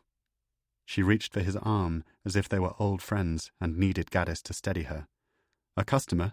he asked. "Yes." It could only have been Wilkinson. Gaddis felt a dull charge of fear. His sense of dislocation was sudden and overwhelming. He was experiencing the same sense of bewildered shock that he had known in the apartment in Berlin and tried to void his mind of panic. Was he safe himself?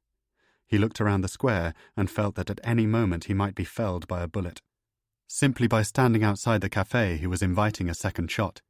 And what if he was recognized as the man who had been sitting with the victim? It was only a matter of time before somebody in the crowd pointed Gaddis out to the police. In some obscure, still-functioning recess of his mind, he began to act decisively. A survival instinct kicked in. He noticed that people were running away from the bar, jogging into side streets, dragging their friends with them against a background of distant sirens. Gaddis followed, realizing that to get away from the scene of the attack was his best option. He turned southeast out of the square, moving swiftly downhill as part of a group of perhaps 10 or 12 people. He passed between a shop selling English-language books and, on the opposite side of the street, what looked like a brothel or lap-dancing club.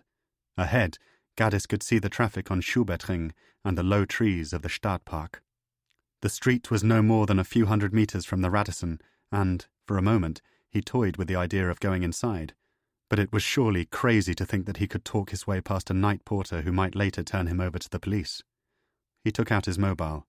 He dialed Tanya's number because there was nowhere else to turn. She picked up almost immediately, her voice groggy and disorientated. "Hello?" He was convinced that she had betrayed him, yet there was a strange kind of reassurance in hearing her voice. "Why did you do it, Tanya?" "Sam? Bob Wilkinson has been shot." "Shot? What?" She sounded genuinely appalled, repeating what Gaddis had told her as if to absorb the full implications of what he was saying. "Where are you?" A siren blasted in the near distance, matched instantly by a second vehicle tearing towards the Kleiners Café. "Why did you do it?" he asked her again. "Company orders." "I don't know why you think I had anything to do with this. Where are you? Tell me what's going on." He could almost believe in her innocence. He wanted to believe in it, but there was no trust left between them. He said, "How am I supposed to know? I went to the bathroom, I left Wilkinson sitting at a table, next thing I know he's been killed. You tell me what happened. You're probably in fucking Vienna. You tell me how the hell they found out where he was." "Sam, listen to me." Tanya had composed herself. She was suddenly preternaturally calm. "This is what I was worried about. I thought you were still in Spain. What is this number you're calling from? Is it a new mobile?" "Yes," he said. "Hang up, switch it off, and take out the battery. Get at least a mile away from where you are, find a public phone, and call me back. Do that." "What?" But she had already broken the connection. Gaddis spoke against the dead line, but Tanya was gone. He concealed himself in the recess of an apartment block entrance and stared at the screen. She was obviously worried that the Russians had a fix on his mobile, but was she genuinely trying to protect him, or just buying time in which to call John Brennan? Either way, he knew that he had no option other than to do as Tanya had instructed.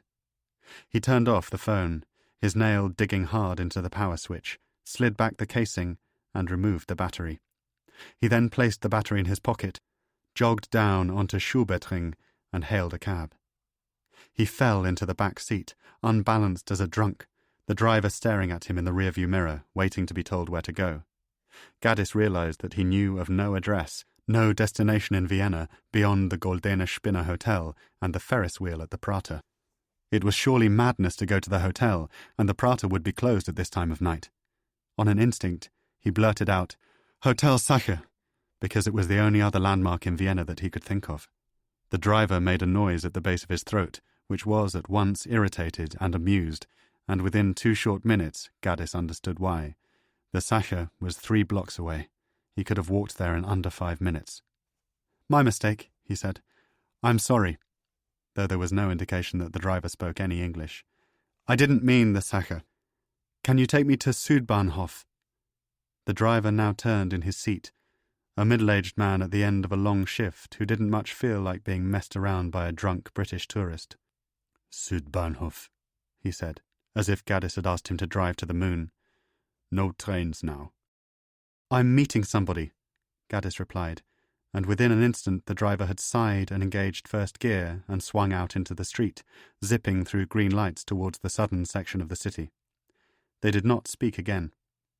After a few minutes, Gaddis spotted a phone booth at the side of the road and instructed him to pull over. "Halt, bitte." "This not station," the driver muttered. "I don't care. Pull over." He paid him. A €10 note thrust through the window and no time to wait for the change. The pavement was covered in a puddle of thin mud which splashed against his shoes as he walked towards the payphone. There were no people in sight. The phone was covered in stickers, the box scratched by coins and knives. He dialed Tanya's mobile. "Sam? I'm in a phone booth. Listen to me very carefully. We don't have long. If your number was compromised, mine is too. It's not safe for you out there. We're going to get you out of Austria. Exfiltration. If they came for Wilkinson, they will come for you." Gaddis, stunned, did not respond. Tanya mistook his silence for skepticism. "Think about it. The police will almost certainly get a good description of whoever was sitting with Wilkinson tonight. They'll be looking for you. You can't go back to your hotel. That would be suicide. You can't rent a car. You can't go to a train station or out to the airport. The last thing we need is Sam Gaddis being taken into the custody of the Austrian police. He wondered why Tanya had started to refer to him in the third person. Is that how spooks operated? They turned you into a concept, an asset, anything to convince themselves that they weren't dealing with a human being. "Believe me," he said, "the last thing Sam Gaddis wants right now is to be taken into the custody of the Austrian police." "Good. Then listen. Do you still have your regular mobile phone?" "No. I left it in Barcelona. Everything else is back at my hotel." "Don't, whatever you do, go back there." He could see the logic in that request, but a stubborn part of his nature was still convinced that he had time to go back to the hotel, to pack his belongings, and to leave Vienna. "It's the first place they'll wait," she said. "Do you have your passport?" "Tanya, everything is in my room. I came out tonight with a notebook, a pen, a packet of cigarettes. No, I don't have my passport. I don't even have my wallet. I've got about 80 euros in cash and a tube pass. That's it." A frustrated silence. "Doesn't matter," she replied eventually. "I need to clear this line. We need to stop talking. Get away from wherever you are and try to go somewhere safe. Find a basement. Find a bar or a nightclub. Go somewhere where you can disappear until 5 o'clock. What happens at 5 o'clock? What happens is that you'll turn on your mobile for as long as it takes me to send you the instructions for your exfiltration. You have to trust me, Sam. Don't go back to your hotel. We can arrange to have your stuff picked up. Go to another part of the city. Lie low for 3 hours. At 5 o'clock, I will send the instructions. As soon as you've received them, switch off your phone and do everything that I have told you. Understood?" He was at once perplexed and yet humbled by her willingness to help him. "Understood." Chapter 44. Gaddis replaced the receiver. It was almost 2 o'clock in the morning. He was standing on a deserted street in a city that he did not know, wanted by the Austrian police, pursued by the Russian Secret Service, at the mercy of a British spy who had consistently lied to him about her identity. This is what his life had come to. He felt as if he had been on the run for months. He tried to remember what he had been doing at the exact same time the previous year, and realized that he had been in Spain, in a seaside village about an hour north of Barcelona, trying to teach men how to swim. He managed to smile briefly at the comparison, but the memory did little to calm his frazzled nerves. What to do now? Walking away from the phone booth, cutting down a side street, Gaddis tried to will within himself a determination not to fail. There was no time to feel sorry for himself, no time to panic. This was now a game of survival, a challenge which he had to face. Arriving at this conclusion did not feel like a particularly courageous act. It was simply that he had no choice. It began to rain. A cab hissed by and Gaddis hailed it, instructing the driver to take him to the international centre on the north side of the Danube. It was the address he should have given on his first journey, a landmark building in Vienna which was home to both the United Nations and to the International Atomic Energy Agency. The journey would take at least 15 minutes and give him time to assess his options in the back of a car, away from prying eyes. He knew that the Russians had pinpointed either himself or Wilkinson to the Kleines Café. He also knew that Wilkinson's death had been premeditated. But why had the assassin spared his life?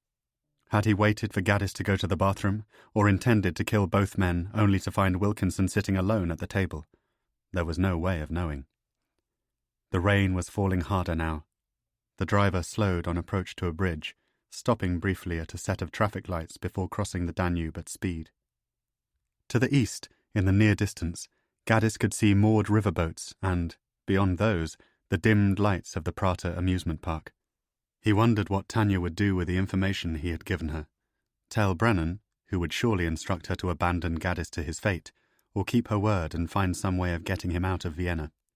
He remembered the word she had used on the phone. Exfiltration. It was as if he was some Cold War political renegade, a dissident or agent provocateur, who needed to be spirited across the border. How had it come to this? For a moment he wondered if Tanya was overreacting, and thought of instructing the driver to turn around and take him back to the Goldene Spinne. Why couldn't he just pick up his passport, pack his bags, and take the first flight out of Vienna? But of course, that was crazy. Every move he now made, every decision he took, was fraught with risk. The cab raced southeast along a 2-lane highway and, within minutes, had pulled up outside the UN building, a sci-fi compound of fountains and concrete walkways drenched in rain. Now the obvious question arose. What the hell was he going to do for the next couple of hours? Get out and walk around? "Is there a bar near here?" he asked the driver. "A nightclub?" It was the option which made most sense, to disappear into a crowded after-hours club, to find a secluded corner and to bide his time until 5 a.m. But the driver merely grunted and shrugged his shoulders. It wasn't clear whether he had failed to understand the question or simply knew of nowhere suitable to suggest.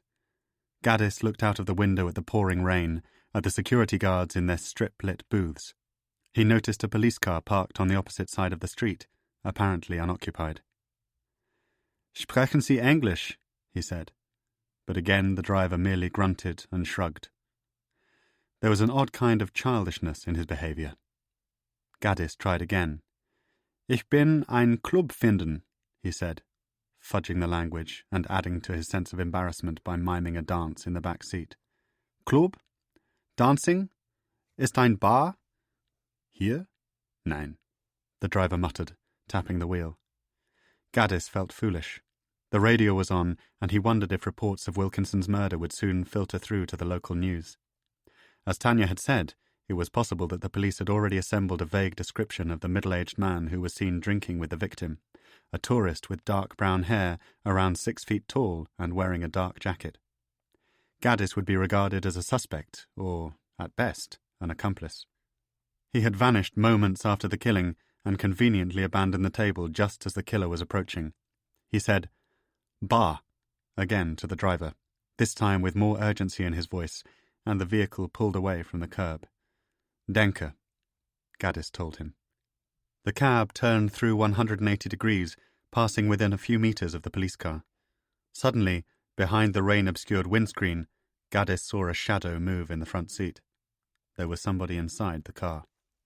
The headlights switched on and the police vehicle moved out into the road behind them. Gaddis felt a wretched sense of bad luck, sure in the knowledge that he would now be pulled over and questioned. How was he going to explain what he was doing at the UN at 2:45 in the morning? It was one of the most sensitive buildings in Western Europe, watched round the clock by police and security. It was stupid to have told the driver to come here. Sloppy thinking. Why hadn't he just gone straight to a bar? Now a random Austrian cop, some pre-adolescent cadet twiddling his thumbs on the night shift, held it in his power to bring the entire Crane investigation to a halt. "You want nightclub?" the driver asked, but Gaddis was too distracted by the police car to absorb what he had been asked. "What's that?" "I say, you want nightclub?" He was startled to hear broken English. "Ja, he replied, feeling that they were suddenly allies lined up against the might of the Austrian police force. The cab rejoined the 2-lane highway running perpendicular to the Danube, the policeman trailing them at a distance of no more than 20 meters. "Nightclub, good," Gaddis said. He looked through the back window, the wipers on the police vehicle slicing against the rain. "Problem?" the driver asked. Gaddis turned back to face him. No problem. Kein Problem." Now the cop was alongside them, running parallel with the taxi. Gaddis could hear the fizz of tyres on the wet road.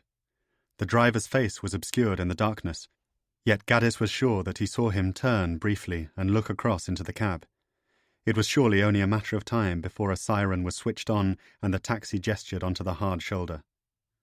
But, to Gaddis's intense relief, the police car suddenly pulled off into the distance, accelerating to top speed in the darkness. Within moments, his own driver had made a turn back onto the bridge, and the cab was soon depositing him outside a nightclub in the centre of Vienna.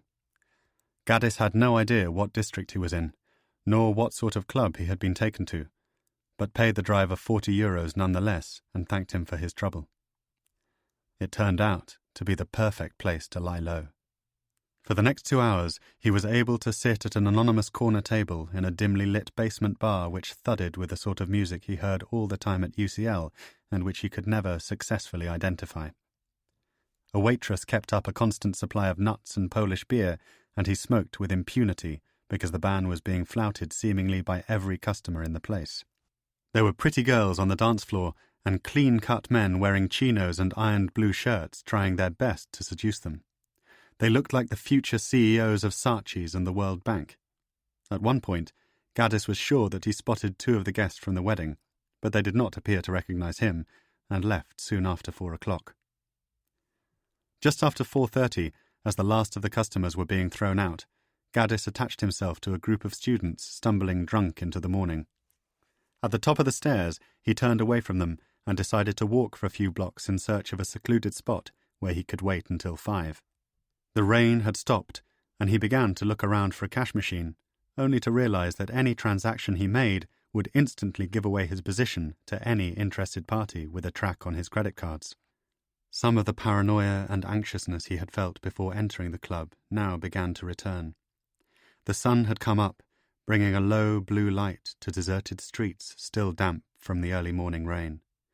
3 times Gaddis looked at his watch, only to find the time creeping towards 5 o'clock with a maddening slowness. He felt that his body language, his entire demeanour as he walked, was a living clue to his guilt. Any passer-by would surely notice this strange foreigner walking the streets to no discernible purpose, turning around too frequently, looking nervously down every alleyway and street. Gaddis was conscious of moving his hands incessantly in and out of his pockets, of touching his face and hair. He was finding it impossible to relax. Eventually, pulling out the last of his cigarettes, he turned into a straggly park populated by dogs and restless pigeons and settled on a bench to smoke. He would get through the cigarette, then switch on the phone, waiting for Tanya's instructions. He had no passport, no change of clothes, no means of contacting his friends or colleagues, other than by using a mobile phone which, when switched on, would give away his position like a fire lit suddenly in the darkness of a valley. The isolation was total. He stubbed out the cigarette. The park was overlooked by a concrete flak tower smothered in incomprehensible graffiti, a relic of the Second World War. Gaddis took out the phone and switched it on. The simple act of pressing the power button felt like an admission of defeat, as if he was deliberately surrendering to the inevitability of his own capture. He listened to the innocent pings and melodies of the phone as it booted up, and felt sure that, within moments, an army of jack-booted militia would come tearing down the street to arrest him. He stared at the phone's tiny screen. He was at the mercy of a piece of technology smaller than his own hand. The system appeared to have locked on to a signal with 5 full bars of reception. But nothing was happening. No text from Tanya, no missed call, nothing. A minute passed. 2. Gaddis looked at his watch repeatedly. It was already almost 5:05. How long could he afford to keep the phone switched on? He wondered if he had misunderstood Tanya's instructions and booted up either an hour too early or an hour too late. Had she meant 5 o'clock Austrian time or 5 o'clock in London? Across the park, a woman was stretching her back beside a set of children's swings.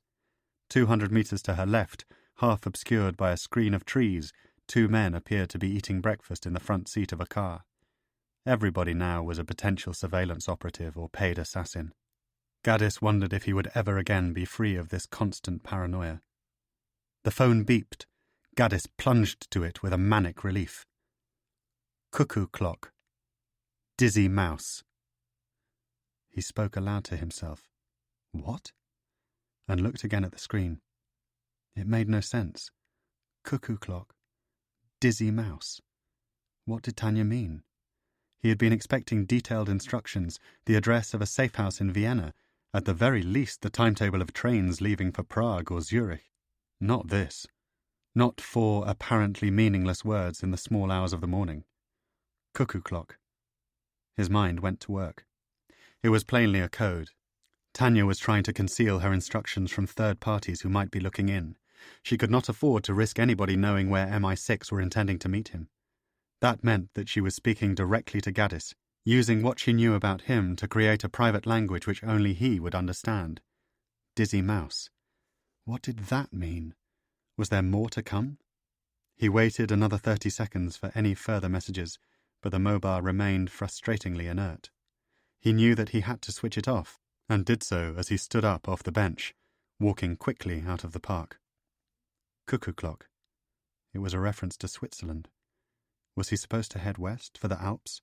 Or was the Cuckoo Clock a bar or cafe in Vienna? But Tanya wouldn't be so literal. If such a bar existed, it would be the first place that anybody would think to wait for him. Finally, the answer came to him, as simple as taking a breath. She was referencing The Third Man. They had even talked about the film at dinner in London. Orson Welles at the Prater delivering his famous speech to Joseph Cotton. In Italy, for 30 years under the Borgias, they had warfare, terror, murder, and bloodshed. But they produced Michelangelo, Leonardo da Vinci, and the Renaissance. In Switzerland, they had brotherly love. They had 500 years of democracy and peace. And what did that produce? The Cuckoo Clock. Gaddis grinned, admiring her conceit. She was paying homage to the most famous Viennese film of them all. She was telling Gaddis to go to the Ferris wheel. Chapter 45. But why Dizzy Mouse? Gaddis rode the U1 subway, clean and plastic, northeast to Praterstern station. The last half of Tanya's message made no sense to him. He tried blending the words and reworking them as an anagram, attempted to think of nicknames or word associations with dizzy and mouse, but nothing materialized. He could only conclude that it was a phrase or code word he would have at some point later in the morning. It was 5:45 by the time the train pulled into the platform. Gaddis took an escalator up into a low-roofed indoor shopping mall, deserted in the air-conditioned chill of a Sunday morning. He passed a shuttered newsagent, a cafe serving a single customer, his every move tracked by banks of surveillance cameras. Walking outside through a set of automatic doors, he emerged into a wide pedestrianized square. 300 meters to the northeast was the Ferris wheel, her red booths stilled above a line of chestnut trees, ancient radiating spokes almost invisible against the pale morning sky. He quickened his pace and crossed a main road which ran alongside the square, joining a path towards the wheel. To his right was a broad, well-maintained park, dotted with picnic tables. To his left, a shell garage surrounded by parked cars. A group of migrants were crouched at the base of a tree, and they stared at Gaddis as he walked by. He passed a line of ice cream booths and was soon walking beneath a low bridge which led into a deserted square lined with mock Regency buildings. This was plainly the entrance of the amusement park, a mini Disneyland overlooked by distant roller coasters, death slides, and dodgem circuits. Gaddis had only a few vagrants and cleaners for company as he walked towards the base of the Ferris wheel, wondering if he had even come to the right place. He saw immediately that he had, because no more than 30 meters away was a cutout of a huge cartoon cat with bared teeth beneath a pair of gleaming yellow eyes. A child-size roller coaster track was disappearing into its open mouth. Above the cat was a Technicolor sign, Dizzy Mouse. Sam? Gaddis turned quickly to find a stocky, matronly woman in blue jeans and a cream sweater emerging from the shadows beneath the Ferris wheel. Her hair was dyed black, her face pale and round. She extended a gloved hand which he shook, coming to terms with his surprise. "I'm Sam, yes." He was amazed that Tanya had worked so quickly, amazed that anybody should have found him in such a place. "I was sent by your friend. You knew her as Josephine Warner. This is something that she told me she regrets. Her real name is Tanya Acocella. Does that reassure you about my identity?" "Yes, it does. Yes, it does." Gaddis looked up at the wheel, half expecting to see a crowd of smiling onlookers observing their conversation. "My name is Eva." "Sam," Gaddis replied, pointlessly. He acknowledged his mistake with a smile. "Are you with the embassy?" She ignored the question. "I understand that I am to take you to Hungary." Hungary? Here, if he needed it, was final validation of the seriousness of his predicament. "I have a car nearby," she added, noting his surprise. Eva's voice was clipped but heavily accented. Gaddis noticed her gaze shifting to various corners of the park. It was clear that she was concerned about surveillance and wanted to leave as quickly as possible. "Won't you come with me, please? The message that Tanya sent to you was not secure. It was not as complex as we would have preferred. Many of us have seen The Third Man, Dr. Gaddis." "Of course." So he followed Eva. a half step behind, feeling like a child in the company of a stranger whose decency he has no reason to doubt. They walked back beneath the low bridge and headed for the forecourt of the Shell garage. The migrants were still sitting under their tree, but did not look up this time as Gaddis passed them. Entering a small area for parked cars, he heard the double sonics of an infrared lock and looked up to see the rear lights on a grey Volkswagen saloon blinking briefly. Eva opened the passenger door, walked around to the driver's side, and switched on the engine. The car smelled of deep heat, and Gaddis turned to see a muddied football boot, a pair of shorts, and some shin pads lying on the back seat.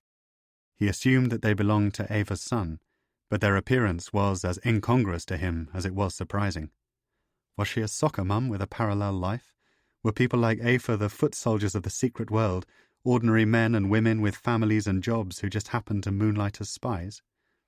He was fastening his seatbelt when she began to ask him a series of questions about his life in London. Do you have children? What work do you do? Is London very expensive? It was plainly a prearranged tactic designed to put him at ease. No mention was made of the Wilkinson killing, nor of the reasons for Gaddis's flight from Vienna. Ava kept things very light, very ordered. They were already 15 minutes outside the city before he was able to turn the conversation around and to get some answers. So, you never told me. Do you work for the British Embassy? She smiled, in the way that one might smile at an impertinent stranger. She had been driving, he noticed, at precisely 5 kilometres beneath the Austrian speed limit. The last thing she needed was a traffic cop pulling them over. Oh, no. I am a school teacher. She turned and saw that Gaddis looked confused. But I help your friends when the telephone call comes through. It is a good arrangement. It was one of the strangest remarks he had ever heard. How did such an arrangement come about in the first place? So you know what happened to me last night? He asked. You know about the shooting? This time Ava did not smile. The details of your situation are not my direct concern, Dr. Gaddis. My only job is to make sure that I deliver you safely to your destination. If, on the way, I can help to allay any concerns you might have or to answer any questions, I am also happy to do this. Gaddis looked out of the window. The pale, flat countryside was sliding past like a dream. He craved a cigarette, but remembered that he had finished his packet in the park. So where are we going? He asked. The ashtray in the car was clean, and there was no sign of any cigarettes. What's the plan? Ava took a satisfied intake of breath. The conversation was developing along lines that she had predicted. It's very simple. She overtook a lorry travelling slowly in the lane ahead of them. I am taking you to Hungary, where we'll stop at Hegyeshalom station. There you will board the train to Budapest. I will return to Austria. You're not coming with me?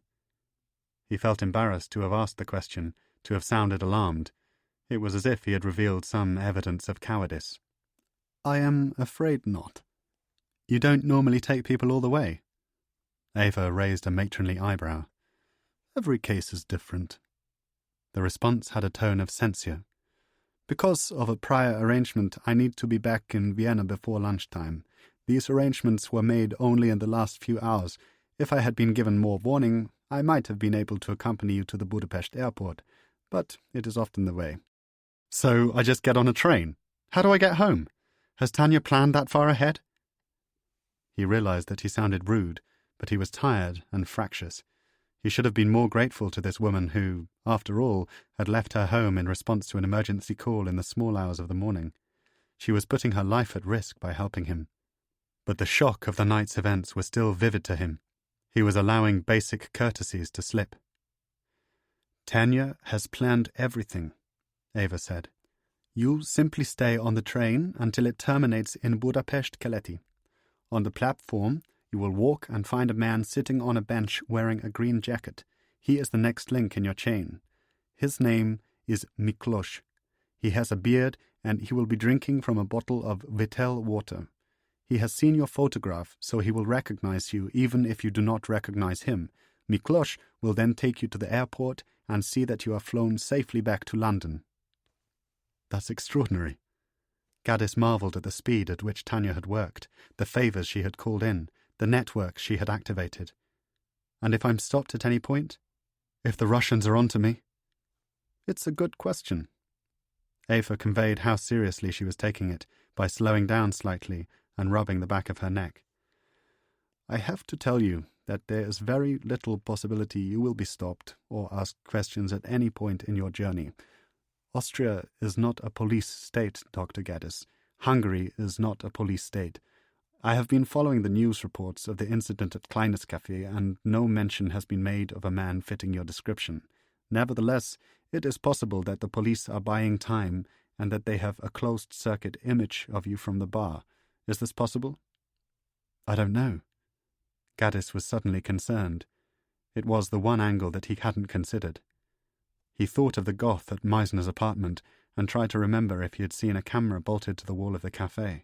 Surely the blanket surveillance of CCTV cameras in public spaces was a uniquely British disease. I don't think so. But a member of staff or a customer may have spoken to the police. Again, we cannot be sure. Now, there is no formal customs at the border because of Schengen. If, however, we are stopped by a guard for some reason, you are to say that you are my friend from England and that we are going to Budapest for a few days. You have been staying at my apartment in Vienna since Thursday. There was a slight pause. If necessary, we will give the impression that my husband and your wife would rather not know about this. It was Ava who blushed, not Gaddis, and he was relieved to see this calm, resourceful woman succumbing to a momentary embarrassment. It brought them closer together. Do I stick to my own name? At this stage, yes. A new identity has been prepared for you by Miklos. You will leave Hungary using a false passport. Gaddis felt so reassured by the arrangements that he allowed himself to close his eyes and to relax briefly as the car sped towards the border. He thought that he saw an army of wind turbines stretching from horizon to horizon, but could not be sure if he had been dreaming. The next thing he knew, Ava was pulling into a Soviet-era railway station on the Hungarian side, having crossed the border without need of disturbing him. They were in Hegeshalom. "Wait here, please," she said when she saw that he had woken up. By the clock on the dashboard of the car, it was just before 9 o'clock in the morning. "What's happening?" "I buy ticket." He was alone in the deserted car park. A starved cat was scratching around in a small pile of rubbish. Some blue plastic tarpaulins had been piled up next to an old truck which looked as though it hadn't been driven since the Cold War. Gaddis felt that he had woken up in Russia, a world of crumbling communist-era apartment blocks, of railway carriages abandoned on weed-thick sidings, of tangles of loose wire in overhead cables. Everything less neat, everything less manicured. He caught the smell of his own breath and craved some water. Falling asleep had been a mistake. The brief respite had left him feeling more, not less, tired. Ava returned 5 minutes later, armed with a cheese sandwich, a half-litre bottle of water, and a ticket to Budapest. "You got a return," Gaddis pointed out, devouring the sandwich and drinking the water until it was almost finished. "You are coming back tomorrow," she replied, with a knowing smile. "A one-way journey always looks more suspicious. Which reminds me." She stepped out of the car and opened the boot, returning with a faded leather bag which contained some toiletries, a couple of paperback books, and a T-shirt. "This is for your journey." She closed the door of the car. "A foreigner who gets onto a train without a bag may look suspicious. Try to find a seat next to a young person, if you do not wish to be disturbed. They are less likely to bother you with conversation. Within an hour you will be in Budapest. There is absolutely nothing to worry about. I am just sorry that I cannot come with you." "It's fine," Gaddis replied. "Could I have your mobile phone, please?" He was not surprised that she had asked. "I will take it back to Austria and switch it on in a park near my house. It may distract the people who are following you. They may believe that you are still in Vienna. On the other hand, they may assume that it is a trick. Either way, it is not safe for you to be carrying it. Do you have any further questions?" There were hundreds more, of course, but Gaddis could not think of them. Probably better that way. There was no need to complicate things further. After all, how hard could it be? All he had to do was get on a train and meet a man called Miklos. He looked up to see the Budapest train sliding into the station. Ava had timed things perfectly. He stepped out of the car. "Thank you," he said. "You've been very kind. I don't suppose we'll get the chance to meet again." "I don't suppose," Ava replied. Gaddis gave her the phone and the battery. "You will be fine, Dr. Gaddis. You will be fine. I wish you the very best of luck." Chapter 46. The train hummed and sighed on the tracks. Gaddis walked into a carriage halfway down the platform and saw that only a handful of empty seats remained. He looked for somebody young, as Ava had advised, spotting a crew-cut Hungarian with tattooed biceps, seated at a table opposite a bottle-blonde woman in her early 20s who was staring moodily out of the window. Their legs were entwined beneath the table. There was a spare seat beside the girl. Gaddis nodded at it, and the Hungarian indicated that it was free with a flick of his eyes, nothing more. Gaddis thanked him with a nod, swung his bag up onto the rack, and sat down. The train began to pull away from the station. An old woman stared at Gaddis as he settled into his seat, but when he caught her eye, she looked away. Across the aisle, a young teenager was listening to an MP3 player on headphones which were covered in pink and yellow stickers. Beside her was a middle-aged businessman in a brown suit who was fast asleep, his mouth hung open, a blob of spittle pooling on his chin. It didn't look as though anybody was going to start making polite conversation. People appeared to be minding their own business. On the table in front of him was an open can of Coca-Cola and a crumpled copy of a Hungarian daily newspaper. Gaddis wanted to get a look at the front page, even though he knew that there was no chance of Wilkinson's murder having made it into the early morning editions. A female passenger across the aisle was reading an Austrian gossip magazine with a picture of Katharina Witt on the cover, skating in a red dress. Gaddis was feeling fidgety and needed something to do with his hands. He remembered the paperback books in his bag, yet did not want to draw attention to himself by reaching up onto the rack so early in the journey. So he stared out of the window. He absorbed the roads and the fields and the woods of the quiet Hungarian countryside, conscious of every tick and movement in his facial expression. It was impossible to relax. How many times in his life had he sat on trains staring out of windows, his mind successfully and unself-consciously blank? Thousands. Yet today he was aware even of his own breathing. 15 minutes passed. A ticket inspector appeared at the rear of the carriage and began making his way down the aisle, checking passengers who had joined at Hegye Shalom. It took the inspector what felt like an age to reach the block of seats around Gaddis, to request his ticket, and to return it with a brisk nod. Gaddis watched with relief as he moved on. Buoyed by this first successful brush with authority, he stood up, nodded at his tattooed companion, and walked in the direction of the dining car. It was deserted. There were rows of tables, set for 4, laid out with red tablecloths and leather-bound menus advertising goulash and 5 ways with chicken. Gaddis could not recall whether or not Ava had advised him to move around the train, yet he had felt so static in his seat, so trapped, that the walk had seemed essential to his well-being. He went to the bar. A young man in an ill-fitting jacket was serving a customer with a few precious strands of greasy hair combed neatly across his scalp. Gaddis bought a cup of white-hot coffee and a sticky pastry filled with glutinous yellow custard. It would do his gut no good, but he was still hungry and felt that the caffeine might sharpen his wits. He sat on a stool beneath the logo of a no-smoking sign, chewing on the pastry and slowly sipping his coffee. Everything about the train was clean and smooth, but debilitatingly slow. It felt as though they were travelling at walking pace, stopping every half-mile. Even the air conditioning was sluggish. When he had finished eating, Gaddis walked back to his table, passing through carriages where the seating was divided into compartments accessed by sliding doors. The curtains were closed on certain booths. Others were occupied by weary businessmen and old-age pensioners who, lacking something better to do, stared at Gaddis as he walked by. He returned to his seat. The crew-cut Hungarian was slumped asleep against the window, his girlfriend checking her makeup in a compact. She looked up at him, then slid her gaze back to the smudged mirror. Across the aisle, the teenage girl was still listening to her MP3 player, and Gaddis thought that he could hear the melody of a Beatles song coming through the headphones. The businessman beside her had now woken up, wiped his chin, and was busily inputting data into a laptop. Gaddis sat down and returned the smile of a woman whom he had not noticed before, a red-haired executive in a black pinstriped jacket who must have boarded at the last station. There was nothing to occupy him. He grew bored and wanted something to read. It would be interesting to see what books Ava had found for him. Gaddis stood up. He was about to reach for the bag when the train came to a sudden halt. He would have thought nothing of it, but from his standing position in the carriage he could see through a window towards the front of the train. It had stopped at a level crossing. 2 police cars were parked on a deserted country road, blue lights revolving noiselessly.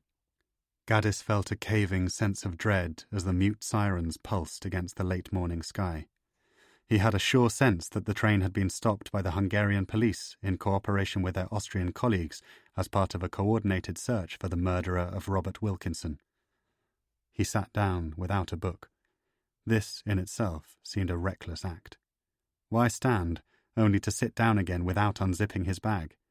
He felt a dozen eyes upon him, as if his guilt was as plain to his fellow passengers as some mark on his body. He was being blamed for what was happening, for the delay to the journey.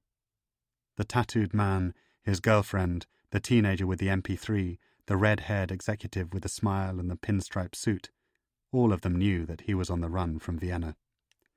Then the engine of the train shut off, like a definitive signal of the hopelessness of his predicament. There was a moan of frustration throughout the carriage as the suspension shuddered and then fell silent, all power stripped from the train. There were shared looks of annoyance from the seats around him. Gaddis tried to join in by frowning and shaking his head. "I'm one of you," he was saying. "None of this has anything to do with the Kleines Café." The red-haired executive caught his eye, and he produced what he hoped was a look of friendly camaraderie. Instead, she frowned, as if Gaddis had in some way offended her. She looked past him at the far end of the carriage. Somebody was coming through the door. Gaddis turned. There were 2 uniformed policemen 10 meters from his seat. Was it his imagination, or did the taller of them immediately double-take, as if he had recognized him? Gaddis looked across the aisle at the teenage girl who was bobbing her head to Eleanor Rigby. He felt a rush of panic involuntarily turn his face scarlet. He began to imagine a scenario whereby he would be arrested not by the police, but by the executive, who was again staring at him, and whom he was now certain was a plain-clothes Austrian law enforcement official, positioned close by in order to facilitate his capture. "Calm down," he told himself. "Take it easy. The train could have stopped for any number of reasons. There could be illegal immigrants on board, a smuggler taking drugs or cigarettes into Budapest. Behind him, Gaddis could hear the policemen working their way through the carriage, as slow as the ticket inspector, as thorough and as sinister as jack-booted thugs in the Waffen-SS. "Tickets, please." The taller of the 2 policemen, the one who appeared to have recognized him at the door, was standing above the table. Gaddis fumbled in his jacket for the ticket Ava had handed to him at Hegyeshalom. He could not remember any of the advice that she had given him. Why had she not joined him on the train? Had he been set up?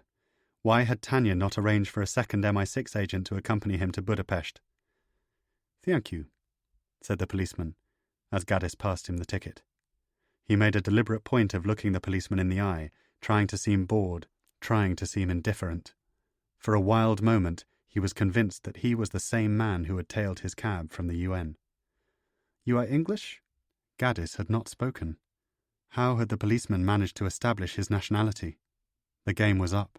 They knew who he was, where he was from, what he was doing. For a split second he considered responding to the question in Russian, but if the police had seen his face on CCTV at the Kleines Café, any attempt at subterfuge would simply convince them of his guilt. "Yes, from London. How did you know?" Though he had asked his question in English, the policeman did not appear to understand the reply. Gaddis looked behind him at the second officer, who was busily checking tickets on the opposite side of the carriage. This, in itself, gave him a glimmer of hope. Why would they carry on with their search if they knew that they had found Wilkinson's companion? The girl with the pink and yellow headphones was reaching into the pocket of her jeans. She had not even bothered to take off the headphones. Gaddis was staggered by her sense of calm. But what was she looking for? A ticket or an identity card? If the police asked Gaddis to produce a passport, he was finished. Across the table, the crew-cut Hungarian had woken up. One of the tattoos on his arm was a caricature of Elvis. "So you are going to Budapest?" "Just for the night, yes." Gaddis remembered what Ava had told him. "You are coming back tomorrow. A one-way journey always looks more suspicious." He cursed her for not providing him with a passport, a driving license, some kind of photo ID with which to bluff his way through. What kind of tourist crossed an international border without a passport? What kind of intelligence agency left a man to fend for himself on a train crawling with cops? "Enjoy yourself," said the policeman. Gaddis wasn't sure that he had heard correctly. Was he imagining it? But the officer had turned his attention to the Hungarian and his girlfriend, both of whom flashed tickets at him with complete indifference to his authority. Perhaps these kinds of searches were commonplace. Just then, a radio crackled on the jacket of the second officer. He responded instantly to the message, walking directly out of the carriage and down onto the track. "What happened?" Gaddis asked. "They find him," said the Hungarian. Both men stood in their seats and craned to look at the police cars parked at the level crossing. Through the cluster of passengers trying to see the same thing, Gaddis made out a young man who was being bundled into the back seat of the furthest car. A policewoman pushed his head downwards with the flat of her hand, and there were handcuffs on his wrists, secured behind his back. "Any idea what that was?" Gaddis asked. The Hungarian shook his head.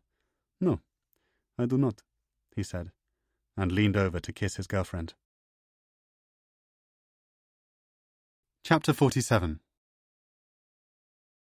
An hour later, the train was pulling through the ghost town suburbs of Budapest, past abandoned freight cars on sidings, clusters of wild poppies and weeds. Gaddis saw the entrance to Kaleti station opening up ahead in a delta of gleaming tracks. It felt like a cause for celebration. It was now surely just a question of meeting Ava's contact and of being driven out to the airport. He stepped down onto the platform and was immediately surrounded by a gaggle of local men and women offering him a room for the night, a taxi into town, a meal at a local restaurant. "Car?" they said, as he shook his head. "Where you like go, sir?"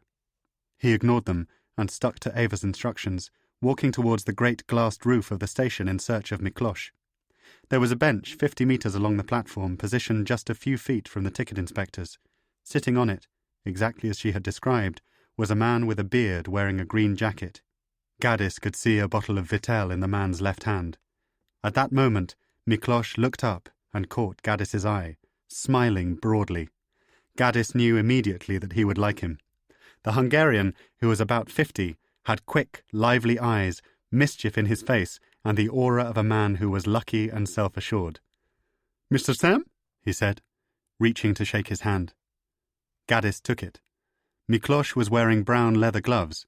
The palm was sticky and cold against his own. "Will you forgive me if I ask who sent you here?" Gaddis asked. "Of course I will forgive you." Miklos was still smiling, still pumping his hand. "It is important to be certain about these things, no? My name is Miklos. I was sent to meet you by our mutual friend Eva in Vienna, who was in turn acting for the woman you once knew as Josephine Warner." Gaddis felt a wave of relief. Miklos took his bag, against Gaddis's protestations, and walked past the ticket inspectors without a glance. They went outside to a 4-door Seat, parked just a block from the station. "We go to my apartment first," Miklos explained. Gaddis thought that there was nothing unusual about this. "Your aeroplane, it does not leave for a few hours."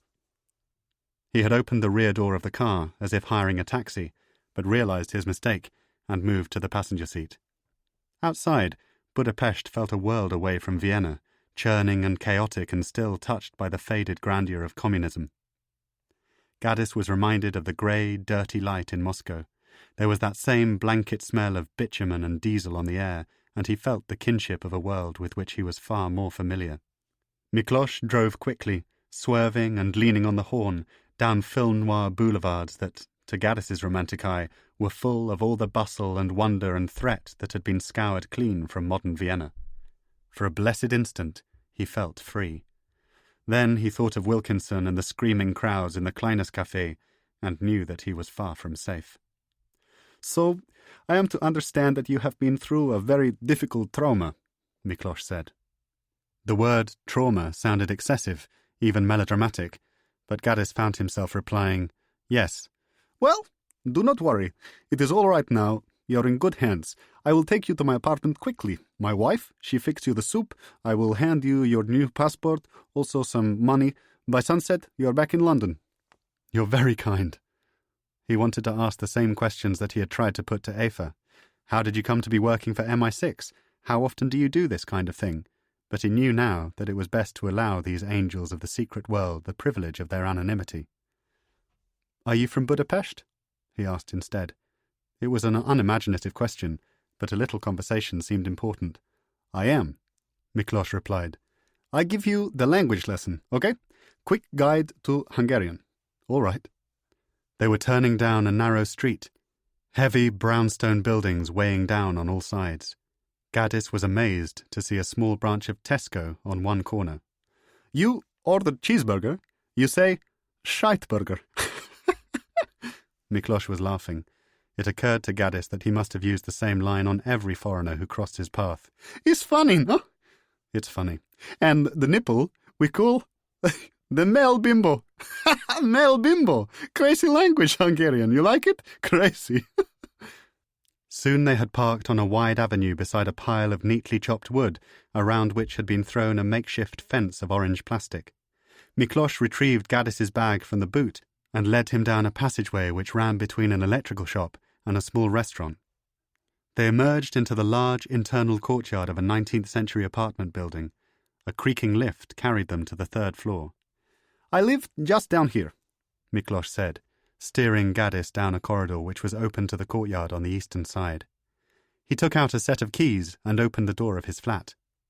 Inside, there was a large modern kitchen with a staircase at one end, unprotected by banisters. A woman was standing at the stove chopping mushrooms. Let me introduce you to my wife, said Miklos. Vicky. Vicky was an attractive woman, at least 15 years younger than her husband, with long, dark hair and a slim figure partly concealed by a navy blue apron. Gaddis raised a hand in greeting, but did not approach her. She had indicated that her hands were dirty from cooking, and it did not seem appropriate to kiss her on the cheek. He felt as though he had popped round to a neighbour's house for lunch.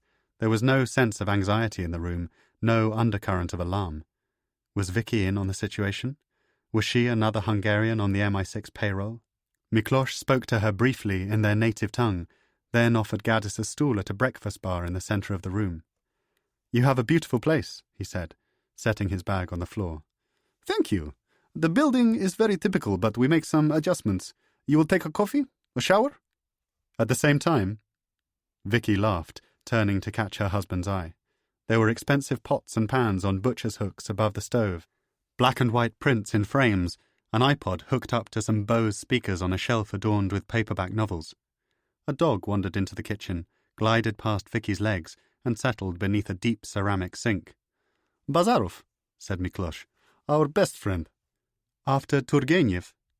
His face lit up. You know fathers and sons?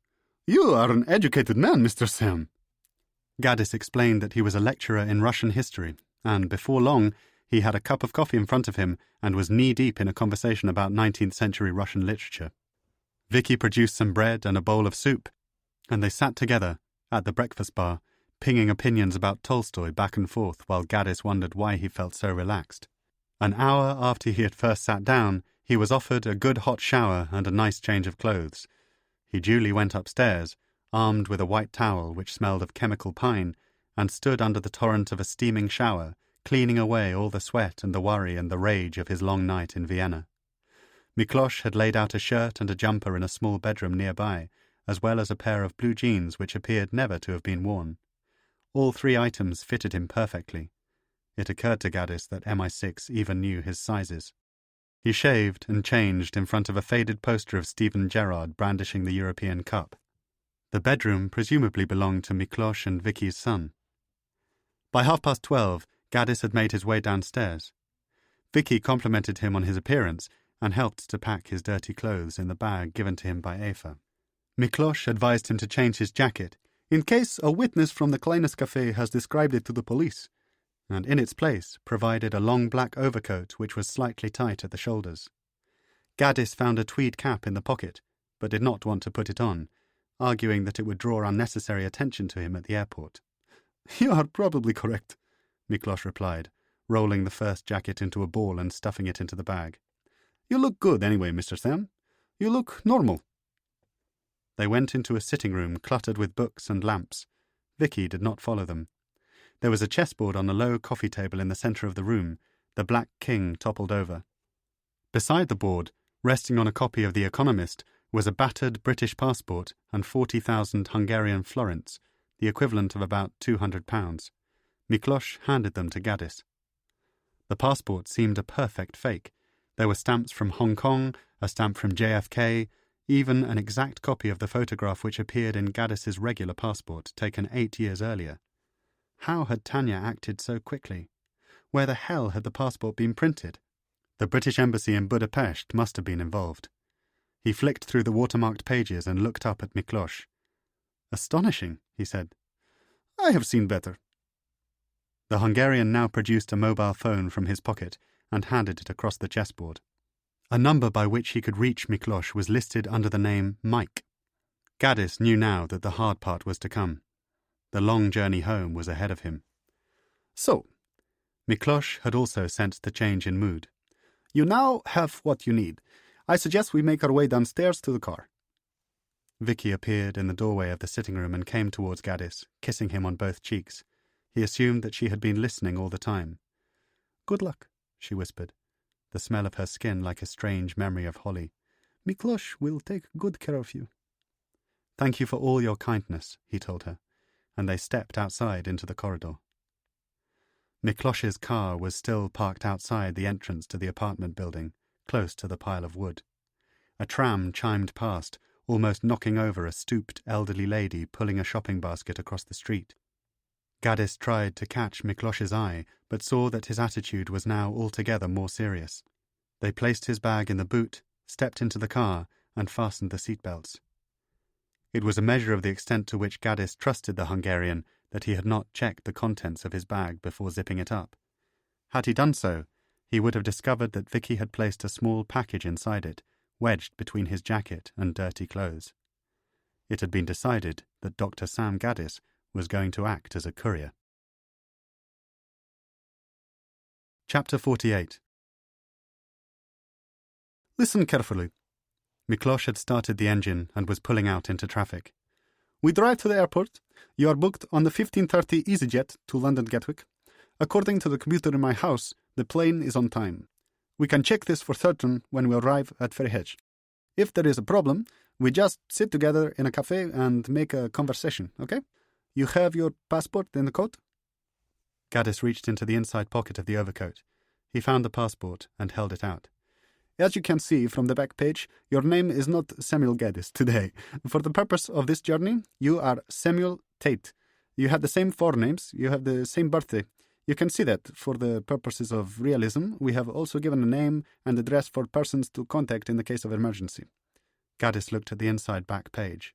Somebody had written an address and telephone number for Josephine Warner in blue biro. "If you need to contact Tanya in London, use the number for Joe in the mobile. It will go through a switchboard." "What's my job?" Gaddis asked. He knew that it was incumbent upon him to seem alert and professional, to ask the right kind of questions, though in truth his mind was scrambled by doubts. "Good thinking." Miklos made a left turn onto a single-lane highway and sounded his horn as a man riding a moped cut them up on the inside lane. "You have the same job. You teach history at the University College in London. This has not changed. Nothing has changed except your address, your surname, and your passport number. We always try to keep things simple."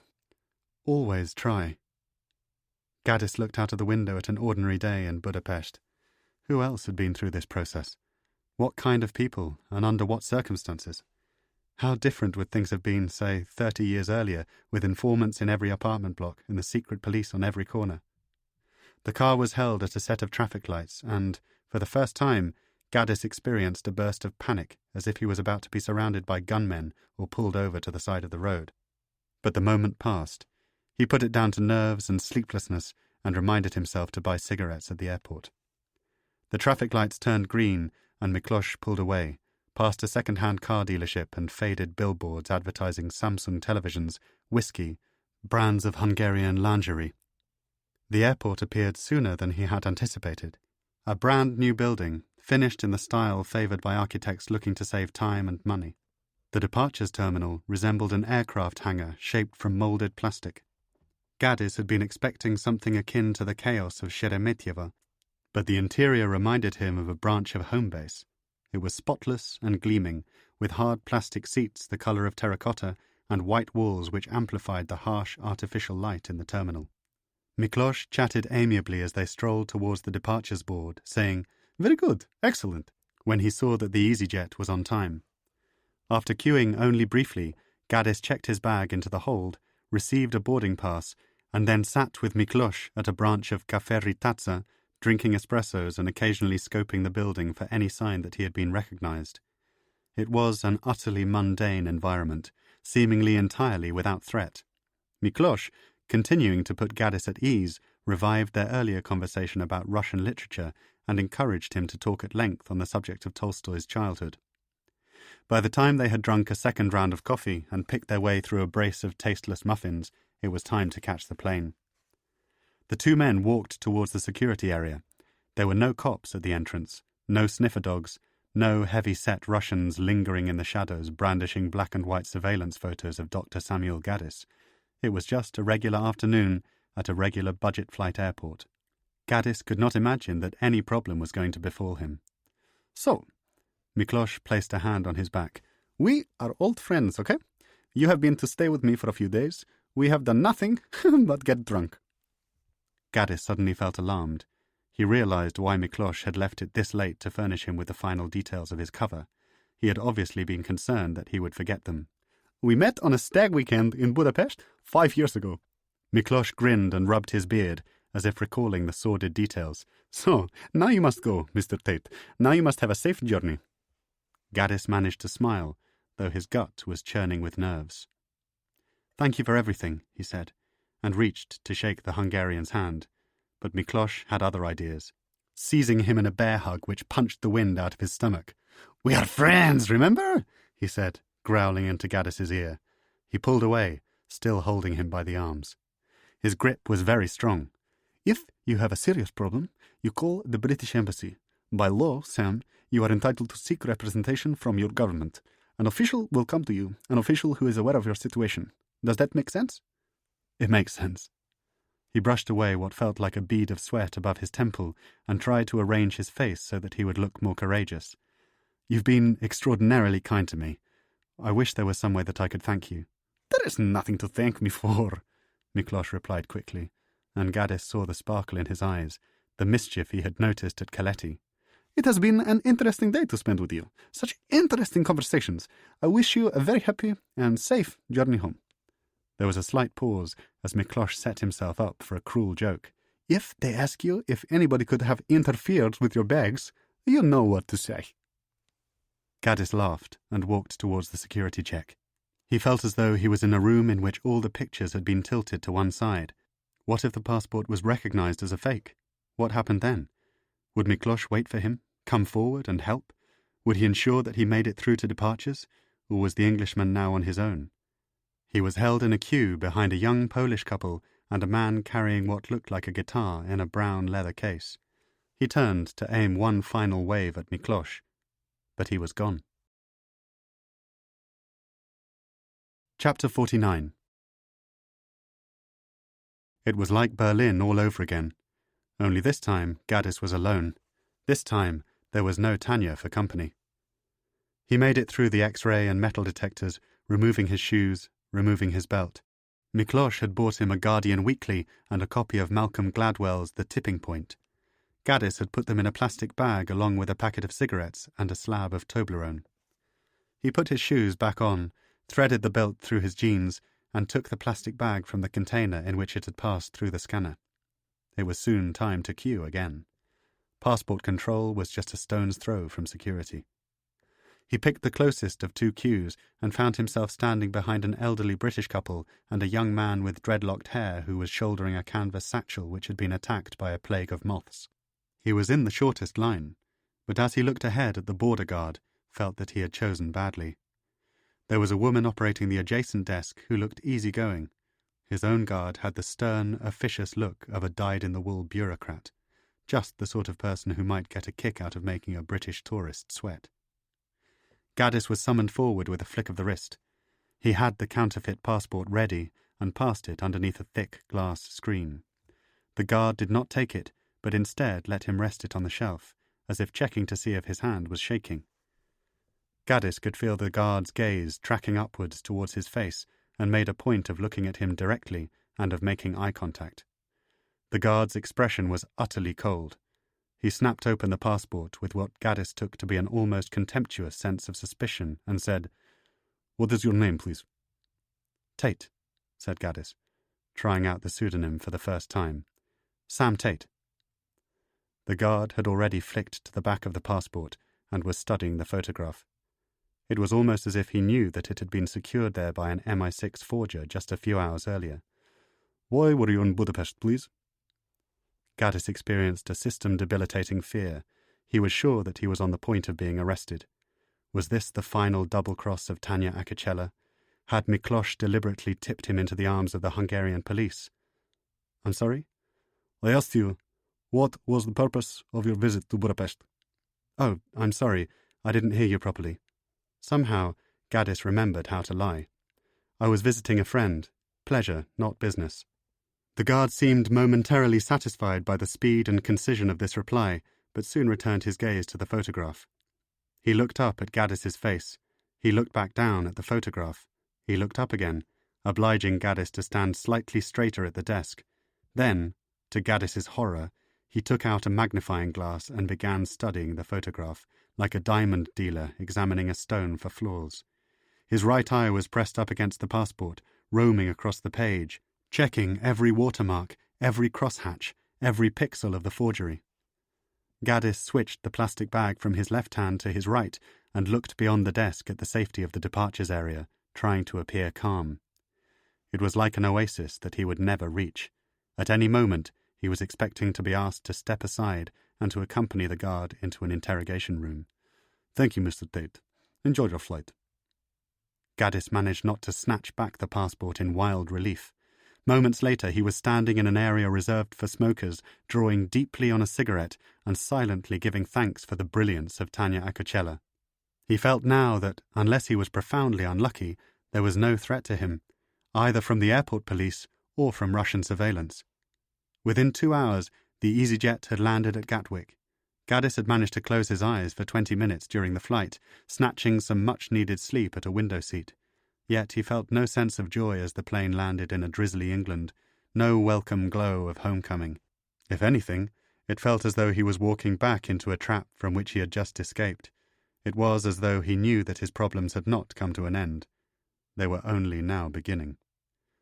Everything was fine until he was ready to pass through customs. He had collected his bag from the carousel, been effusively thanked by an elderly couple whom he had helped with their suitcases, and carried his own luggage towards the green channel at the far end of the hall. He was no more than 10 feet from freedom when a customs officer stepped across his path, pointed at the leather case, and indicated to Gaddis that he should move to one side. "Could I just take a look at that, please, sir?" Gaddis felt a wretched sense of disappointment. As he moved towards a row of low, steel tables at the side of the hall, he was convinced he was the victim of a setup. In years gone by, he had passed through customs a dozen times with more than his fair share of camels and Glenlivet. Now his luck was up. He knew, in the way that you know of a sickness coming, that somebody had tampered with his bag. It was the only probable outcome. Ahead of him was a greyed-out mirror, smudged and scratched, on the other side of which he could imagine a line-up of grinning MI6 officers, Tanya among them, observing his final moments. Had she betrayed him?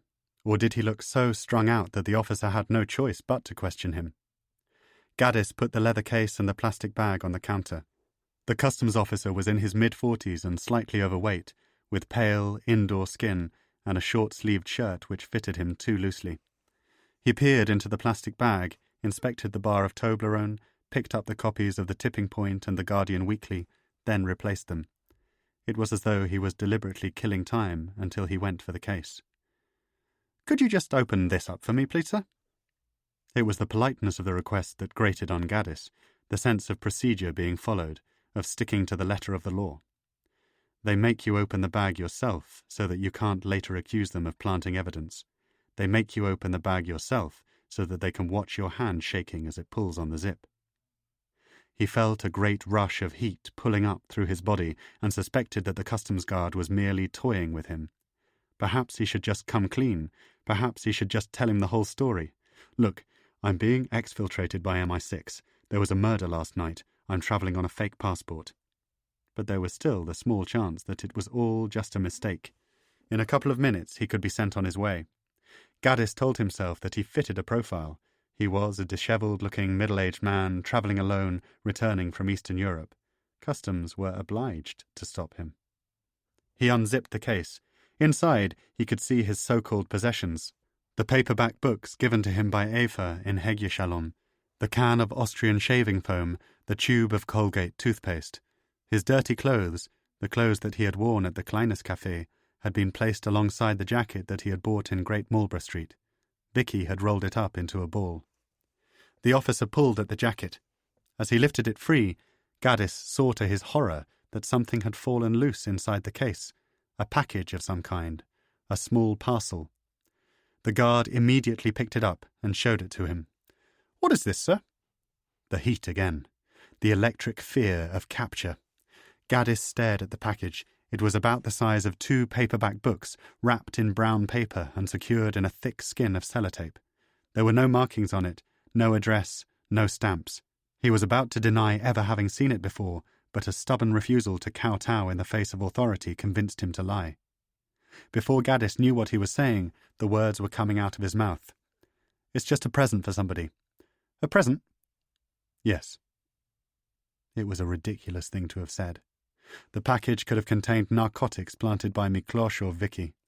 Gaddis had that feeling again of a second man inhabiting his body and speaking on his behalf. He could sense a constant flow of passengers passing behind him, staring at his back and condemning him with their eyes. He even heard a child say, "What's that man done, Mummy?" and wanted to turn around to proclaim his innocence. "What sort of present, sir?" The officer's question was put in a way that sounded almost disengaged, but Gaddis saw that he was studying his reaction carefully. "I'm not precisely sure, to be honest," he said. "A friend wrapped it up. A friend put it in there for me." "You've never seen this package before?" Eye contact now. Gaddis's gaze flicked involuntarily to one side. He pulled it back and smiled as if to assure the officer of his good character. "No, I've seen it, but I left Budapest in a bit of a hurry. A friend packed my bag." "Somebody else has interfered with your luggage?" Gaddis felt that his words were being twisted, that his lies were being unravelled even before he had uttered them. Why hadn't he simply told the officer the truth? Then he remembered Miklos's final words to him, the joke they had shared. "If they ask you if anybody could have interfered with your bags, you know what to say." He felt sick to have been so easily duped. "Not interfered," he replied, hardly remembering what had been said. "We were just in a bit of a hurry." The officer had heard enough. He placed the package on the counter, searched through the rest of the case, then reached for a box cutter in the pocket of his trousers. "Let's open it up, shall we?" He immediately began slicing through the loops of sellotape. "It's drugs," Gaddis thought. "It can only be coke or pills." The officer was removing the brown wrapping paper. A sniffer dog picked up the scent, and they waited to see who collected my bag. "So, here we go," said the officer. Gaddis was staring at a small, dark plastic box which the officer was holding in his hand. "Let's have a look inside." He had stubby fingers, the nails cut short and clean. The lid of the box clicked open on a hinge.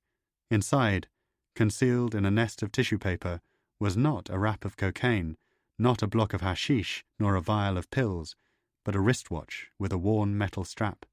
The officer took it out. "A present," he said.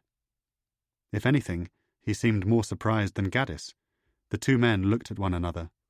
Gaddis could only assume that the package had been in the leather bag all along, and that Miklos and Vicky had failed to notice it. Why else would they plant a watch in his luggage? "It must be Dan's," he said, conjuring another lie. "Dan? A friend who was staying in Budapest last week. He must have left it there." "Where?" In the apartment where I was staying. Ah. Gaddis had no sense of where the lies were coming from, only that they appeared to be having the desired effect. The officer was beginning to look bored. He had plainly been expecting a greater haul. I see. Well, sorry to take up your time. Not a problem. If there had been a sofa in the customs hall, Gaddis would gladly have collapsed into it and lit a triumphant cigarette. Instead, he picked up his bags and walked towards a set of automatic doors. Tanya was waiting for him on the other side. She was standing beside a pillar in the same beige raincoat she had been wearing when he last saw her outside UCL. She looked tired, and he realized that she had most probably been awake since his first panicked phone call from Vienna. All those plans, all those contingencies, orchestrated from Vauxhall Cross within the last few hours. "I don't know how to thank you," he said, though he was still mystified by the watch. They did not embrace, nor did they shake hands. It was like meeting a lover many months after an affair has ended. The atmosphere between them was charged, the mood civilized. "Don't mention it," she said. "I had some trouble at customs." She looked at him quickly, concern in her eyes. "Trouble? There was something in my bag. A package. Your friends may have put it there without telling me." Gaddis looked back in the direction of the customs hall. "A guard pulled me over and went through my case. Do you know what that's about?" Tanya swore under her breath, steering Gaddis away from the arrivals area. "Fucking McClosh! What about him?" "I told him not to complicate things. I told him to find another way of sending the watch." "So you know about it?" Tanya nodded. "Sure." She looked as irritated as he had ever seen her. "I'm sorry he got you involved." Gaddis looked around, half expecting to see Des coming out of a branch of W.H. Smith with some Murray mints and a copy of the News of the World. "We seem to be making a habit of spending quality time together at Gatwick Airport," he said, trying to ease the tension. "I have no idea how you did what you did, but I feel as though I've been carried here, watched all the way." "Sounds like you were," Tanya replied. Her irritation with Miklosh was still palpable. He had plainly crossed a professional boundary. Gaddis wondered what was so precious about the watch and why Miklosh hadn't simply told him to wear it on his wrist. "There's information inside it," Tanya said, as if she had heard the question. "In the back of the watch? In the mechanism?" "There is no mechanism. It's a false casing. The less you know, the better." "Very James Bond." "Very." They walked the short distance to the car park. Tanya's muddy VW Golf was parked on the upper level of a clogged multi-story. Gaddis recognized it from Q. "Talking of presents," she said, "I've got something for you." Gaddis was standing behind her as she popped the catch on the boot. He could hardly believe his eyes. Somehow, Tanya had managed to retrieve his overnight bag from the Goldene Spinne. "How the hell did you get that back?" he asked. He opened it to find his suit, his clothes, his house keys and wallet all packed inside. "Aoife got them," she replied. "DHL to Gatwick did the rest." He surprised himself by reaching out and kissing her on the cheek. Tanya did not seem to object. "You're a miracle worker." "We do our best, Doctor. I used up a few favours. I'm just glad you're back in one piece." It was only when they were inside the car, heading north towards the M25, that she asked what had happened in Vienna. Gaddis described the scene at the Kleines Café, his long night in the city, the journey with Aoife and his time with Miklosh and Vicky in Budapest. "I owe you an apology," he said. "I shouldn't have gone to Vienna. I didn't think the Russians were following me." "They most probably weren't." He was surprised by this. "How can you be sure?" "I can't. But only a handful of people knew that Wilkinson was going to be in Austria. Who alerted the Russians? Who tipped them off? He's lived peacefully on the South Island of New Zealand for more than a decade. Why do they suddenly come looking for him now?" "Maybe they wanted me." Tanya produced a brief, one-note laugh. "Believe me, Sam, if the Russians wanted to kill you, they would have done it already. Vienna was a specific hit on Wilkinson. It was just lucky you were in the bathroom." He concluded that this was the moment to tell her what Wilkinson had revealed. "Look," he said, "there's something you should know." "Go on." "Bob told me something before he was killed. Something that explains everything that has happened." He realized that he trusted her completely now. It was a total reversal. He did not even think twice about the consequences of what he was going to say. Tanya looked across at him. Tell me, Sam. Sergei Platov tried to defect in 1988. She almost swerved onto the hard shoulder. What? He went to MI6. He gave Wilkinson Attila's identity as proof that he was serious. He was disenchanted with life in the KGB and wanted to make something of himself. Didn't think he was valued highly enough by his superiors. So he tried to come over. Jesus. Tanya was nodding to herself. That explains the killings, she said. Everybody who knows about this has been assassinated. Except for Brennan. Gaddis had been chain-smoking since the airport. He slotted a third cigarette butt through a small gap in the window and watched it whistle past the door. Your boss must have something on Platov. They must have come to some kind of arrangement. Tritiak and Wilkinson were both killed. Crane knew about Dresden as well, which explains why Brennan had sent him to St. Mary's in '92. You've never heard this? Of course I've never heard it. Tanya was such an accomplished liar that he could not tell whether or not her reaction was genuine. Do you have any idea what it would do to Platov's career if this became public knowledge? No shit. Gaddis went for another cigarette and was about to press the lighter when Tanya said, Is there any chance you could not smoke? Just for 5 minutes? I feel like I'm driving an ashtray. He replaced the cigarette. So why has MI6 kept it a secret? Surely once Platov rose through the ranks, his file was opened up and his defection became common knowledge. Surely Brennan or one of his predecessors must have reported what happened. Tanya shook her head. It doesn't work like that. How does it work? Number one, exposing Platov would have exposed Attila, and the office has never wanted anybody knowing that we had another Cambridge spy on the books. It took 30 years to get our reputation back. We're not about to throw it away again. But Eddie was a bloody hero. He was the greatest double agent in the history of Anglo-Russian espionage. Isn't that a triumph to be celebrated? Maybe. Tanya was a member of the new generation of 21st century spies, post-Cold War, post-9/11, post-ideological. Her attachment to the old ways was by no means an article of faith. But where's the proof of Platov's defection? It would be just our word against his. The Russians would write it off as crude propaganda, an influence operation. Gaddis was silenced. Influence operation. The secret language of the secret world. He closed the window and found himself thinking about Min. He had wondered, in the depths of the Viennese night, whether he would ever see his daughter again. Wilkinson told me that he interviewed Platov in a safe house in Berlin in the presence of John Brennan. So? He said that the safe house was wired up. Does that mean he would have recorded the interview, videotaped it? Recorded, certainly. Tanya was clearly intrigued. I don't know about video. If it was the late 80s, perhaps. The technology would certainly have existed to use a concealed camera in low light. What would have happened to those tapes after the interview?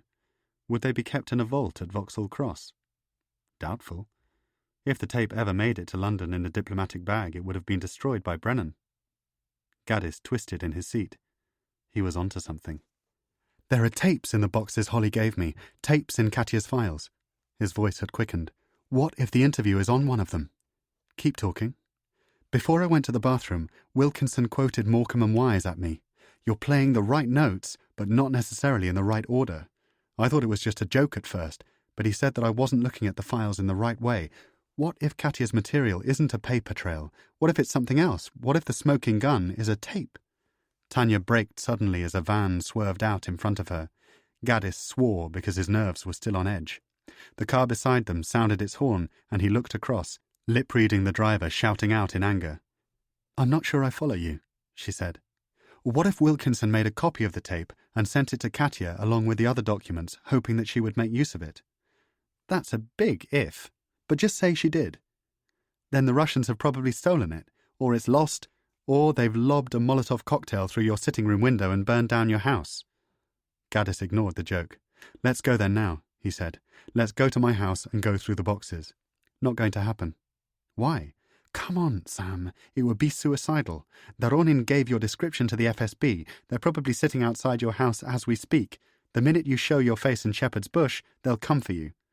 Then why are we on the M25 heading back into London? Because I'm taking you to a safe house. Gaddis felt an odd mixture of relief and despair. Relief that Tanya was guaranteeing him some measure of safety, despair that he was being forced out of his home. "How dangerous can it be?" he said. "Let's just poke our heads round the door. I need a change of clothes anyway. All my papers are there, my stuff for work. It would take 5 minutes." "No," Tanya replied. "So that's it?" He felt a sudden anger, confronted by the stark limits which would now be imposed on his life. "I can't go home. That's the directive from MI6. "It's not coming from MI6. "Then who's it coming from?" "Me." He had been on the point of extracting a cigarette on instinct, but again returned the packet to his coat. "You? Brennan wants you out of the picture." Tanya almost spat the words, as if she could not believe what she was saying. "You're a thorn in his side." Gaddis could see the conflict in her, the doubt. "I'm going to take care of you for a few days. I'm worried that it might have been Brennan who tipped the Russians off about Wilkinson, and I didn't apply for this job so that my boss could betray his own people to the Kremlin and put innocent lives at risk." There was a moment in which he thought that she was playing him again. Her words sounded heartfelt, but the stark admission was so out of character that he wondered if the whole thing was rehearsed. It was a habit Gaddis had developed, a safety valve to avoid being manipulated, but when he took her hand in his, he knew that Tanya was utterly serious. He could sense it by the way she glanced at him quickly and then looked away. She squeezed his hand back, then released it, the reassurance of a friend. Was her theory possible? It was an astonishing accusation, yet Brennan had every motive to betray Wilkinson. Gaddis turned around and looked behind his chair. Dry cleaning was folded on the back seat of the VW. A tin of Rose's chocolates spilled open on the floor. This was her vehicle, her operation. He thought of Aoife, of football boots and children. "Let's go to my house," he said, as if they were starting the conversation all over again. "You're not listening to me. It's pointless going after the tape. Your story will never come out. It will never be allowed to come out. The government will slap a D notice on the Crane book before you've typed the opening paragraph." Gaddis seized on this. "I don't believe that. I think that's just a line you're feeding yourself to get out of what you know we have to do. Take a look at Platov, Tanya. Isn't it time for a change of scene in Moscow? A change of personnel?" She shook her head, but it was the reflex of a bureaucrat. "Look at his record. Platov has taken Russia to within a few years of outright totalitarianism. Innocent civilians are being killed to justify illegal wars overseas. Exiles are murdered in foreign cities to silence dissent. Newspaper editors with the nerve to challenge the orthodoxy are left to die in hospital. Fuck the D-notice. If we can get hold of that tape and get it broadcast, even if it's just on the internet, we have the power to put that scumbag out of office." Tanya was gliding past a convertible MG. 5 minutes, she said. "That's it. That's all I'm giving you. 5 minutes. Chapter 50. They parked 300 metres from Gaddis's front door at the northern end of the street. "This isn't my house," he said. "I'm aware of that. What number are you?" "I thought you knew everything about me, Josephine. You must be getting sloppy." Tanya explained that she would walk down the street and check for surveillance around Gaddis's house. If there were Russian or British watchers positioned outside, in vehicles, in a first or second floor stakeout, dressed as street cleaners or parking attendants, she would be able to identify them. "Give me 10 minutes, she said, and stepped out of the car. Gaddis smoked a cigarette while he waited. He saw one of his neighbours coming towards him, a widow walking her poodle, and ducked down in his seat, scrabbling around on the floor of the VW until she had passed. Tanya came back just as he was dropping the cigarette butt into a storm drain.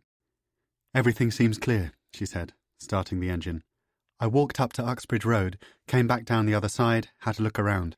But they may have a trigger on your front door. If you go in, it will tell them you're back, and they'll send somebody round faster than the time it's taken me to tell you about it, so you don't have long. Get the tape, get your papers, get your toothbrush and your razor, then get out of there." She drove up to the house. Gaddis was obliged to negotiate a hopscotch of pavement gob and dog turds en route to his front door, deposited by boxer dogs and uncastrated Dobermans, whose owners used the street as a rat run between White City and the pubs and betting shops on Uxbridge Road.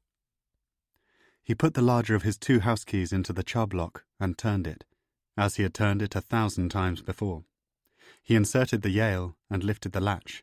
His frayed nerves half expected the obliteration of an explosion, the scream of an alarm, but the door opened and he found himself in the hall of his house, home again. There was a small package on the doormat, addressed to Dr. Sam Gaddis, by hand, next to a bank statement and some junk mail. He went into the sitting room and walked straight towards the files in the corner of the kitchen. They may have a trigger on your front door. He turned each of the boxes upside down so that their contents sprayed across the floor. It was like watching stones sliding on ice. Everywhere he looked, there was paper. Gaddis could not remember which of the boxes contained the tapes, and looked around in increasing desperation for signs of a package or cassette. Wilkinson's letter to Katja was still on the kitchen table, which he took as a sign that no one had broken into the house during his absence. There were 2 other boxes in the corner of the room, jammed up against the door which led out into the garden. Gaddis pulled open the cardboard flaps, inverted the boxes, and again allowed the contents to pour out onto the floor. Straight away, he heard the clatter of a VHS cassette, saw it, and picked it up. It was not labelled, but looked unscathed. He set it to one side and reached for the second box. He could feel how light it was in comparison with the others. He looked inside. There were just 3 pieces of A4 paper and, hidden beneath these, a blank BASF music cassette with Prokofiev written down one side in faded blue biro. He was sure that this was it, an audio recording of the interview with Platov. The VHS was also promising.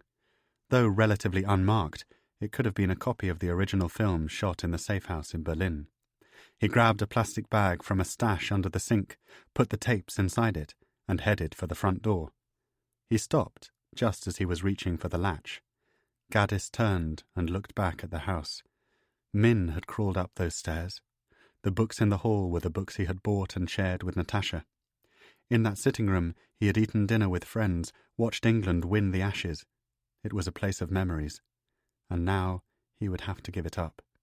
If what Tanya was saying was true, and he had no reason to doubt her now, the house would have to be put up for sale. That was the price of consorting with Edward Crane. That was the price of a blood feud with the FSB. He picked up his post, put the package in the plastic bag alongside the tapes, opened the door, and walked back out to the car. Chapter 51. Did you find anything? 2 tapes, he said, and took them out of the plastic bag. Tanya pulled away towards Uxbridge Road. What's on them? One of them is a tape with Prokofiev written down the side. The other is a blank VHS. Is there a video machine at the safe house? Probably.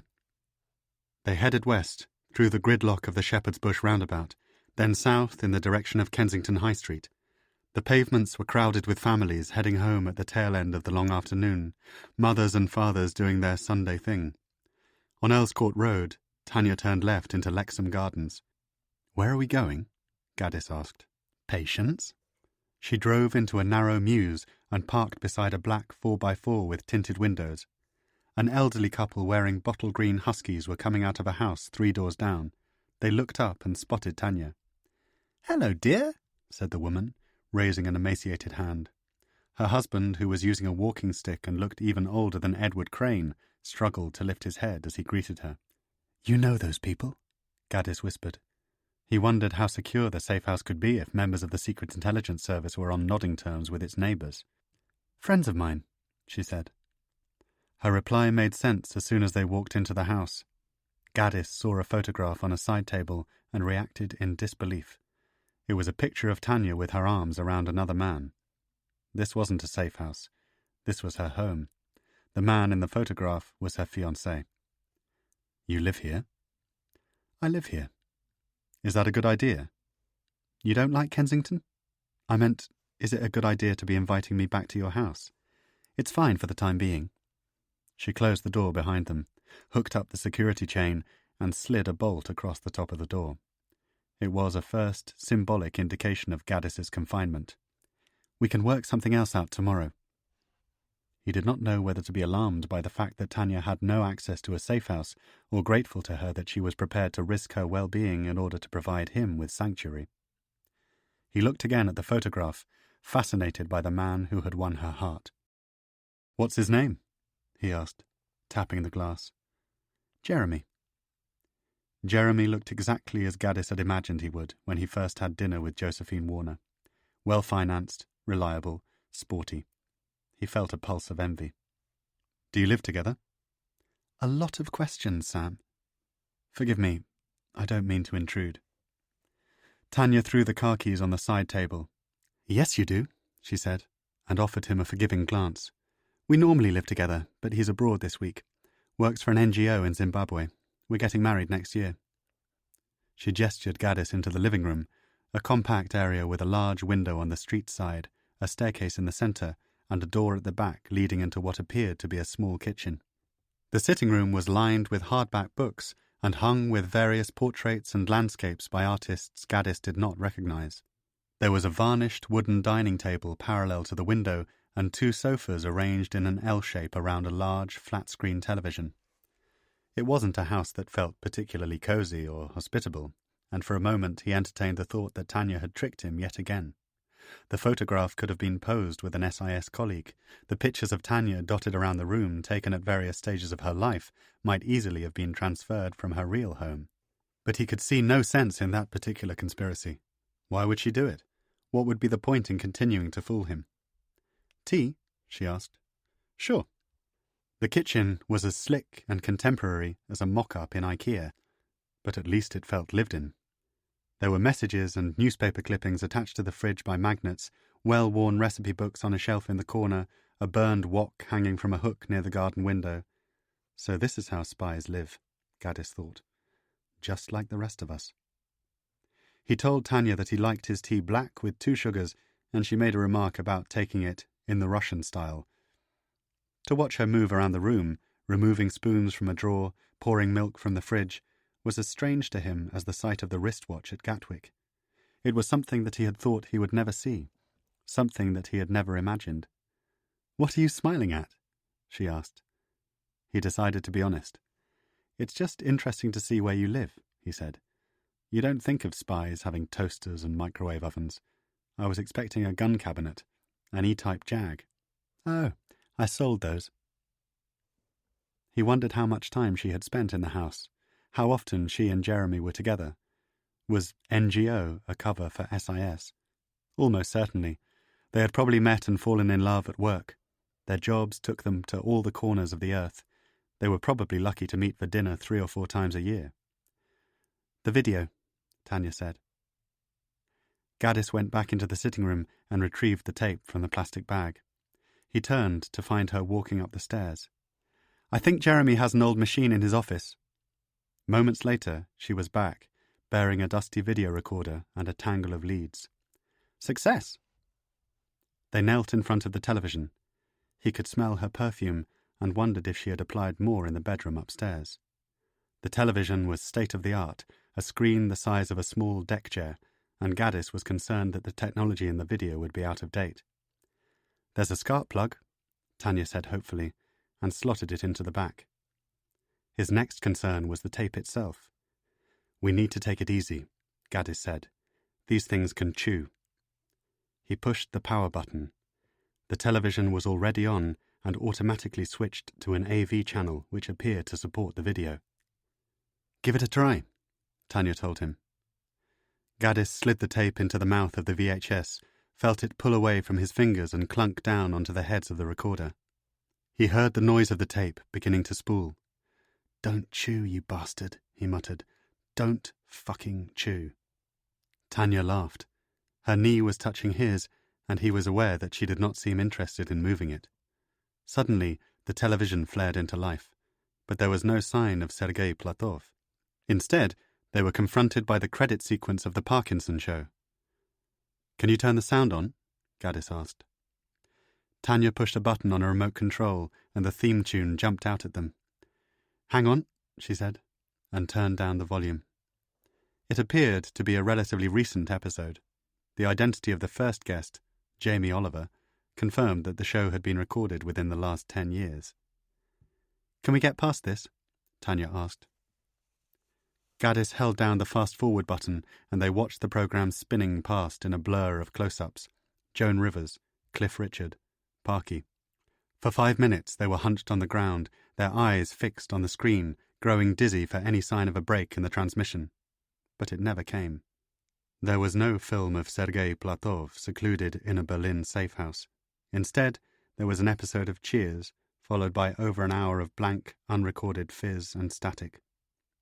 As the tape came to an end, ejecting from the machine, Gaddis felt a dead weight of disappointment and voiced the thought that perhaps he had been too optimistic. "There's always the other one," Tanya said, nodding at the plastic bag. As she stood up, the joints in her knees creaked. Gaddis retrieved the BASF cassette. Tanya had opened a cupboard near the table containing a small Denon hi-fi. A tape deck was stacked halfway down. He handed her the cassette and sat in a hard wooden dining chair. She pressed play. There was a 3-second silence as the tape began. Then the opening bars of Prokofiev's Romeo and Juliet. Gaddis met her eyes. "Patience," she said. "Patience." For more than an hour they listened to the ballet, wandering around the room, drinking second cups of tea, making scrambled eggs on toast. Halfway through the second side, Tanya gave up and opened a bottle of wine, convinced that no recording of Platov existed. Gaddis dutifully heard the tape to the end, then took his plate through to the kitchen. "Back to square one," he said. "Back to square one." She was sitting on a stool in the corner of the kitchen. He began to wash up the pan in which Tanya had made the eggs, a guest earning his keep. It was past 10 o'clock, the long, strange day drawing to an end. "You must be exhausted," she said. "Holly can't have given me all the boxes." Gaddis rinsed the pan in a stream of hot water. "Her house is a tip. Most of the files were in a storeroom in the basement of her building. It's possible there are more of them in Tite Street." "You can't call Holly," Tanya said. The finality of the instruction annoyed him. "What?" "We don't know if her phone is compromised, if her house is being watched." Tanya's tone was businesslike and matter-of-fact, as if she was deliberately killing off the intimacy which had built up between them since the airport. "You ring her, and it could draw the Russians right to you." Gaddis was silent as he dried their plates. He wondered why Tanya's mood had changed at the very mention of Holly's name. Was she jealous? As the evening had drawn on, they had been as relaxed in each other's company as lovers. Now she had offered him a stark, blunt reminder of his circumstances. He began to resent the power that she held over him. "How am I supposed to reach her, then?" "Let me work it out," she replied, though it sounded as if she was running short of ideas. "I have to go to the office first thing in the morning. Brennan knows about Wilkinson. There have been reports on the news. He probably won't know that I got you out of Vienna. He certainly doesn't know that you're staying here. I'll have a lot of explaining to do.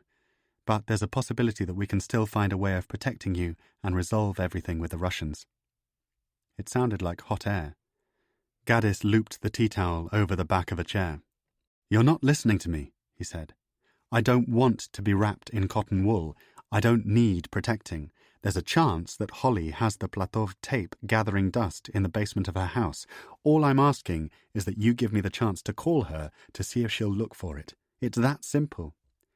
"Patience," Tanya replied, for what seemed like the 10th time in as many hours, and Gaddis's anger boiled over. "Is there any chance you could stop saying that? It's like you're talking to a 4-year-old. I'm grateful for everything you're doing, Tanya, seriously, but I'm not going to sit on my ass for the next few days and hope that John Brennan suddenly changes his mind about me. What did you think I can achieve here? Watch some daytime TV? Do the crossword?" Tanya, to his astonishment, took him at face value. "I'm afraid so. Until we can find somewhere safe for you to go, you'll have to stay here. That means you can't make phone calls. It means you can't even go outside." He looked at her in disbelief. He had a glass of wine on the kitchen table and drained it as he absorbed what she had said. He was amazed by how quickly their flirtatious rapport had evaporated. There had been several moments during the course of the evening when he had even entertained the possibility that they might spend the night together. Now Tanya seemed to be taunting him with the stark fact of his imprisonment. "Fine," he said. "What do you mean, fine?" He recalled their conversation on the street outside UCL. "Don't go looking for Crane. Don't go looking for Wilkinson." He had made promises to Tanya Akachela before. He could do so again. "I mean that I'll do as you say. I'll stay here while you go to work. I'll watch, count down, and go through your knicker drawer. Forget about Holly. Forget about the tape. Tanya knew that he was lying. That simple? She produced a look which suggested Gaddis was making her job even more difficult than it already was. That's not a Sam Gaddis, I swear I won't go to Austria type of promise, is it? The last time you said something like that, a few days later you were in a bar in Vienna. It's not that type of promise. Tanya shook her head. She knew that Gaddis would stop at nothing to avenge Charlotte and to retrieve the tape. What choice did he have? She could hardly keep him under house arrest indefinitely. If he walked out of the mews, there was nothing she could do about it. Fine, she said eventually, walking into the sitting room. She began to puff the cushions on the sofa, like a physical demonstration of her desire to bring the conversation to an end. Why don't we get some sleep? It's been a long day. You must feel like a bath or something. In the morning, Mummy. Gaddis was surprised that she had let him off the hook so easily and seized the opportunity to lighten the mood with a joke. But Tanya did not laugh. Instead, she said, I've laid out one of Jeremy's T-shirts for you, which made Gaddis feel like an unwanted suitor who has outstayed his welcome. Terrific. There's a towel as well. Whiskey in the kitchen if you want it. She yawned in a way that was stagey and self-conscious, and Gaddis began to resent her again. You're in the room at the end of the corridor. Jeremy uses it as a study. Is he likely to come back and climb into bed with me? She allowed herself a smile, the glow in her eyes like a break in bad weather. No, she said softly, and Gaddis reflected that she was probably just tired and worried. Thank you, he said, because it was right to acknowledge the huge sacrifice she had made. I don't know what I would have done without you. I'm sorry for all the trouble I've made. All in a good cause. She surprised him by kissing him gently on the cheek. Most of it, anyway. She turned and walked up the stairs. Sleep well. Will you turn off the lights before you go to bed? Of course. I'll be 5 minutes. Gaddis found the whiskey in the kitchen and poured himself 4 fingers. Switching on the television, he surfed briefly for a 24-hour news channel which might be covering developments in the Wilkinson shooting. But CNN was fixed on an American political story, Sky News broadcasting a business program. He turned the television off, checked the bolt on the front door, and made his way upstairs. He could hear a shower running when he reached the landing. There was a line of light under Tanya's bedroom door. He thought of the pleasure, the blessed release of spending the night with her, but walked resignedly in the other direction, down the corridor towards Jeremy's study. Sure enough, Tanya had laid out the towel and the T-shirt, as well as a packet of aspirin, a bottle of mineral water, and an alarm clock to put beside his bed. Gaddis showered and changed into the T-shirt, briefly flicked through a copy of The Spectator, and was asleep before midnight. He woke at 8 to find that Tanya had already left for work. There was a note on the kitchen table reiterating her demand that Gaddis remain in the house. If you have to smoke, she said, keep doing it in the garden. He scrunched the note into a ball and threw it into a bin, noticing a spare set of house keys hanging on a nearby hook. He pocketed them, fixed some cereal and a percolator of coffee, read the second half of The Spectator, and smoked a cigarette through an open window. At about 9 o'clock he had another shower, changed into a shirt which Tanya had hung for him on the landing, another one of Jeremy's, the note had said, and wondered how he was going to kill the next 10 hours under effective house arrest. He was not nosy by nature, and had no interest in going through Tanya's private possessions. His own encounter with a permanent blanket of MI6 surveillance had made him more, not less, respectful of other people's privacy. He flicked through a couple of photo albums which were lying on a table in the sitting room, but learned only that Tanya and Jeremy had been on holiday together in Paris and Egypt, and that Jeremy wore Speedos, without apparent irony, whenever he came within striking distance of a body of water.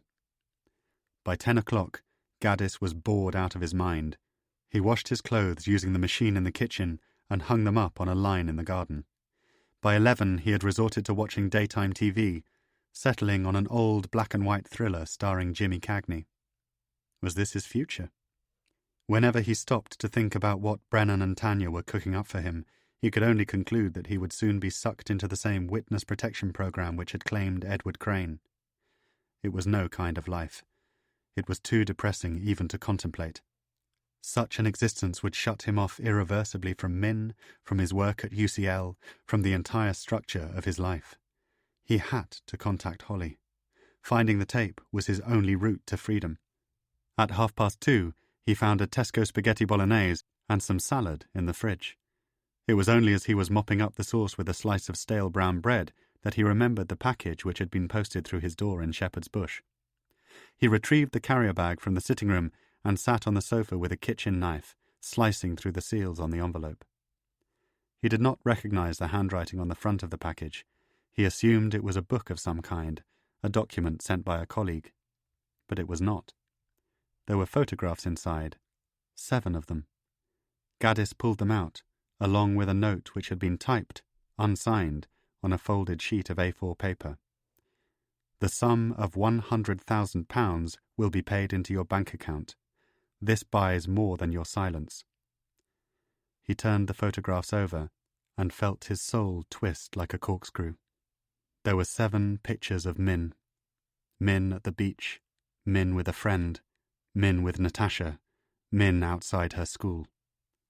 Gaddis stood up and ran to the door.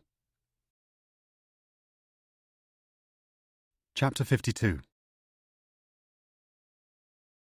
Gaddis found a phone box 50 metres from the Cromwell Road, the roar of 6 lanes of traffic funneling into the booth as he picked up the receiver. He scrabbled in his pockets for change and had to turn the contents out into his hands as he searched for a 20-pence piece. He had only pound coins, pushing one of them into the slot and accidentally dropping 3 others onto the floor of the booth as he did so. The money clunked through, but did not register on the readout. Gaddis swore and tried a second time, losing another £1 in the same way. He dialed 155 for the international operator and was put through to a woman with a thick Liverpudlian accent. "I need to make a reverse charge call to Spain." "Certainly, sir. What number, please?" He knew Natasha's landline by heart and, within a few seconds, could hear the phone ringing out in Barcelona. "Be at home," he whispered. "Be at home." "Hola?" It was Nick, the boyfriend. The operator explained that a man was calling collect from London and would Nick accept the charge. "Sure." They were connected. "Sam?" "Yes. Is Min there?" "What?" "I said, is Min there?" Nick wasn't taking too kindly to Gaddis's tone. He had accepted the charges after all. He deserved a bit of respect for his generosity, some appreciation, a little small talk. "You want to talk to Min?" "Yes, Min, my daughter. Is she there?" "She's at school, Sam. You sound flustered. Is everything all right, mate?" Gaddis didn't want to be called mate by anybody at a time like this, least of all by Natasha's feckless, underfunded boyfriend. "No, nothing is all right. Where's Natasha?" "I think she's at work." "What do you mean, you think?" "Tell you what, mate. Why don't you call her there? Sounds like this is a conversation you should be having in private. I don't have her To Gaddis's disbelief, Nick hung up. He swore at the phone so loudly that 2 passers-by on the street turned and looked at him with a look of fear in their eyes. Slamming down the receiver, Gaddis gathered up the loose change from the floor and realized that he could not remember the name of the company that Natasha worked for in Barcelona. All of his numbers were stored on a mobile phone still lying, battery dead, under a filing cabinet in her apartment. He could not even recall the name of Min's school. It was a Catalan word, some regional anomaly that he had always found impossible to remember. How was he going to find out if she was okay? He stopped. He tried to regain his composure. No news is good news, he told himself. If Min had been harmed, Nick would know about it. Besides, the note had been a warning. All he had to do was drop the Crane story, forget about Platov and Dresden, and all his problems would be over. He opened the door of the phone booth. Cars were being held at lights on the Cromwell Road. It was cold, and Gaddis zipped up his coat against the wind. He lit a cigarette and smoked it while pacing the street, back and forth, like a prisoner in a yard. He could conclude only one thing, that he would never be free of the FSB. The note was meaningless in this context. The 100 grand just a lure. As long as he was alive, he posed a threat to Sergei Platov. If he agreed to the blackmail, it would only postpone his demise, in a car crash, from a gas leak, from a little polonium-210 in his California roll. He walked back to the phone. The only way of securing Min's future was to get his hands on the tape. That would at least give him some leverage, something priceless with which he could negotiate her safety. This time the phone accepted the pound coins. He dialed Holly's number. Her voice, as she picked up, was like his last chance of salvation. "It's me," he said. "Sam? Where have you been?" She was more perplexed than irritated. "I've been trying your mobile for days. Where are you?" "I had to stay in Barcelona longer than I thought. My mobile got stolen." What choice did he have but to lie to her? "Just got back to London. I haven't got round to replacing it." "We were meant to go for dinner?" Christ. Quo vadis on Saturday night. He had completely forgotten making the plan. It had just been a smokescreen for Tanya and GCHQ. He apologized and waited for Holly to say something, but she remained silent. Did she know that he was lying to her? Did she know what had happened to Wilkinson? "I need you to do me a favor," he said. It was far from the best approach. He owed Holly an explanation for his behavior. Now, without bothering to ask how she had been, without even being honest about Wilkinson, he was expecting her to do his bidding in an emergency, the details of which he could not reveal to her. He was thinking only of Min's security. Whatever it would take to keep her safe, Gaddis would do it, even if that meant manipulating Holly. "You want me to do you a favour?" "I know it's a lot to ask." "We haven't even asked it yet." He was grateful that he had found her in a reasonable mood. "It's about your mum's files. Are you sure you gave me everything? The other day you said there might be other boxes in the basement." "There are," she replied plainly. It sounded as though she was being distracted by something in the room from which she was talking. "Are you at the flat now?" "No, an audition." "Could you get down there as soon as it's finished? Would you be able to do that?" "Probably." Again, Holly sounded distracted. Gaddis experienced a strange desire for her to succeed at the audition, to be given a part that she could sink her teeth into, something that would take her away from him. She didn't deserve to have been dragged into all this. He wanted her to be safe, and yet, at the same time, he needed her to save Min. "Why don't you come over and we can both do it?" she said. It was as though she was testing him. "I can't get away." Gaddis looked out at the Cromwell Road and knew that he was no more than 10 minutes by cab from Tite Street. But if he went there, it would surely draw FSB surveillance towards the tape. "I'm right in the middle of this MI6 thing, the book." "About Bob?" "About Bob, yes." The lies were paper-thin. "If you could just go down there and have one more look, particularly for any tapes or cassettes that your mum might have mislaid." "Tapes or cassettes?" A woman in a raincoat appeared outside the phone box, waiting to make a call. Gaddis opened the door ajar and said, "I'm going to be a long time. I'm sorry," in a low voice. Holly was saying, "Sam?" "Yes?" "Are you all right? I'm worried about you." His body was bound in sweat. He had realized, even as he was talking, that he would never be able to publish the Crane biography, that there was now no hope of Platov's defection becoming public knowledge. The president would remain in power, and there would be dozens more Charlotte Bergs, dozens more Katarina Tichonovs, who would lose their lives simply to prop him up in power. "I'm fine," he said. "There's just a deadline on the manuscript. I can't get away. I can't come to meet you." "What if I find the tape?" "Then you must bring it to me." "Where? In Shepherd's Bush?" "No." That wasn't safe. Holly would be observed and the tape stolen. He had to think of an alternative location. UCL was undoubtedly being watched. "Take it to the Donmar warehouse and leave it with Piers." "With Piers? Why?" How could he explain that one? It made no sense. Gaddis cobbled together another shabby lie. "I'm working around the corner in a UCL building." "Then why don't I just bring it to you there?" "Security's a pain in the arse. They'll either lose it or tell you they've never heard of me." He was amazed by the speed of his lies. "The Donmar is less than a quarter of a mile away. I go there for coffee all the time. You can leave it at the ticket desk. Just call me at this number if you think you've found anything." He gave the landline number of Tanya's house, wondering if even that was a safe means of communicating with her. "What number is that?" UCL. Gaddis was sick of deceiving her, sick of the effort of accumulating excuses. He tried to change the subject. "What's the audition for?" "A play." But he did not listen to the answer. Instead, focused only on the tape, he said, Will you have a chance to look for it today? And finally Holly's patience ran out. Sam, I've told you I'll look for the fucking tape, but it might help your cause a bit if you stopped acting like a paranoid schizophrenic and explain to me what the fuck is going on. Try asking a girl out for dinner. Try asking how I've been. It's not that difficult. Last time I checked, we were having a pretty good time together. Now, every time I speak to you, I feel like your fucking secretary. I'm so sorry. He wanted nothing more than to be alone with her, back in his old life, Min safe in Spain, students coming to his office at UCL. But it had all been ripped away from him. It's okay. I just hope you're being honest with me.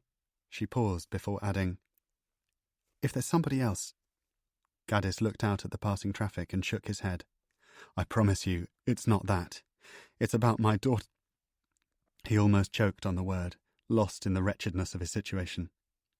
Sam? Please don't worry. Just find the tape, okay? Just try to find it. You have no idea how important it could be. Chapter 53.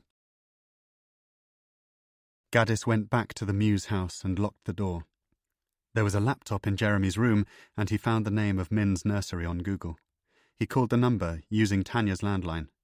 To his relief, the headmistress reassured him, in broken English, that Min was completely fine and would be going home, as usual, in a few minutes. Gaddis hung up, lit a cigarette, and went out into the garden. The small, enclosed space was overlooked by more than a dozen windows in 5 or 6 separate buildings, but he was certain that here, at least, he was safe from FSB eyes. He took the crumpled note out of his pocket and looked at it again. The sum of £100,000 will be paid into your bank account. This buys more than your silence. Something about it didn't ring true.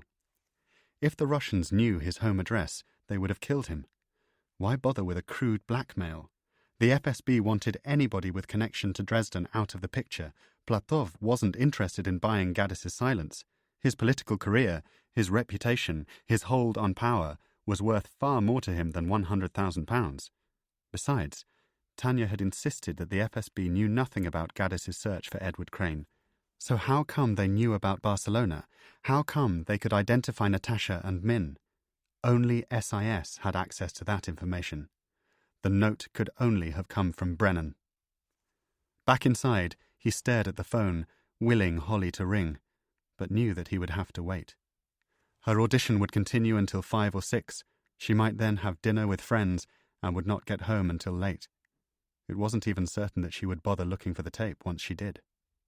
Gaddis knew that he had panicked in the aftermath of seeing the photographs. He realized that he had been a coward. He was entrusting his fate, and that of his daughter, to Holly, who could lose her life if she was caught in possession of the Platov evidence. He had to go to Tite Street himself. He would have to talk his way into Holly's building and then somehow break into the basement. He found a toolbox under the sink in Tanya's kitchen. Inside it, there was a small steel saw, some screwdrivers, and a hammer. He took them and put them in a plastic bag with no clear idea in his mind what he intended to do with them. He tried to compose himself, wondering if he was even making the right decision by leaving the safe house. But surely, in final analysis, he had no choice. He locked the house, went out onto Earls Court Road, and waved down a cab. In the taxi, he formed the basis of a plan. The storage cupboard was located in the basement of Holly's building, behind a door which was secured by padlock. Gaddis would use the metal saw to cut through the bolt. The basement could be accessed via an exterior staircase leading down from the street. Gaddis would need only to walk down this short flight of steps to break the glass on the door and then to open it from the inside. But he had never broken into a building in his life. He had seen private eyes picking locks on 1,000 television shows, watched crime prevention advertisements in which hooded thieves entered properties via conveniently flimsy windows, but there was no reason to believe that he would be able to break in simply by smashing some glass and reaching for a door handle. After all, this was a basement in the heart of Chelsea, burglar country. At the very least, Holly's Residents Association would have put steel bars on every door and window in the building. Gaddis told the driver to pull up on Royal Hospital Road, 50 metres from the corner of Tite Street. He had concluded that his best tactic would be to behave as naturally as possible. From the point of view of a surveillance officer, there was nothing at all unusual in a man visiting his girlfriend at her flat. A light was on in the first-floor window of Holly's building. By a quick calculation, Gaddis worked out that the flat number was either 5 or 6. Holly was 1 story higher, in 7, with 8 on the opposite landing. He walked up the steps and pushed the buzzer for flat 6. No answer. He waited 15 seconds, then pressed it again. Nothing. He tried the buzzer for 5. This time, the owner answered almost immediately. Yes? It was an elderly woman. Gaddis hoped that she knew Holly. Delivery. Flowers for Miss Levette. Holly? You want number 7, came the reply. Nobody sent me flowers for years. There's no answer on 7, I'm afraid, love. Gaddis had switched his accent to delivery Cockney. Any chance you could let me in? Well, I don't... The door clicked open. He could not hear what the old lady had said. Had she triggered the lock, or had somebody in flat 6 eventually come to the intercom and buzzed him inside? He called out, "Thanks," and stepped into the foyer. There was a staircase ahead of him, and he immediately walked down towards the basement. There were 2 flats at the bottom of the stairs, on either side of a small landing. To reach the storage area, Gaddis had to go through a fire door, walk a few meters along a short corridor, and then turn right into a narrow passage. He pushed a timer light and saw 10 storage cupboards, 1 for each flat, on either side of the passage. There was a heavy padlock on 7, and he took out the saw. It was utterly quiet. No sound of a television or radio, no muffled conversations, no child crying out or laughing. He began to cut the bolt. The noise of this was so obtrusive that Gaddis was certain he would be overheard. The saw slipped on the metal. He wasn't able to angle the blade so that it could grip on the bolt. He tried sawing with his left hand, but that was also hopeless. He turned around and lifted the padlock as far from the door as it would allow, almost slicing through his index finger as he attacked it from the opposite side. He moved the blade more slowly this time, but still it slipped. He swore, and then the timer light gave out. Gaddis released the padlock, walked back down the passage, and pushed the switch. He reckoned he had no more than a minute before it would black out again. This time, though, the saw made a narrow incision in the bolt. The blade warped repeatedly, but at least it was cutting. He began to saw, steadily and methodically. The noise was still embarrassingly loud. Anybody who overheard what he was doing would surely immediately conclude that he was cutting through a lock. The light gave out a second time. Gaddis switched it on again, and, within a few seconds of returning, finally cut through the bolt. He opened the storage cupboard door, found a light switch, and cast his eyes over the piles of boxes, books, bin liners, and hangers of dry cleaning left by Katia Levette. He would have to go through each box, one by one, until he found what he was looking for. He was convinced that he would find the tape, but it was the conviction of a man who has nothing left in which to believe. He started at the back first, on the basis that most of the files Holly had given him had come from the front section of the cupboard. He made a small space for himself and ducked down to floor level, reaching for the boxes. It occurred to him, in the sweat of the cramped space, that Holly could come home at any moment, walk down to the basement, and find him busily going through her mother's private possessions with a sawn-off padlock at his feet. How was he going to explain that one? A small box tucked in the far corner caught his eye. It had the name of a New Zealand winemaker printed along the side. Gaddis opened up the flaps and saw a stack of hardback books and manila envelopes stashed inside. He pulled out the books and held them open to the ground so that anything concealed inside them would drop out. Nothing did so, except a bookmark from a shop in Dunedin. He went for the envelopes instead. Gaddis had the vivid sensation that if he did not find the tape in the next 30 seconds, he would never find it at all. A clear plastic folder. A DVD. Not a tape. Not a cassette, but a DVD. Written in marker pen on the front of the disc were the words, P Interview 88 1.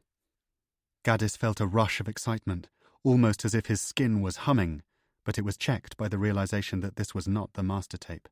Wilkinson must have made a copy onto DVD and kept the original in New Zealand. Or did MI6 have the master tape in a vault at Vauxhall Cross? At the same time, he experienced a profound fear that he was about to be disturbed. Had he come so close to his prize only to have it snatched away at the last minute? He had heard no sound in the basement, no voices on the stairs, only the noise of the occasional car or pedestrian passing on Tite Street. But he knew that he would have to move fast. He put the DVD into the inside pocket of his coat, switched off the storeroom light, closed the door, and looped the broken padlock over the handle to give an impression of security. Then he turned, walked back down the passage, and opened the fire door leading back towards the stairs. Holly was coming towards him, carrying a set of keys and a bag from Marks & Spencer. "Sam? What are you doing here?" "No time to explain," he said, grabbing her arm and spinning her back up the stairs. "You have a DVD player in your flat, don't you? We need to sit down and watch some TV." Chapter 54. 15 minutes earlier, Alexander Grech had pulled his blue C-Class Mercedes into a vacant parking space on the corner of Tite Street and Royal Hospital Road and made a call on his mobile phone. Karl Stielecker had picked up and informed Grech that he was less than a quarter of a mile away, walking down King's Road half a block behind Holly Levett. She was on her way back from an audition and had just gone into Marks & Spencer. Stielecker anticipated that she would be home within 10 or 15 minutes. 3 days later, the two men had broken into Holly's apartment and conducted a 2-hour search for any trace of the documents that had purportedly been sent to her late mother, Katia, by Robert Wilkinson. Grech had been acting on instructions from Maxime Kapitsa, who had himself been tipped off about the relationship between Wilkinson and Levett by Sir John Brennan. Grech and Stielecker had looked on every shelf, in every drawer, under every carpet, and inside every cupboard of the apartment, but had found no sign of any material relating to Sergei Platov or the KGB. They had subsequently put a tap on Holly's T-Mobile account and overheard a fraught telephone call from Sam, logged that afternoon at 15:21 hours and traced to a phone box near Cromwell Road. Sam had made reference to a tape or cassette apparently stored in the basement of Holly's building. It was the one place that Grech had not thought to look. He would now wait for Holly to search the basement and to obtain the tape, then follow her to the Donmar warehouse. This would lead him to Sam, who was the final link in the chain. Grech suspected that Sam would turn out to be the same man who had shot Nikolai Daronin in Berlin. An eyewitness in Vienna had provided a description of an Englishman in his early 40s who had been sitting with Robert Wilkinson at the Kleines Café. Grech suspected that this was also Sam. Once he had been eliminated, Grech assumed that Kapitsa would consider the Attila case closed. He was not aware that Gaddis had entered Holly's building less than an hour earlier. Looking up, he saw Holly coming down Tite Street carrying a shopping bag full of M&S groceries. Stielecker was on the opposite side of the road, following her at a distance of about 40 meters. Grech watched as Holly took out a set of house keys and walked into the lobby of the building. Stielecker moved past her, walked up to the Mercedes, opened the passenger door, and stepped inside. "Will she get the tape?" he asked. "She will get the tape."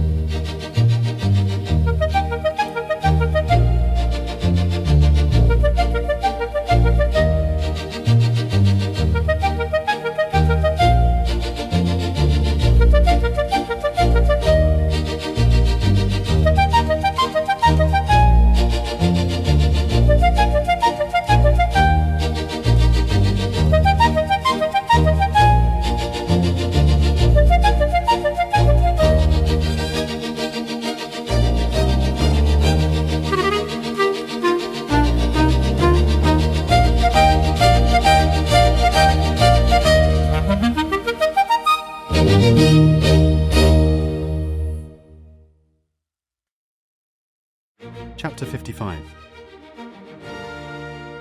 Any chance of explaining to me what's going on?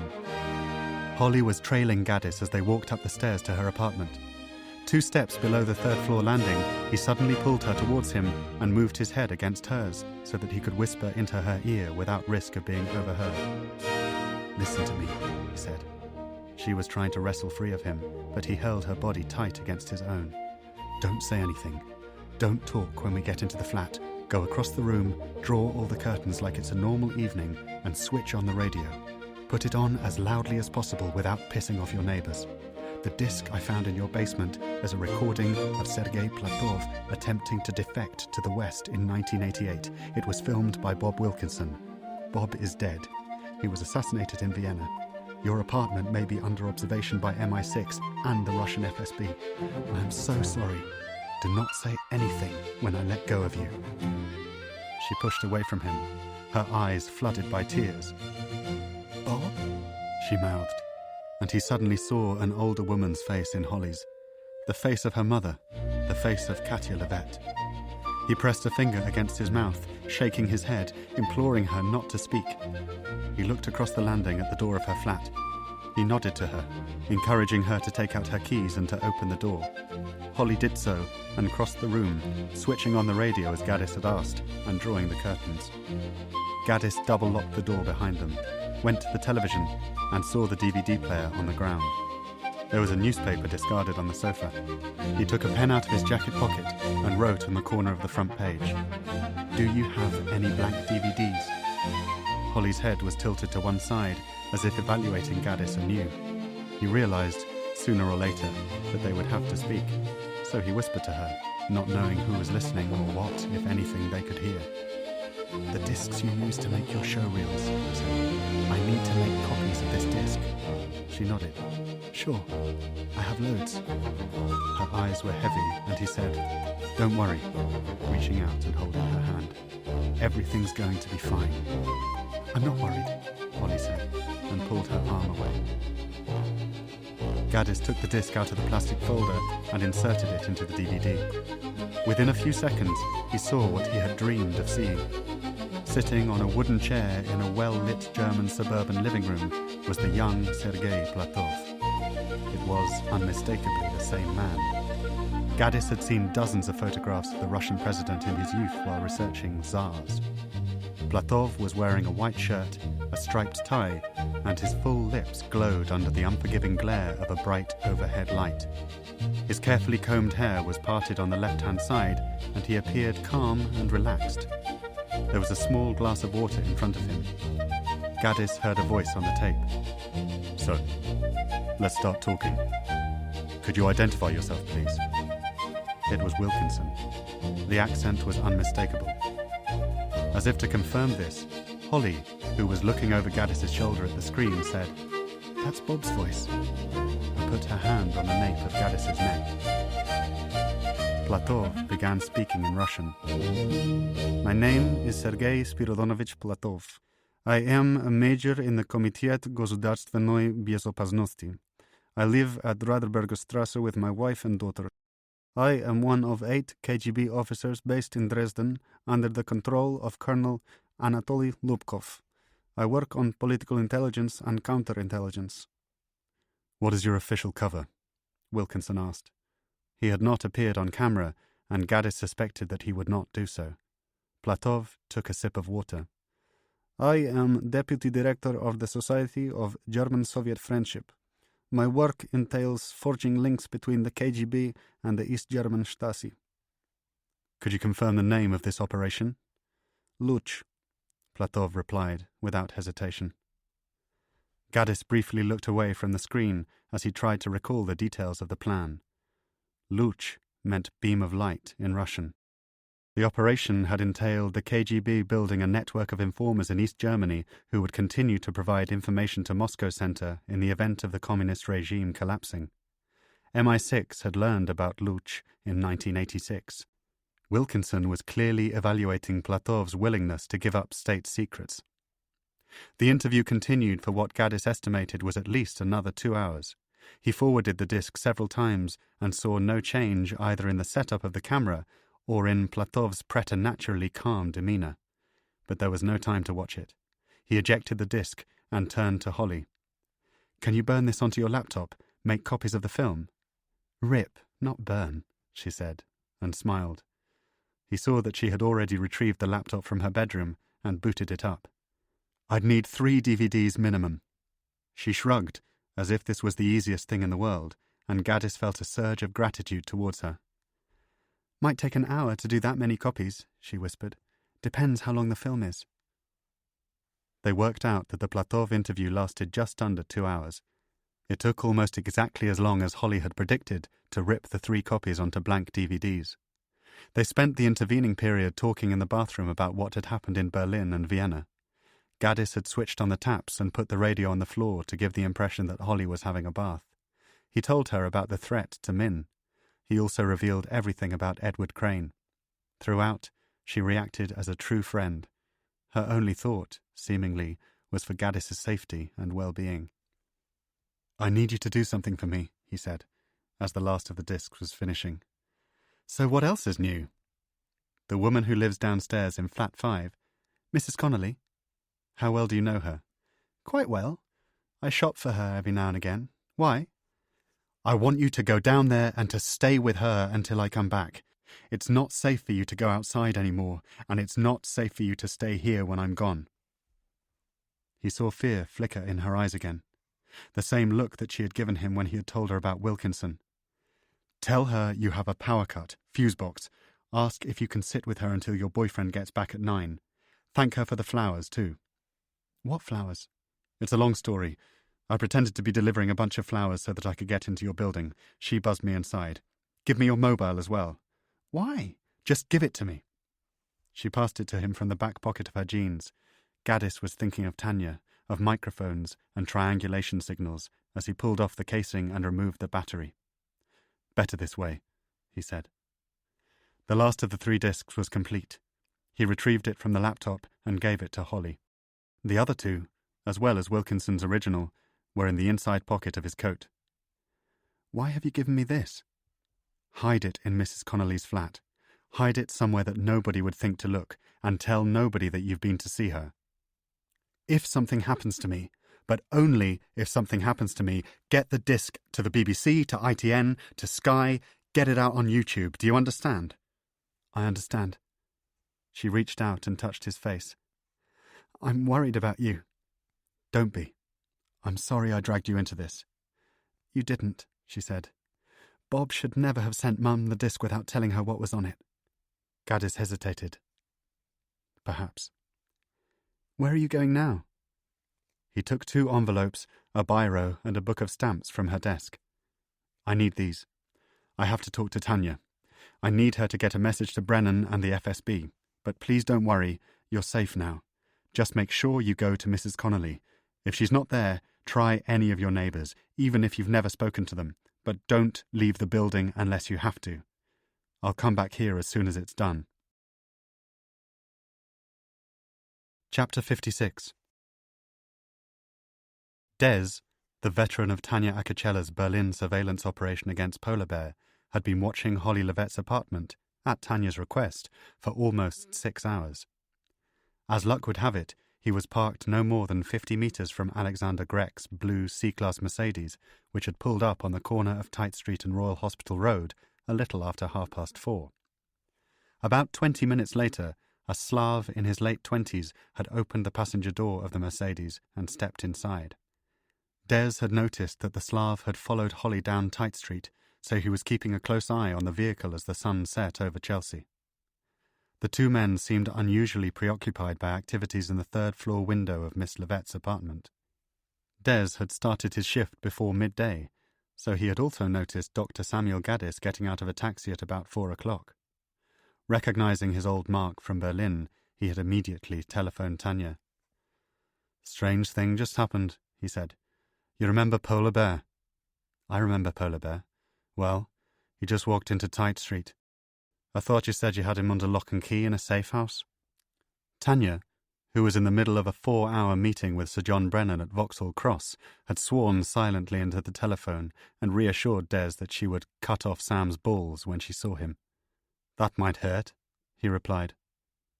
An hour later, he rang back with an update. "Polar Bear's been in there for a long time. Curtains are closed now, radio on. Doubtless he's making sweet love to sweet Holly Levette." "Holly's there as well?" "Yeah. Showed up about a quarter of an hour ago." Des wondered if Tanya had developed feelings for the redoubtable Polar Bear. Did he detect an undertow of jealousy in her voice? "One other thing," he said. "Tell me." "Holly was being followed down Tite Street. Foot surveillance. Caucasian male, late 20s, winner of the Dolph Lundgren look-alike contest. We've also got a Mercedes parked across the street with a view of Holly's sitting room. Dolph and another man sitting inside." "FSB," said Tanya. "FSB," said Des. "I ran the number plate. Vehicle is registered to the Russian embassy." Chapter 57. Tanya had been led to believe that her meeting with Brennan would be a private affair. When Des rang the first time, she had just finished informing her boss that she was shielding Gaddis at her house in Earl's Court, until we can work out how to protect him. Brennan had reacted calmly to the news, just as he had seemed almost indifferent to the revelation that Akachella had activated 2 separate networks in Austria and Budapest in order to finesse Gaddis's exfiltration from Vienna. But the appearance of Maxim Kapitsa shortly after Des had telephoned a second time had taken Tanya by surprise. Up until that point, she had been prepared to give Brennan the benefit of the doubt. After all, Wilkinson's assassination at the Kleines Café could have been a coincidence. She had no evidence that her boss had tipped off the FSB about Wilkinson's movements, but Kapitsa's demeanour and his seedy bear hug with Brennan shortly after he strode into the room stank of a stitch-up. "Mr. Kapitsa has come here today to help us try to piece together what may have happened in Vienna," Brennan began. "Is that right?" Tanya remembered what she had said to Gaddis on the way back from Gatwick. "I didn't apply for this job so that my boss could toady up to the Kremlin and put innocent lives at risk." It was straightforward, really. She didn't want to be answerable to a man who was prepared to overlook the cold-blooded murder of at least 2 British citizens in order to preserve the status quo of Westminster's relationship with Moscow. "Here's where we are on this thing," Brennan continued. "Our government has civilian and state contracts with Russia worth many billions of rubles. These would be severely compromised by any change of leadership in the Kremlin." "You think?" It was one of the least credible theories Tanya had heard during her entire career at Vauxhall Cross. "You know, Tanya, as well as I do, that the man most likely to succeed Sergei Platov in the event of any Russian election is in every way antagonistic towards Great Britain, the United States, and to the entire European project. It would hardly be in our best interest to encourage such a man into power." That was the second least credible theory that Tanya had heard during her career at Vauxhall Cross. Nevertheless, Kapitsa was nodding vigorously in agreement. Tanya suddenly became aware of what Brennan was up to. It was obvious. Why hadn't she realized it before? Platov knew that Brennan had the master tape of his defection. SIS had been using it as leverage against him for years. Whenever Moscow became too heavy-handed, Brennan would simply apply the thumbscrews of 1988. Stay away from our natural gas. Have a quiet word with the Iranians. Why get rid of a Russian president over whom SIS exercised such immense control? "What we propose to offer Dr. Gaddis is the sum of £100,000, which is more or less what he requires to extract himself from a mountain of personal debt." Brennan was pacing the room now, occasionally touching the spine of a volume by Sir Winston Churchill. "In return for this, he will agree to cease all inquiries into and academic publications on Edward Crane and the agent known as Attila. He will also choose to forget, of course, that Mr. Platov, in a moment of youthful indiscretion, offered his talents to SIS during what was, after all, a very difficult time in the history of his country." Kapitsa coughed. Brennan caught his eye and offered the second secretary a reassuring smile. "Maxim, for his part, will ensure that rogue elements within the Russian state apparatus who may have believed, however misguidedly, that they were operating on the wishes of Mr. Platov will be brought under the formal control of the FSB. In short, they will be ordered to cease all activities against Dr. Gaddis, who is, after all, a British citizen and an academic of not inconsiderable reputation. What we want, after all this hoo-ha, is a little peace and quiet." Tanya looked across at Kapitsa. He was a small thug of a man, not unlike Platov, she concluded. He was wearing an expensively tailored suit, which still managed to make him look shifty and cheap. "So Mr. Kapitsa knows about the tape?" she asked. "What tape?" Brennan was looking worried. "Platov's interview with MI6 in Dresden. It was recorded. It was filmed by Wilkinson. He sent a copy to Katya Levet. Gaddis is in Tite Street as we speak, trying to retrieve it from Holly's basement." "I don't understand," said Kapitsa, touching a spot on his chin. "Oh, it's quite simple." Tanya suddenly felt liberated, a puppet severing her strings.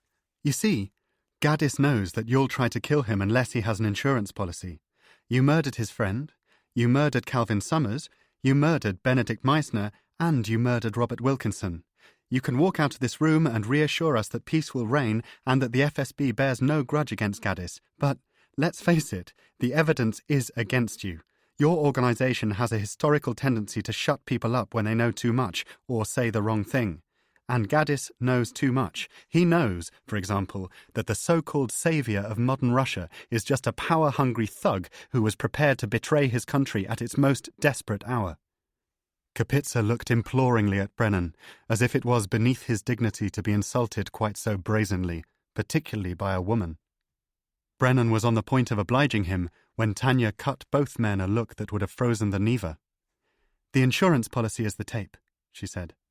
"I assume that Dr. Gaddis has already made plans to have the film shown on every news channel and on every website in the civilized world should anything happen to him. If, on the other hand, you leave him in peace, he will go back to work at UCL and forget that he ever met any of us." Brennan spoke first. "What about Crane?" "Gone. Forgotten. It's too late for that. Crane will remain a myth." Kapitsa stirred once again. He appeared irritated that Brennan had not leapt more robustly to his defence. Opting to fight his own battle, he rose to his feet and directed his attention towards Tanya. It was to his considerable disadvantage that she was at least 5 inches taller than he was. "Let me be clear about something, young lady. I would ask you formally to withdraw the accusation that my government would be in any way responsible should anything happen to Dr. Gaddis. As far as the FSB is concerned, British journalists and academics may write what they like about Russia and its politicians. We would not consider Dr. Gaddis an enemy of the state simply because he has written a book. Even Brennan looked uncomfortable at the effrontery of the lie. Tanya was grateful for the opportunity to skewer Kapitsa on his hypocrisy. So it's okay for British academics, is it? But as soon as you have a Russian academic, a Ukrainian journalist, say, Katarina Tikhonov, then it's a different story. You murder people like that, don't you, Mr. Kapitsa? You poison them. You send thugs to gun them down in their homes. You allow them to rot in prisons and deny them basic medical care. Isn't that the case? The Russian was already reaching for his briefcase. Tanya expected him to say, I have heard enough of this, but instead he opted for the more tried and tested, I have never been so insulted in my life. Oh, I expect you have, she said. Just before you go, Max, do tell Sir John why you have 2 surveillance operatives sitting in a Mercedes registered to the Russian embassy looking up at Holly Levette's apartment as we speak. Tell him that. I'd like to hear your reasoning. I thought Dr. Gaddis was just a harmless British academic. If that's the case, why are you taking such an unusual interest in his private life? Is it the tape? Are you trying to get to it before he does? Is this true, Maxim? Brennan asked. Kapitsa turned for the door.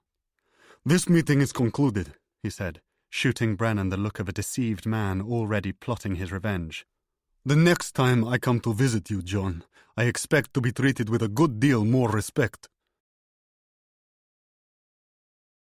Chapter 58.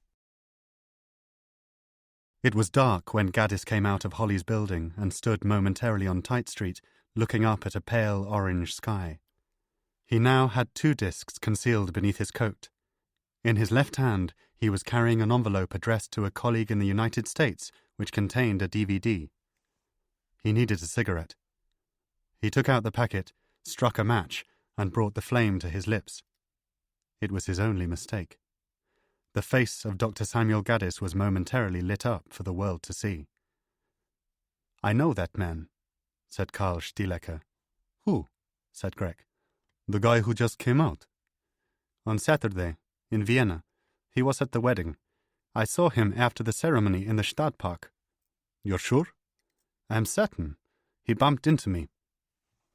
Greg watched as Gaddis turned south and came directly towards them. For an instant, he thought that he was going to approach the car. Instead, he crossed Royal Hospital Road and walked towards a red letterbox just a few feet from the Mercedes. He posted the envelope through the slot, then continued south, heading in the direction of the river. Greg, who had been close enough to touch Gaddis as he passed the Mercedes, realized that he, too, had seen the man before, several weeks earlier. He was the unidentified male who had left Charlotte Berg's residence on the night that he had broken into her office. Approximately 6 feet tall, about 80 kilos, wearing a corduroy jacket with a leather satchel slung over the shoulder. That is Sam, said Greg. He posted the tape. Call Kapitsa and tell him to send somebody to break into the box. I will follow him. Stielecker nodded. Stay here, Karl. Stay with the vehicle and keep an eye on the girl. When I call you, when I tell you that Sam has been brought under control, you go into Holly and you finish the job. Understood? Understood. Des was watching them. He, too, had seen Polar Bear coming out of the building and had privately admonished him for lighting a cigarette with a fucking swan vesta so that Dolph can get a really good look at your face. Then he wondered why Polar Bear was posting a package into the neat red letterbox on the south side of Royal Hospital Road. I hope that's not what I think it is, he muttered to himself, pulling out his mobile phone. They'll just nick it, you twat. They'll just nick it. He dialed Tanya's number, but she wasn't answering. Des left a message. Polar Bear has left the building. He's also just posted a package on Royal Hospital Road. Think it might be your tape. Give me a call, will you? I reckon things are about to get busy around here. Sure enough, a moment after Des had hung up, He saw Alexander Grech stepping out of the Mercedes and buttoning up his overcoat. Des redialed Tanya's number, but she was still not answering. He left a second message. Like I said, things have just got busy round here. Foot surveillance. One of the FSB boys just went south after our man. Polar Bear is heading for the river. Gaddis was leaning on a stone balustrade, looking out across the Thames at the distant outline of the Japanese Peace Pagoda in Battersea Park, when he heard a voice behind him. "Excuse me, sir." It was a deep, languid voice, with a certain music in it, a certain charm. "Yes?" He turned to find that a well-dressed man of about 35 had crossed the road from the south end of Tite Street. He was wearing a light brown overcoat and a pair of expensive leather brogues. Oligarch chic, Charlotte would have called it, but Gaddis didn't feel like laughing. "It is Sam, yes?" "Do we know each other?" Gaddis had been waiting for this. He had known that they would come. We do," said Grech, extending a hand which Gaddis reluctantly shook. "My name is Alexander Grech. We met at the Russian embassy in July, no? You came to our fundraiser for small businesses." The lie had the odd effect of emboldening Gaddis. He was almost insulted by it. "Is that the best you can do?" "Excuse me?" "A fundraiser. A party at the Russian embassy.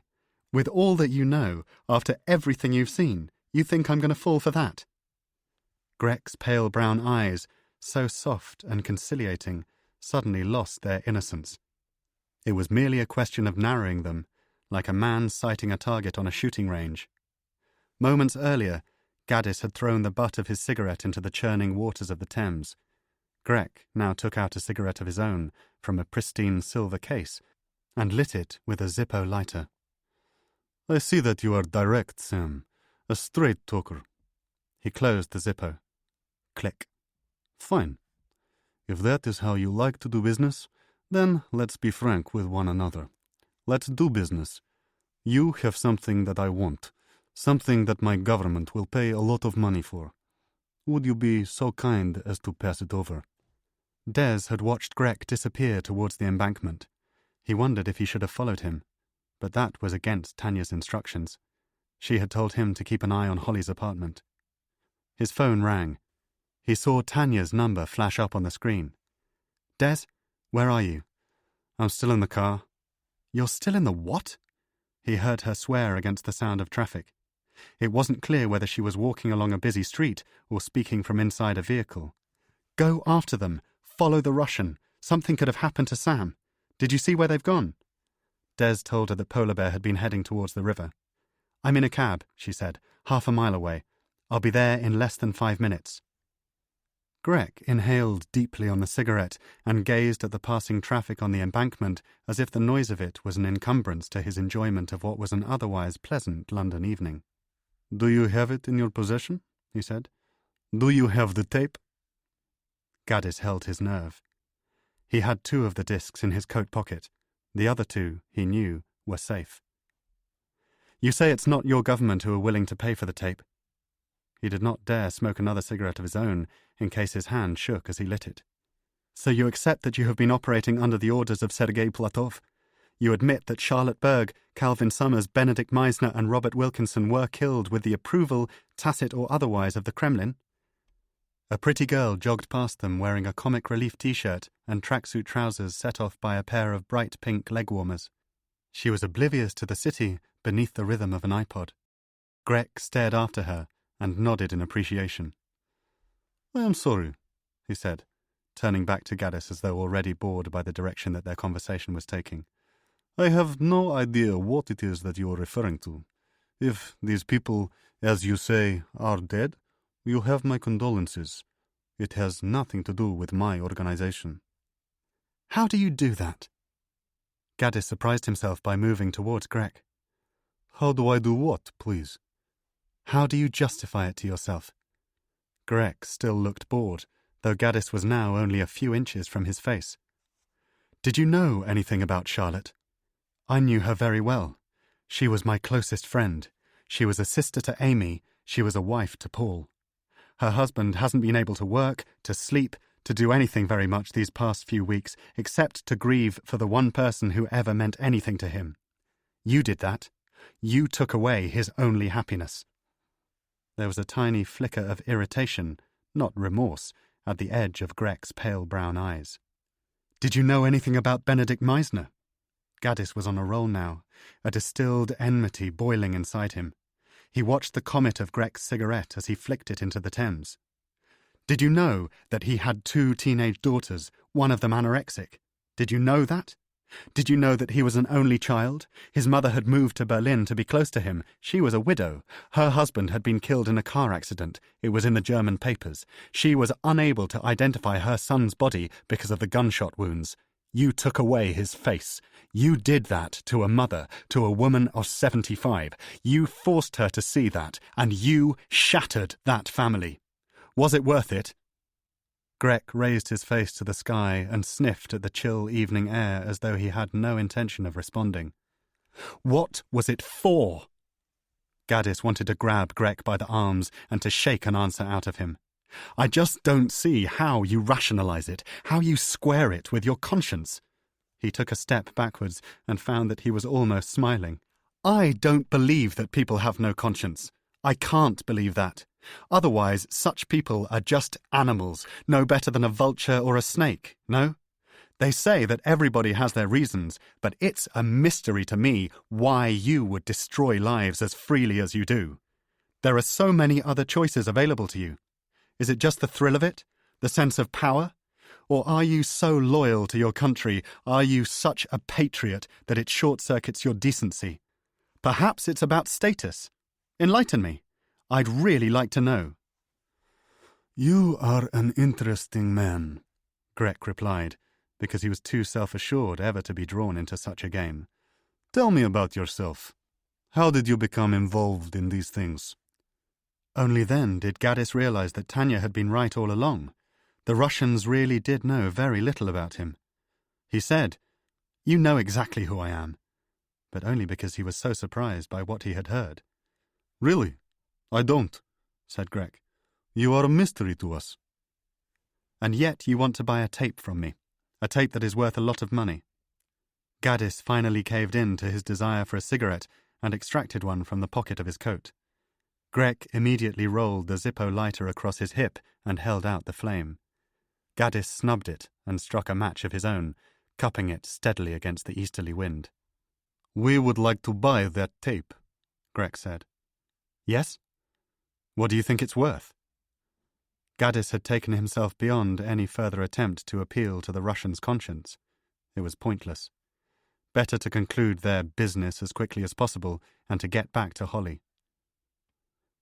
100,000 pounds. Gaddis winced, remembering the typed note, the photographs of Min and Natasha, and he realized that Tanya had been right about Brennan as well. The FSB and MI6 had joined forces against him. For a strange and terrifying moment, like a waking dream, he imagined that Grek was about to produce yet more pictures of his daughter, only this time in the nightmare of some terrible captivity. He knew in his bones that the Russian would stoop to such a thing as easily as he could hail a passing cab. "How did you arrive at that price?" he asked. "We can arrive at any price you like." "Any price?" Another jogger grunted by, a man in late middle age with a glowing face and a pot belly. Grek ignored him. "Does your British conscience tell you that you cannot accept money of this kind from the Russian government?" Gaddis was grateful for the chance to strike back. "Why would my conscience tell me that? I would happily take as much money from the Russian government as I possibly can." Grek detected no irony. "So, the sum offered to you for the protection of your child is not enough?" If Gaddis had possessed any doubts about the wisdom of his plan, they were extinguished by this casual threat to Min. "No, it is not enough," he said, and spoke in Russian so that no idiosyncrasy of his reply would be lost in translation. "I want £500,000, 100,000 each to the families of Benedict Meisner, Robert Wilkinson, and Calvin Summers, £100,000 for Paul Berg, and £100,000 for myself. You will also guarantee that no harm comes to my daughter, to Holly Levett, to Tanya Akachela, or to my ex-wife. do I make myself clear? These things can be very easily guaranteed. Don't forget about my wedding. Tanya's voice took both men by surprise. She had appeared from within the shadows of a tree, the sound of her approach obscured by the noise of the rush-hour traffic. Excuse me? Grech looked as though he was having trouble bringing Tanya into focus. Just a private joke between myself and Dr. Gaddis, she said, moving towards them. She was also speaking in fluent Russian, and, for a wrenching moment, Gaddis thought that they were working in tandem. I'm getting married, she said. Could do with the extra cash if you're doling it out. Sam, would you introduce us? Startled, he began to say, This is Alexander Grech, but Tanya interrupted him. I know who he is. She reverted to English. And I know his friend in the Mercedes parked just over there. She gestured in the direction of Tite Street. In fact, a colleague of mine is currently asking to see the friend's identification. It was a lie, but Grech's impassive demeanour finally cracked. What is going on here? What is going on here is that you are going to do exactly what Dr. Gaddis asks. You are going to give him £500,000. In return for this, Dr. Gaddis will guarantee that the copy of the tape in his possession will never be shown or distributed during his lifetime. Is that the case? Gaddis felt as though a vest, heavy as lead, had been lifted from his body. That is the case. Grech adjusted his stance, his hips shifting forward in a way that looked awkward.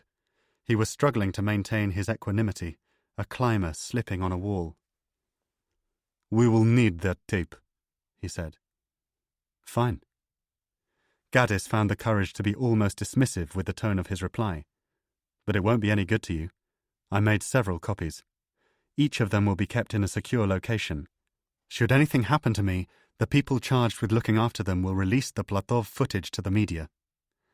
Grech looked hard into Gaddis's eyes, because he sensed that he was lying. You had time to make several copies? It was an opportunity to claw back some lost pride. I doubt that very much. I imagine that the only copy of the tape is currently at the bottom of a letterbox not 500 meters from where we are standing. I think that you are bluffing. Try me, Gaddis replied. A teenage girl with what looked like a cold sore on her lip walked past them on the arm of her boyfriend. Gaddis saw that it was a lip piercing and smiled to himself. Something funny, Grech said. At that moment, his mobile phone pulsed in the inside pocket of his coat. The Russian reached for it, and both Gaddis and Tanya flinched, assuming that he was going for a gun. But he reassured her by unbuttoning the coat slowly and retrieving the phone with the tips of his fingers. Relax. You assume that I would shoot you? What do you think of me? He looked down at the screen. It was a message from Kapitsa. Gaddis used the moment to glance across at Tanya, who reassured him with a nod. Grech looked up and spoke. It would appear that you are right, Dr. Gaddis. In Russian, he added, My instructions are to leave you in possession of the tape. I have your word that our business is concluded? You have my word, he replied. Grech replaced the phone and turned in the direction of Chelsea Bridge so that his back was facing them. He seemed to consider the possibility of a parting remark, but thought better of it and walked away. Within moments, he had disappeared into the glare of the London night. Almost immediately, Des materialized beside Tanya and said hi to Gaddis as though they were still in Berlin. Get to the Mercedes, Tanya told him. Go back and keep an eye on Holly, and find someone to take a look at that postbox. Don't bother, Gaddis told her. It's a decoy. It's a DVD of Holly's showreel. I gave one of the real copies to a cleaning lady in the lobby. She told me she was going to post it to Princeton on her way home.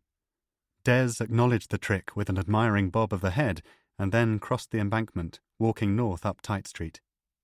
Gaddis leaned once more on the stone balustrade and saw an old wooden toy abandoned in the sands of the river, as if trapped by time.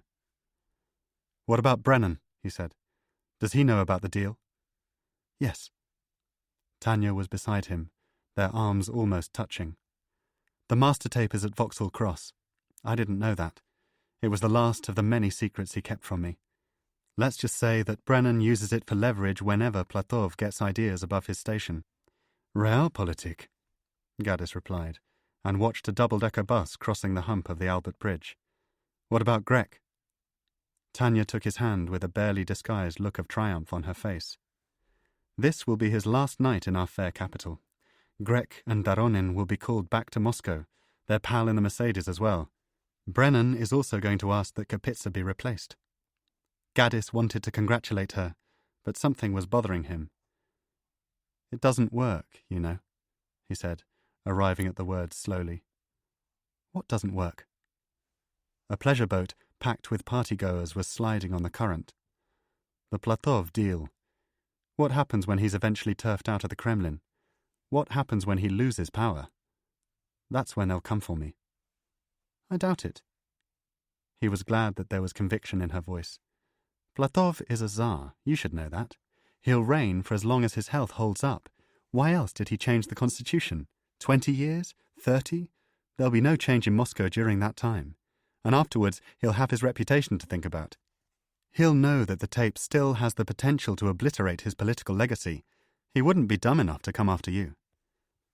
It was a comforting thesis, and Gaddis was too worn out to argue against it. He reached into his coat and took out one of the discs. It was the final demonstration of his faith in Tanya Akachela. I want you to keep one of these, he said. Keep it safe. I will. She put the disc in her pocket, but did not thank him for his act of trust. Instead, she produced a document of her own, a clipping from a daily newspaper. It was folded twice and slightly torn in one corner. Did you see the Times? Gaddis shook his head. Been a bit busy with one thing and another. House arrest until 3 o'clock this afternoon, then I had to run some errands. She smiled. Take a look. Gaddis took the clipping and opened it up. It was a page from Saturday's Times. There was a circle of red biro halfway down. Births, marriages, and deaths. Nîmes, Thomas Bryan, died peacefully on the 26th of October, aged 91, after a short illness. Private funeral service at Magdalen Hill Cemetery, Alsford Road. Family flowers only. Any donations to Marie Curie nurses. He passed it back to her. Where have I seen that before? You don't believe it? I don't believe it. There was no more left to be said. It was time to go back to Holly. He wanted to telephone Natasha in Spain. He longed to speak to Min. We'll call you into the office in a couple of days, Tanya said. There's the money to sort out. Ah, yes, the money. He went towards her, and they embraced. Tanya squeezed his chest, as if reluctant to let go. Thank you, he said, kissing her on the cheek. Her skin was soft and cold. For everything. Without you... Don't mention it, she said, already turning to leave. I'll see you in a few days. Chapter 59. On the orders of Sir John Brennan, Thomas Nîmes had been moved from the Meredith nursing home on the outskirts of Winchester to a retirement village in the suburbs of Stoke-on-Trent. His name had been changed to Douglas Garside. He was denied internet access and a mobile phone. He was largely confined to a 2-bedroom house which he was obliged to share with a 58-year-old Scottish spinster named Kirsty, who cooked his meals, washed his clothes, and occasionally drove him to the local multiplex to watch whatever costume drama or art house hit had managed to force its way north from London. Kirsty was ex-MI5. She had been told all about Peter, all about the trouble in Winchester, and had given Edward Crane so little wriggle room that, on at least 2 occasions, he had thrown her filthy, bloody food across the kitchen in a blizzard of crockery and threatened to burn her in bed if she didn't stop watching him like a hawk 25 hours a day. 3 times he had rung Brennan direct, from a phone box near the local fish and chip shop, to complain that he was being treated worse than a member of the ANC on Robben Island. Crane entertained frequent dreams of making a break for Hull by taxi, where he knew that he could catch an overnight ferry to Rotterdam. It would have been a glorious homage to his old pal Guy Burgess, but SIS had left him with no passport, no money, and with no contact details for any of the agents, many of them long since dead, whom Attila had known during the Cold War. "You just caused too much trouble, Eddie," Brennan had explained. "We can't afford to take the risk." It was a BBC documentary about the Taliban that had caught Crane's eye. The modern fanatic, he learned, had resorted to Moscow rules. Your average Islamist freedom fighter didn't use a mobile phone, didn't communicate by email. They were too easy to trace. Instead, he had adopted more old-fashioned means, the letter, the dead drop, the go-between, all of which gave Edward Crane an idea. He had read several articles in the broadsheet press by a stalwart of Radio 4's evening schedules whose views on everything from Sergei Platov to Salman Rushdie were taken as gospel by a spellbound and grateful British public. The broadcaster in question had written books, appeared on talk shows, even lectured at the Smithsonian. Edward Crane decided to write him a letter.